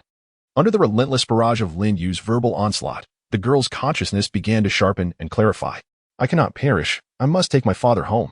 The darkness in her eyes gradually faded, revealing her irises. Moments later, all the black magic enveloping the little girl withdrew into her being. Only then did Linyu release his grip and let out a long sigh of relief. Big brother, thank you, she expressed, regaining her senses and recalling the events that had just transpired. It was then that Linyu realized he was still sitting atop the little girl, a hint of embarrassment creeping onto his face as he hastily rose to his feet. Cough, cough. As the little girl stood up, she coughed up a significant amount of blood. Her hair had turned completely white, and her delicate hands had withered considerably, resembling those of an elderly person. she stumbled forward, step by step, towards the lifeless body. This heart-wrenching scene, even for Linyu, who was accustomed to the cycle of life and death, stirred a tinge of sorrow within him, causing his eyes to redden. "Father, I will take you home." Tears streamed incessantly from the little girl's eyes as she carefully removed her outer garment to wrap the remains tenderly. "Big brother, what is your name?" "Magician, Linyu." "Thank you. My name is Xiaochan. If I survive, I will seek you out." Linyu was the sole individual who had stepped forward to aid her. Had it not been for him, she would have continued her sacrificial offering until death claimed her, leaving her father's remains unburied. Without looking back, Xiaochan carried her father's lifeless body, taking slow, deliberate steps away into the distance. Her frail figure appeared utterly desolate. Linyu opened his mouth, yet ultimately, no words escaped. He was uncertain whether Xiaochan would endure, although he forcibly interrupted the sacrificial process of the young girl. A considerable number of offerings had already been made prior. Xiaochan's body, while still appearing youthful, likely harbored a spirit that had long since withered. "I believe you can survive. Your father would certainly wish for your well-being." Linyu suddenly spoke, calling out to the frail figure ahead. In the distance, the diminutive silhouette, now enshrouded in darkness, shuddered slightly, paused for a brief moment, and then continued onward into the shadows. "Thank you." The barely audible voice was one only the night could perceive. "Boss, are you all right?" At that moment, Xiaoli and Zhouan rushed over, their faces smeared with dirt. Linyu gazed at the vanishing figure and shook his head. "Will that little girl perish?" Both men felt a pang of sympathy. "I do not know. Everything now depends on her," he mused. The forbidden technique, known as Forbidden Fate, was deemed so for good reason. Linyu reflected on the astonishing fact that a zero-tier, level 10 young girl, after employing this forbidden art, could summon forth the power of the future and stand on equal footing with his second-tier self. This was truly remarkable. Linyu understood that the power she wielded did not belong to the present Xiaochan, but to the future iteration of her being. What remained unclear was whether she had borrowed the strength of a future level 2 or level 3 entity. However, how could her father have suddenly transformed into a mere skeleton before his demise? That too was a manifestation of forbidden power, an aspect of the innate ability known as inheritance. Linyu softly elucidated, perhaps with the strength passed down from her father, her chances of survival may be somewhat enhanced. Linyu could only comfort himself in this manner. Xiaochan possessed two forbidden powers, life and death, a phenomenon unheard of in his previous life. Perhaps it was indeed possible to endure. However, if I were to be driven to the brink of despair, even death would be worth it if it meant harnessing such invincible power, at least for the sake of vengeance. Xiaoli also expressed a sense of lamentation. "You are overthinking. Only by possessing the most extreme emotions, the purest feelings, and the most resilient will can one have a minuscule chance of awakening. Even if you do awaken, it will ultimately be fleeting. Once the power fades, death is inevitable. Such is the power of fate and causality." Linyu fell into a trance, recalling those from his previous life who had invoked, forbidden, fate's grief. Some sacrificed everything for love, others for hatred, some for beliefs, and others for righteousness, all in exchange for a glimpse of future power. They transcended to fulfill their final wishes, yet none emerged alive. Those were tales of profound tragedy and valor. Let us proceed. Chapter 78, the Imperial Edict of the Forbidden City following the events that had transpired. Linyu and his companions fell into a contemplative silence as they ascended the towering trees, resting upon the branches. Linyu opened the message sent by Deshur. "Tomorrow, I will command the army of zombies to arrive. At that time, I will orchestrate the battle between the zombies and the mutated rats." The sorrow that had weighed heavily on Linyu's heart began to dissipate. This was indeed good news. Allowing the zombies and mutated rats to engage in combat, devouring each other's flesh, would continuously diminish their numbers while simultaneously evolving higher-tier crystal cores. For humanity, it was a remarkable twofold advantage. "It is indeed an event worth anticipating," Linyu murmured. "Soon, in the city of Tianhai, Yun Province, a multitude of second-tier beings will emerge, and third-tier individuals are expected to appear as well. Once a breakthrough to the third tier occurs, the power dynamics will undergo a profound transformation, leading to the formation of the 10 great factions of the Temple of Evolution and the establishment of a new world order." A glint of cold light flickered in Linyu's eyes. The Great Xia dynasty, originally governed by the imperial bloodline of the Tian family in conjunction with 7 ancient clans, now finds itself in a post-apocalyptic world where some of these ancient families have significantly weakened and fallen out of the power center. The current ruler of the Tian family, the Emperor, has adeptly established the Temple of Evolution, attracting several of the most formidable ancient clans from the Forbidden City to reside within the temple, thus becoming one of the 10 great factions. Linyu recalled his nemesis, Xie Haoran, from the Xie family, one of the 10 factions of the temple. "In this life, I shall eliminate you, and no one will be able to thwart me, not even the Temple of Evolution." On the 51st day of the apocalypse in Tianhai City, the formidable brother de Shi, Jiangji, finally engaged in fierce combat with his horde of zombies against the tide of mutated rats. Lin Yu had already regrouped with Xiaoyu and others. They stood atop a tall building, gazing at the distant, ominous battlefield. Nearly 200,000 zombies from Tianhai City were poised to feed the tens of thousands of mutated rats. This should yield a considerable number of third-tier beings. Lin Yu observed the magnificent scene with a sense of exhilaration. In this life, his rate of evolution surpassed that of his previous existence. Master, how long do you think it will take for this battle to conclude? Yu Piao inquired. Even if the fighting continues unabated, it should last at least 5 or 6 days. During this period, let us observe the spectacle. The overwhelming number of zombies and mutated rats will wear themselves out. Many share this sentiment.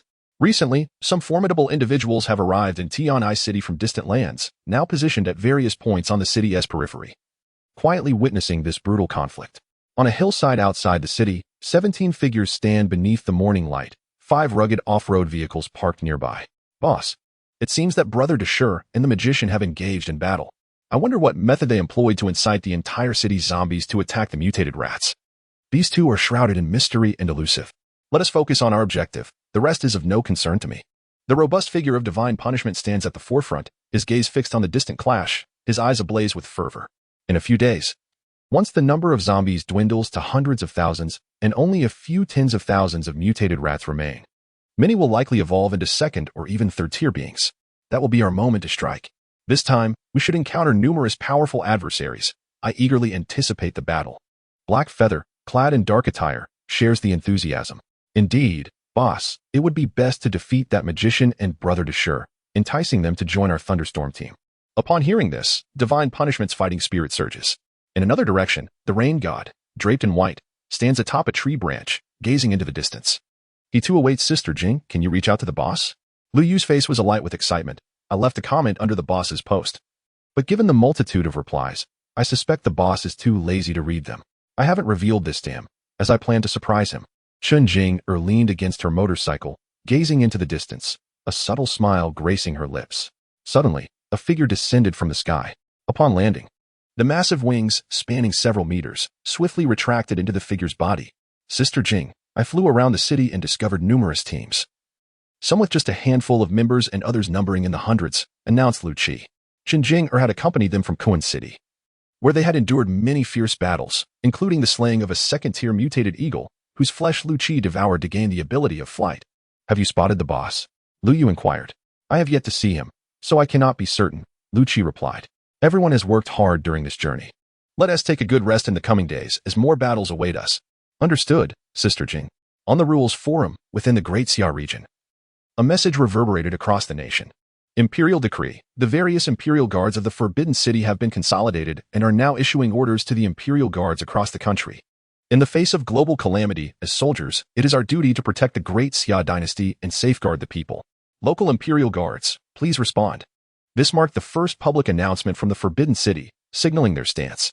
Many ordinary evolvers, struggling to survive, felt a glimmer of hope. Conversely, some powerful evolvers furrowed their brows, filled with concern. Numerous small factions have gathered, their expressions grave as they deliberate on the matter at hand.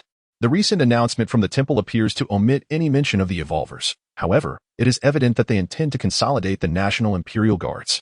Once this consolidation is accomplished, the Great Xia dynasty may very well restore its former order. At that juncture, will we, the formidable evolvers, be assimilated or perhaps even seized for research? After all, throughout history, the chivalrous have often transgressed boundaries with their might. This is indeed a precarious situation. Once the powers within the Forbidden City finalize their plans, it is likely that they will not permit potent evolvers to roam freely. Your concerns are excessive, remarked another. We are in an apocalyptic era, where the majority of humanity grapples with survival on a daily basis. Even the temple, for the time being, cannot bring an end to this calamity. Some were less troubled, asserting that the times have changed. Setting aside the threats posed by zombies and mutated beasts, the evolvers themselves, having awakened formidable powers, would hardly submit to subjugation. What purpose the sheer military might serve? Ultimately, it is the powerful evolvers who dictate the hierarchy in this world governed by strength. Moreover, should any action be taken, it would likely target the strongest among us first, such as the Great Wet Brother and the Magician. We should merely observe the developments. Indeed, let us see how the Magician and his peers respond before making any further plans. Chapter 79, The Mad King in the Forbidden City. Within the confines of the Wang family estate, a secret chamber. Yiling, how is your research progressing? The authorities have already dispatched orders to the troops nationwide. And I suspect it will not be long before they come seeking the research findings on the primordial crystal course. An elderly man clad in a Zhongshan suit materialized within the confines of the dimly lit chamber, observing the graceful figure engrossed in her tasks among various instruments. Once I have results, I will naturally report them. Why the haste? The woman, without turning her head, remained fixated on her apparatus. Behind her loomed 20 colossal cages, forged from an unknown metal, each containing a solitary zombie. Wang Yiling, your family has graciously elevated you to the second tier. It is time to repay that favor. The old man admonished, displeasure evident in his tone. You wish to elevate me to the second tier? You merely regard me as a lab rat, subjecting me to immature concoctions that have rendered me this grotesque.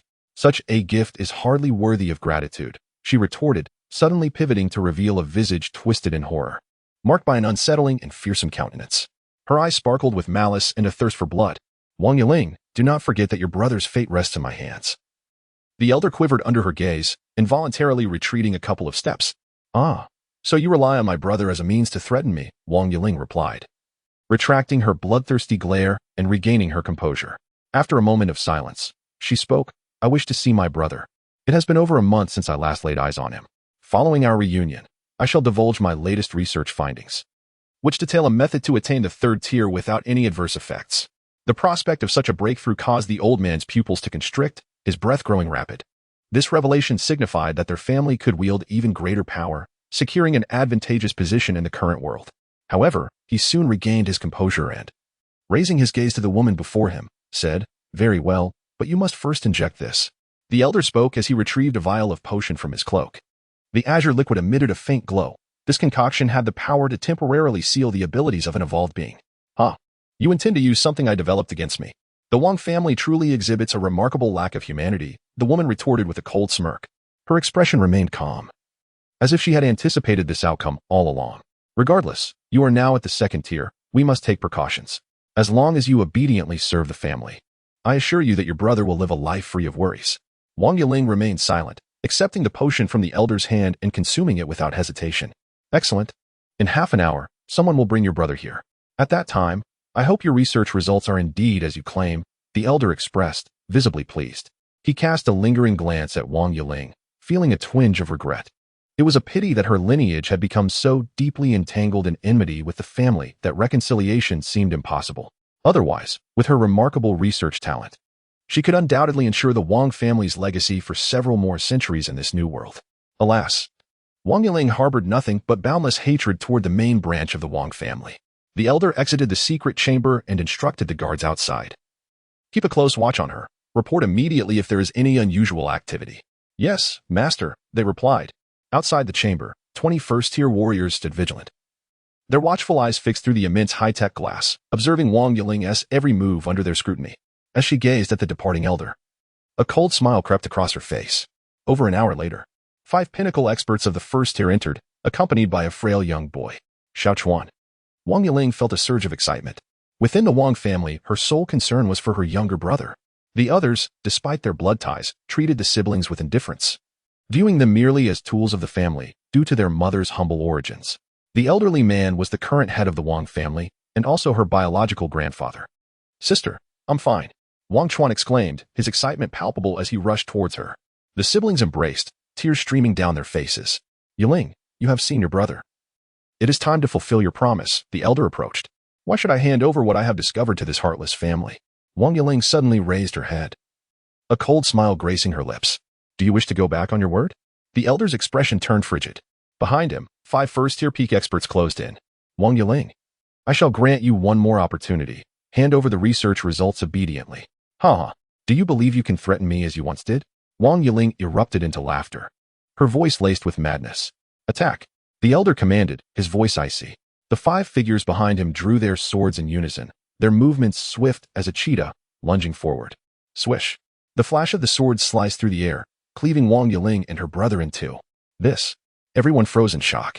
They had anticipated that Wang Yiling possessed some hidden card, given her status as a second-tier expert.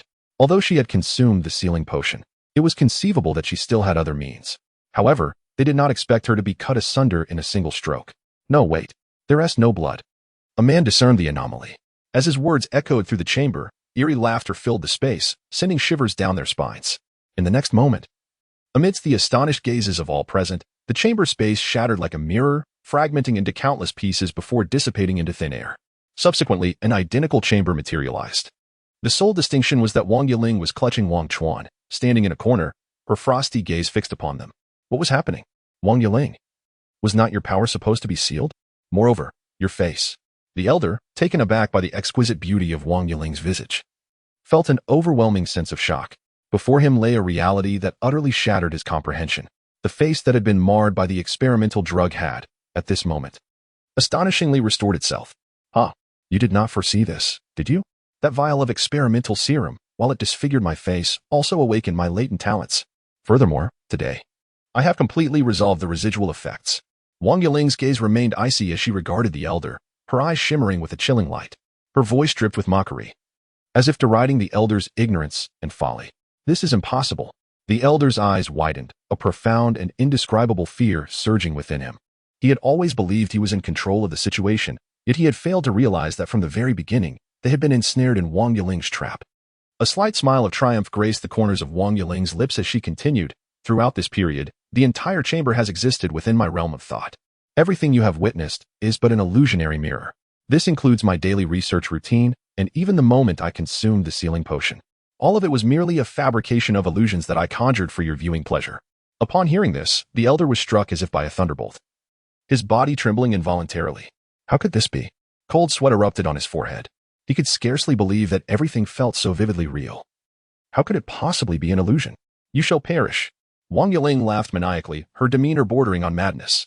She unleashed her innate abilities, causing the entire chamber to momentarily shimmer before becoming starkly clear. Countless monstrous demons tore through the fabric of reality, charging toward the elder. Quick! Stop them. Do not fear. This is but an illusion. The elder steadied himself and commanded loudly. However, in the next moment, a demon's claw pierced through his back, inflicting excruciating agony. It was so vivid, so palpable. He was certain they had fallen into Wang Yiling's illusion, yet why did it hurt so fiercely? He even felt the inexorable passage of his life. Coughing violently, he spewed blood, his body weakening as he collapsed. Life ebbed away. 2 minutes later, the chamber was devoid of any survivors. With a sound like shattering glass, the illusion shattered, and the chamber returned to its former state, save for the presence of several corpses on the floor. From this moment forth, the Wang family belongs to me, Wang Yiling declared, her eyes glimmering with madness. Henceforth, I command this world to dance for me. Chapter 80, Brother Dashur seizes the monsters in the palace of the Emperor within the Forbidden City. Only 11 of the 36 Imperial Guards stationed outside responded to the summons, while the others remained silent, seemingly intent on establishing their independence. At this moment, the blade radiated an aura akin to a sword poised to be unsheathed, emanating an oppressive chill. This situation was somewhat unexpected for him. Out of the 36 Imperial Guards, only 1/3 were willing to heed the summons. Such a scenario would have been inconceivable before the apocalypse. However, it was a situation he had anticipated. Having 11 Imperial Guards willing to respond was already commendable. The Emperor sighed, feeling helpless. In this era, humanity teetered on the brink of extinction, facing the greatest threats from zombies and mutated beasts nourished by nuclear energy. A misstep could lead to the annihilation of mankind. What are the ancient families? The Emperor inquired.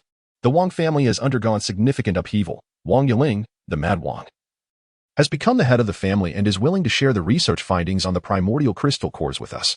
The blade paused momentarily before continuing. The CF family is also inclined to unite with us. While some other ancient families have completely fallen into decline and are of no concern, the remaining families have yet to respond. Very well.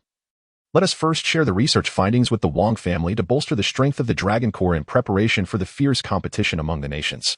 Understood. Time swiftly passed, and within 4 days, the rankings revealed a notable emergence of second-tier masters, totaling 167 individuals. Several top-tier foreign powers, with the full backing of their nations, had successfully broken through to the second tier, with some even preparing to challenge the third tier. Among the 167 second-tier masters, the Great Xia dynasty accounted for 79. Nearly half. In Tianhai City, under the deliberate orchestration of the Great Wet Brother, the battles grew increasingly fierce.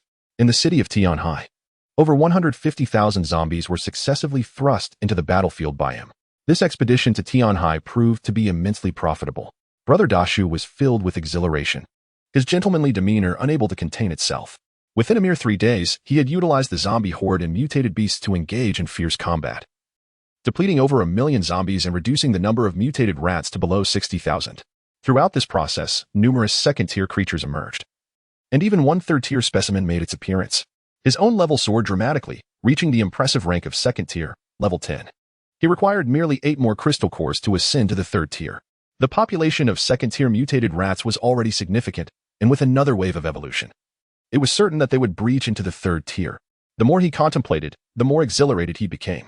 Currently, the entire world boasted fewer than 200 second-tier entities, while he was on the verge of stepping into the third tier. Who could remain unexcited in such a scenario? Those individuals must have been eagerly anticipating their turn. Brother Dashu recalled the magician Lin Yu and other formidable beings lurking in the shadows. However, in terms of gains, none could rival him. With lofty ambition, he roared at his legion of undead. It's about time. Piao piao. Xiaoyu, let the 3 of us advance first. The rest shall wait. Lin Yu surveyed the battlefield ahead, a glimmer of excitement and anticipation flashing in his eyes. Having rested for 4 days, both his body and spirit had returned to their optimum state. With that declaration, Lin Yu surged forward without hesitation. His speed was remarkable, slicing through the air like a bolt of lightning. Now at the second tier, he could effortlessly annihilate second-tier zombies in his ordinary state. Flame Blade. In Lin Yu's hands, flames coalesced, specifically targeting the first and second-tier zombies, as well as the mutated rats. After several hours, the number of zombies and mutated rats on the battlefield diminished significantly. Almost every few minutes, a new second-tier zombie emerged. In a certain area of the battlefield, a massive mutated rat bit off the head of a second-tier zombie, devouring its flesh and blood. Boom. The power within it seemed to reach a critical point, unleashing a formidable wave of magical energy. From a distance, its body appeared to grow wildly, doubling in size in mere moments. Third tier. Lin Yu sensed this surge from afar, his heart leaping with joy as he rushed in that direction. Kill. At that moment, several powerful beings hidden in the shadows could no longer contain themselves and surged into the battlefield. The rain god made his appearance, his expression icy and severe. In the area he occupied, the sky inexplicably began to drizzle lightly. Each drop of rain seemed to harbor immense power. As the rain pattered down upon the zombies, it pierced through their bodies, turning them into mere sieves. Where he passed, both zombies and mutated rats met their gruesome demise, their bodies riddled with countless wounds. On the other side, divine punishment descended, accompanied by thunderous lightning, arcs dancing as the heads of the zombies exploded. At this moment, all the hidden evolvers in the vicinity took action. Flame form. Lin Yu called out, and yellow flames ignited spontaneously around him. His figure transformed into a streak of fire, swiftly approaching the third-tier mutated rat. Flame blade. The 50-meter-long flame blade coalesced and struck directly at the third-tier mutated rat. As the fiery blade sliced through the air, severed limbs and dismembered parts were sent flying. With a thunderous impact, the terrifying strike struck the mutated rat's body, sending it hurtling away. At that moment, a commanding voice echoed throughout the arena. With the emergence of this voice, a massive magic circle suddenly materialized above the third-tier mutated rat. The crimson symbols of the magic circle began to rotate slowly, brewing a terrifying energy. Brother Dashu, this is mine. Do not even think of stealing my prey. Lin Yu shouted as he dashed forward. This was a third-tier crystal core, and he could not let it slip away easily. Chapter 81. Dual Magic Circles. The falling star unmoved, Brother Dashu continued to manipulate his hands, rapidly forming seals. With each motion, the crimson magic circle on the ground grew ever more resplendent, radiating brilliance. Suddenly, a deafening roar erupted, as if the very fabric of the void was about to shatter. The ground beneath the crimson magic circle began to fracture, with enormous crevices spreading wide. Following this, scalding magma gushed forth from below, like a torrential crimson flood, instantly engulfing that space. The terrifying power surged upward, forming a searing column of fire that soared into the heavens. The mutated beast's body was submerged in the lava, emitting a chilling cry of anguish. Yet, this was not the end. The figure of the zombie king, Brother Dashu, moved like a specter, swiftly lunging toward the mutated beast. His speed was astonishing, intent on seizing that third-tier crystal core. Go, brother. I will hold him off. Lin Xiaoyu let out a delicate cry, her figure flickering as she dashed forward, intent on halting the advance of Dashu brother. The body of finality. An immense surge of power coursed through Lin Xiaoyu, enveloping her in a mysterious shroud of black light, a luminescence that seemed capable of devouring all, exuding an aura that was both chilling and awe-inspiring. In the blink of an eye, Lin Xiaoyu had transformed into a being radiating a terrifying presence, embodying the form of finality and destruction. Her speed was astonishing, akin to instantaneous movement. She swiftly intercepted Deshur Brothers' path. "Stand aside." Deshur Brothers' expression turned cold. With rapid hand seals, a brilliant light erupted from his palms, infused with boundless might, soaring into the air above Lin Xiaoyu. The dual magic array, Falling Star. This marked the first occasion he publicly demonstrated his formidable talent. Boom, boom. Two resonant sounds echoed through the void. Above Lin Xiaoyu, two magic arrays materialized, one a pale blue, the other a deep blue, immense and imposing, akin to colossal wheels suspended in the heavens. Terrifying waves of energy radiated from these arrays, seemingly capable of rending the very fabric of space. A massive meteor hurtled from the cosmos, infused with unparalleled strength, drawn down by the magic arrays. Finality and destruction. Bladestorm. Lin Xiaoyu called out, her black greatsword coalescing in her grasp as she slashed upwards towards the descending meteor. Countless sword energy surged into the sky. The two unmatched forces collided violently, erupting in a blinding display of light. Then, a cataclysmic explosion erupted, obliterating everything in the vicinity. As the smoke dissipated, Brother Deshur and Lin Xiaoyu stood on either side, their garments slightly disheveled. Brother Deshur cast a glance at the location of the third-tier mutated rat before turning his attention to Lin Xiaoyu and departing without further ado. At the sight of the third-tier mutated rat, Lin Yu stood with his mouth agape, voraciously consuming the energy from the flowing lava. The molten rock surged towards him in waves, its formidable power evident. With newfound strength, he contemplated seeking the core of the earth's fire. Lin Yu, savoring the moment, licked his lips in anticipation. Suppressing the fervor within, he gazed towards the place where the hellish rock had erupted. The third-tier mutated rat, having endured relentless onslaughts, lay lifeless, its body marred with scorch wounds. With a flame knife in hand, Lin Yu severed the head of the mutated rat and extracted the third-tier crystal core. "Xiaoyu, are you all right?" he inquired, swiftly moving to her side with genuine concern. He had witnessed their recent battle, and the unmatched force displayed had astonished him. "I'm fine." He held back and did not exert his full strength. "Otherwise, I wouldn't have been able to withstand that move," Xiaoyu replied, shaking her head. "I didn't expect him to conceal such depth. His talent in magical arrays is remarkable." Lin Yu echoed her astonishment. What he had witnessed was merely a second-level magical array. Should he comprehend the third or fourth levels, its might would be even greater. Once it surpassed the fifth level, its power could only be described as cataclysmic. Do not be disheartened. He is likely at the peak of the second tier, while you have yet to reach it. If you were of the same tier, you might not necessarily be at a disadvantage against him, Lin Yu reassured her. Indeed. Upon finishing their words, the two continued their fierce charge towards the battlefield. Whether it was a first-tier crystal core or a second-tier one, both were currently of utmost necessity to them. An increasing number of formidable warriors joined the fray. The terrifying zombies and mutated rats had, at that moment, become coveted treasures in the eyes of many. Of course, there were also average strength evolvers who, upon encountering second-tier zombies, were immediately torn apart and devoured. Boom. In the distance, another third-tier breakthrough occurred. Those evolvers caught off guard nearby met a tragic end. Only those of exceptional strength could dare to engage with third-tier foes. Undoubtedly, within the entire battlefield, aside from Lin Yu, the most powerful presence was that of Brother Deshur, boasting a second-tier level 10 attribute, eclipsing all others. As time progressed, an ever-increasing aura of dominance surged skyward from the battlefield. Chapter 82. Raising the dead. The number of second-tier zombies and mutated rats was on the rise, with third-tier breakthroughs occurring intermittently. Lin Yu no longer cast his gaze upon first-tier entities. His eyes scanned the battlefield, persistently seeking second-tier opponents. Those of mediocre strength among the second tier were swiftly dispatched, while those emanating an overwhelmingly potent aura were temporarily spared. Could it be that this one has already reached second-tier level 10? Lin Yu's eyes sparkled as he fixated on a rampaging zombie in the midst of the chaos. "Ah, that zombie, I shall grant you an extraordinary opportunity." With a hearty laugh, Lin Yu surged forward. "Come to me." He first dashed towards a second-tier mutated rat, effortlessly slaying it. After claiming its crystal core, he seized its lifeless body and hurled it towards the zombie. Roar. The zombie thrust both arms forward, piercing into the body of the mutated rat. With a sudden surge of strength, it violently tore the rat asunder, splitting it into two. The scent, the flesh. How utterly enticing. It eagerly sank its teeth into the prey. The flesh and blood of the second-tier mutated rat held an irresistible allure for it. To grow stronger, it relied on this. It devoured voraciously, and in mere moments, consumed the entire body of the mutated rat. Lin Yu observed intently. At this moment, it was evident that the zombie's aura had intensified, yet it still seemed a fraction short of reaching the third tier. Damn it, you got lucky this time. Lin Yu swiftly darted towards another second-tier mutated rat, his flame knife slicing through the air. In less than half a minute, He grasped the corpse of the mutated rat and hurled it once more at the peak second-tier zombie. This time, he did not extract the crystal core, leaving it for the zombie instead. He was now intent on nurturing the zombie, aspiring to cultivate a third tier from the second. Indeed, as the corpse of the mutated rat was devoured, the crystal core was absorbed. The zombie's aura grew increasingly potent. Its body underwent continuous evolution, muscles bulging and tearing through its tattered clothing. Remarkably, even a zombie, through relentless evolution, became more striking in appearance.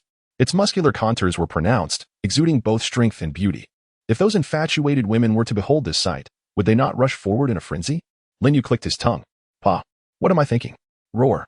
At that moment, a terrifying roar erupted from its mouth as its transformation reached completion. Across the battlefield, only Brother Shi and Lin Yu possessed the strength to slay a third-tier zombie.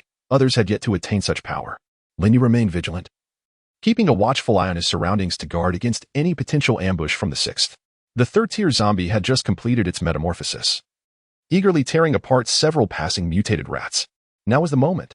Lin Yu, unwilling to delay even for a heartbeat, instantly transformed into his dragon flame form, reaching the zenith of his attributes. In a flash, he darted past, and a head soared into the air. A third-tier zombie without awakened talents was merely a trivial foe. Lin Yu deftly extracted its crystal core, the dragon flame form dissipating as he reverted to his normal state. At this moment, his power stood at 1944, which, under the dragon flame transformation, tripled to an astonishing 7,776 points. Such formidable attributes made the extermination of an ordinary third-tier zombie a mere formality. Continuing on, Lin Yu relished his recent success. He hoisted the body of the third-tier zombie, scanning the battlefield for a pinnacle second-tier zombie. This opportunity could not be squandered.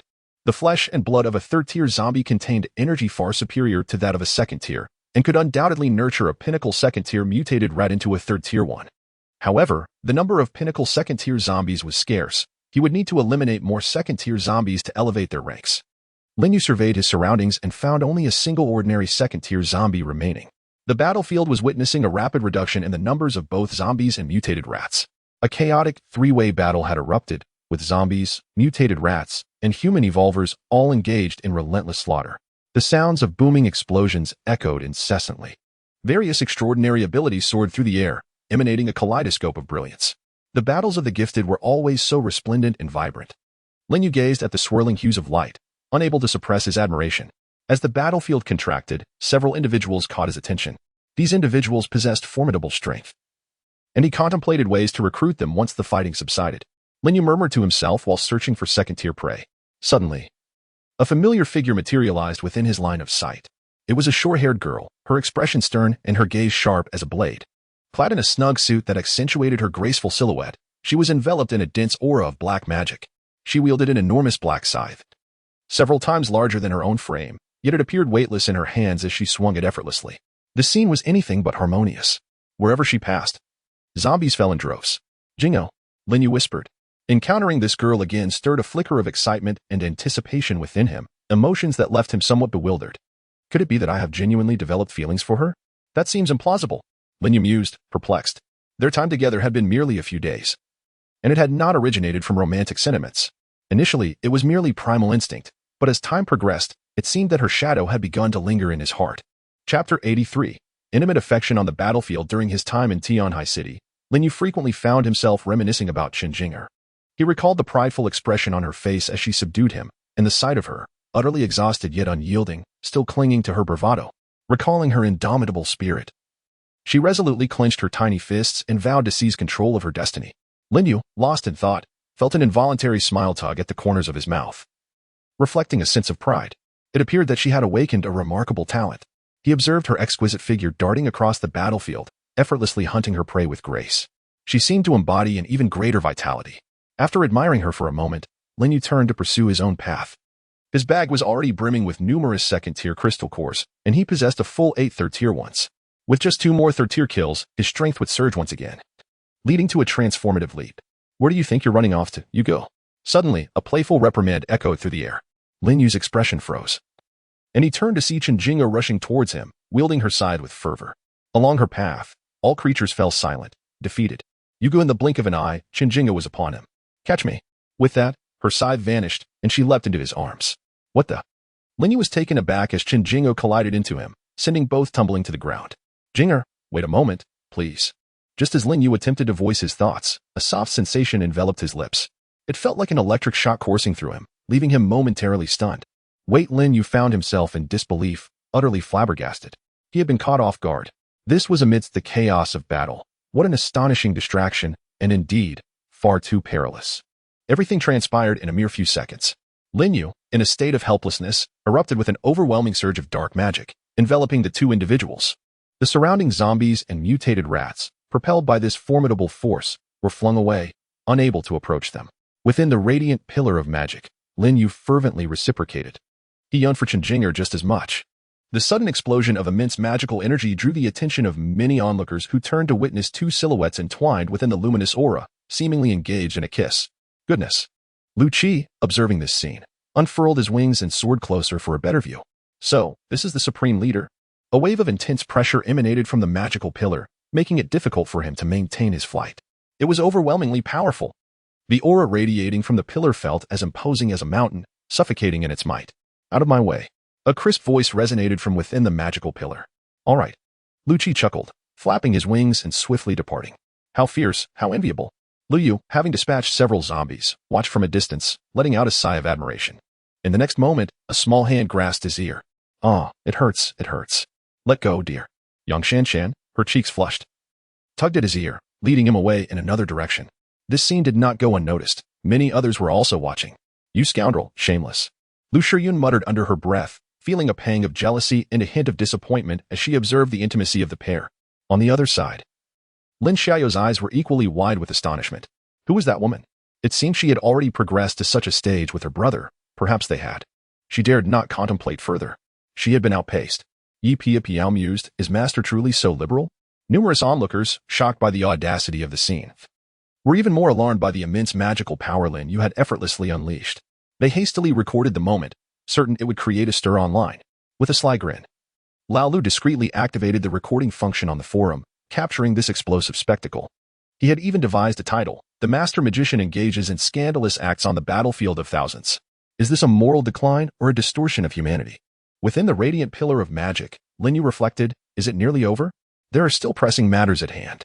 With a hint of resignation, he thought, I'll let you off this time. We shall resume our duel once this is concluded. Chen Jing'er, gritting her teeth, forcefully swatted away Lin Yu's restless hand and plunged back into the fray.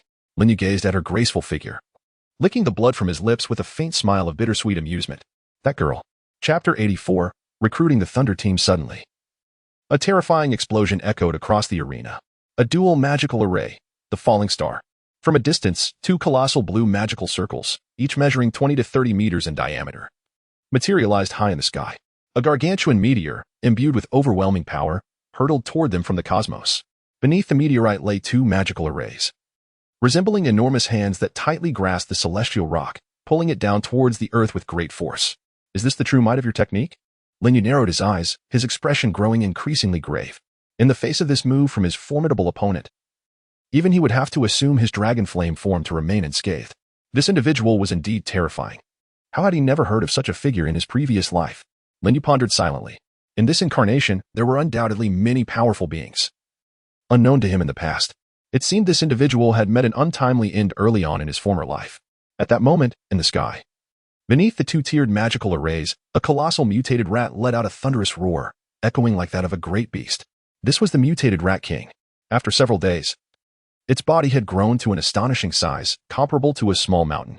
It emanated overwhelming magical power, exerting a formidable pressure in the vicinity. Lin Yu sensed its aura and thought, judging by this presence, the Rat King must have reached the third tier, level 10. With a mighty roar from his formidable opponent, the meteorite plummeted, crashing heavily onto the Rat King's body. Yet, this was not the conclusion. The first magical array unleashed, Hell's Rock. Another terrifying assault ensued. The ground fractured. Magma surged, erupting into the sky, and violently collided with the Rat King, engulfing it entirely. In an instant, a cataclysmic explosion erupted in that area. Several minutes later, as the dust settled, the mutated Rat King lay in a vast pit, teetering on the brink of death. At this moment, the rat tide had suffered a complete defeat, with merely over 10,000 mutated rats left in disarray. They squeaked frantically, attempting to escape, but the zombie army, under the command of Brother Deshur, firmly intercepted and held them back. Kill, kill. The cries echoed thunderously as all the powerful beings, driven by fervor, went on a rampage. voraciously hunting down their prey to seize the last remnants of profit. Lin Yu was not idle either. Just as before, he forcefully fed the mutated rats. He was merely 2 third-tier crystal cores away from his goal. After the passage of 2 hours, everyone came to a halt. The battlefield had long transformed into a desolate ruin, with not a single mutated rat in sight. Even the zombies dwindled to less than 30,000. This fierce battle had utterly cleared the zombie presence from Tianhai City. Many of the evolved beings who had participated, provided they survived, found themselves richly rewarded. Most had already departed the battlefield. Brother Deshur, I truly did not anticipate that you were a zombie king. The judgment glanced at Brother Deshur Jiangxi, utterly astonished. Prior to this, no one could have fathomed that the world-renowned Brother Deshur, ranked first on both leaderboards, was indeed a zombie. Do not harbor any ill intentions against me. Otherwise, you shall meet a most gruesome fate, Brother Deshur said with a gentlemanly smile. Behind him, over 30,000 zombies stood in formation, silently maintaining a military posture. Flanking him were 2 third-tier zombies serving as guardians. The expressions of the judgment group turned grave, and they remained silent. I'm leaving. See you later, Brother Deshur said with a subtle smile towards Lin Yu. Where are you going? Lin Yu inquired. In the neighboring Jiazhou, there are indeed numerous zombies. Brother Deshur smiled gently, waving his hand to lead the remaining zombies away. This fellow seems poised to engage with the mutated beast lurking within the mountains. Lin Yu had already discerned Brother Deshur's intentions, to command the zombies to assault the mutated creatures in the mountains, thereby rapidly elevating their levels. Are you a magician? He Yu inquired, fixing his gaze upon Lin Yu. I am. Do you have any advice? Lin Yu raised an eyebrow. I would like to invite you to join our Thunder team, He Yu replied, his tone relatively sincere as he clasped his fists. I already have my own team. Why not join mine instead? Lin Yu shook his head, attempting to draw this group into his fold. A magician, I know you are formidable, but to recruit us, you may still lack a little something. Shen Fei stepped forward, crackling with lightning. Then how about a wager? Lin Yu suggested with a smile. From the moment he encountered this group on the battlefield, he had been contemplating how to win them over. Shen Fei, a formidable individual who had also ascended to the ranks of the strongest in his previous life, was not someone to be overlooked. Most importantly, this group was exceptionally loyal, having never abandoned their comrades. Such strength was precisely what Lin Yu yearned for. What kind of wager? Shen Fei asked. We can engage in a battle between our 2 parties, 1v1, 3v3, or 5v5, whichever you prefer. The losing side will join the winning side. What say you? Lin Yu proposed with a grin, cleverly laying a trap for Shen Fei. Upon hearing the divine decree, Shen Fei's eyes blazed like lightning as he surveyed the group of individuals surrounding Lin Yu, his expression grave. Previously, on the battlefield, he had merely caught a glimpse of Qin Jinger in combat. The capabilities of the others were shrouded in mystery. Even Lin Yu had only been perceived from a distance, where he sensed a formidable magical presence, yet the intricacies of their battles remained unknown to him, as both parties had engaged in conflict in divergent directions, devoid of any intersection. Very well, I concede. However, today is not feasible. Let us reconvene tomorrow. To ensure prudence, Shen Fei designated the rendezvous for the following day. They had already acquired a substantial number of second-tier crystal cores, sufficient for him to ascend to the second tier, level 10, thereby enhancing their odds of success. After all, Lin Yu had attained the second tier several days prior. I am amenable to that, Lin Yu replied, shrugging nonchalantly. Intriguing. Once everyone had departed, the figure of the rain god materialized in the vicinity. Lin Yu and his entourage, a formidable assembly of 50 or 60 individuals, sought refuge in a quaint farmhouse for the night. Yun, let us unpack our belongings. This evening we shall host a celebration, he declared. Jing'o, gather the ladies to assist in washing vegetables and preparing the meal. Lu Yui Song, take the brothers to gather firewood. Tonight we shall indulge in exquisite delicacies. Lin Yu's arrangements elicited jubilant cheers from the crowd. As the members sprang into action, Lin Yu beckoned a robust figure. Come here. Boss, what is it? Lu Qi hurried over, his eyes scrutinizing Lin Yu from head to toe. This was the legendary leader of leaders, and he had not anticipated that he would be a master of the arcane arts. Previously, on the battlefield, Lin Yu found himself unable to discern the true visage of Qin Jingo amidst the ethereal glow of the magical light beam. It was only at this moment that he began to scrutinize her closely. Lu Qi, possessing an S-grade talent for absorption? Lin Yu's thoughts were entangled. He had seized this individual's opportunity, yet the outcome had rendered him an ally. Chapter 85. The Influence of the Guild Boss. It's truly me. I never imagined that Boss Qin would mention me. I am deeply honored.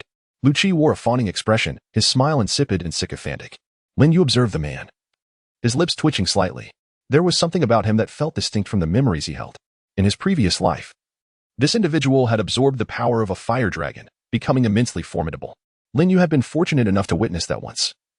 He had exuded the aura of a powerful and transcendent being, yet now he appeared utterly devoid of such demeanor, instead presenting a pitiable guise that incited a desire to deliver a thrashing. How did you come to be under Chen Jingou's command? Enlighten me, Lin Yu inquired. His curiosity piqued. Lu Qi elaborated with embellishments, and it was only then that Lin Yu grasped the situation. So, you were coerced into joining Jing'er's ranks due to your inability to prevail? Your allegiance is not genuine? Lin Yu remarked. No, boss, please don't misunderstand. Initially, there was a hint of that, but now I am truly devoted to following Boss Chen, Lu Qi hastily clarified, sensing the cold glint in Lin Yu's eyes. At first, he had indeed lacked sincerity. However, as time progressed, numerous events unfolded that imbued this team with a warmth he had never experienced before. For his sake, the entire team had even undertaken the perilous task of hunting down a mutated giant eagle, enabling him to absorb its wings and gain the ability to soar. Boss, I am genuinely committed to following Boss Chen, he affirmed earnestly. Since you hold such a relationship, you naturally become my superior. Lu Qi suddenly adopted a serious demeanor. He rose to his feet, stepped back a pace, and fixed his gaze upon Lin Yu, articulating each word with precision. However, I still wish to witness your prowess. In that instant, his entire presence transformed. No longer exuding a frivolous air, he instead radiated the aura of a fierce beast. Lin Yu's eyes sparkled with intrigue. This fellow was indeed promising, worthy of cultivation. Do you wish to engage in a duel with me? He inquired with a sly smile directed at Lu Qi. Absolutely. Why not advance to the second tier first? I shall await your return. Lin Yu aspired to thoroughly impress this individual, hoping to mold him into a pillar of strength for the eternal day. Lu Qi possessed an extraordinarily remarkable talent for ability absorption.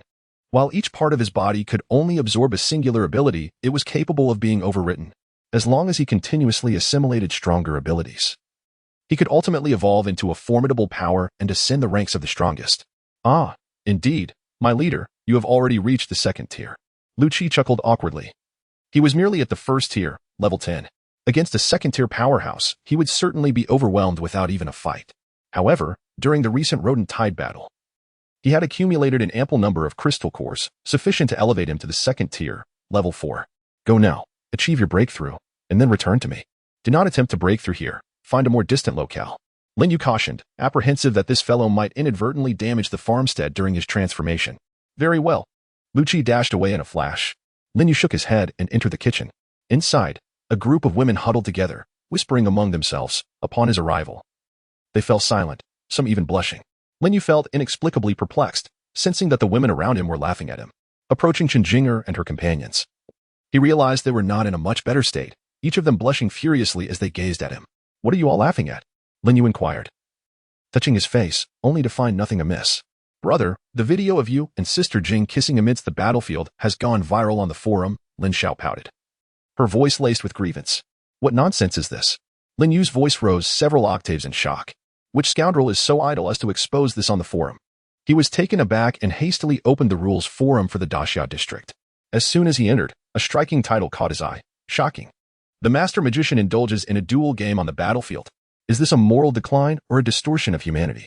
With a darkened expression, Lin Yu clicked on it. The post contained a recorded video displaying him being pinned to the ground by Chen Jing'er, fervently kissing her, all while countless zombies and mutated rats clashed around them. Fortunately, the explosion of magical energy concealed their true identities. Lin Yu felt a twinge of relief. Thankfully, they were enveloped in a pillar of magical energy, obscuring their true appearances. The comments section was already ablaze with reactions. The master magician is indeed a role model for our generation. Engaging in such acts under the gaze of the public must be incredibly exhilarating. Don't blur the footage. The most intriguing content remains uncovered. Do we need to subscribe to a membership to view it? May I remind you all, isn't your focus misplaced? Can you not see the immense pillar of magical energy surrounding the magician? It is utterly terrifying. The forum is abuzz with discussions. You have become an internet sensation. Chen Jing'o approached with a beaming smile, entirely oblivious to the gravity of the situation. Tonight, you are doomed. Lin Yu retorted bitterly. Come on, who is afraid? Chen Jing'o's eyes sparkled with excitement. Boss, a voice rang out from outside. It was Lu Qi. Seizing the opportunity, Lin Yu hastily made his escape. This rogue girl is truly unbearable. An hour later, a rich aroma wafted from the farmhouse, tantalizing everyone's appetites. At this moment, Lin Yu and Lu Qi entered, drawing all eyes to them. Lin Yu strode ahead with a cheerful demeanor, while Lu Qi limped behind, battered and bruised. Ha ha, old Lu, did you think you could challenge the boss? Looks like you got what you deserved. Among the crowd, Liu laughed the loudest. Enough of the antics, Lin Yu interjected, halting the revelry. Everyone seated here is part of Eternal Day. You may form your own small groups. But do remember that you all belong to Eternal Day. To avoid excessive verbosity, let us omit a 2,000-word speech here. Congratulations to all survivors. An evolver has broken through to the 3rd tier, and the guild system is now open. All guild leaders, please proceed to the rules shop to purchase the guild core. Once established, guilds will offer numerous functions. Please explore them at your leisure. At that moment, 3 chilling voices resonated in the minds of people across the globe. Someone has broken through to the 3rd tier. Everyone was taken aback, hastily checking the leaderboard. On the evolutionary leaderboard of the world, the name of Deshur stands proudly at the pinnacle, being the sole individual to attain the 3rd tier. Meanwhile, there are only 271 individuals who have reached the 2nd tier across the globe. Astonishing. 2 exclamations. Is Deshur truly that extraordinary? He hardly seems human. With the establishment of a guild, what is the name of Deshur's faction? I wish to join. The Jia Tian gang is recruiting. The Qin Shi Mingyu is also seeking members, and our leader, Yushin, is an absolute beauty. At this moment, the forum is in complete chaos. Lin Yu had long anticipated this. He had been waiting for this moment. The emergence of guilds would provide him with inspiration for his forthcoming plans. He intends to seek high-level firepower, and the most convenient way to achieve this is through dialogue with the rules, a pathway accessible only through a guild. Chapter 86. Goodness, you are truly exceptional. Boss, what is this? Everyone turned their gaze towards Lin Yu, awaiting his command. Lin Yu wasted no time. He directly spent 100,000 evolution points in the newly appeared rule shop to purchase a guild core. In the next instant, under the watchful eyes of the crowd, the void split open, and a palm-sized badge, along with a towering 5-meter-tall stone tablet, was teleported forth. A magnificent flow of rule power swirled around it. Boom. The stone tablet crashed heavily onto the ground, stirring up a cloud of dust. What is this? Curiosity painted the faces of all who gathered around. This is the guild badge and the guild core.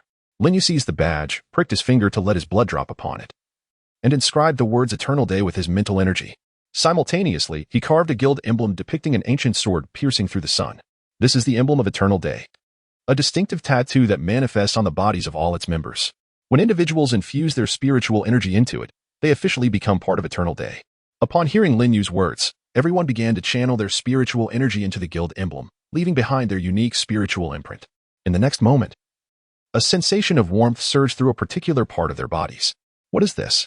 Exclaimed the young girl, Ruko, as a tattoo pattern gradually emerged in the palm of her hand. This is the mark of Eternal Day, Lin Yu explained. Soon, tattoos began to appear on the areas that felt warm, some on foreheads, others on arms, and some on backs. Jing-er, why is your face so flushed? Lin Yu inquired, noticing her reddened complexion. My emblem might be on my backside, Jing-er replied bashfully, leaning close to Lin Yu's ear to whisper. Lin Yu was taken aback, surprised by her uniqueness. His eyes lit up as he mischievously suggested, perhaps I shall examine it tonight. Sounds good. Let's explore it together. Jing-er responded, unabashed and brimming with enthusiasm. Lin Yu felt as though he had wandered into a den of wolves. Subsequently, he placed the guild emblem into the recess at the top of the core steel. In an instant, the steel shimmered with radiant light, revealing the emblem of Eternal Day, followed by the characters for Eternal Day. This steel is the guild's most essential and enigmatic artifact, imbued with formidable powers of rule, impervious to human destruction. Lin Yu explained to the crowd that the guild monument possesses 4 extraordinary functions: the trial space, the stronger assessment, the wish clue, and the rule tasks. Boss, what do all these mean? The crowd looked utterly bewildered. Any member of the guild could enter the trial space within the monument by consuming a certain amount of crystal cores.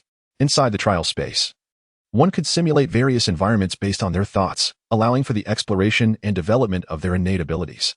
Additionally, one could create simulations of opponents to engage in combat, thus continually improving and enhancing their practical combat skills. Upon hearing Lin Yu's words, everyone was filled with excitement. This functionality is remarkably potent. Many individuals, despite having awakened their talents, found their abilities rudimentary and their attacks rather singular, lacking thorough development.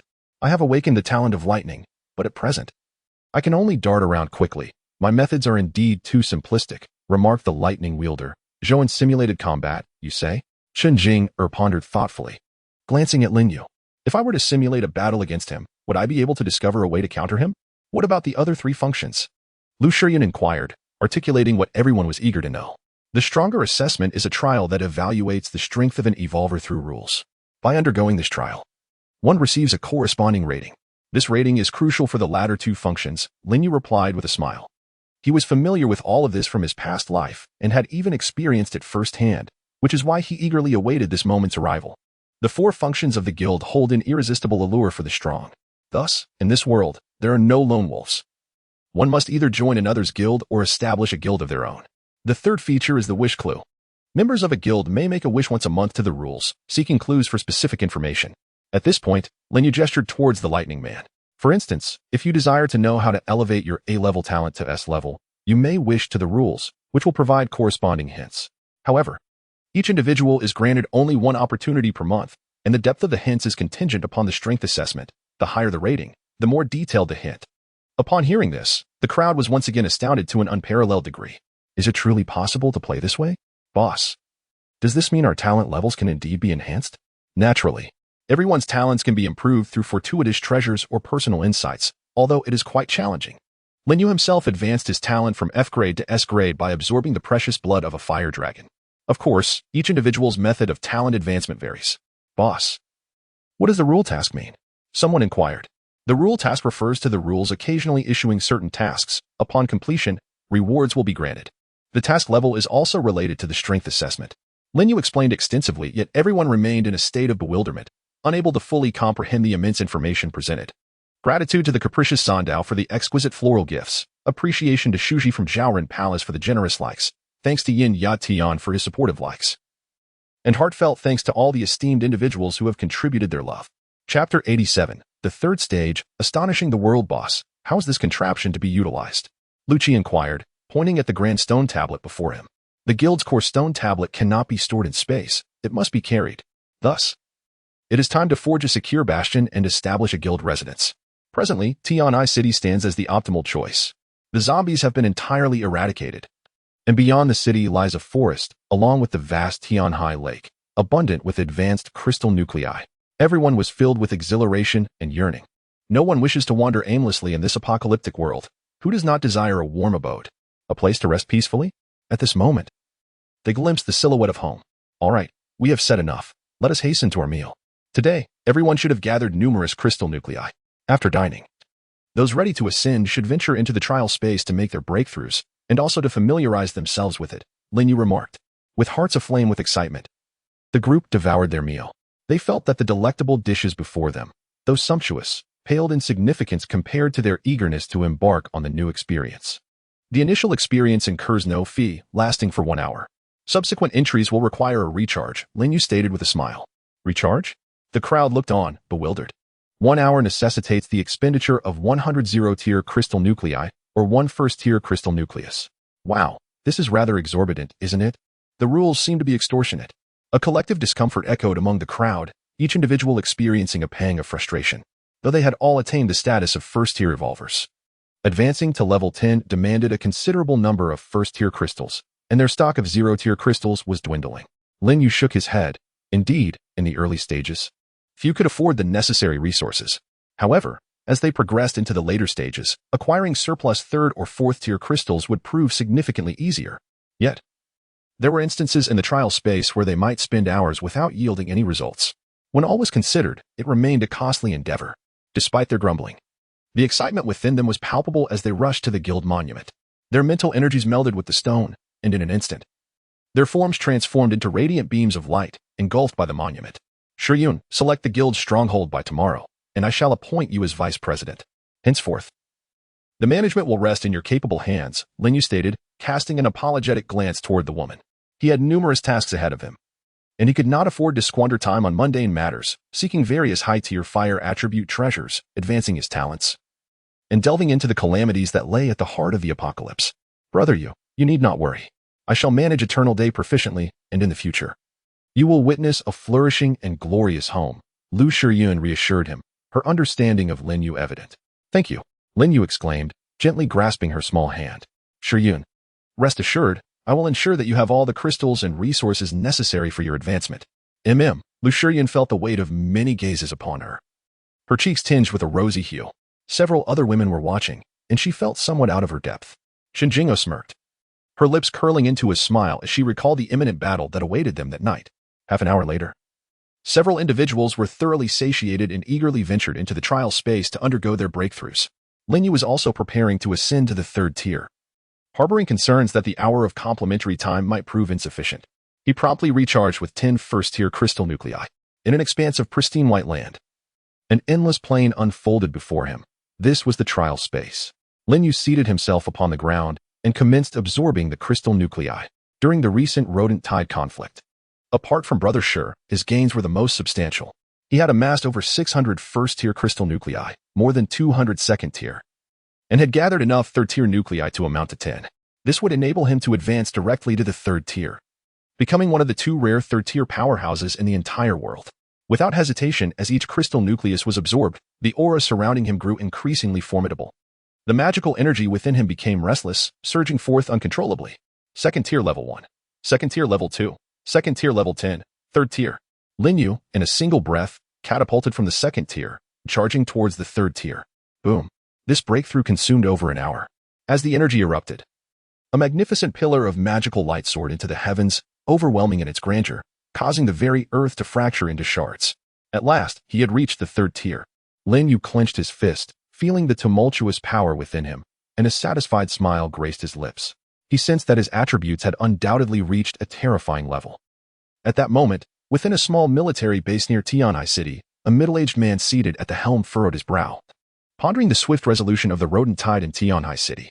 Indeed, news from the forum reveals that the mutated rodents and zombies in Tianhai City vanished entirely this afternoon.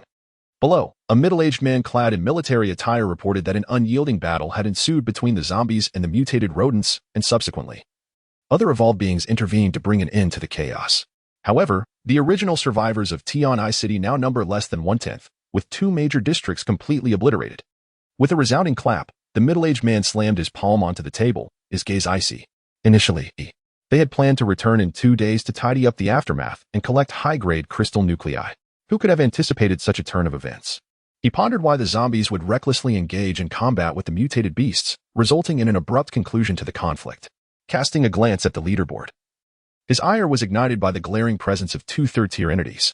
Convey my orders, prepare for action, and we shall depart for Tianhai City by dawn to gather all remaining individuals and establish a base, he commanded with a sweeping gesture, resolutely making his decision. Given the circumstances, he resolved to consolidate all survivors under his banner and assert dominance in the region. He had seen the edict from the Emperor of the Forbidden City.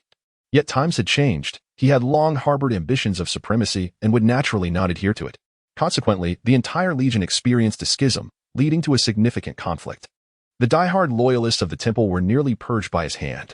Chapter 88, The Bet with the Thunder Team. With the conclusion of the rodent tide in Tianhai City, a new wave of second-tier powerhouses emerged, including 2 third-tier individuals, Deshir Brother and the Magician, shaking the world to its core. Does the lapdog of Sakura Nation still dare to bark? The mightiest among you, Qianhe, is merely ranked 10th. Foolishness. What do you comprehend? Our esteemed Qianhe shall not succumb to your ranks. He is merely biding his time, poised to unveil a grand surprise amidst the turmoil of the 100 nations. Surely, he shall not falter against that group from the Great Xia. The citizens of the Cherry Blossom Kingdom wear grim visages. The sudden ascension of Deshir and the Magician to the third tier struck them like a resounding slap, leaving them dazed. They could only muster a feeble rebuttal to the jeers of the Great Xia. Do not revel just yet, Great Xia, when the 100 nations clash. Deshir and the Magician shall inevitably face the wrath of Qianhe. At this moment, Qianhe, upon encountering such discourse, felt a surge of agitation. Truth be told, he harbored no desire to confront Deshir and the Magician, for the weight of their renown is not to be underestimated. Their sustained dominance is a testament to their extraordinary prowess. He possessed no absolute assurance of victory, unless the research conducted at the shrine could elevate his strength to new heights. In the west, within the celestial court, a furrowed brow adorned Lucifer's face as he clutched a vial of potion, yet refrained from its use. The time was not yet right. In a villa within Tianhai City, over 20 individuals gathered, exchanging glances filled with trepidation. Boss, the Magician has reached the third tier. Shall we still proceed with tomorrow's duel? Heiyu's countenance was far from favorable, tinged with a pallor of unease. The third tier, an echelon beyond his and Shen Fe's current capabilities. In today's skirmish, they had indeed procured a considerable number of second-tier crystal cores, with their top 2 members attaining the pinnacle of second-tier level 10. However, they did not possess a single third-tier crystal nucleus. Despite this, we must rise to the challenge. To retract our words and act like timid turtles would render our thunderous team obsolete. Shen Fe wore a grave expression but did not falter. Is it not we who determine the method of competition? I have already devised a strategy. After a moment of contemplation, He articulated his thoughts, and upon hearing them, everyone's eyes sparkled with realization. Indeed, if we proceed with this approach, our chances of victory are significantly heightened. As Lin Yu emerged from the trial space, all gazes turned fervently towards him, for he was the second third-tier powerhouse on the world rankings. Today, the strength of everyone experienced a monumental enhancement. Chen Jinger, Lin Xiaoyu, and Pia Pia, the trio of women, all ascended to level 10 of the second tier, while Lu Shiyun reached level 8 of the second tier. Most others had attained level 10 of the first tier, with a few having already breached the second tier. Boss, did you see that?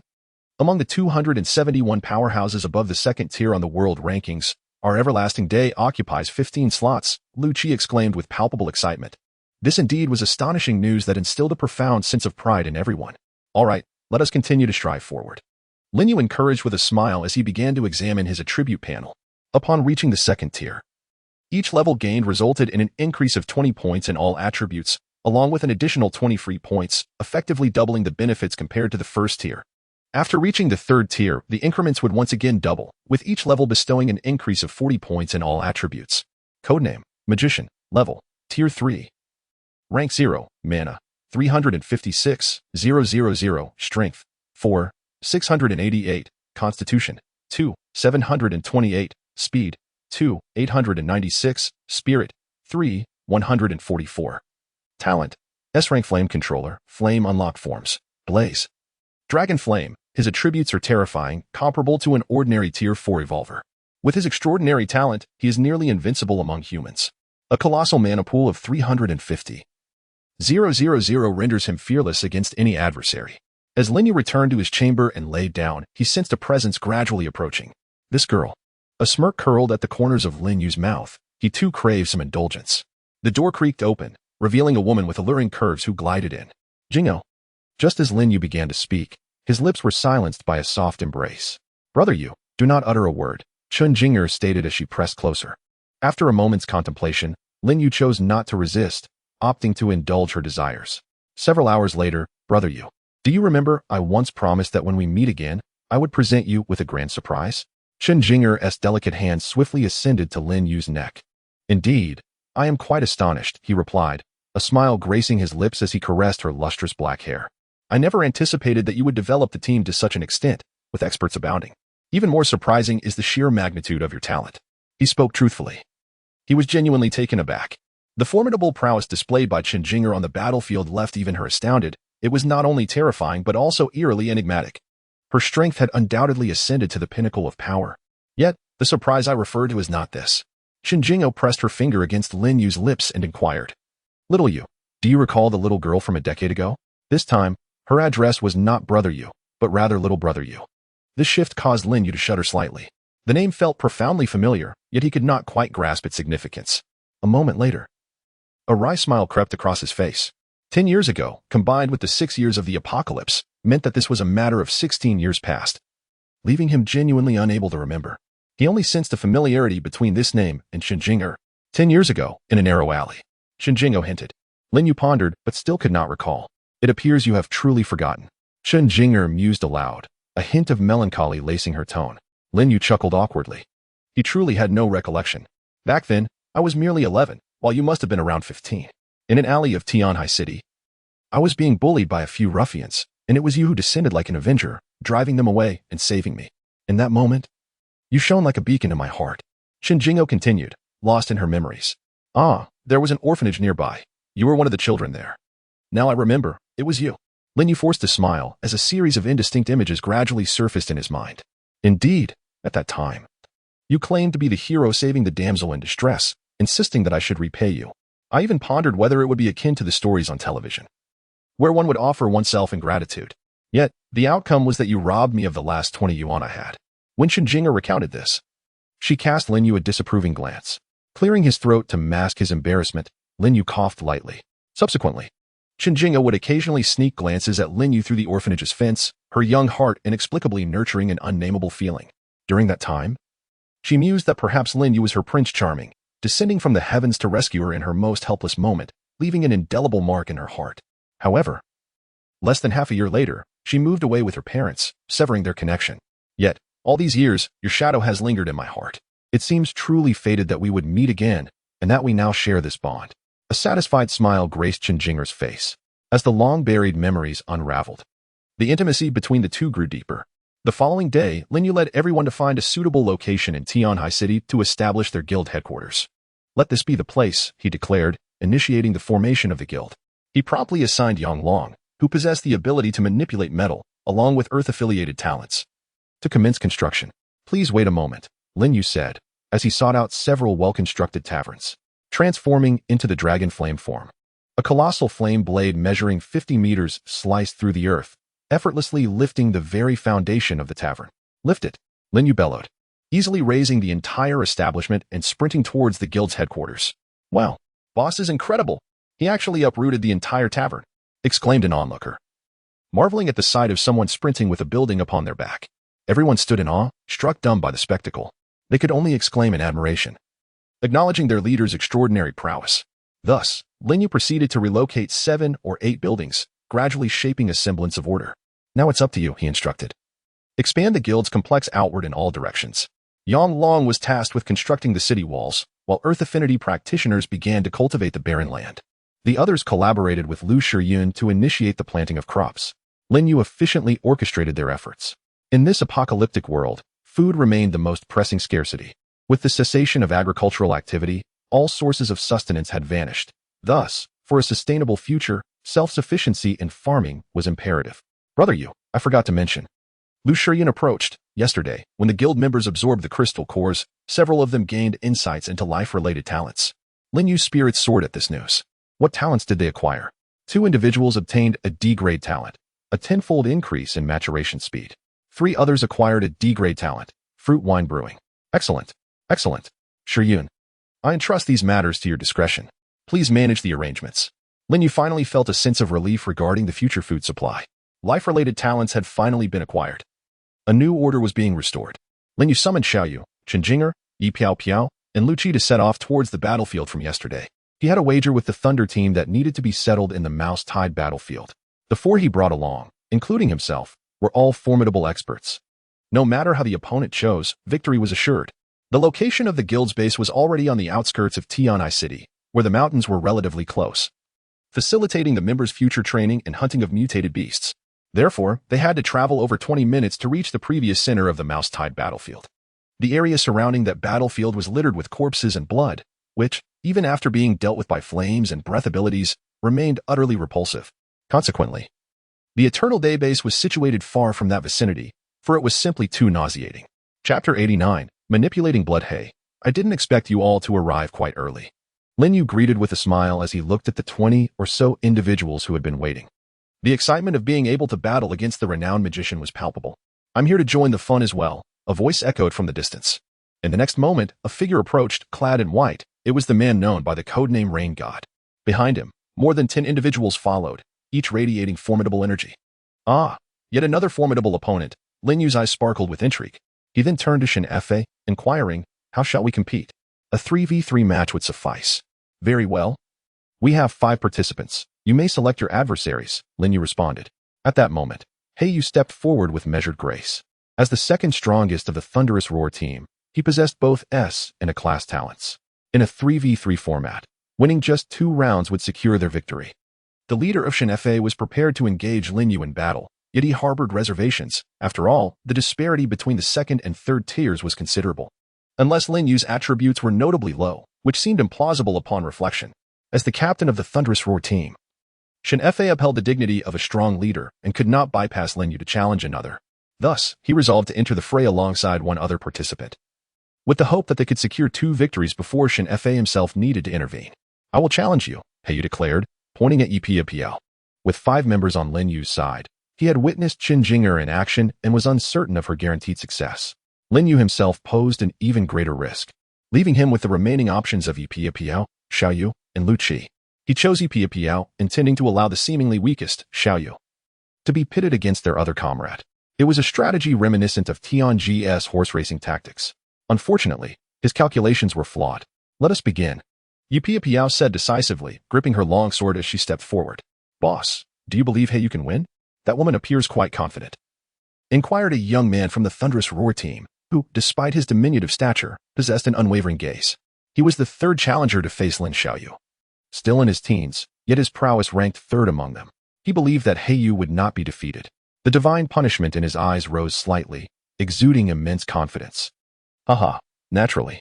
Against 5 opponents, aside from the magician and that woman, our leader Heiyu cannot possibly lose. He continued, by the way, when Xinyan faces that young girl later. Be gentle, a mere victory will suffice. The mere thought of it excited him. With the addition of the esteemed magician, our Thunder team would undoubtedly make a name for itself worldwide. As the group spoke, their enthusiasm escalated, their eyes sparkling with excitement, as if they had already witnessed Yi Piapiao's defeat. In the arena, Heiyu made the first move. His body surged towards Yi Piapiao at breakneck speed, fist clenched, ready to strike. Technique, speed enhanced twofold. It was nearly instantaneous. Yi Piapiao inscribed the double technique of speed enhancement upon herself, her figure quivering slightly. Just as Heiyu's fist reached its target, it shattered through her form. Alas, a mere illusion. Heiyu's pupils constricted, and he swiftly retreated. Nevertheless, a longsword grazed his arm, leaving a wound from which crimson droplets began to flow. This was not the outcome he desired, yet he found himself with no alternative. Heiyu halted his retreat, a wry smile crossing his face. Then, his expression turned solemn. Blood gushed from the wound on his arm, coalescing in midair into numerous blood needles. Go, he shouted, unleashing a barrage of blood needles that hurtled towards Yi Piapiao, their numbers vast and their speed astonishing. Technique, 6x248x, Inquiry X. Yi Piapiao acted without hesitation, swiftly inscribing the incantation. A luminous barrier surged from the ground, standing resolutely before her. With a resounding pop, the barrier was pierced. The blood needle directly penetrated the protective enchantment, hurtling towards her once more. Yi Piapiao's gaze sharpened, and her body darted aside with remarkable speed. However, those blood needles, under the control of Heiyu, twisted mid-air, relentlessly pursuing her. Incantation, sharpness enhanced. While evading, Yi Piapiao brought her fingers together, gliding them across her long sword, and a shimmering light adhered to its blade. Clang, clang, clang. She swung her sword, severing all the blood needles. To her astonishment, with a flick of his left hand, Heiyu reconstituted the shattered blood, transforming it into an elongated blood dagger. Manipulating blood, what a formidable talent indeed. Linyu, observing the scene, began to grasp the essence of Heiyu's extraordinary ability. Controlling blood? It appears he manipulates the blood flowing from his own wounds. Does that mean he must inflict harm upon himself before engaging in combat? Qinjinga was somewhat taken aback. Was such a talent truly powerful? Wouldn't excessive blood loss lead to his own demise?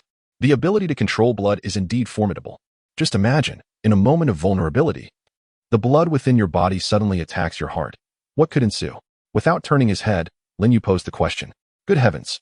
Lu Qi exclaimed, pondering the implications. If one's own blood were to launch an assault on the heart or brain, resulting in a catastrophic explosion of the body, how terrifying would that be? There would be no defense against it. At present, it appears that Black Feather's control over blood is still limited. He seems unable to manipulate the blood of others. Linyu observed that Black Feather could only govern his own blood. Should he continue to explore and break through in the trial space of the guild, achieving the ability to control the blood within others, it would indeed be formidable. Such prowess raises the question of how one might counter it. Qinjinga frowned. In this world, many formidable talents exist, yet none are without flaw. Every gift possesses its weaknesses. Linyu spoke slowly, elucidating to the group. All manipulation-type talents derive their power from the innate magnetic field of the practitioner. For instance, with Black Feather's control over blood. If one can sever his blood's magnetic field, one can render their own blood impervious to his influence. The others listened thoughtfully. In the arena, Black Feather wielded a blood blade, striking towards Yi Piapiao. Upon contact with her longsword, the blood blade suddenly detonated, transforming into countless strands of blood that splattered in all directions. Despite Yi Piapiao's swift evasion, several droplets of blood adhered to her. In an instant, wherever the blood touched began to sizzle, and the next moment, it seared her skin. Blood explosion. With a soft command from Black Feather, petals of blood erupted from Yi Piapiao, leaving fine cuts across her arms. Soon after, a wave of dizziness washed over her, nearly causing her to stumble. You have lost. The toxins within the blood have infiltrated through your wounds. While they may only slow your movement slightly, that is sufficient, Black Feather declared with an air of confidence. Technique. Doubling physical strength. Yi Piapiao swiftly inscribed the incantation for enhancing her physique, and instantly, a radiant green light enveloped her. Her physical condition rapidly improved, and the wounds upon her body began to heal at an astonishing pace. The toxins within her were swiftly metabolized, restoring her to her original state. Damn, Heiyu exclaimed, his eyes widening at the sight. How could one possibly contend with this? With the ability to augment whichever attribute one desired, how could a battle even commence? Chapter 90. Her power surpasses even the divine punishment leader technique. Tripling speed, Yipia Piao promptly relinquished her enhancement of physical strength in favor of accelerating her speed. And this time, it was a threefold increase. In an instant, her figure vanished, reappearing behind Heiyu as if by teleportation. She unleashed a flurry of 4 strikes, which Heiyu failed to parry. It was too swift, too elusive to perceive. In a heartbeat, 4 sprays of blood erupted from his shoulder, calf, wrist, and back. You have been defeated. Had I intended to kill you, you would have perished just now. Yipia Piao's silhouette solidified at a distance, while Heiyu's expression darkened. Although he still possessed many techniques yet to be utilized, the opponent's speed was overwhelmingly rapid, even if he employed every tactic at his disposal. The prospect of victory seemed bleak. Her innate talent was extraordinarily formidable, allowing her to seamlessly shift between enhanced attributes, rendering the confrontation nearly futile. Threefold technique? Lin Yu's eyes widened in astonishment. How could this disciple have grasped the 3rd level so swiftly? Such innate talent and comprehension were truly remarkable. How incredibly powerful was this woman? Had she not just claimed to triple her speed? Was it not stated that S-class talents could only enhance primary attributes by a factor of 2? In the Thunder team, some members wore expressions of astonishment. Could it be the SS talent? Divine Punishment also wore a grave countenance.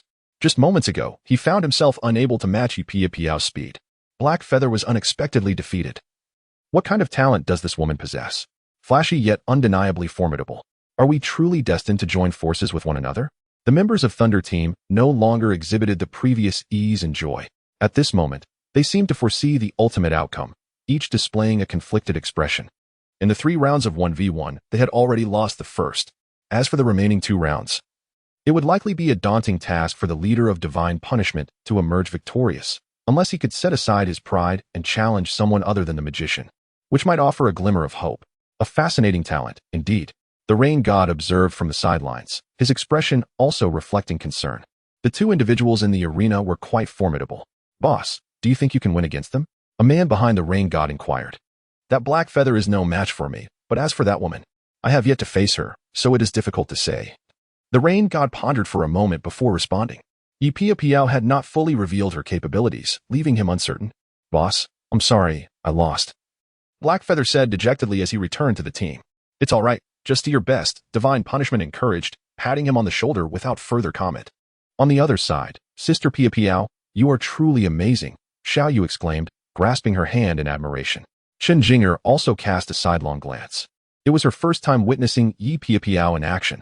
The seemingly endless array of bizarre tactics was indeed quite challenging.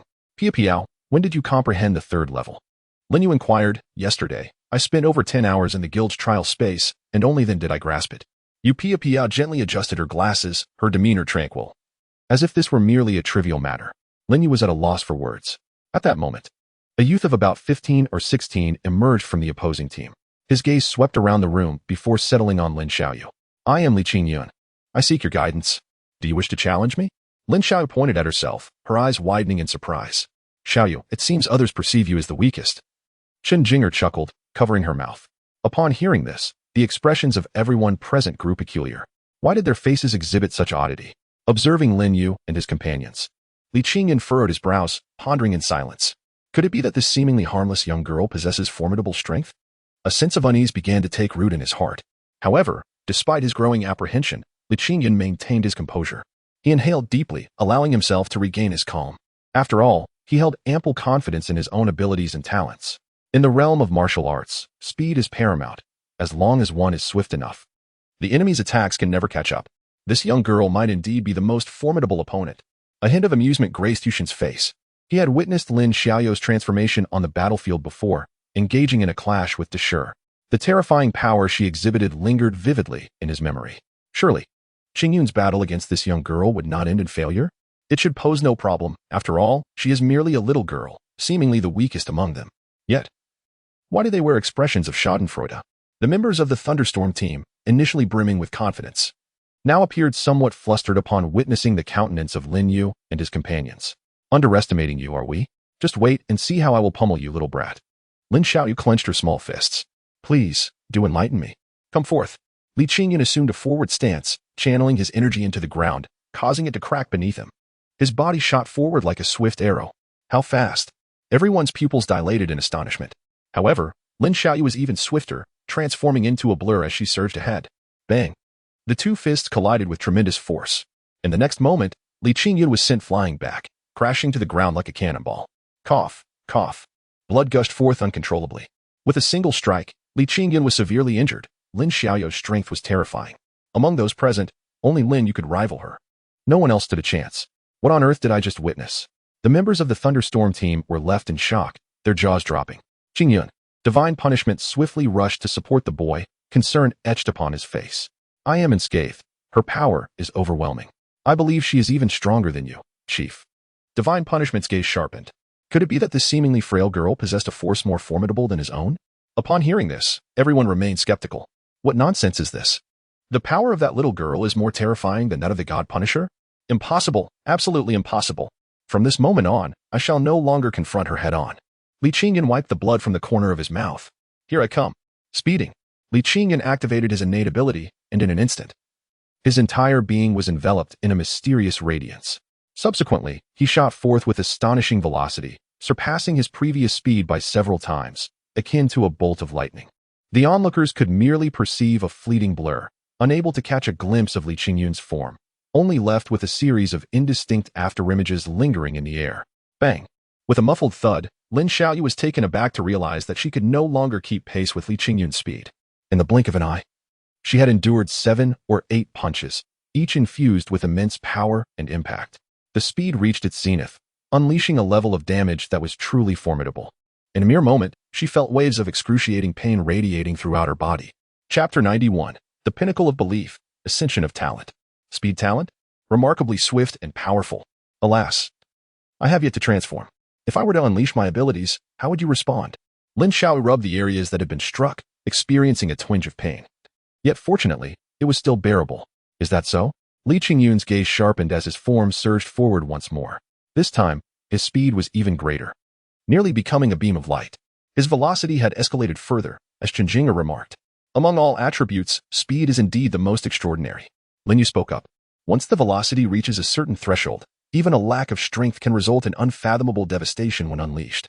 For instance, a piece of paper gliding slowly across your skin would elicit no sensation.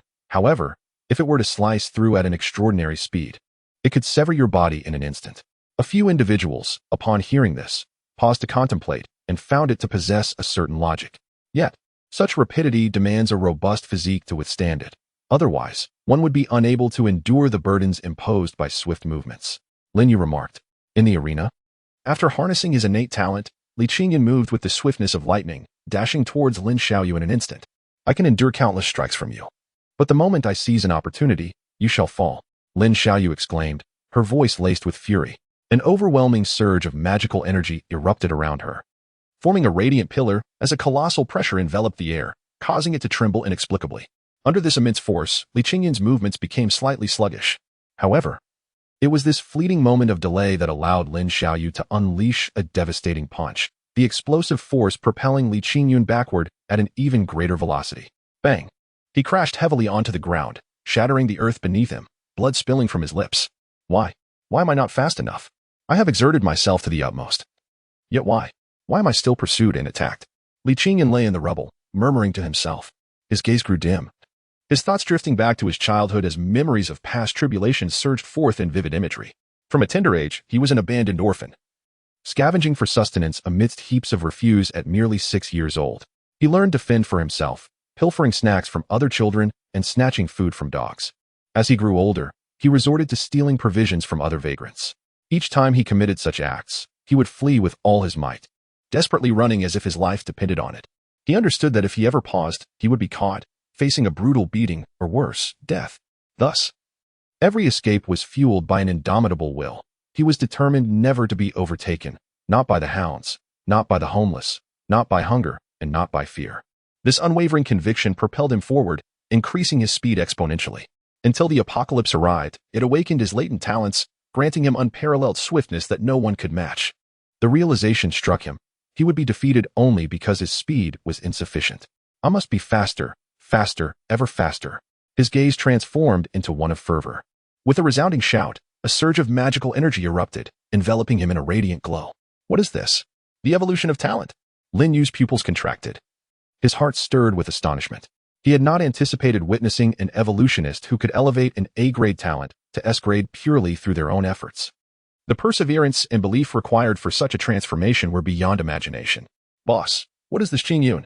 It appeared his talent had evolved, becoming swifter and stronger than before. Perhaps already reaching the S-grade. Goodness, this lad is formidable. If that's the case, victory is assured. The members of the Thunderous team were filled with joy, for they realized that Li Qingyun had grown immensely stronger than before. With this, victory seemed all but assured. Suddenly, Li Qingyun transformed into a streak of light, moving with such swiftness that the onlookers could scarcely perceive his actions. It was astonishingly fast. Even Shinjinger, possessing the strongest mental acuity, could only vaguely catch a glimpse of his afterimage. Bang! Before anyone could comprehend what had transpired, Lin Xiaoyu was sent hurtling away. Even as her body soared through the air, she was struck again, a beam of light colliding with her abdomen, propelling her upwards. Xiaoyu. Shinjingo felt a surge of urgency, wanting to rush forward, but was restrained by Lin Yu. Let us observe for now. In the arena, Lin Xiaoyu was overwhelmed by excruciating pain. Each strike from Li Qingyun reverberated through her very core. Although she could faintly perceive his attacks, her body could not keep pace with such speed, rendering her incapable of mounting an effective defense. This was the predicament she now faced. The opponent's velocity had far surpassed her neural responses and bodily capabilities. As she felt herself plummeting, she braced for yet another devastating blow from him. In light of this, she had no choice but to unleash her full potential. With a sharp cry, she emanated a dark radiance, and a pair of ebony wings unfurled majestically from her back. The end's body.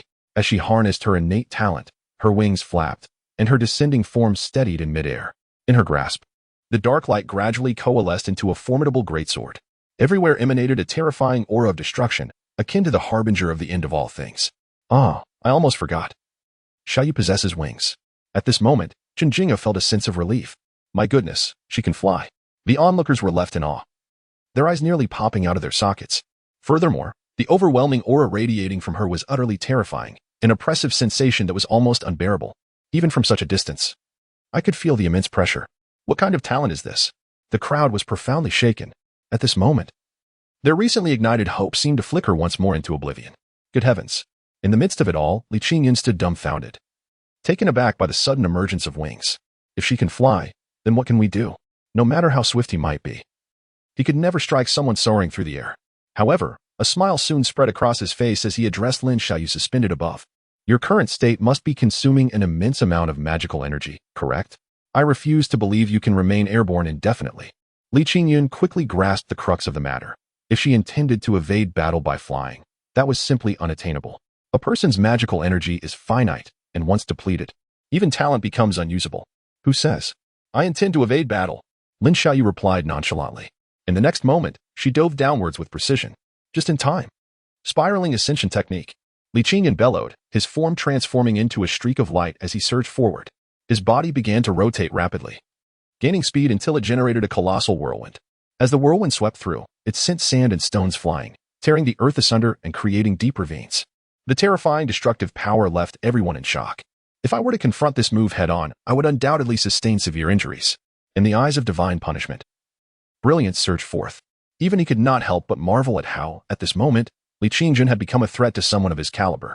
The most critical aspect was that this move was not only immensely powerful, but also executed with astonishing speed.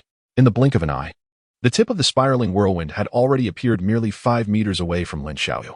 Chapter 92. Recruits of Thunder Team. Targeting the rain god, you are indeed formidable. But alas, you have encountered me. A glimmer of astonishment flickered in Lin Xiaoyu's eyes. The will and conviction of this youth were truly extraordinary. Just half an hour ago, he was merely a somewhat impressive A-grade talent, yet he has now evolved to such an extent. It is likely that he surpasses even that black feather. The end of destruction. Blade Storm. Lin Xiaoyu exclaimed lightly, directly unleashing this formidable technique. Her long sword instantly shimmered with a dark radiance, consolidating all its power at the tip, sweeping forward with a horizontal strike. Immediately, countless sharp blades of sword energy surged forth like a tempest, forming an immensely terrifying blade storm. Each strand of sword energy carried the might to obliterate the heavens and earth, making it impossible to gaze directly upon. The entire space before her seemed on the verge of being torn asunder by this sword energy. This is bad. Qingyun, retreat. Divine punishment bellowed. Even from outside the fray, he could deeply sense the terror emanating from the multitude of sword energies. If Li Qingyun's spiral were to plunge into that realm of blades, he would likely be mercilessly torn apart. Kill. How could Li Qingyun be unaware of the peril that lay ahead? However, retreat was no longer an option for him. His speed was too great, rendering backward movement impossible. He could only charge forward with relentless determination. Boom. The spiraling storm, akin to a colossal dragon, crashed into the realm of blades with unparalleled might. In the next moment, a deafening explosion erupted at the heart of the battle, resembling the cataclysm of heaven and earth. An infinite brilliance burst forth instantaneously, engulfing the area and forming a massive sphere of light, akin to a miniature sun. The fierce sword aura detonated within that sphere, rampaging through the space as if seeking to tear everything asunder. The overwhelming energy fluctuations caused the very fabric of space to tremble, rendering it impossible to approach. All present stood transfixed, awestruck by this astonishing display of power.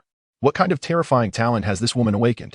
If I were to face her, I would surely meet my demise. A chill coursed through Blackfeather's body. Previously, he had considered himself among the ranks of the strong. But today he realized that there exist beings far beyond the realm of mortals. Boss, could it be that Qingyun was directly torn to shreds? Qingyun, you must survive. Divine Punishment fixed his gaze intently on the center of the battlefield, his heart filled with prayers. Simultaneously, a cold glint flickered in his eyes. Should Qingyun perish, he would immediately rally his brothers and flee, vowing to avenge him in the future. This woman is even stronger than when she battled against Brother Deshur. Rain God squinted, sensing the mounting pressure. Brother, if you were to confront her, what are your chances? A voice inquired from behind him. 91%, he replied. The Rain God pondered for a moment before slowly speaking, in a life and death struggle, with her strength at 9 and mine at 1. My chances of victory are less than 10%. Just now, he had simulated the scene of their confrontation numerous times in his mind. Yet ultimately, he resignedly discovered that even his chances of escape were below 1 in 10. The woman beside him had grown so formidable. How powerful could he possibly be? The Rain God sighed softly, turning his gaze toward Lin Yu. Whether it was Chen Jing'o on the battlefield or Yi Piao just moments ago, both had displayed astonishing prowess. Cough, cough. At that moment, amid the billowing dust, a series of coughs echoed. The crowd hurriedly looked over. They saw Lin Xiaoyu supporting Li Qingyun, emerging step by step from the haze. Qingyun. The members of the Thunderous Lightning Squad rushed over to assist him. Cough, cough. Boss, I'm fine. Don't worry. Li Qingyun smiled weakly at his brothers, despite coughing up blood. He then turned to Lin Xiaoyu and said, Thank you. If you hadn't reigned in most of your power at the last moment, I might have already perished. Upon hearing this, everyone expressed their gratitude toward Lin Xiaoyu. All right. You should refrain from speaking and focus on healing. After all, you are one of us now. Lin Xiaoyu waved her hand and replied, In our eternal day, how could we possibly harm our own? At her words, the expressions of gratitude on everyone's faces abruptly froze. Oh no, I completely forgot about that. We've already lost 2 rounds in the 3v3, and the outcome is inevitable. The boss's contest has become inconsequential. Having just arrived in Tianhai City, we find that even the leader has been replaced. What shall we do? We must accept our fate. There is no alternative. The group appeared somewhat disheartened. Do not fret, Lin Yu reassured them, a smile gracing his face. Upon joining our Eternal Dawn, you shall retain the name of your Thunder Team. What do you mean by that? Shen Fei inquired. Our Eternal Dawn is remarkably inclusive. Smaller teams can coexist as long as you remember one thing. Your Thunder Team is part of Eternal Dawn, and all members of Eternal Dawn are your brothers and family. As he spoke, Lin Yu gestured towards Chen Jing'o, adding, for instance, her Black Rose, as well as your Thunder Team, are both small factions within Eternal Dawn. Understanding dawned upon Shen Fei as he nodded, feeling considerably reassured. After all, the Thunder Team was his brainchild, nurtured through the camaraderie of many brothers. He wished to avoid a situation where, upon merging with another team, his members would be scattered and divided. So, you agree to join us in Eternal Dawn? Lin Yu asked, his joy palpable. The prowess of the Thunder Team was evident. Shen Fei, the esteemed leader, was renowned as a formidable force in the strongest ranks. The second-in-command, Pei Yu, possessed dual talents, the ability to manipulate blood combined with his poison-related gifts, which, once fully developed, could potentially challenge the strongest series. Now, with the addition of Li Qingyun, whose strength rivaled that of Heiyu, merging such a team would undoubtedly enhance Eternal Dawn's power. To accept our fate is to accept our fate. We have no objections. However, Shen Fei's eyes sparkled with intensity, his body radiating a fervent battle spirit. Do you wish to witness my prowess? How could Lin Yu be unaware of the intentions of divine punishment? He still harbors some reluctance to fully submit. With a slight smile, he remarked, I am at the 3rd tier, while you are merely at the pinnacle of the 2nd tier. You may find it challenging to gauge my true strength. How can one ascertain without a trial? Divine Punishment replied, undeterred, the fervor of battle intensifying within him. Lin Yu turned his gaze towards the direction of the rain god and suddenly suggested, "There lies another formidable opponent. Why not engage him? We could entice him into our eternal daylight." Divine Punishment's expression shifted, realizing, it seems you have been contemplating this for quite some time. Our Thunder team has indeed fallen into your scheme. Haha, do not speak thus. One must abide by the terms of the wager. Lin Yu laughed heartily as he approached the rain god. Divine Punishment shook his head in exasperation, but followed suit. Chapter 93. The Strength of the Strongest Sequence Rain God. Having observed for so long, do you not wish to personally step onto the field and warm up? Lin Yu inquired jovially. I had contemplated such a notion. Yet seeing you at the third tier, I would prefer to avoid unnecessary suffering, the rain god responded with a grin. Perhaps you could procure 10 third-tier crystal cores for me, and once I reach the third tier, we shall engage in a fair battle, he continued, humorously. Such audacity. I am not Brother Moist. You cannot deceive me so easily, Lin Yu retorted, a slight twitch at the corner of his mouth. This matter is trivial. Join us in our eternal daylight, and acquiring crystal cores will be a breeze. Lin Yu made his proposition, presenting an enticing offer. Very well, the rain god replied, genuinely accepting the proposal. From this day forth, we of the rainy night shall become a part of the eternal daylight. Boss. The rain god's subordinate looked on, utterly bewildered. Are we not here merely to observe? How is it that we have so swiftly been conscripted? Who can enlighten me on the recent events? A few subordinates glanced at the rain god, realizing that he was not jesting, and a bitter smile crept upon their faces. It seems you two wish to test my capabilities. In that case, let the two of you, the rain god and the god of punishment, join forces. I am eager to witness your prowess. Rest assured, I shall not employ my third-tier strength, but rather, I shall engage with my second-tier abilities. Lin Yu's reasoning was straightforward. To earn the genuine respect and allegiance of a formidable opponent, a physical confrontation is indispensable. Just observe Lu Qi. After a thorough beating, he became entirely compliant. Moreover, he intended to utilize only his second-tier strength. Should he resort to third-tier power, especially in his dragon flame form, a single strike could easily annihilate both opponents, rendering the encounter meaningless. He primarily yearned to gauge the extent of their abilities and the nature of their strengths. A swift defeat would reveal nothing. Only through an equal challenge could he compel these proud and haughty sequence warriors to submit. Let us battle. Upon hearing Lin Yu's words, the rain god and the god of punishment exchanged glances, their fighting spirit surging. Very well. We shall engage. Even united, although Lin Yu was at the third tier, they believed themselves capable of putting up a fight. Furthermore, Lin Yu's assertion of using only second-tier strength made them feel underestimated. A true warrior must constantly confront other strong adversaries to transcend their limits. Haha, just wait. Do not presume yourself invincible. Soon, our leader will surely make you regret your arrogance. Lu Qi chuckled to himself in the background. Such punishment should not be a solitary experience. As brothers, it is only natural to share in both joy and adversity. This battle is highly anticipated by all. For the three individuals before us are renowned masters on the global stage. Little do they know the true strength of their leader. Observing the contest of skill offers us profound insights. Hey you, with a glimmer of excitement in his eyes, advised the others. Such battles are indeed rare. In fact, he discreetly activated the video recording feature of the rules forum, intending to capture the spectacle for later viewing. Boom. In the arena, Shenfa and Yushin erupted in a dazzling radiance, unleashing their full power. A terrifying surge of magical energy ascended around them, with pillars of light reaching skyward. The immense pressure radiated outward, enveloping everyone in an overwhelming sense of oppression. Such vast magical energy. Someone exclaimed in awe. Truly, these are formidable beings within the top 100 of the world rankings. Their magical prowess is astonishing. Indeed, as they unleashed their full potential, I fear I could scarcely approach them. The crowd, feeling the weight of their aura, was left in sheer astonishment. They had never witnessed their leader at full throttle before. Bring it on. Lin Yu ignited in a blaze of yellow flames, entering a state of fervent intensity. Whoosh. The sound of slicing air rang out as two figures darted forward like lightning. Their speed was breathtaking. As they landed, their immense power fractured the ground beneath them. Rushing towards Lin Yu with unparalleled force, Shenfa, cloaked in crackling lightning, threw a punch that resonated through the void. Yushin was equally fearsome, his palm radiating light that brimmed with lethal intent. Come forth. With a slight curve at the corner of his mouth, Lin Yu discerned that these two individuals sought to test his prowess, but their intentions would likely be thwarted. As he gazed at the approaching duo, flames coiled around his fists, and in an instant, he struck. The sound of impact resonated twice, and the bodies of the god of punishment and the rain god were propelled backward with greater velocity than before. Could it be that he had truly only utilized second-tier power? Was it certain that he had not tapped into the third tier? The god of punishment harbored doubts, gradually suppressing the turbulent energy within him and swallowing the blood that surged in his throat. At that moment, a light drizzle began to fall from the heavens. Here it comes. Lin Yu squinted, recognizing it as the rain god's innate ability, though the specifics eluded him.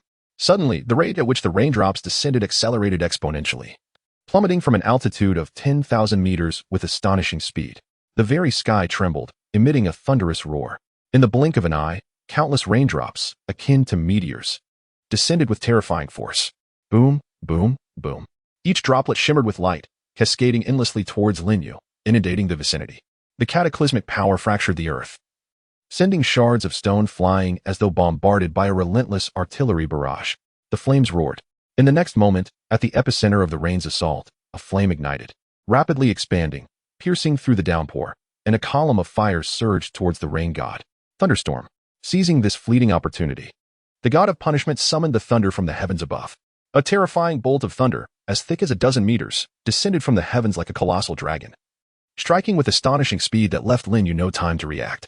The thunderous column crashed into the earth with a resounding boom, causing the ground to tremble violently.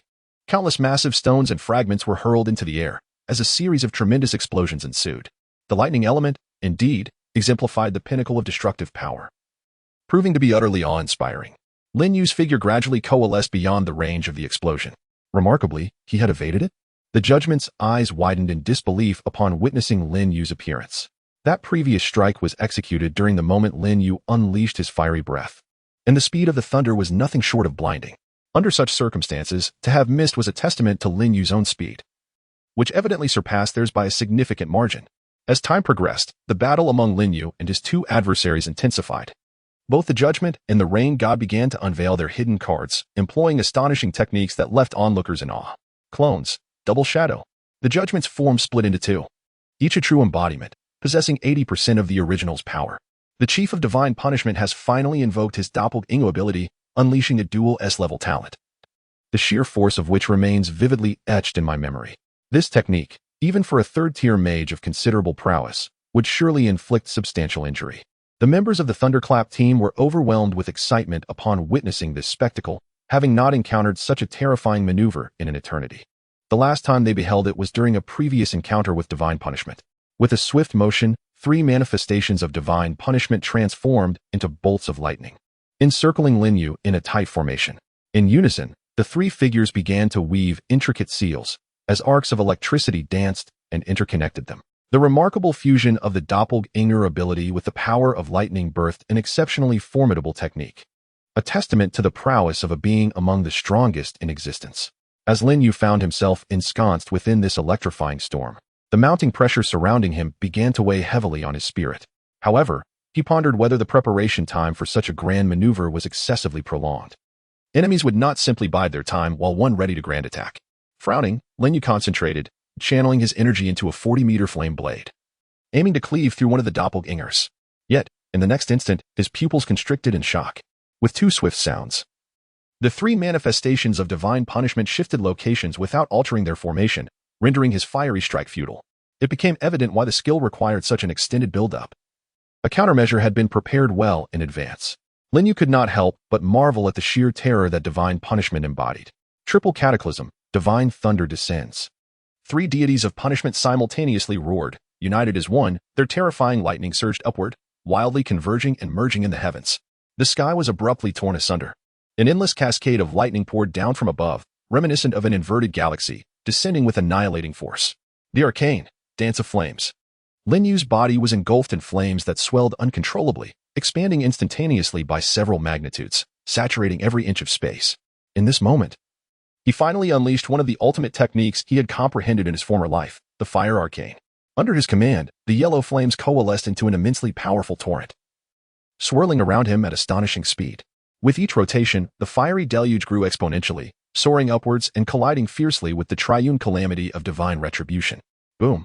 The cataclysmic clash of energies erupted with the ferocity of a miniature sun exploding, emitting a blinding radiance that compelled all onlookers to shut their eyes against its brilliance. The ground itself fractured and erupted in chaotic explosions.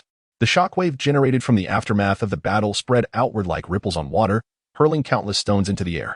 The scene was nothing short of terrifying. After a half-minute, some individuals cautiously reopened their eyes, gazing towards the epicenter of the explosion. Who emerged victorious? The sight was obscured. The magnitude of the detonation was too fearsome, with flames and lightning engulfing everything, still lingering and preventing any glimpse of the inner turmoil. It was truly unimaginable that such devastation could be wrought by human hands. The horror was overwhelming. All were left in a state of shock, rendered speechless by the spectacle before them. Behold, the storm clouds in the sky have yet to dissipate. Could it be that the Punisher has triumphed? It seems improbable.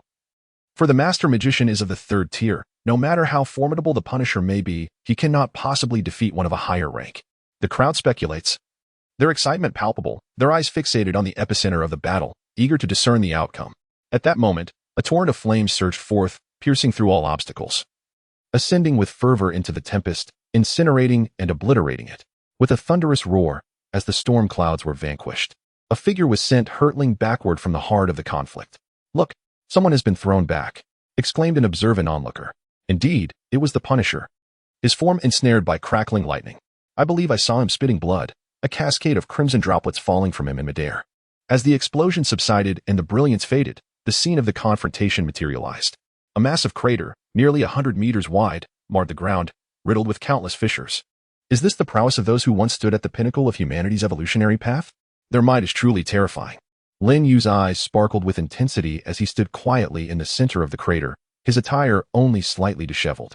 Meanwhile, the Punisher knelt on the earth's surface outside the pit, blood trickling from the corners of his mouth. "Cough. I have been defeated," he uttered. Another spasm of blood escaping him, his strength waning. That last move, the triple calamity, was his most potent attack yet. Yet it failed to inflict any harm upon Lin Yu. The disparity in their powers is indeed staggering. Perhaps, when he attains mastery of the even more formidable quadruple or quintuple calamity, the outcome will be different, from beginning to end.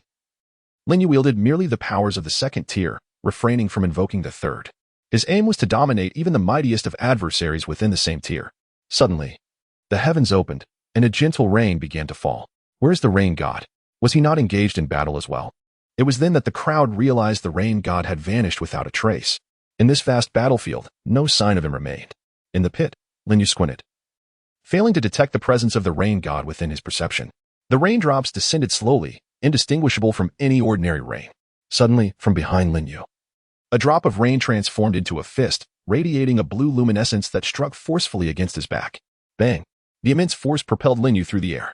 Following that, countless fists emerged silently from the myriad of raindrops, landing upon Lin Yu's form. Is it this torrential rain that cloaks my senses? In the blink of an eye, Lin Yu endured an onslaught of fists, yet, enveloped in flames, he sustained not a single injury. If I cannot perceive you, then you shall not approach me. Lin Yu's magical energy surged violently, and flames erupted instantaneously, expanding outward and enveloping a radius of nearly 10 meters around him. All the raindrops were instantly vaporized. What is that? Suddenly, a voice cried out from the sidelines. As the crowd turned to look, they beheld 9 colossal swords materializing high in the sky, each forged from condensed raindrops.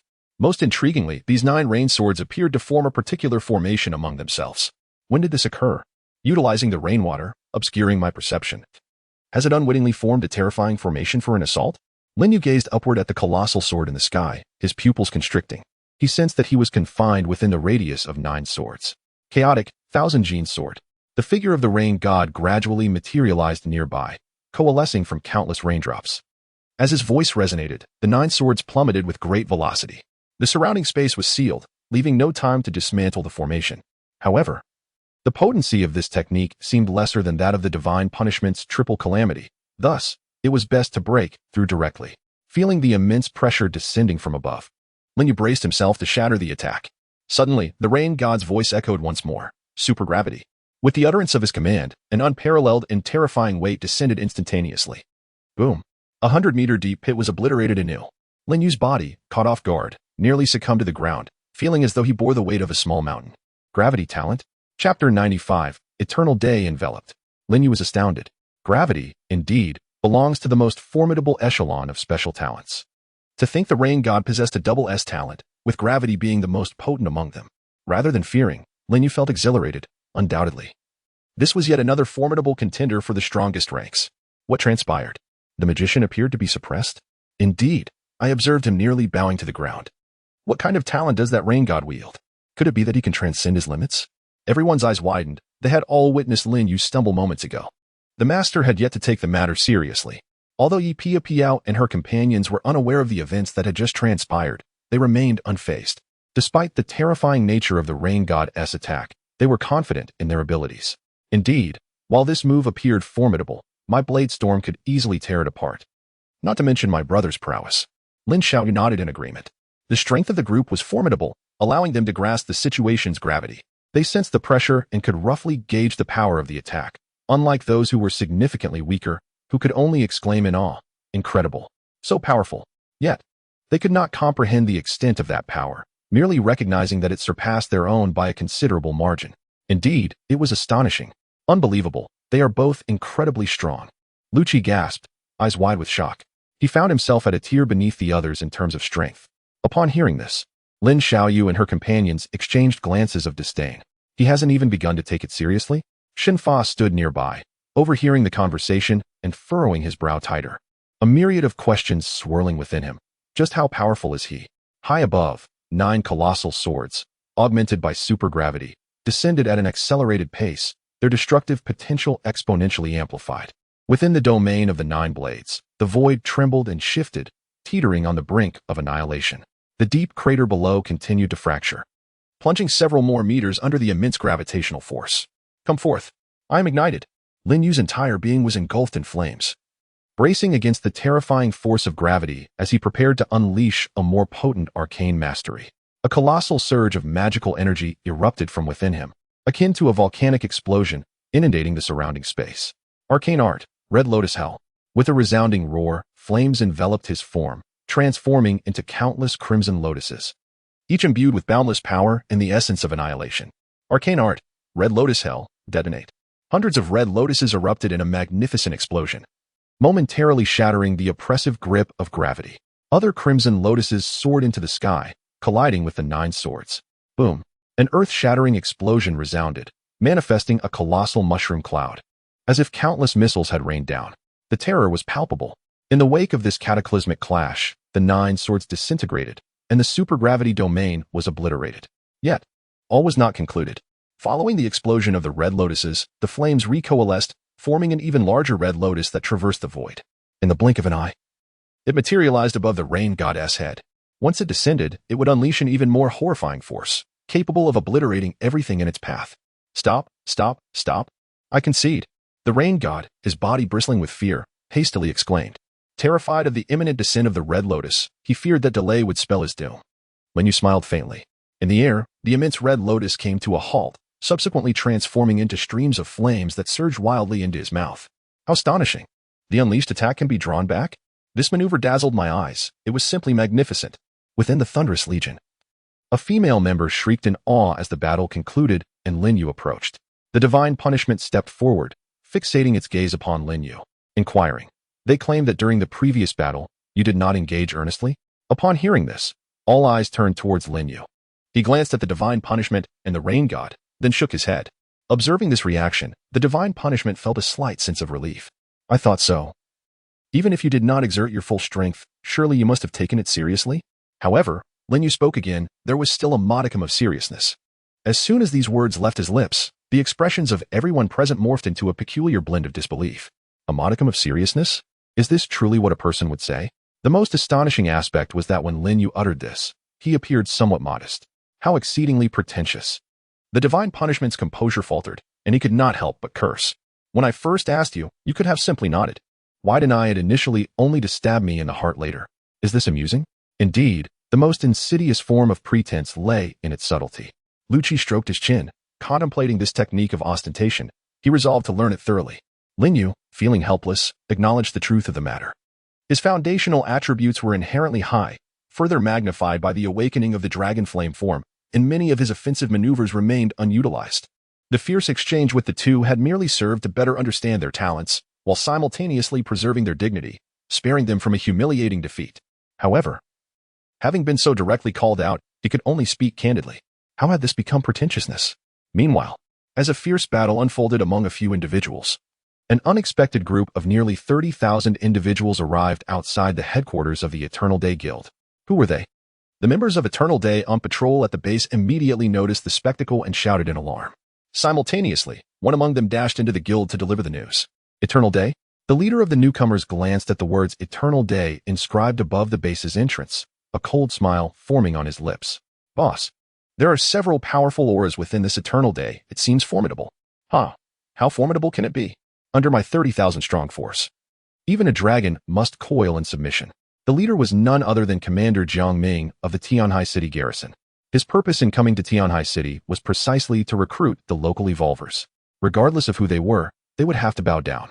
Even if it were the great Shishixing or the magician, with 30,000 warriors at his command, he felt no fear. Who are you? At that moment, a throng of individuals surged out from the base. Leading the charge were Lu Yu, Xiao Wan, and Yang Long. Which one of you is the leader of Eternal Day? Step forward and speak. A voice called out from behind Jiang Ming, laden with authority, exuding a commanding tone that was rather irksome. This is troublesome. Yang Long observed the dark mass of figures outside, estimating that there were certainly over 10,000. Judging by their demeanor and aggressive stance, they were not to be trifled with. What should we do now? Our leaders are absent, and Sister Shiyun is still in the trial space. Lu Yu's expression was grim. Zhouan, you are the fastest. Go find our leader immediately and inform him of the situation here. Xiaowen squinted in contemplation for a moment before promptly instructing the flash, Zhouan. With over 30,000 individuals present, only someone of the boss's caliber could effectively quell any potential conflict. Zhouan, the fastest evolver among them, departed in haste, providing a slight sense of reassurance to the crowd. I shall first inquire about their intentions. Xiaowen understood that now was not the time to engage in confrontation. Chapter 96. Battle. Battle. Battle. The opposing side was overwhelmingly numerous. Moreover, judging by their attire, they were likely members of the Imperial Guard, each exuding a distinct aura. With this in mind, Xiaowen stepped forward and addressed them. Our boss is currently unavailable. May I ask what brings you here? Since your boss is absent, there is no need to concern ourselves with him. From this moment forth, this place is entirely under our control, one of them replied, showing no regard for the members of Eternal Day. As for all of you, you will be incorporated into our Imperial Guard and subjected to regulation. Do you have any objections? With just a few words, the fate of the gathered individuals was sealed. At that moment, the faces of all members of Eternal Day turned ashen with indignation. Fury surged within them. Who do you think you are to determine our fate? What nonsense is this? Hisong, the most hot-tempered among them, erupted in anger. Behind him, everyone bore expressions of rage. Such merciless words caused Jiang Ming's countenance to darken. Upon arriving in Tianhai City, encountering a mere small group that dared to show him such blatant disrespect was intolerable. Did they truly believe his 30,000 subordinates were mere decorations? Were they so bold as to disregard him? Do you believe that with a mere wave of my hand, I could annihilate your presence here? Jiang Ming's expression was dark and foreboding. Yang Long began to speak, but Xiaowen quickly interjected, pulling him back. Ladies and gentlemen, we of Eternal Day have no intention of aligning ourselves with other factions. It would be wise for you to depart. Xiaowen inhaled deeply. Suppressing the fury within, his gaze fixed intently on Jiang Ming. In this world, power dictates authority. My words are not open to your refusal. Jiang Ming let out a cold laugh, slowly raising his right hand. You have 10 seconds to make a decision. Refuse, and I shall have you all exterminated. With his movement, the 30,000-strong army took a menacing step forward, their collective force bearing down upon the members of Eternal Day. 10, 9. Jiang Ming began his countdown, intensifying the already charged atmosphere. The scent of gunpowder thickened in the air. Xiaowen inhaled deeply, his gaze sharpening. He had sought to avoid conflict, yet his adversary remained unmoved. Then let us engage in battle, he bellowed, interrupting Jiang Ming's countdown. Brothers of Eternal Day, this group seeks to seize our home. Do you acquiesce? Absolutely not. Behind Xiaowen, over 70 individuals glared defiantly. They looked down upon us and wished to conscript us. Are you willing to submit? Not in the least. The crowd's response was resolute and fervent. If battle is their desire, shall we cower? We shall not falter. They wish for war, then let it be war. Fight, fight, fight. The unwavering voices of 70 to 80 individuals resonated, shaking the very heavens. Eternal Day is their home. In this apocalyptic world, it is the sole sanctuary that grants them warmth and solace. Should anyone seek to annihilate this haven, they would fiercely defend it with their lives. All who have endured trials regard this place as a harbor of existence and a sanctuary of spirit. Brothers, Eternal Day belongs to us all, not merely to the leader. We cannot solely rely on him. We must cultivate our own strength. Even if it leads to our demise, we must safeguard our home. Indeed, the leader is not our caretaker. He has his own responsibilities. We must mature and evolve to avoid becoming a burden to him. Fight, fight, fight. Even in death. We shall have no regrets.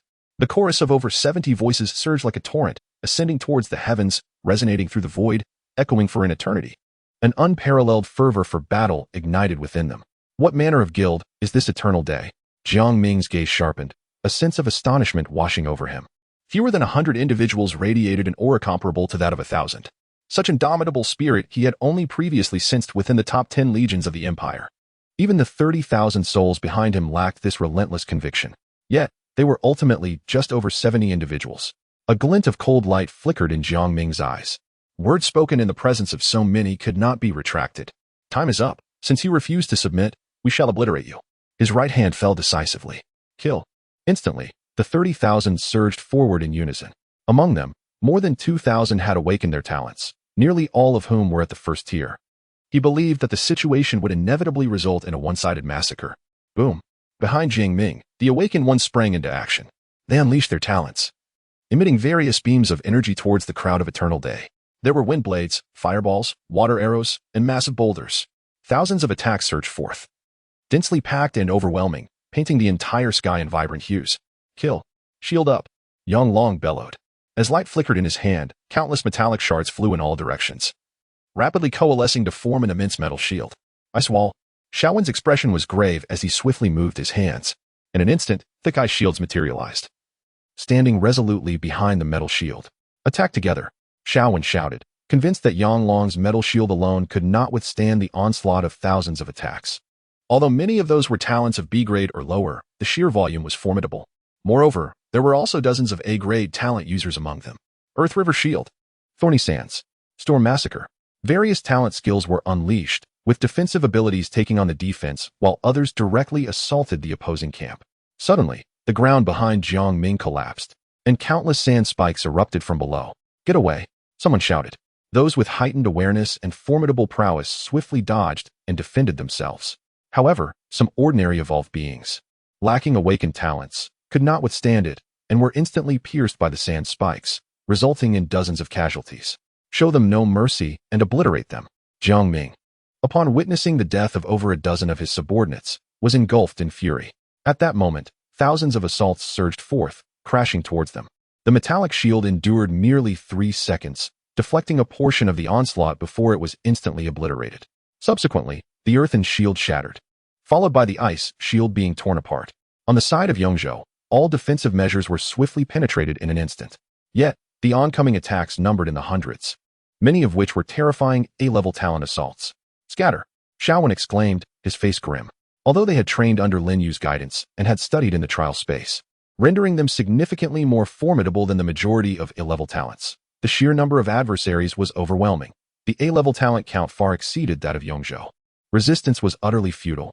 While conjuring an ice shield, he evaded the barrage of attacks. The cacophony of countless strikes descended, and brilliant light engulfed the entire tavern. The Grand Hall of Yongzhou. The cataclysmic explosions raged for several seconds before finally subsiding. Chapter 97. The rift in space. As the dust settled, the tavern was utterly annihilated, leaving only ruins in its wake. In the very center, a massive stone tablet stood tall and unscathed amidst the devastation.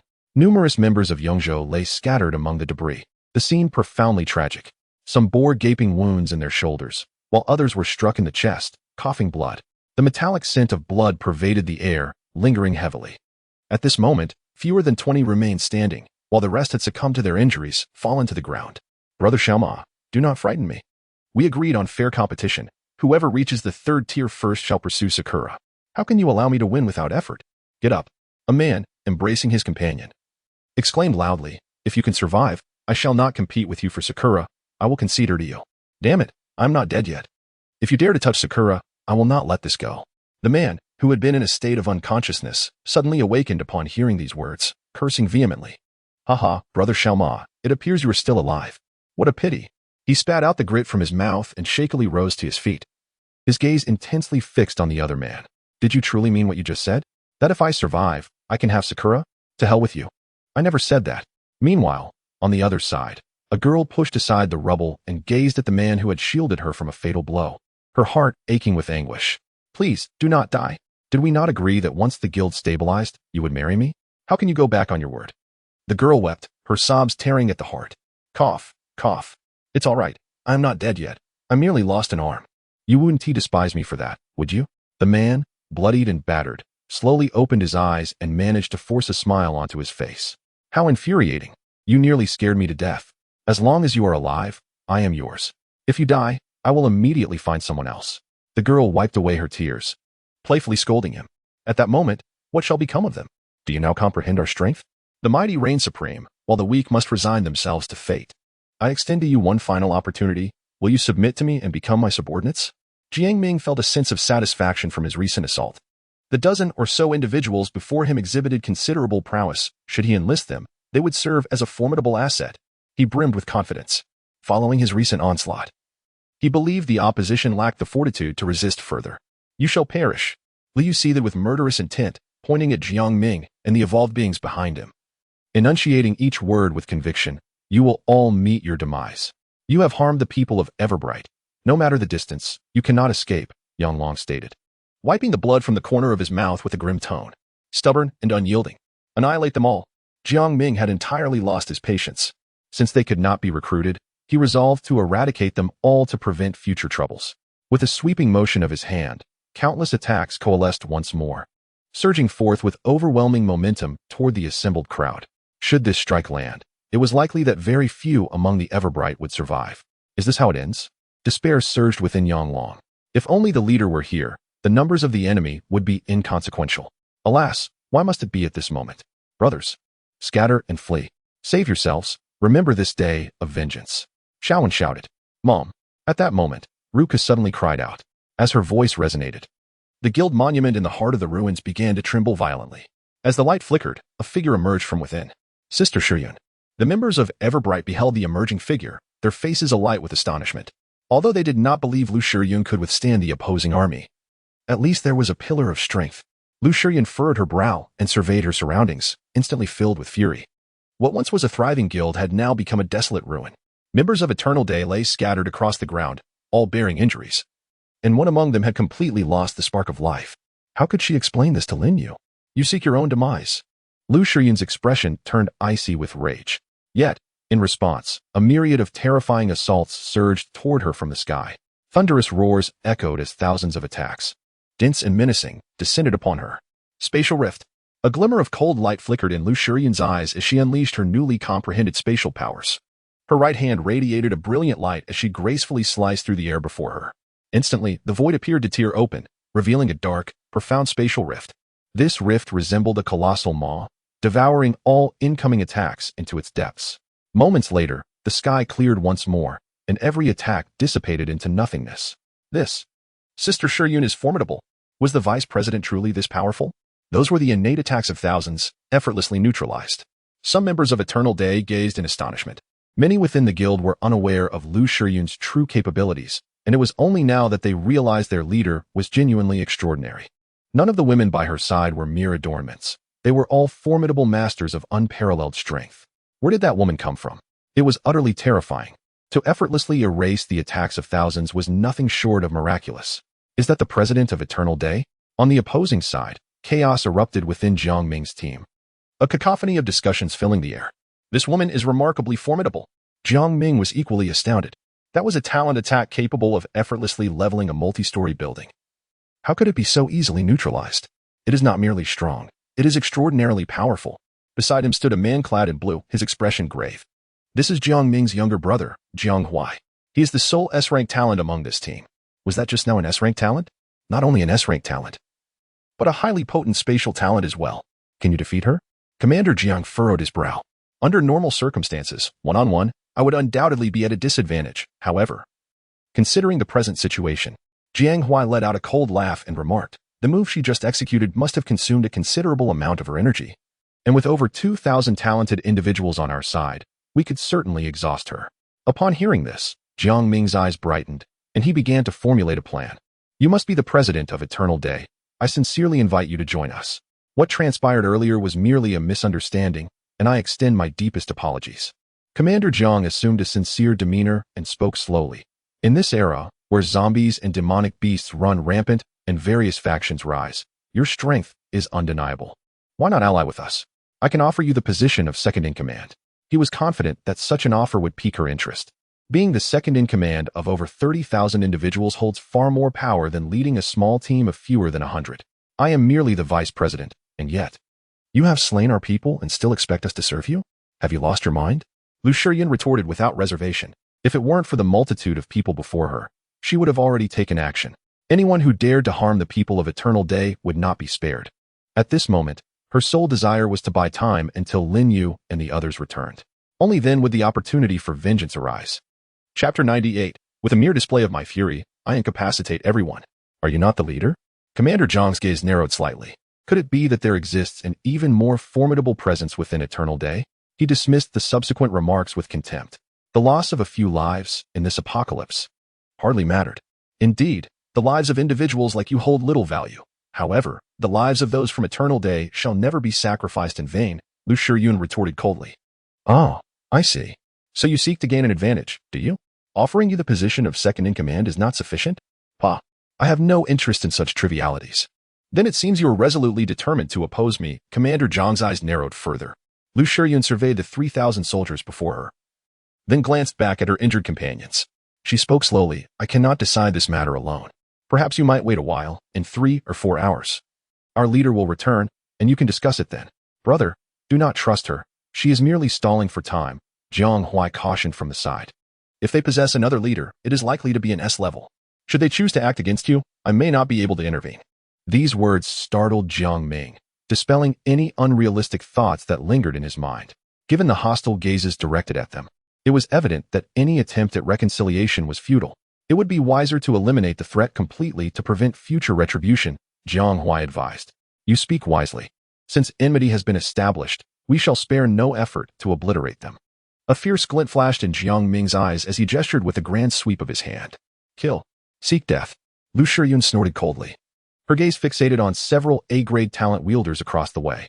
The attacks unleashed by individuals of such caliber posed a significant threat to the members of Eternal Day. Mirage, Lu Shiyun's entire being erupted with terrifying magical energy as she delicately snapped her fingers in that direction. Snap! The crisp sound reverberated through the air. In the midst of the army, the space surrounding the group of A-grade talent wielders instantly froze, their expressions captured in an eerie stillness. In the next moment, the space exploded, shattering like a broken mirror into countless fragments. Their bodies disintegrated alongside the ruptured space, blood splattering everywhere, leaving the onlookers in a state of shock. What just transpired? How did their bodies explode so suddenly? The realization struck them. 16 A-grade talent wielders had perished in such an inexplicable manner. A sense of dread enveloped the crowd. It was you. You wielded your spatial talent to erase them. Jiang Huai accused Lu Shiyun. Kill her. She stands alone. Her magical energy is finite. Exhaust her. Jiang Ming was seething with rage. In that brief moment, he had lost 16 formidable A-grade talent wielders, a rarity within their ranks. Who would dare to take action? Lu Shiyun shouted fiercely, her cold voice slicing through the tension with lethal intent. Whoever dares to act, I shall slay. Now at the second tier, level 8, and possessing S-grade spatial talent, her full power was about to be unleashed. Eliminating these first-tier A-grade talents posed no challenge whatsoever. The only difficulty lay in the considerable consumption. Upon hearing this ominous declaration, a palpable hesitation enveloped the crowd, rendering them momentarily paralyzed. From the moment they chose to follow Jiang Ming in defiance of the imperial summons from the Purple Forbidden City, they ceased to be soldiers. The indomitable spirit of the military had dissipated, leaving only the instinct for survival. True soldiers had been eradicated in the instant of division. In the moment they opposed Jiang Ming, what remained were individuals akin to him. At this juncture, the thought of attacking that terrifying woman filled them with dread, as they feared that the next moment could mirror the fate of those who had perished before them, exploding into oblivion. What a bunch of useless fools! Jiang Ming exclaimed in exasperation upon witnessing this scene. I will engage her, and the rest of you should attack her allies from behind, forcing her into a direct confrontation to deplete her magical energy. Jiang Huai commanded coldly, should anyone defy military orders, execute them. A shiver ran through everyone, compelling them to steel themselves and launch their assault, albeit with a measure of relief. With Jiang Huai, a second-tier S-grade master, confronting the threat head-on, their anxieties were somewhat alleviated. Meanwhile, Lin Yu's group, still reeling from the recent battle, remained in a state of shock.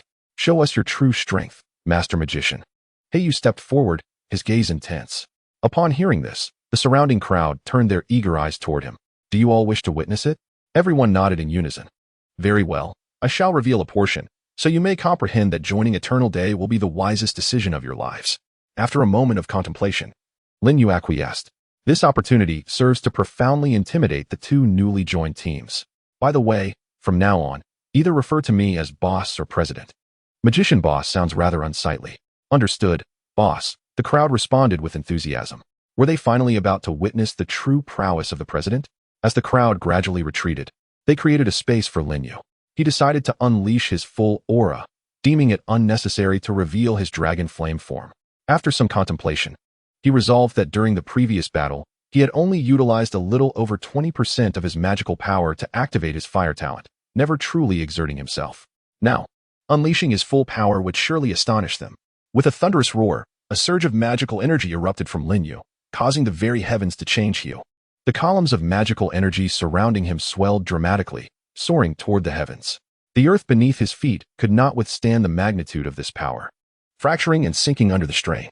Countless massive stones were drawn into his magical force, instantly reduced to mere dust.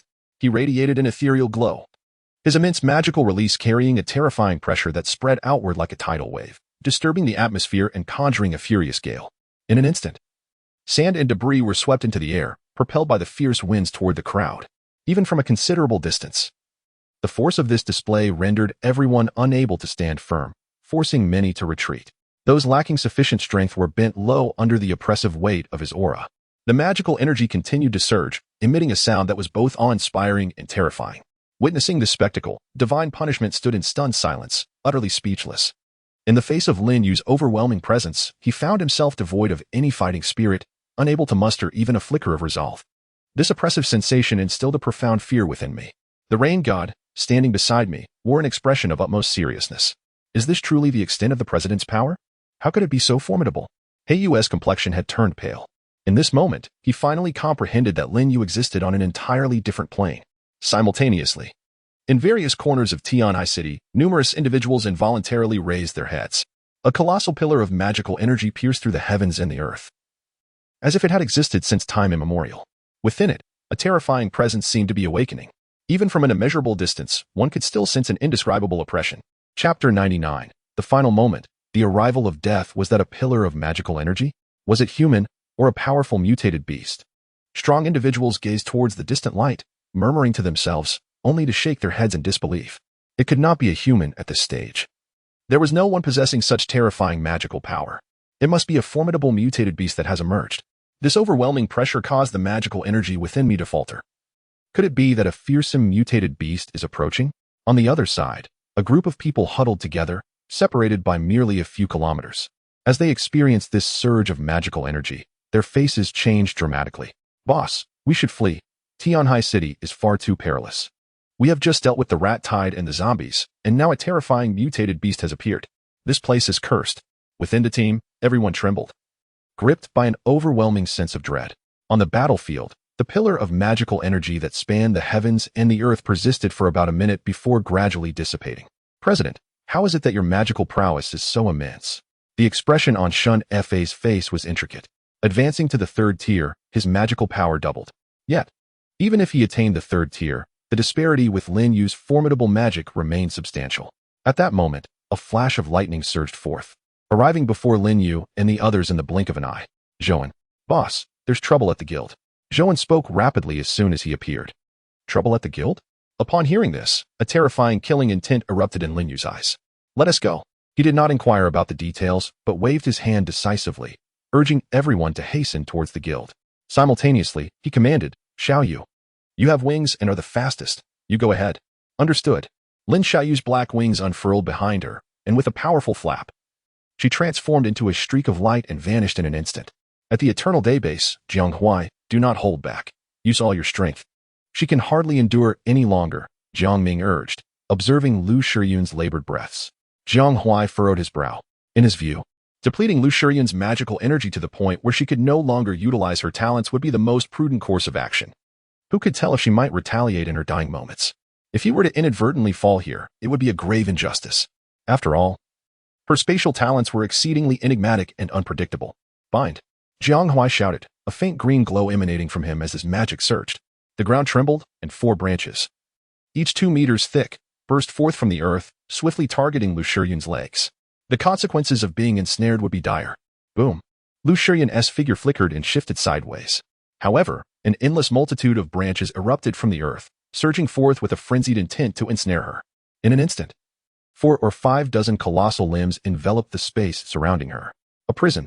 With a thunderous shout from Jiang Huai, all the branches entwined, forming a grand arboreal cage that trapped Lu Shiyun within its confines.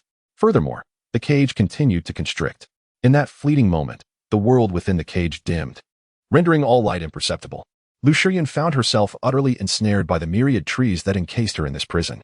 Excellent, as long as she is ensnared within your cage. Her demise is inevitable. Commander Jiang beamed at this scene, yet Jiang Huai shook his head. It is not so simple. He commanded the gifted individuals behind him. Prepare to attack. Should she break free, unleash your full might to obliterate her. Approximately 7 or 8 seconds passed. Mirage. A crisp voice resonated through the arboreal confinement. In the next instant, fissures appeared across the entirety of the cage, radiant light spilling forth from the cracks, forming beams of brilliance. Boom. Subsequently, the entire cage erupted violently, the trees reduced to mere splinters by a terrifying force, dissolving into nothingness.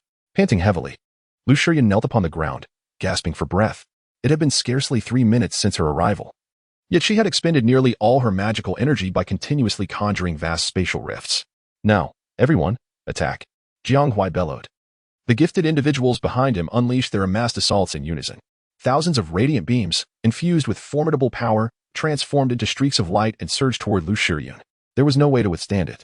As she beheld the onslaught of attacks descending from the heavens, a wave of despair washed over her. Was this truly the end? Yet, she had so many unfulfilled wishes. She had not safeguarded Eternal Day for Linyu, nor had she witnessed little Ru grow up. She and Linyu had not. There were far too many regrets. But her magical energy was nearly depleted, and she could no longer conjure a spatial rift. Sister Shiyun, Vice President, the members of Eternal Day cried out in anguish. Yet, they were powerless. The previous battle had drained nearly all their magical energy. Let it be obliterated. A smile finally graced Jiang Ming's face. Everything was about to conclude. These individuals from Eternal Day were terrifying, especially that woman. He could find no peace until she was vanquished. In the earlier skirmish, Lu Shiyun alone had dispatched over 100 of their number, all endowed with extraordinary talents. If she were allowed to survive, the future would surely be calamitous. Thunderous roars reverberated as countless attacks descended, shaking the void, eclipsing the sun, and enveloping everyone in darkness. If no one intervened this time, all from Eternal Day would perish. There was no room for doubt. Jiang Huai exhaled, his tense spirit finally relaxing. The members of Eternal Day closed their eyes, gazing up at the multitude of assaults looming above them. However, just as those attacks were about to descend, a striking figure suddenly appeared above them. She emanated an aura of darkness, a pillar of magical energy standing tall between heaven and earth, while a pair of enormous wings slowly unfurled behind her. Sword Blade Tempest. A cold voice resonated through the cosmos, as a single sword strike unleashed a torrent of sword energy, obliterating all in its path. Every incoming attack was ruthlessly torn apart, shattered, and extinguished in midair. With but a single move, the extraordinary abilities of thousands were forcibly dismantled. This unexpected spectacle left all present in a state of profound shock. Their minds consumed by one thought: who is this person? Such overwhelming power. Meanwhile, on the distant horizon, a group of individuals appeared, racing towards the scene with great speed. Boom, boom. In the next instant, pillar after pillar of magical energy surged skyward, reaching for the heavens. Leading the charge were 8 figures, each exuding a formidable aura. 8 pillars of magic, each a different hue, advanced with a terrifying presence, traversing the expanse of the universe in a fleeting moment that felt eternal. The murderous intent was palpable, evoking the sensation that harbingers of death were approaching.